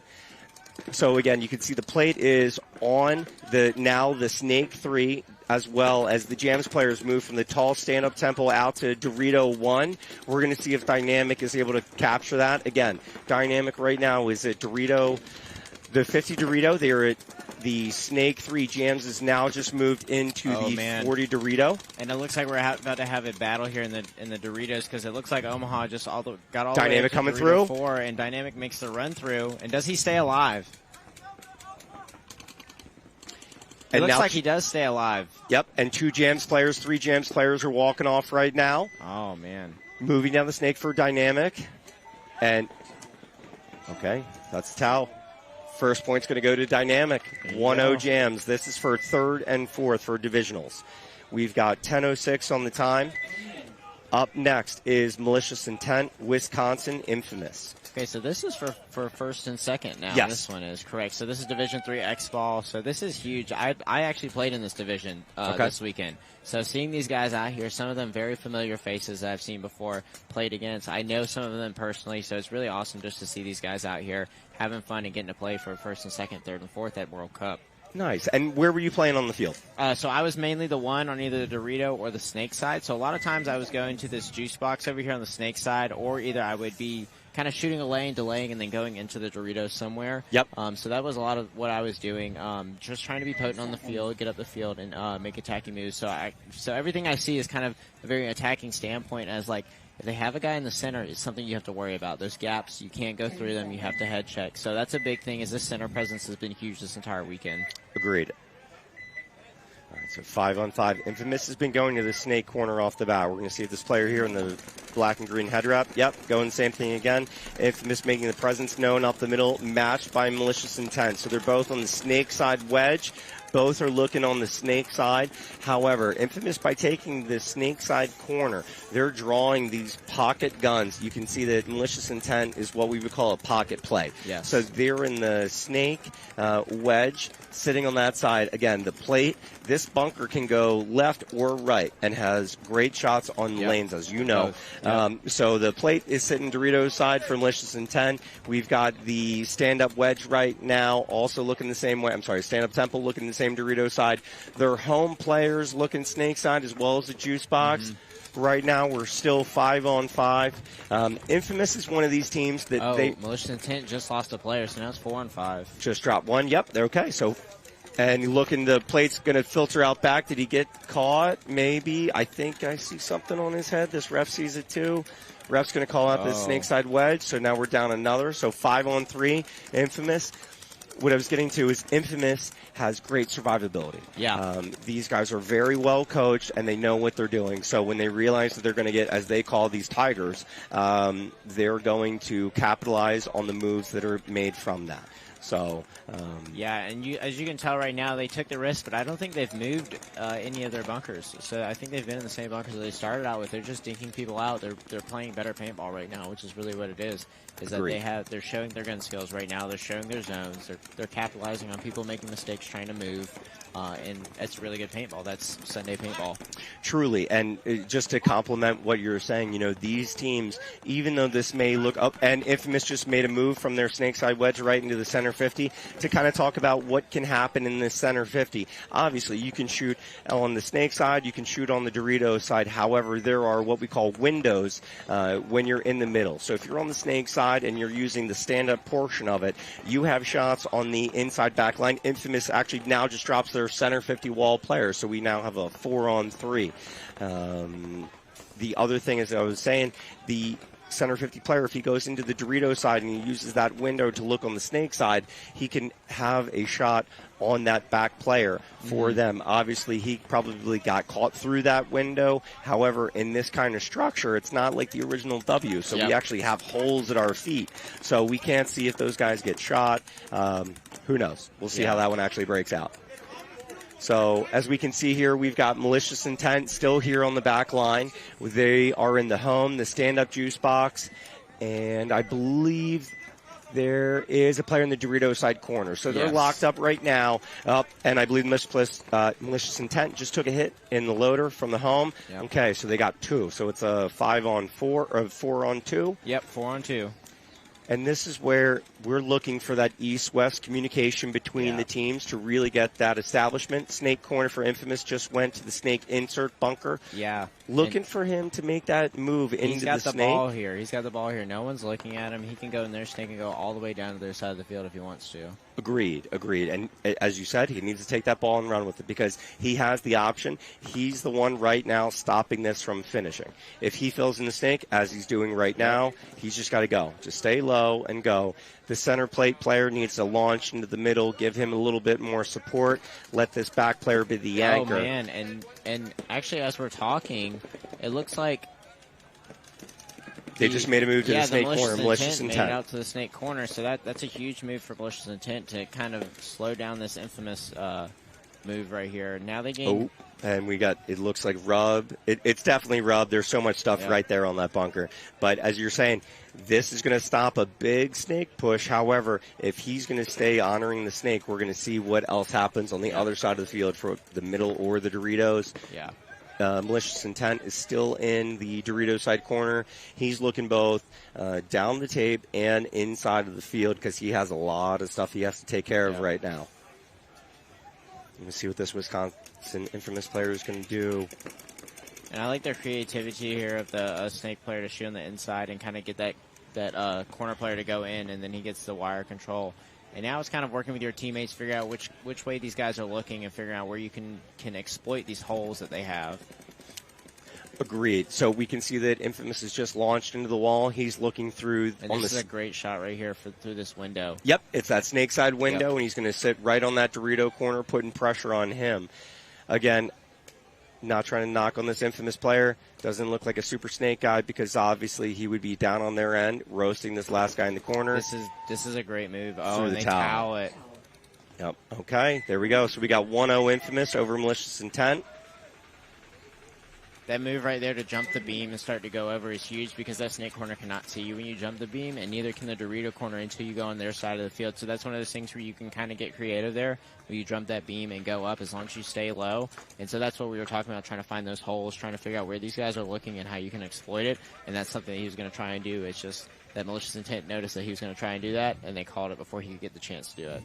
Agreed. The one thing also, too, with this field, as we can see, these longer points really drain that clock. So, obviously, we're coming here to this Jams Dynamic game. We've got 10 minutes on the game clock. I believe we are just under 9 for the previous game.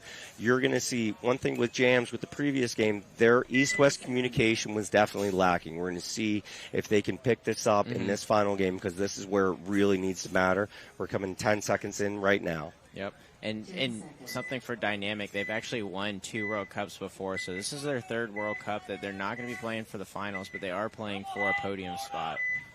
And still matters. So a relative similar pocket play. Yeah. Looks like we are mirrored in these juice boxes. The home dynamic drops a player, and they just got a penalty, losing another one. Yep. 5-on-3 right now. And we've got Jams established at the center can, sitting on the snake side lane. Yep. They're also in the Dorito 4, Yes. moving into the mini Dorito, which is covering his protection. Yeah. The Jams player is taking a lot of heat out of that juice box. Yeah, this is big because the Jams player at the 50 is going to be able to get everyone now because nobody is looking at him, nor can anyone stop him from that bunker. So he's gonna be able to feast on everyone right now. Agreed. And the one thing, too, is when these players establish themselves in the center field, you see Jams is now in the center 50, the closest attacker is that center plate. There's no way at this point in time that player can get up there and eliminate that threat. Nope. So as you're saying, everyone's now playing off their heels, and they got to figure out how to dig this out. Yes. Yeah, this is going to be huge because now Omaha's on their side of the field. They also have a guy right behind him in the Dorito 4, a center 50 player. They also have the guy in the snake. Jams is moving onto their side of the field. He just crossed the center 50 to the stand-up temple, looking inside, looking to pinch out. The home player for Jams has also come to the center 50, shooting through the window. Snake side shooting on the Dorito side. They're also moving in a complementary fashion down the Dorito side as well. Looks like Dorito 50 is wrapping as well. Now he's shooting on the inside. And they get the guy that was in their Doritos, but Omaha still has a guy right behind him to follow up in the 50. Dynamic just dropped their snake corner player. He tried to slide out. Yep, so now it's a 2-on-4. So we got 8:20 left in this game. Jams understands that they are winning this game right now. Yep. And they just lost the home player for Dynamic. Traded out with the plate. He's going to hit the buzzer. One thing in making these final moves and trying to conserve time, you don't want to have a dirty hang and have it go another way. Obviously, he feels very confident in the move he did, but this is where we are right now. As of right now, if we can rub, okay. It's a 1-1, Jams and Dynamic. Yep. So we will see what Dynamic is going to have to throw back at Jams. Obviously, they were back-end presence. We'll see if they're going to make some assertion, whether on the Doritos side, center 50, or the Snake side. Yep. And if you're Infamous coming out here being up by 1 and running that really long point, what do you think? What do you think they do? Do you think they stick to their bread and butter, or do you think they change something up to kind of catch them off guard? You know, I've played against Infamous for about 2 years now. Okay. When I was playing the Divisionals, right now I'm playing semi-pro with New Jersey Jesters. This is a very good coach team, and they are good on their guns. So if you give them an inch, they're going to take it from you. The one thing I would like to see from them is a stronger presence down the snake side. Again, similar to last event's layout, this snake is very hard to get into. However, when you get into it, you can capitalize from it. So the one thing about this field, in my opinion, is you need to be attacking from 2 out of the 3 facets. We can get in the center 50, no problem. Let's make it happen somewhere else. Yep. 5-on-5 breakout right now. Infamous is not going to the snake corner, and Malicious Intent is dropping 1 off the bat, and I believe that was their forward presence. Oh. And Infamous gets a minor. Drops 2. Yep. So we have a 4-on-3 situation right now. Infamous is in the juice box on the snake side. The snake side wedge, both of those guns are that way. The center plate right now is trying to get some communication. He understands that he's got to try to shut down the Doritos. He's on that side right now. And then for Malicious Intent, we have the juice box on the snake side, the home, and trying to look through some of these bunkers. I know they've got more players there. They've got the stand-up temple, which is now filled out to the Dorito corner, and they are in the 30 Dorito right now. Yep. He's going to move up right behind him, so now they get the 1-2 punch on the Dorito side, which this guy up front can get a little bit more creative. Although yes. They do. Infamous does have the guy in the snake wedge looking cross, which you cannot see it from the Dorito, but he's going to try and jump through this right now. And he makes the gap. Yep. The player for Infamous here dropped that gap. That's one that guy should have made that elimination from. However, conversely, Infamous is in the positions that they need to be in to lock something up. And Malicious Intent gets the kill from it, yeah. But they load the center 50 right now. So the one thing I would get ready to look for, they understand that there's a snake side wedge. He's getting ready to go. He's going to go take the wedge, and he gets shot beforehand. That's where that plate's good from. Like I was talking about, you're trying to find that other guy. Yep. That's exactly why that player's there. That Infamous player definitely did his thing. Malicious Intent not trying to get off the field, make Infamous get around him in a little bit different way. Now this guy needs to get down the field. Stop trying to shoot this guy from the one spot. Get down there and shoot him in the back. Next, backs and packs. That's what we're here for. And that was a great move because putting some pressure on him now, he's worried about him in the snake, but now he can take all the way down. The biggest thing he's worried about here is him shooting down on him. So when he does that, he's able to kind of put some pressure on him. But now he's in a bad spot to where if he didn't take that ground quick enough. And on the far side, Malicious Intent just actually retreated for some reason. They went from Dorito 3 back to Dorito 2. It is a kind of a good move. However, where we're sitting right now, you got to realize where your people are. If you've got a guy that's in the snake shooting on the snake way and he's got his protection there, it's just one. So this is where in these low body situations, these longer times, these teams really have to work on their east-west communication. Right now we're at almost 4 minutes and less. Wisconsin Infamous is up by 1 over Malicious Intent. So the one thing that's really good about Infamous is they are well coached. Yes. They understand that when they're up on bodies and they're up on points that they're just going to, strangle you just a little bit more. They understand that the ball's in their favor. They're potentially going to win this game, but they just need to do everything else correct. And that's what they're doing now. Yeah, and the reason we're not seeing him be too aggressive in the snake right now is because he's working with his teammates here to kind of just suffocate these players. Because if he does overextend too much and ends up dying, then he puts his team in a 2-on-2. And just like there, he made that one guy comfortable enough. At the same time, Malicious Intent makes a move up the Dorito side. Die on your sword. Doesn't take anyone with him. And it's 2-0 Infamous over Malicious Intent right now. With 3:31 left in the game, we've got Omaha Jams and Dynamic tied 1-1, 8:09 left, about a minute in the break. Yep. And a little bit of my backstory, I was actually in the same exact position as Infamous was last year. So at this time last year, I was out here playing on the pro field, or we were playing on the pro field for first. Okay. So what team were you playing with? Give them a shout out. Carolina Crisis D3. Okay. So I understand the point that they're at. We went up, we went down by 1, and then we went up 2-1. So being in that spot to where you're really fighting for something that means the world to you, right? It's World Cup. It means the world to you. You have to understand that every call counts. And so they're out here, they're analyzing everything, but Infamous seems to be, like you said, very well coached, so they seem to have everything together right now. Yes. And, this is one of those things that you said, this is the final event. This is it. This is Win World Cup. Everyone puts all those hashtags and all the promo videos. This is where it comes down to. These teams are playing for medals right now. We got 5-on-5 breakout. Relatively pocket play for Dynamic both does teams. Take some risk going all the way wide to the Dorito 2, that wide Dorito. And we've got 2 in the center 50 here for Dynamic. One's on the Snake way, one's on the Dorito way. Snake side guy's looking to go. I can tell by the way he's looking. Jams is in the center can. Plate, Dorito side, juice box right now. Conversely for Dynamic, obviously double in the center 50. The Dorito side shooting through the window right now on the Snake side. However, this can is looking for this guy to go. Oh, and Dynamic player just took elimination. There's 1. So 5-on-4 as of right now. Dynamic still has juice box, center 50, Dorito side corner, and I believe Dorito 1. So 5-on-4 right now. Potentially looking for this Jams can up, and Jams just drops a guy moving up the Dorito. Center 50 clapped him out. 4-on-4. I would look for maybe this Jams player in the center can to run through and take out the center 50 if he knows it's there. He's moved over to the Snake side wedge, looking inside at the same time. Juice box for the Jams just went out to Snake side corner. Yeah, and Dynamic responds too. That's a great time because when that guy fills out, that zone all of a sudden opens up so that he can fill out too. So it's a good response.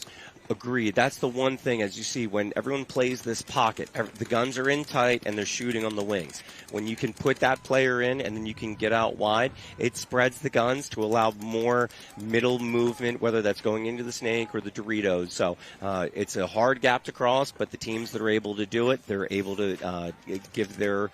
And at the same point in time, Dynamics move, comes around, gets shot in the head by Jams. Did Jams get shot? Jams doesn't look like he got shot, but he gave Dynamic a little extra in the head, so we're going to see how that goes, and he's going to let him wear it a little bit more. That's what we're talking about. Let's see this paintball. Okay, so we've got Jams is moving up. They are now in Dorito 3. They're in the stand-up temple and the snake side wedge. Snake side wedge is sitting on the snake side. The two Dorito players are teaming up with each other. The snake corner for Jams launched from the corner into the snake, working his way down. The Jams snake side wedge has now launched into the center 50 brick. Snake side center 50 brick. It's not right in the middle. Jams lose another player out of the middle here real quick. So we've got 3 on 2, I believe. I see a Dorito corner and a snake corner for Dynamic. They've got a good cross. Let's see if they get this east-west communication going right now. Another player eliminated from Jams. Oh, and Omaha is throwing this away. They just lose their Dorito player as well. This is a thing that with Jams, this event, the couple games I've commentated, they're in great positions, but then they're throwing this away. This communication and closing the field is something all teams need to do. Okay, we're going to see. You're going to call him Rub. He's good to go. Okay, Jam snake player. And it was a 2-on-1. And Dynamic's going to close this one out. It is now 2-1. Dynamic over Jams. 5:05 left in the game.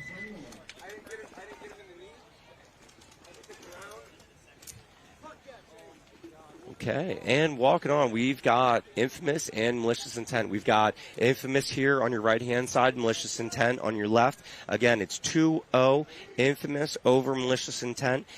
Both teams have been coming with a heavy pocket presence, throwing the guns. Infamous has thrown their one player out to the snake corner a couple times. Mm-hmm. He's made it, I would say, about 50-50. But again, this is that risk. If you make it, it's great. If you lose, you're sending your pawn to die anyway. Yes. So, you got to, just be ready to lose one guy off the bat. Yeah, and if I'm Infamous, we've seen that they have very good off-the-break shooting. I think that they stay doing what they're doing with maybe one change for the wide guy, and then I think that they're just ready for something to come crazy from Malicious. I think that Malicious is going to try something to get up the field quick.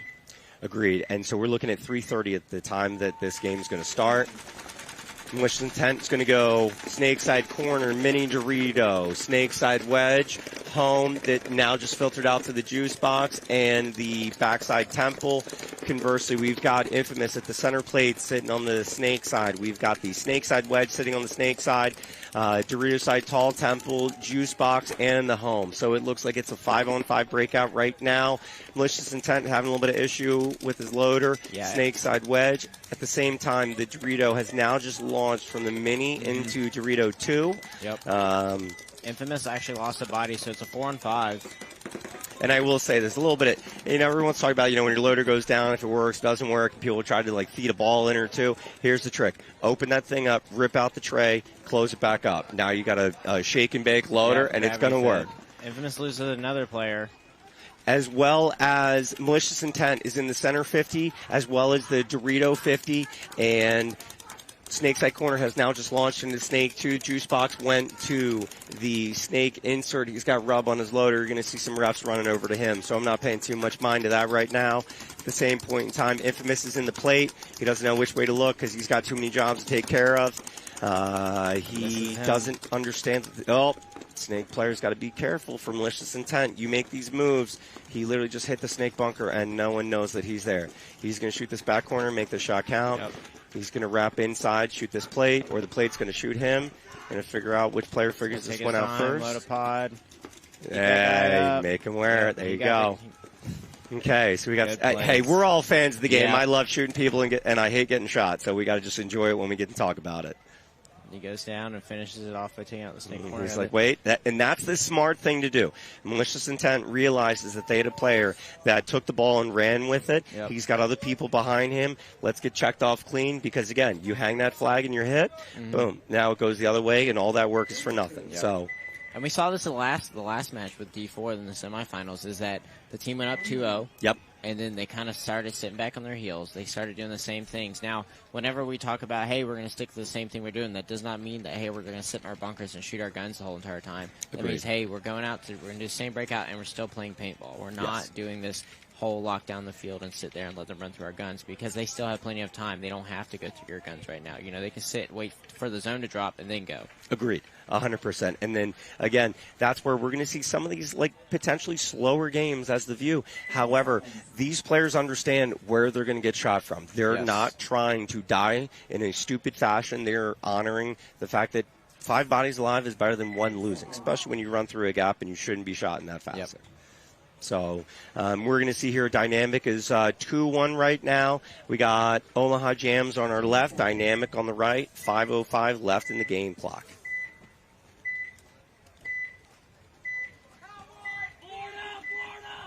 Coaches are calling out plays.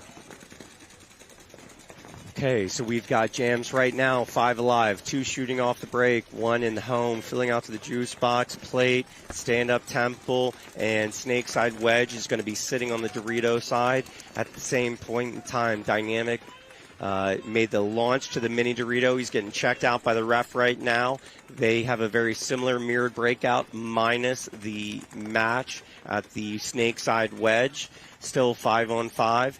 We've got a plate player for Jams sitting on the snake lane. Home for Dynamic just launched into their center plate. He's sitting Dorito side. So both plate players are sitting on opposite angles. However, someone has someone's back. So when you look at Jams, the plate player is sitting on the snake side while the snake side wedge is sitting on the Dorito side. Conversely, the Dynamic player in the plate is sitting on the Dorito side, and his backup in that stand-up temple is watching that same gap on the snake side. So we've got that crossed up, and then we can just see that the snake side wedge for Jams just launched into the center 50, looking through the window on the snake side, and now he's going to sit on the snake side gap, trying to catch the juice box going through. Now he's going to be a little bit more active in there. He's now going on the Dorito side. Pod throw. Okay, let's see. That pod throw was actually really good. Got to give him. Oh, he bit it. He bit it for a second. So good for that, grenade. I don't know if he's been.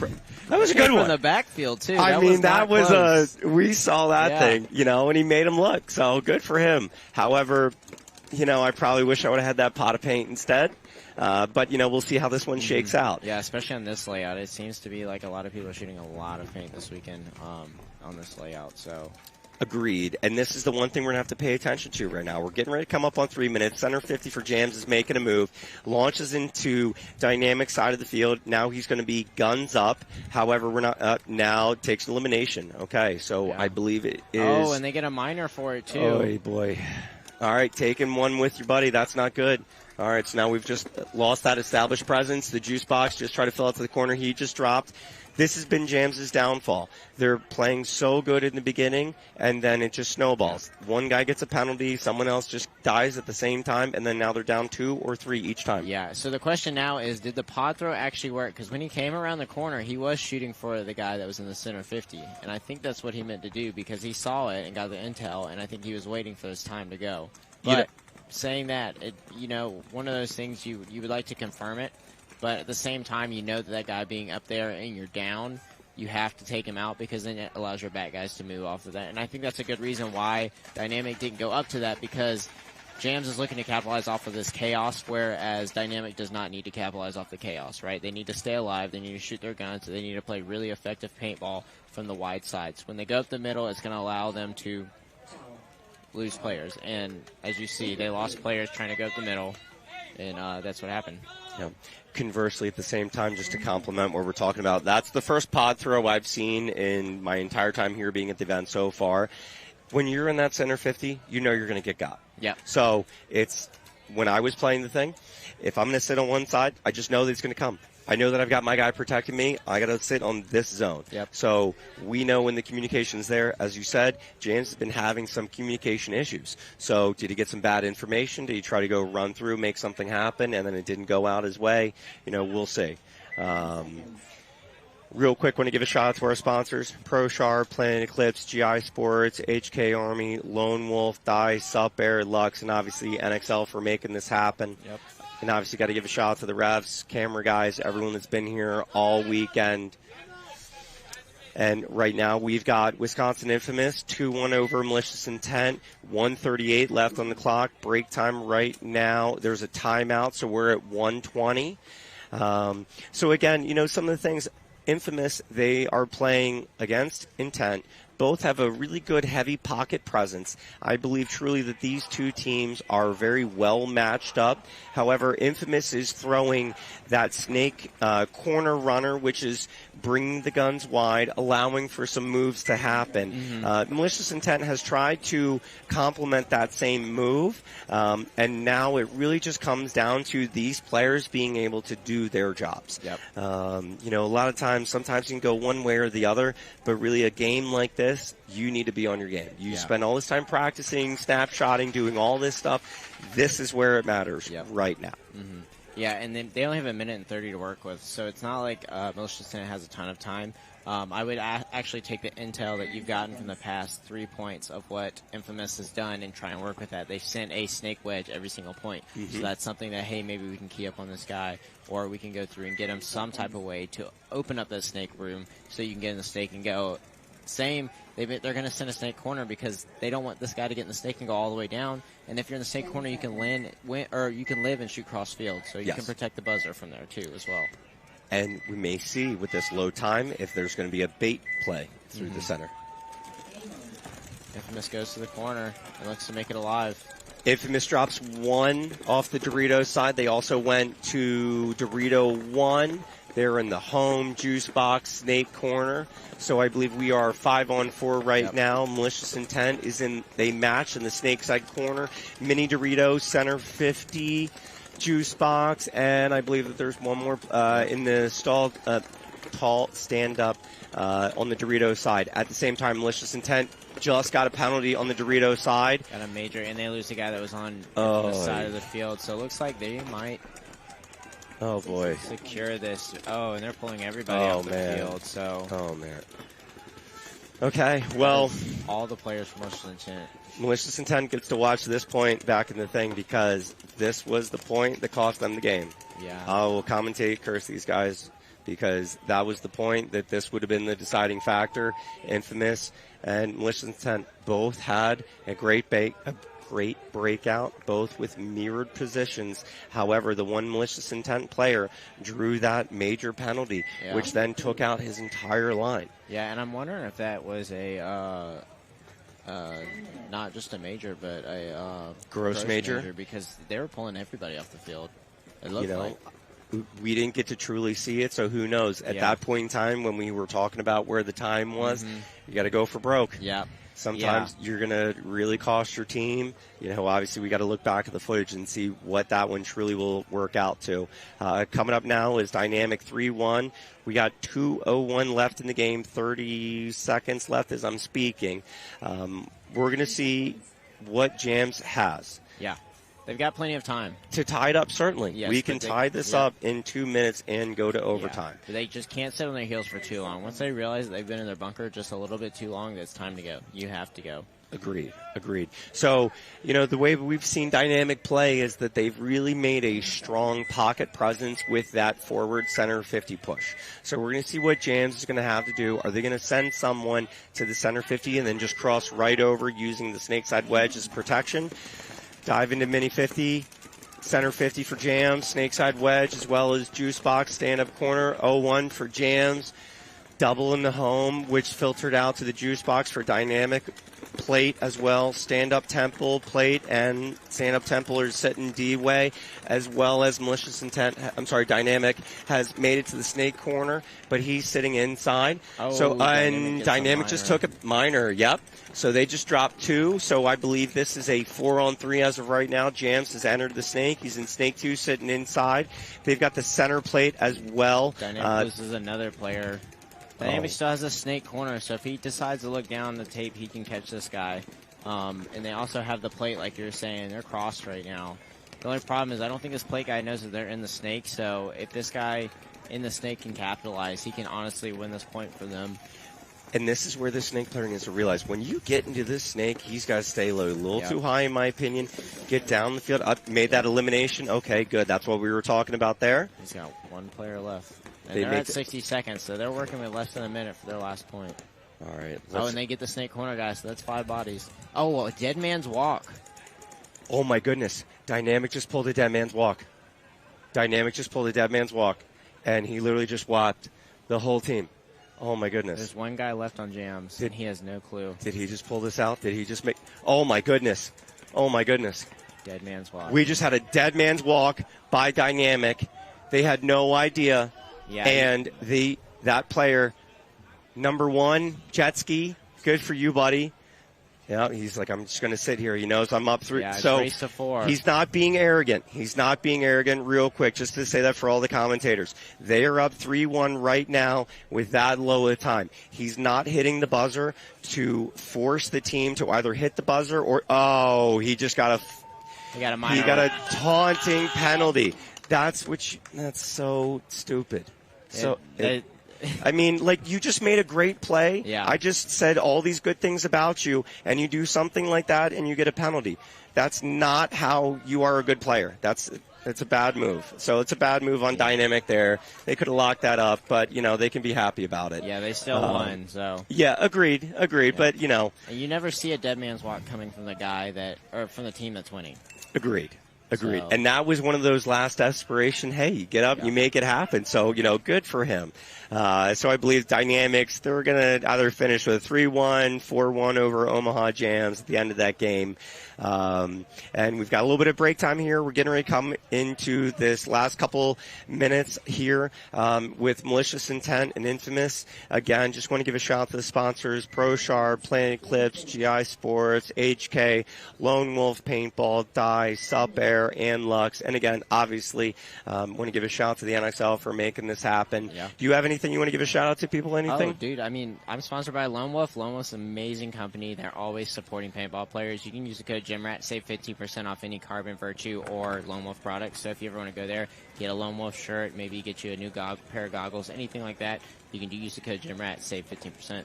Awesome. I had to, drop a plug-in. I'm not sponsored by Lone Wolf, but Cesar Pizzo from Ultra Silk. There you go. He is my gun tech. He does all my stuff. So reach out to him. Tell him Julian sent you and that his stuff works. Yep. He's done both my guns, and they're working fantastic. We got 20 seconds here coming into under a minute with Wisconsin Infamous Malicious Intent. 3-1 Infamous over Malicious Intent. 10 seconds. Looks like Snake Corner for Malicious Intent. Yeah, and Malicious Intent is really just going to try and bring something out here. They dropped one off the bat. The snake side wedge got hit through. Crazy move going up and over to the Dorito 4. And they also just dropped their Snake Corner. They're in the 50 Dorito for Malicious Intent. Yep. They're on the snake side.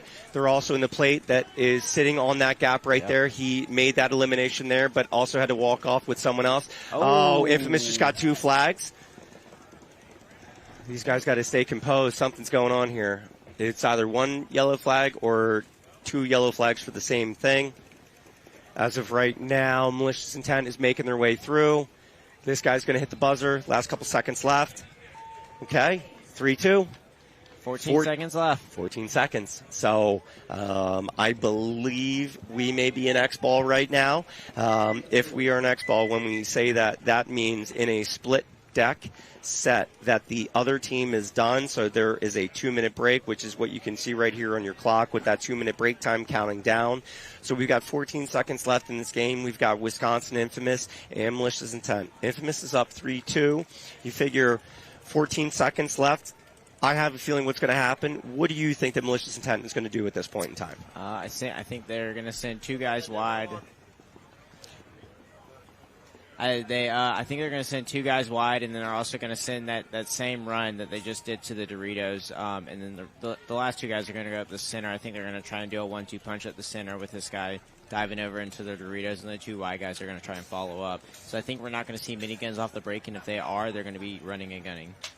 Agreed. We're going to see it. I have a feeling that we're going to see some flags within these last 14 seconds. Yeah, I mean, you're fighting for your place in paintball history. I mean, this is first and second. Yep. This is first and second right now. This is as I've been saying many times, this is the die on your sword moment. So we're going to see what push happens for these guys and what is going to be the complement. Because obviously, as you're saying, we're going to see some people fly through. So if the protection is there and we make these eliminations happen, where's the counterpunch going to happen? We're going to see what these teams have to complement their punches. We're going to have Infamous here, 30 seconds. They're going to be on our left. Malicious Intent is going to be here on the right.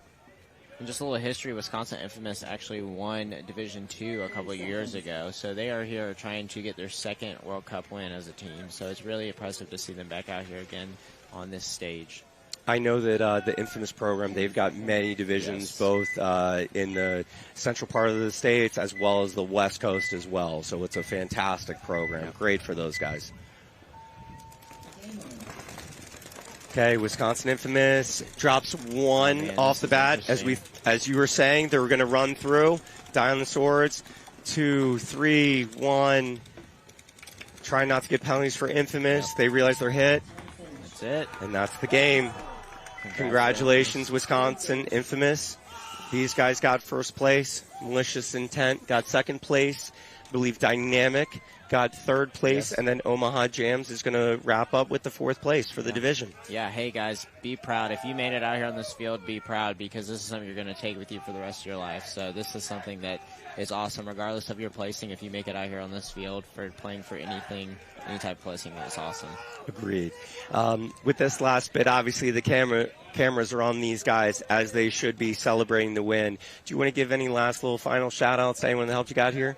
Shout out to the NXL Comp Paintball and everybody else that allowed me to come out here, commentate, and y'all get free paintball matches, which is awesome. I can't agree with you more. I mean, Bob and everything that Comp Paintball has done to bring this here, you know, to be able to tell your family, like, check us out on Facebook. It's awesome. Yep. So definitely have to give a shout out to Bob, NXL, for everything else. For myself personally, I'm going to give a shout out to my own paintball field, Route 40 Paintball Park, White Marsh, Maryland, as well as my company, Yellow CBD, health, wellness, and beauty products. You can see us at www.cyellow.com. Use promo code JAM20, JAM20, for 20% off your entire order. If you have any questions, you can find me on all the social media platforms at Julian the Whale. And then just want to give a shout out to New Jersey Jesters, semi-pro, D3, D4, D5. We're here and just rebuilding and reloading every time. Just so stoked to play paintball. And thank you guys so much. And I just want to say thank you again to all the sponsors that made this happen. Pro Sharp, Planet Eclipse, GI Sports, HK, Lone Wolf, Dice, Sup Air Lux, NXL. Thank you so much, guys. Have a great one.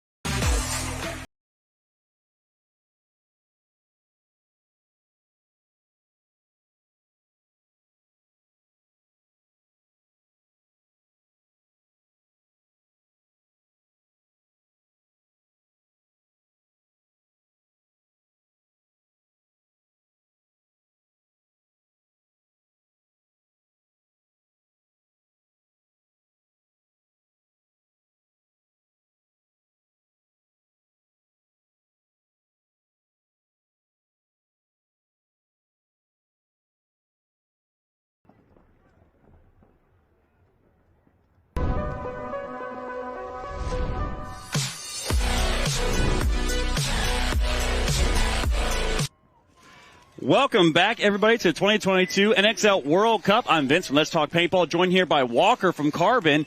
If you just missed the action, we had some divisional finals going down in this set. We had the Division 2 fighting for first and second, and then third and fourth as well. If you missed the semi-pro and WNXL, the semi-pro will go to Notorious. WNXL Heroines take down Destiny. So as we get into this third and fourth place match, Ag Knights taking on East Coast Effect. Great breakout here. Pocketed up a little bit, moving all the way up for East Coast Effect into the 50-yard line structure. Oh, but they do get a player shot out on the Ag Knights, so it's a 5-on-4. Now it's a 3-on-5, 3-on-5 count. And we got a player going up. East Coast Effect gets taken out as they go up the center of the field here. But looks like, they got another player to kind of clean it up after them. Looks like that's going to do it for the AG Knights in that first point. Yeah, that's a rough one there. That's a good first point. Put the pressure on, you know? Yeah, definitely. I mean, what was that, like a 40-second point? East Coast Effect not playing around out here. No, not at all. So 2 Carbon teams fighting for first and second here. Yeah, it's very exciting. It's awesome. Yeah, we have KC Missouri Allstars, led by Todd Boyer. Of course, you guys probably know him. And then we also have the Las Vegas Golden Misfits, led by Sean Moe. Really powerful teams, really well known in their areas as well. This should be a really, really good match. Yeah, and Damian Ryan right now on the KC Missouri All-Stars. They won the Lone Star event. They have locked up the series title for D2, regardless of how this match ends up. But Vegas Golden Misfits here, there are Marcelo Margot's team that he's been working with for a long time. A lot of those, or some of those players played for LTZ back in the day. And now, it's taking a step away from paintball for real life, now wanting to come back into it. And here they are in the D2 finals. It should be an awesome game. So on the breakout here, both teams break out wide. Kissimmee, Missouri All-Stars player goes all the way into the corner. Great breakout for them, the snake corner. Ref running in to check him, though, so got to be careful. A little bit more conservative here on the Misfits side. But they're playing a little bit more of a pocket, and they did shoot that one player. Is that correct on the? No, he was actually clean. So 5-on-5 right now. Okay. Action going down. Matt the Gym Rat jumping in. Appreciate him. All right, so great communication from Kansas City, Missouri All-Stars here. I mean, neither team wanted to take a point or wanted to take a lost body. So over on the pro field, they had a 15-minute point. It went to overtime. It was a 1-0. So we have seen some longer points out here. You can see Misfits are really rolling their guns right now. Misfits going to be in the white primary jerseys there on the blue side of the field. Now All-Stars in their black jerseys on the red side of the field. Cal Leach here in the corner holding it down. Working with his player in the wedge on the 40-yard line on the snake side. Yeah, it looks like both teams are actually really communicating, trying to figure out really what's going on because we got kind of stale right now. No one's really moving around. Yeah, and I expect to see as the Golden Misfits here, they do make it into the Dorito 3. So look for them to watch out. So Damian's in the juice box here. Damian Ryan, legendary pro player, coming down, helping his boys out in Division 2. See if they can lock it up. Looks like this, the Misfits player, he's getting antsy in that Dorito right now. But close shot there. So got Rayner, number 21 here, holding down the Dorito side, trying to catch that player making a move. So anybody drop off yet? I think it's still 5-on-5. I think so too. Haven't seen, and this just shows the talent level right now of these teams. The Cal Leach gets dinked out from a shot across the field, so great job. And on that move, Golden Misfits there getting into the Dorito 4. Yep. And now they're pushing up the gut a little bit. They're now all the way in. Oh, look at that. So they got to be careful because now they're pushing into the 50-yard line structure and the 50-yard line brick. Oh, but Damian Ryan gets in the snake. Nobody even sees him, I don't think. Yeah, but he's got to wrap this spot right now. Oh, now they know where he's at. Hopefully they can put together a little some communication here with Dan. Gold Misfits player, though, coming through, getting into the corner. Damien doesn't know he made it there. Damien trying to get a shot in. Got to be careful. He's got two players. That ref checking him. Did not break. So, but he's going to take a header. So got to be careful here as they start shrieking through. Damien, one man right now. Oh, then he gets taken out here in the snake. They're going to let him have it here. Yeah, so got to be careful. I mean, signaling right now has become a factor here. 1, 2, 3 bodies alive for the Golden Misfits player goes to give a high five, and the other guy goes, "Don't touch me." Yeah. He knows some of these rules here. Yeah, so Misfits are just going to sit on it and make the Missouri All-Stars concede 11 minutes, 45 seconds left in this match. So Division II is a 5-point mercy rule, if you don't know the rules. And on top of that, so a major penalty is a red flag, so you and 2 of your buddies go. Minor penalties, yellow flags, yourself and 1 of your buddies go.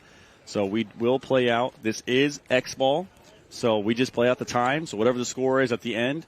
Because it's Sunday, we do play overtime, so we will see overtimes. We've seen, my favorite point of the day has to be the PB Fit Distortion match in the quarterfinals. PB Fit down by 2, 60 seconds left to go. They score a 30-second point and then come back to win. They full charge on the field. Distortion gets a major penalty, so it ties it up. And then to make things even crazier, they go to overtime, no point, double overtime one-on-ones where Scott Stewart pulls out the win. Unfortunately, PB Fit did lose to Notorious. So right now the paintball gods have to work out the math to see who's going to take home the series title and get that pro spot. People are talking about it all the way in the trade show area. It's crazy. So on your screen right now, Ag Knights in their blue JT jerseys shooting over on the Snake side as he's up into the wall. The East Coast effect there. They do let Effect get in the snake, and the wall player does know that he's there, but he's just going to keep going down as he should. So great job here for the East Coast Effect player not knowing right now. Oh, and then we got 2 guys at the wall here. But they picked him up. Yeah, so East Coast Effect player did get into the snake and unnoticed, but the Juice Box player over here for Ag Knights caught him. So now they got 2 players in the snake. Now their guy at the wall is really confused because he just saw that they also have a wall, so he's kind of freaking out, going back and forth to see if he runs through or makes a mistake. Oh, and now we got the snake guy going all the way down the snake. So as you can see this here, so East Coast Effect player in snake 1 put that juice box in, which allowed the East Coast snake player in the front to get all the way down the field. He's going to pop the top here and start getting backs and packs. We're going to see what happens. I mean, a situation like this, I would... I don't know what. But they don't realize that that Ag Knight player got on their side of the field. So if he's alive right now, he's still alive. They're gonna shoot this snake 1. Wow, great job. But he doesn't even know that they have his own snake. Oh, and he's got to refill his pocket. He just took a bounce here from somebody. So they're gonna run down this last East Coast Effect player who doesn't realize he's alive, and he's gonna wear it. Oh, wow! They're gonna double bunker him. So and he tried to hit the buzzer here, but his gun's in pieces and. I mean, smart play. Yeah, doing a little hopper surgery here, doing a little gun surgery. Check all of his equipment because if he is holding it and he got shot. Yep, that would be considered a hit now. He is going to call the ref over, maybe call him clean. Here's all your stuff. Yeah, there we go. Here's all your stuff back. I was just going to go ahead and dump a pod, break a loader. That was smart. So, yeah, excellent job there by Ag Knights. They won that one 4 bodies alive. Yep. So, and East Coast Effect was in their side of the field. Crazy. Absolutely crazy. So great job by them. So going back on the field now, Carbon Premier team here. Kinsey, Missouri All-Stars taking on another Carbon Premier team, the Misfits here. Yeah. The Misfits, they wear all of our protective gear, but they are a dye team as well. They're shooting dye markers. They got the looks like they got the I-5 on, I believe. And then the collab pant from Dye and Carbon. So kind of cool. And then the KC guys, they got all our new Zero goggle system, and they're wearing our pants and our packs, and they've been with us for a while. So I did see in the pits, though, Todd Boyer had a clear Carbon mask. What's that about? I plead the fifth. I have no idea what you're talking about. If you're watching this webcast, that's probably just sun on it. Oh, that's what it is. Just a real faded mask. Yeah. I don't know. It's a little clear there to me. I have no idea. Yeah. So great to see Carbon innovative products here as we look at the Golden Misfits breakout here. So Shadow's becoming very long right now. So one side of the field's going to have a little bit of benefit, but All-Stars do lose a body on going wide on the Doritos side. Damian Ryan's going to fill that in, but looks like Clayton Long here, which was the hero of their match. Yes, he was. The last match. I mean, if they end up pulling this out. Oh, looking at Misfits. Are gonna another get a minor penalty pulled, so that pulls 2 bodies out for the Misfits. So now All-Stars has the body advantage, 4-on-3 paintball. Yep. So watch on the field, so you see the Misfits player in the center shooting across onto that Doritos side. Got to be careful though, because if a little trap there. Yeah, exactly. So Todd Boyer right there, Clayton Long working together. Looks like Todd's doing a little bit of surgery on his gun, checking his paint right now. Yeah. But nobody's really shooting right now. It's pretty quiet. So weather playing a huge factor right now. So, I mean, as we tick down to the 10-minute mark, still plenty of time for the All-Stars to come back. So Chappie there, 8-1-6 on the screen. They missed the fill out. They did not see the player bump out. Oh, they've just picked him up. So weather becoming a little bit of a factor here right now. So let's see if the Golden Misfits are able to lock this up. So great move there by Todd Boyer into the snake. They did not see him make it in there. So Golden Misfits on your screen. So Todd Boyer, if he stands up right now, Todd will get a shot on the 50. Todd has to be careful. He doesn't know he's there. So Todd, if he sits up, he's going to get a shot right behind him. There's a player in the wall. Got to be careful. So Todd, if he turns around, he's going to get there. He does get the shot. Man. So great pick up there by Todd Boyer to get a 2-pack. Now still got one guy alive here in the corner. Yeah, one guy alive. Todd does get shot out. And they just give their bodies away. Oh no. So disaster strikes for the All-Stars as they had Todd Boyer all the way down into the 50-yard line. Chops up 2 bodies, but Clayton Long throws his body away. Maybe a little bit of poor communication there. Yeah. That Misfits player is just like, what is going on? They just lost a 3-on-2. Yeah. But 2-on-1 is worse. You know what I mean? Right there. Yeah, I will say, no matter what happens, Missouri All-Stars still get the title. Sure. They're still going to be moving into semi-pro next year. So taking home a World Cup win would be phenomenal for them. Yeah, that's all the difference. That's just bragging rights for, I don't know, your whole life. How many teams, throughout history, for the last 20 years or so, there's not, in paintball, right? Paintball, yeah. There's, 100 teams maybe that said they won small percentage. World Cup? Yeah, exactly. 1% of 1%? Do you have one? I don't have a World Cup. I do not either. So I do want to give a little shout-out, little love to the Wisconsin Infamous boys. Played with their organization. Glad to see them come up into D3, and they're going to take home the World Cup win. So congratulations to them. Awesome to watch it from the sidelines. Coached by legendary player Cody Mikowski from Infamous.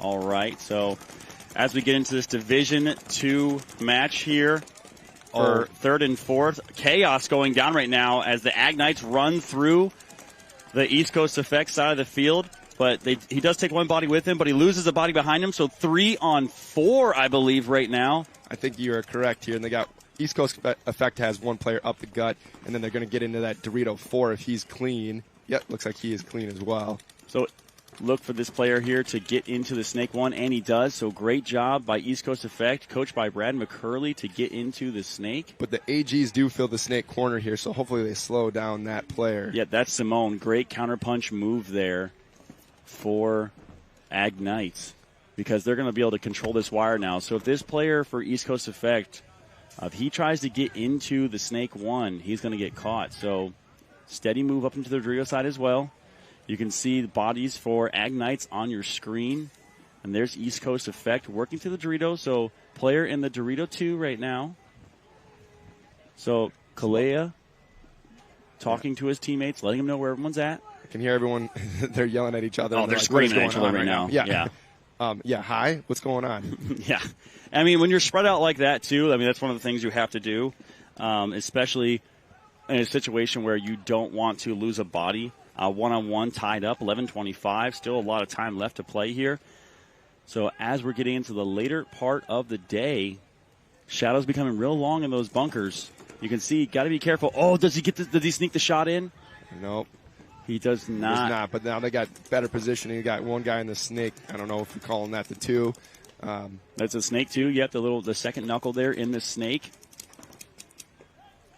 So great job, great shot here. You can see really playing this methodically, really playing it slow. The wedge player for East Coast Effect helping out his snake guy. They're keeping Simone in there in the corner, so that way Kalea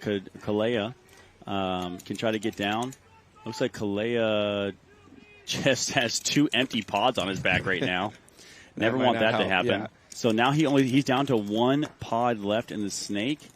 But the good thing for him is his player behind him has a full pack still. The refs are going in to check, but I mean, we got a 3-on-3 situation here, I believe. And they are going to take the AG's player out of the, what was that, 3-1 over there. So moving up, big move here on the Dorito side and in the center. As now East Coast Effect is on Agnite's side of the field. And they take out the snake corner. Great job here, full court press. Wow. Let them have it. And give him a couple extra on the way out. So, that was a good point, though. I mean, yeah. they really talked it out. We could definitely hear it on the sidelines. So that's the one thing East Coast Effect really has going for them right now is just the communication. Definitely. So Vegas Golden Misfits coming out here right now. Looking solid. Looking real solid. I believe they just won the series title for the WCPPL as well. That is correct, yes. So I think that was a different division, though. They were playing Division 3, and now they're in Division 2. I believe they were playing Division 3. I believe they're going to step up to Division 2, so they wanted to just kind of give it a run and give it a feel. What a showing right now. Absolutely. Winning the Division 3 title and then moving up in Division 2 and now playing for first and second place. I mean, you couldn't ask for a better tournament right now. They do pick up Adler Dotson from Struggle, so big pickup there for them. Adler's been going to work. There's that sun-stained carbon mask I see there. Looks a little clear to me. I don't know. Yeah? I mean, something's wrong with that camera. I don't know. The color balance. They do look good, though. Yeah, I don't know. Color balance might be off on the old camera there. So Todd Boyer, Clayton Long, big pushes. Everyone's going to push hard. Todd does make it to the God. He's going to shoot down the wire. Clayton makes it into the wedge on the snake side of the field. And they're just going to play heads up here. I mean, they got to put their foot on the gas, step on the. They do get a player. Line. Yep. Wow. So 5-on-4 right now. So you can hear them. You can hear Todd Boyer is having some good marker issues right now. Got to be careful. Looks like everyone is just kind of picking up their zone. Oh, and now we got that Clay is up in the gut now. He's up to the W. Great job from Clay. Clay's coming around, bunker and there's nobody there. Oh, so that's bad information there. Looks like he got by his team, so he's going to throw his body away. That's 2 points in a row. Clay has thrown his body away. So. Oh, and then they lose another player. And they're going to lose. I believe that's Joe. Twickler, yep. So, Allstars. And Todd unfortunately is going to catch one. Yeah, I blow the horn. Blow the horn. Blow the horn right now. Yeah, blow the just horn. Shooting them out of their bunkers right now. Yeah, I would blow it, save some time, spot them they'll throw 3 points, plenty of time to come back. I would blow the horn right now. I would blow it if I was them. I would blow the horn. Blow the horn. I feel like Peyton Manning now. Not the coach. Right? Yeah. But, I mean, it looks like they have 2 bodies left. They got a Dorito 1 for the All-Stars. And then is Damien still in? Yeah, Damien's in the corner, but it's a 4-on-2. Right. So they need to make something happen in, maybe 10 seconds ago. I bet you're going to blow the horn at the 8-minute mark. Oh, okay, yeah. So they finally blow the horn. As Damien is trying to get jiggy with it. But yeah, I don't want to spot anyone 3 points ever. Yeah, but spotting someone 3 points with 8 minutes left. Yeah, that's not the worst thing. Not the worst thing. Spotting someone 3 points with 2 minutes left, that's a terrible situation. Right. So not quite there yet. D2 is a 5-point mercy rule. So the Missouri All-Stars, letting the Vegas Gold Misfits walk away with it right now. I'm not running away. Right. They're definitely on the tiptoeing down the street, though, so they got to be careful. If Vegas Gold Misfits get 1 more point, Missouri All-Stars are going to be in trouble. Now, like we said before, Missouri All-Stars are going to clinch the D2 title no matter what. No matter how things work out, leveraged, they get sent home on Sunday. That was the 2 teams fighting for the title. East Coast Effect was the other team sitting right there in third. They get sent home as well. So this is a spot right now where, what you want to do is, like we talked about before, not a lot of teams have a World Cup win, and they definitely want to have one. So on your screen right now, Ag Knights on the blue side of the field in their blue jerseys. So going deep route there into the wedge on the snake side. 5-on-5 breakout. I don't think anyone's. But as I say that, East Coast Effect loses their Dorito corner player. But got it here, number 22, trying to hold off that Dorito side push. for Ag Knights. And then AG is going to lose one player, but they kind of traded him out here for another player up in that tall temple. So as we're getting into the under 10-minute mark here, East Coast Effect up 2-1. It's definitely getting one of those. We've seen a lot of points now start slowing down. It looks like East Coast, this player, he can. Oh, he doesn't even. Wow! Totally missed that guy. Yeah, I think that wedge there blocked him out. He couldn't see the move. Well, now they're putting the pressure on because being in that God bunker is not going to help you when you're up in that center. Now look for the East Coast Effect player in the center. He's wrapping around. He's trying to get that shot on the tower. Quick fill there, so great job. Look for this East Coast Effect player to want to go. Now we got one guy's going to come so through. Here is he goes. Get him too, or is he just going to get taken out? Oh. Gata doesn't take him with him. Doesn't, and he's going to get a and he's going to get a minor penalty assessed as well. And the AG player is still clean. He's kind of trying to figure out. He knows there's another guy up in that center. So threw the body away there. Last thing you want to do. So I believe that takes it down to a 2-on. Oh, no, it's a 2-on-2. So there's a player back here in the tower who's been doing a little surgery this whole entire time on his hopper. A lot of hopper things we've seen going on recently. Yeah, I don't really know what's going on. It looks like, they're going to lose this other guy in the snake. Oh, wow. So yeah. Great job by Ag Knights to get into the snake, get that crossfield shot. East Coast, this was all East Coast Effect. And it looks like they've AG threw Knights this one just away. puts it on him there. So great job there by Ag Knights to stay composed, calm, cool, collected, and take that point. So, did you see the last set that D3 did a dead man's walk? I didn't see that. I honestly didn't see that. I was watching from the sideline. Yeah. So dynamic players. So dynamic down bodies, right? The other team is pushing up the field. So the dynamic player, I think it was Jet. Can't remember his Jet Ski or Jet something. He had a cool name. But anyways, he bounces out of the corner, right? And just starts walking down the field with his marker down. Never indicated he was shot out. Wow. So, the other team's coming out. They start to celebrate. He pulls up the gat and starts clacking on people. Gets a 5-pack by himself. 1-on-5. Wins it.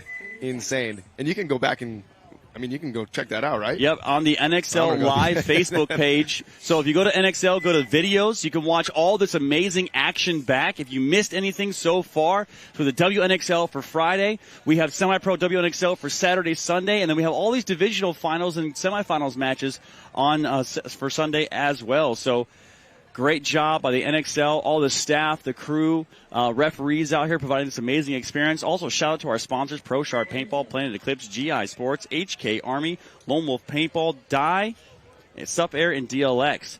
So providing this amazing experience in this beautiful Empire field, blue and red, to make it easier for the viewers. And really, we're just trying to put on the best show possible for you here.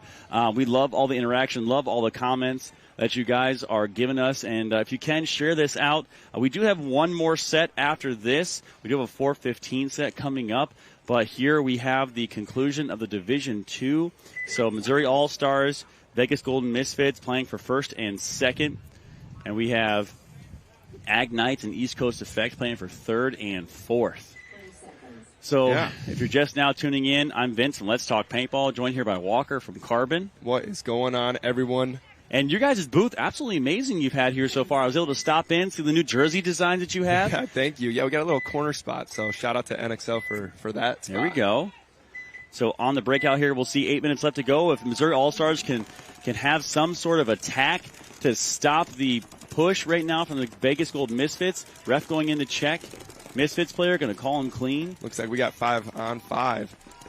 So this is a situation right now where, you don't want to lose this one. Yeah, you don't want to lose this one. Yeah. If you're All-Stars, the last thing you want to do is end your World Cup on a mercy rule loss. So let's make sure that they can add some offense.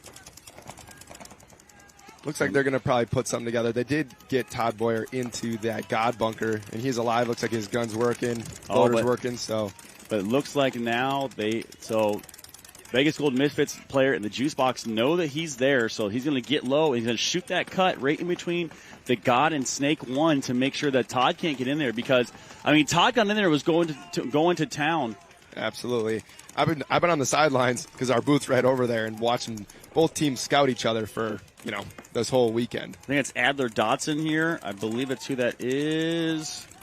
Can't really see it. I believe that is Adler Dotson getting into the corner now, protecting the wire. Would make it extremely hard for Todd Boyer to try to get into the snake. So the push has to come from the center. As Damian Ryan is going to move up the center, so they're going to double up the wall here. So that is going to be, I believe that's Joe. And we got Dan right there. Is that Dan? Renier, and then we also got Damian Ryan up in that center. Wow, so Todd Boyer able to make it into the snake. They don't know that he made it in, but Adler Dotson's going to look down the wire. He's going to miss it. Oh, he doesn't. He puts one in on his elbow. Just misfortuitous move there for Todd. Just a little too big of a bite as he's going to get chopped up in the elbow, shaking his head as he comes off. Not happy about that. I don't think they know that Adler made it into the corner. I don't think so either. It doesn't look like Dan is shooting at him, but the could be wrong. So I think Dan knows he's there now because from Todd getting shot, really the only place he could have got shot from is that corner because this lay down W and the Dorito don't have a drop shot on that. So, didn't like what he saw there. Oh, he's definitely hit. So, that's a situation. That's a frustrating one there because gotta get a reffing on this Misfits player up the gut. Yeah, Misfits player in the can, hitting his pod pack, but he's able to hide it well. He's going to run through. He's going to get one. Wait, does he get him? I don't think he does. Oh, he does. Damian out. And then they did lose Trey Goodwin on the side here. Looks like a two-body situation for KC. Yeah, this is a tough one as Misfits walking up the Doritos side. Only one player left alive. Going to give the old back massage here to Dan. Oh, Dan's going to take a couple extra. So Misfits here looking dominant. Yeah, I hate to say it. I've got two Carbon teams, but honestly. Either way, Carbon wins. Well, the viewers win. The viewers win. The viewers are winning. But honestly, I thought that they would come out with a little bit more pressure on that point, but they had 5 bodies alive, and that was probably half of the game plan. So I want to ask your opinion on this. Do you think that Missouri All-Stars, even though they're competitors, Todd, hyper-competitive, do you think understanding and knowing that they've locked up the season title, maybe they came out a little flatter on this or maybe a little too confident? I don't know. I mean, I did hear them getting it up in the pit. Their chants and stuff get me all sorts of psyched up. And honestly, I think that the Misfits, it's kind of all business. They're business guys. Maybe that's the difference. Maybe it's just sitting around. They actually they had to play one extra game because they didn't finish. I think it was like their ochos. Oh wow! Yesterday, so maybe that's it. They're playing one extra game as well. Oh wow! So bad start because a buzzer on another field going off, but able to recover. So they do get into the snake one. But Ag Knight's there trying to counter that move as he's in the wedge. They know he's in snake one, so dedicated 2 guns to him right now because the snake, even though the snake in this field has not been overly dominant, it's been one of those bang-bang things where if you can get somebody turn their gun and get all the way down the snake into the opponent's field, you're getting backs and packs all day long. Huge advantage for teams. And if you're not filling that corner, there's not too many people that can shoot you. 5-on-5 right now. East Coast Effect player, the lowest he's ever been in his life in this snake. They don't know he's right there. Oh, they know he's in the snake somewhere. They just don't know where. If he can go down one more knuckle, he's going to get a better shot. But as of right now, I would look for the Ag Knight player. To shoot him in the pack here. To shoot him in the pack or run him down. Yeah. But he's got to be careful. He does have a juice box player behind him, defending him. He's going to look inside, and he's going to absolutely destroy the player in the wing. So great job here with the East Coast Effect player. Branson. He's got paint rub all over him because he was playing real tight. He had to hug that bunker pretty tight to get in there. Now the AG Knights know that the pressure is on, so they're looking to make something happen and get out of their primaries. Oh, and then one of their Dorito players just gets dinked out as he moves. Wow, so East Coast really putting it right now on Ag Knights with this amazing snake play here by number 6, East Coast Effect. Shooting a cross shot on him right now. They know he's deep in the snake. They just don't know where, but he's got to be careful as he gets into snake one. He's got a little bit more protection here, honestly, but maybe just careful. Oh, he misses his shot. Oh, now he's going to. So he does get it, and he's going to get another one, so great job.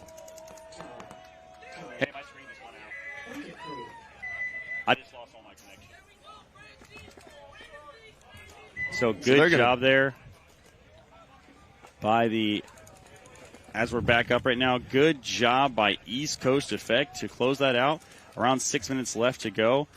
I mean, completely different story in this match as the Vegas Golden Misfits. They really believe they have this, practicing a little snap shooting on the way out, feeling really good about themselves. They're loose right now. Yeah, pumping up in the pits, ready to celebrate this Division II win.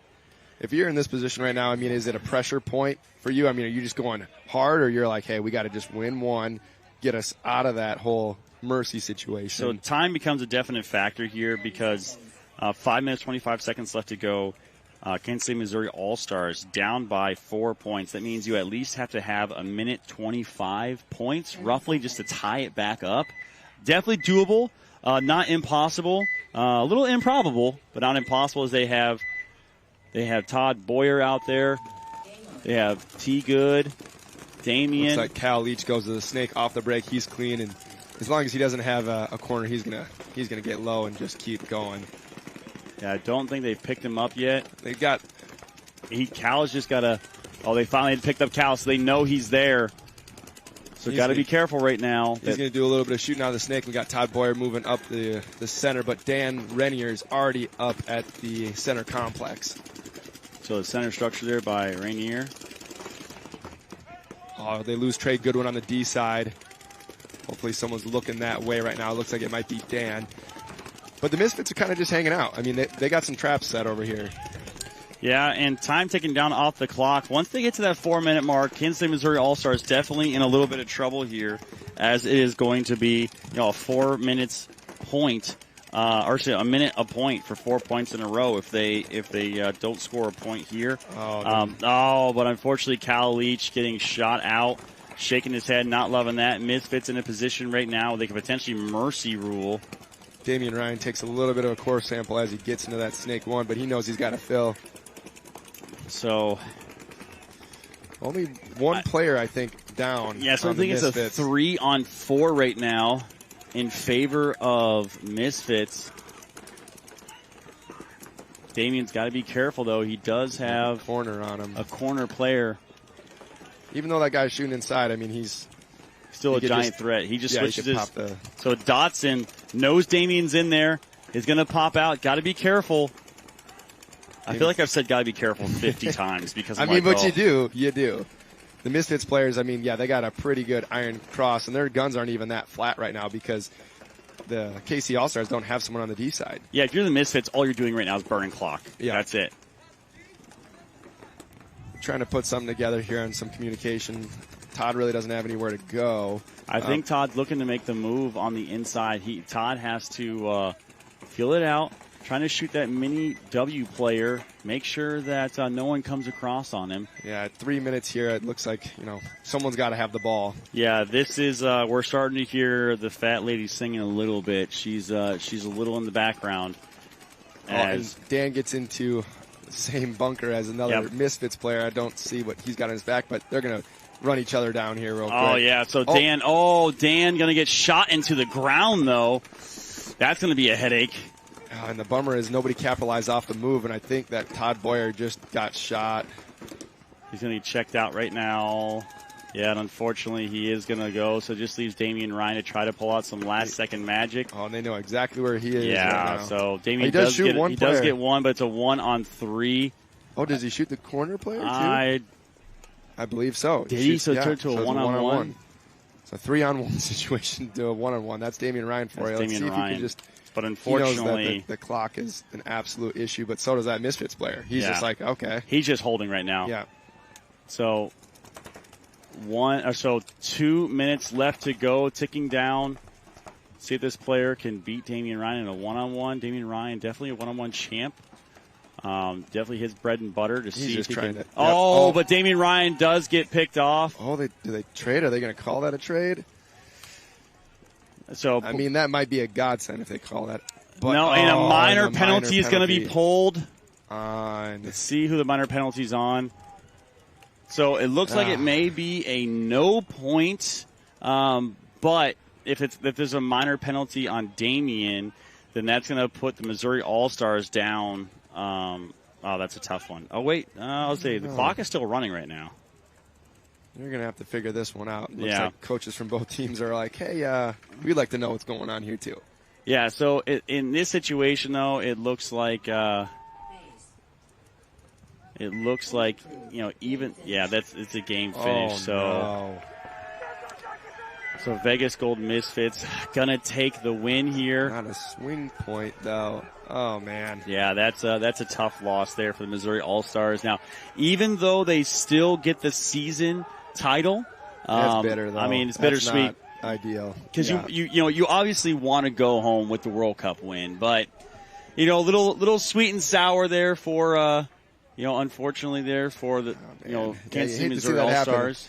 But hey, congratulations to give out. Congratulations for the All-Stars for taking the series, 100%. and congratulations to the Misfits for taking the World Cup win. So both teams, what a season for both teams. What a honestly. season. Yeah, I mean, Misfits, this is the first tournament they played in the NXL.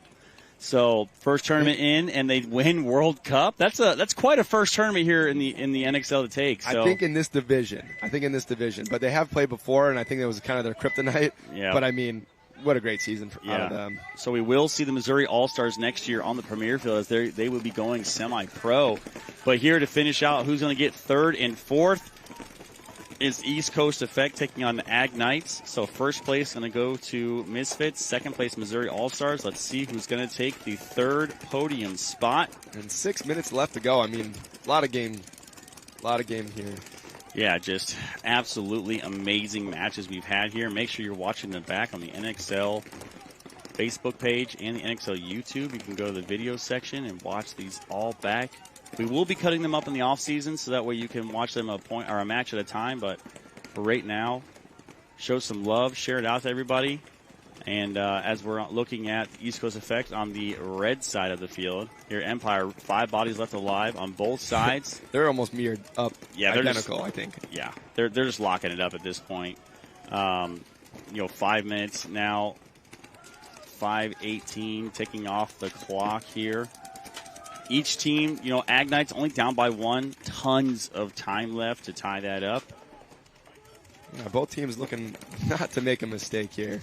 And weather absolutely beautiful out here, as you can see the sky in the background for this third and fourth place match in Division 2. How about that little rain earlier? Yeah, was that fun over here? A little while, yeah. Cover up some electronic equipment. Yeah, absolutely. So you can see in the Snakeside Wedge, East Coast Effect. All right, Ag Knights here. AG Knights up to the center now. And they're in that complex, and he's hoping to get a shot on that wide guy so they can get a snake guy down there to shoot some packs, like you said. So let's see here how it's going to go down as you got Branson, number 6, holding down the corner, looks like he's trying to shoot a bounce shot. Todd Boyer coming over, dropping off a mask, just taking a deep breath, looking dejected on that one. Mercy rule loss is always hard to take. But here you can see that the battle right now is who can contain this center wall player, because last thing you want is this center wall player to make that bump onto the East Coast Effect side of the field. But East Coast Effect up by 1. Yep. On Sunday, a win is a win. It 100%. Does not matter how you win, Absolutely, as long as you win. So in this situation now, 4th place gets nothing. 3rd place gets a bronze medal. Better to say you got 3rd at World Cup than you got 4th. So yeah, you want to go home with something. So both these teams are really keeping it tight here. I mean, where do we start with 6 minutes? Now we're down to 3.5 minutes. And not a lot has happened. So things slowing down. Now ticking under 4 minutes as we have 3:20 left to go.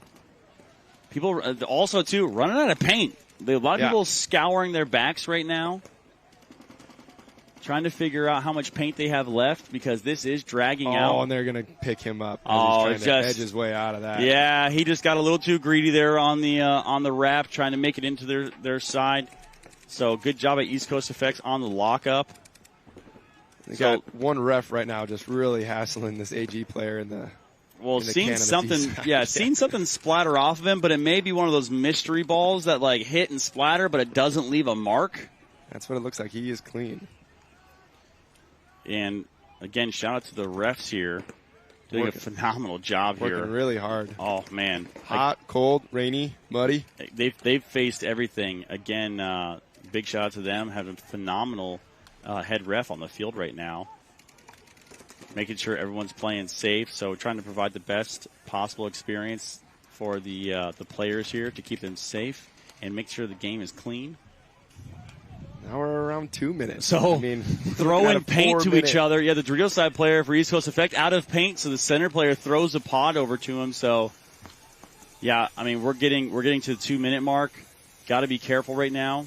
You can hear teams in the background degassing their markers.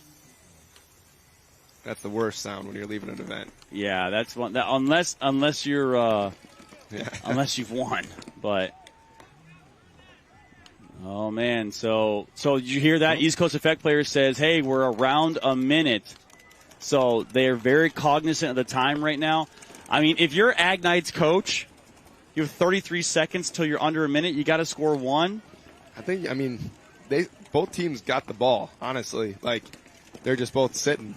Someone needs to apply some pressure. Yeah, but sitting for East Coast Effect's okay because they're up by one. Right. But, I mean. Here you go. Big move up the middle.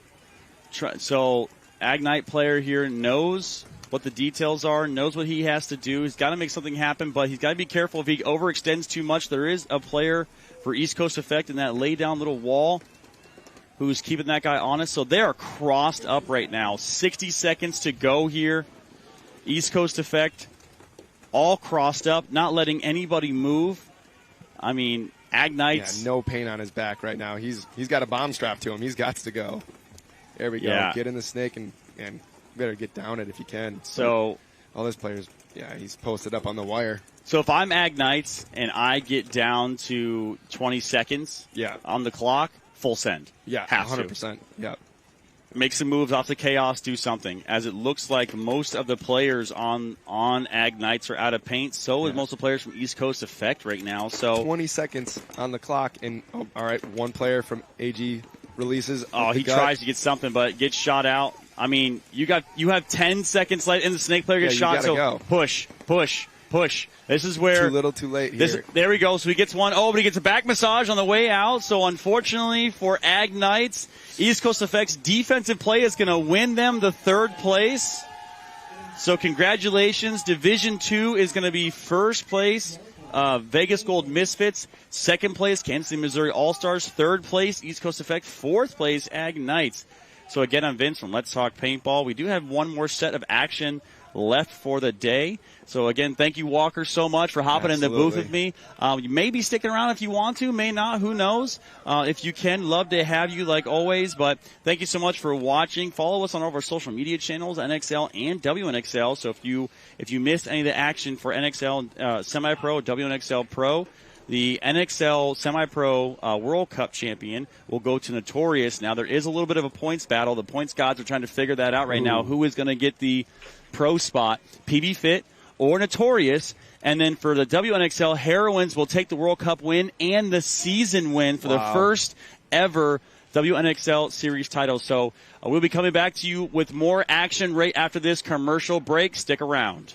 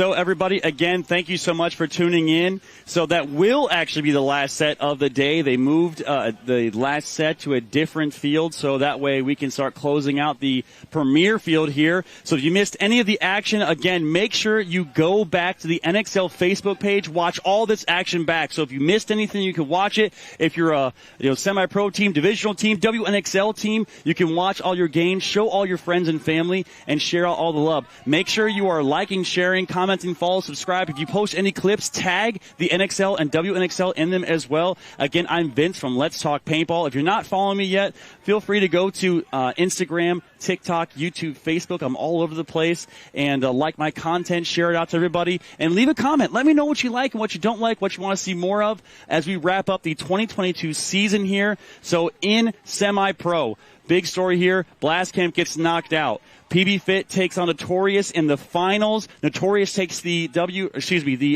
World Cup win for semi-pro. So that will do it for them. Now the points gods are going to play a little matching game right now to figure out who actually gets the pro spot for next year, Notorious or PB Fit. It's very close. World Cup is worth double points. Now in the WNXL, taking home the first ever WNXL series title is going to be Heroines, their second win of the year. And Destiny taking 3 second places. So look forward to see what happens with them in the off season. So not only do Heroines take the win for the women's, but they also take the series. So tons of action. We've had so much fun this weekend at the 2022 NXL World Cup. Again, thank you so much for all those that are tuning in. If you can, stop in. The vendors are still open as we close out the rest of the day. Pro matches too. Make sure you're supporting and watching all of those on Go Sports as well. And we're just here to provide the best free and live stream all weekend long for you here. Again, I'm Vince, closing it out for the NXL live staff, the refs, the NXL for the field. And as always, let's talk paintball, and we will see you in the 2023 season.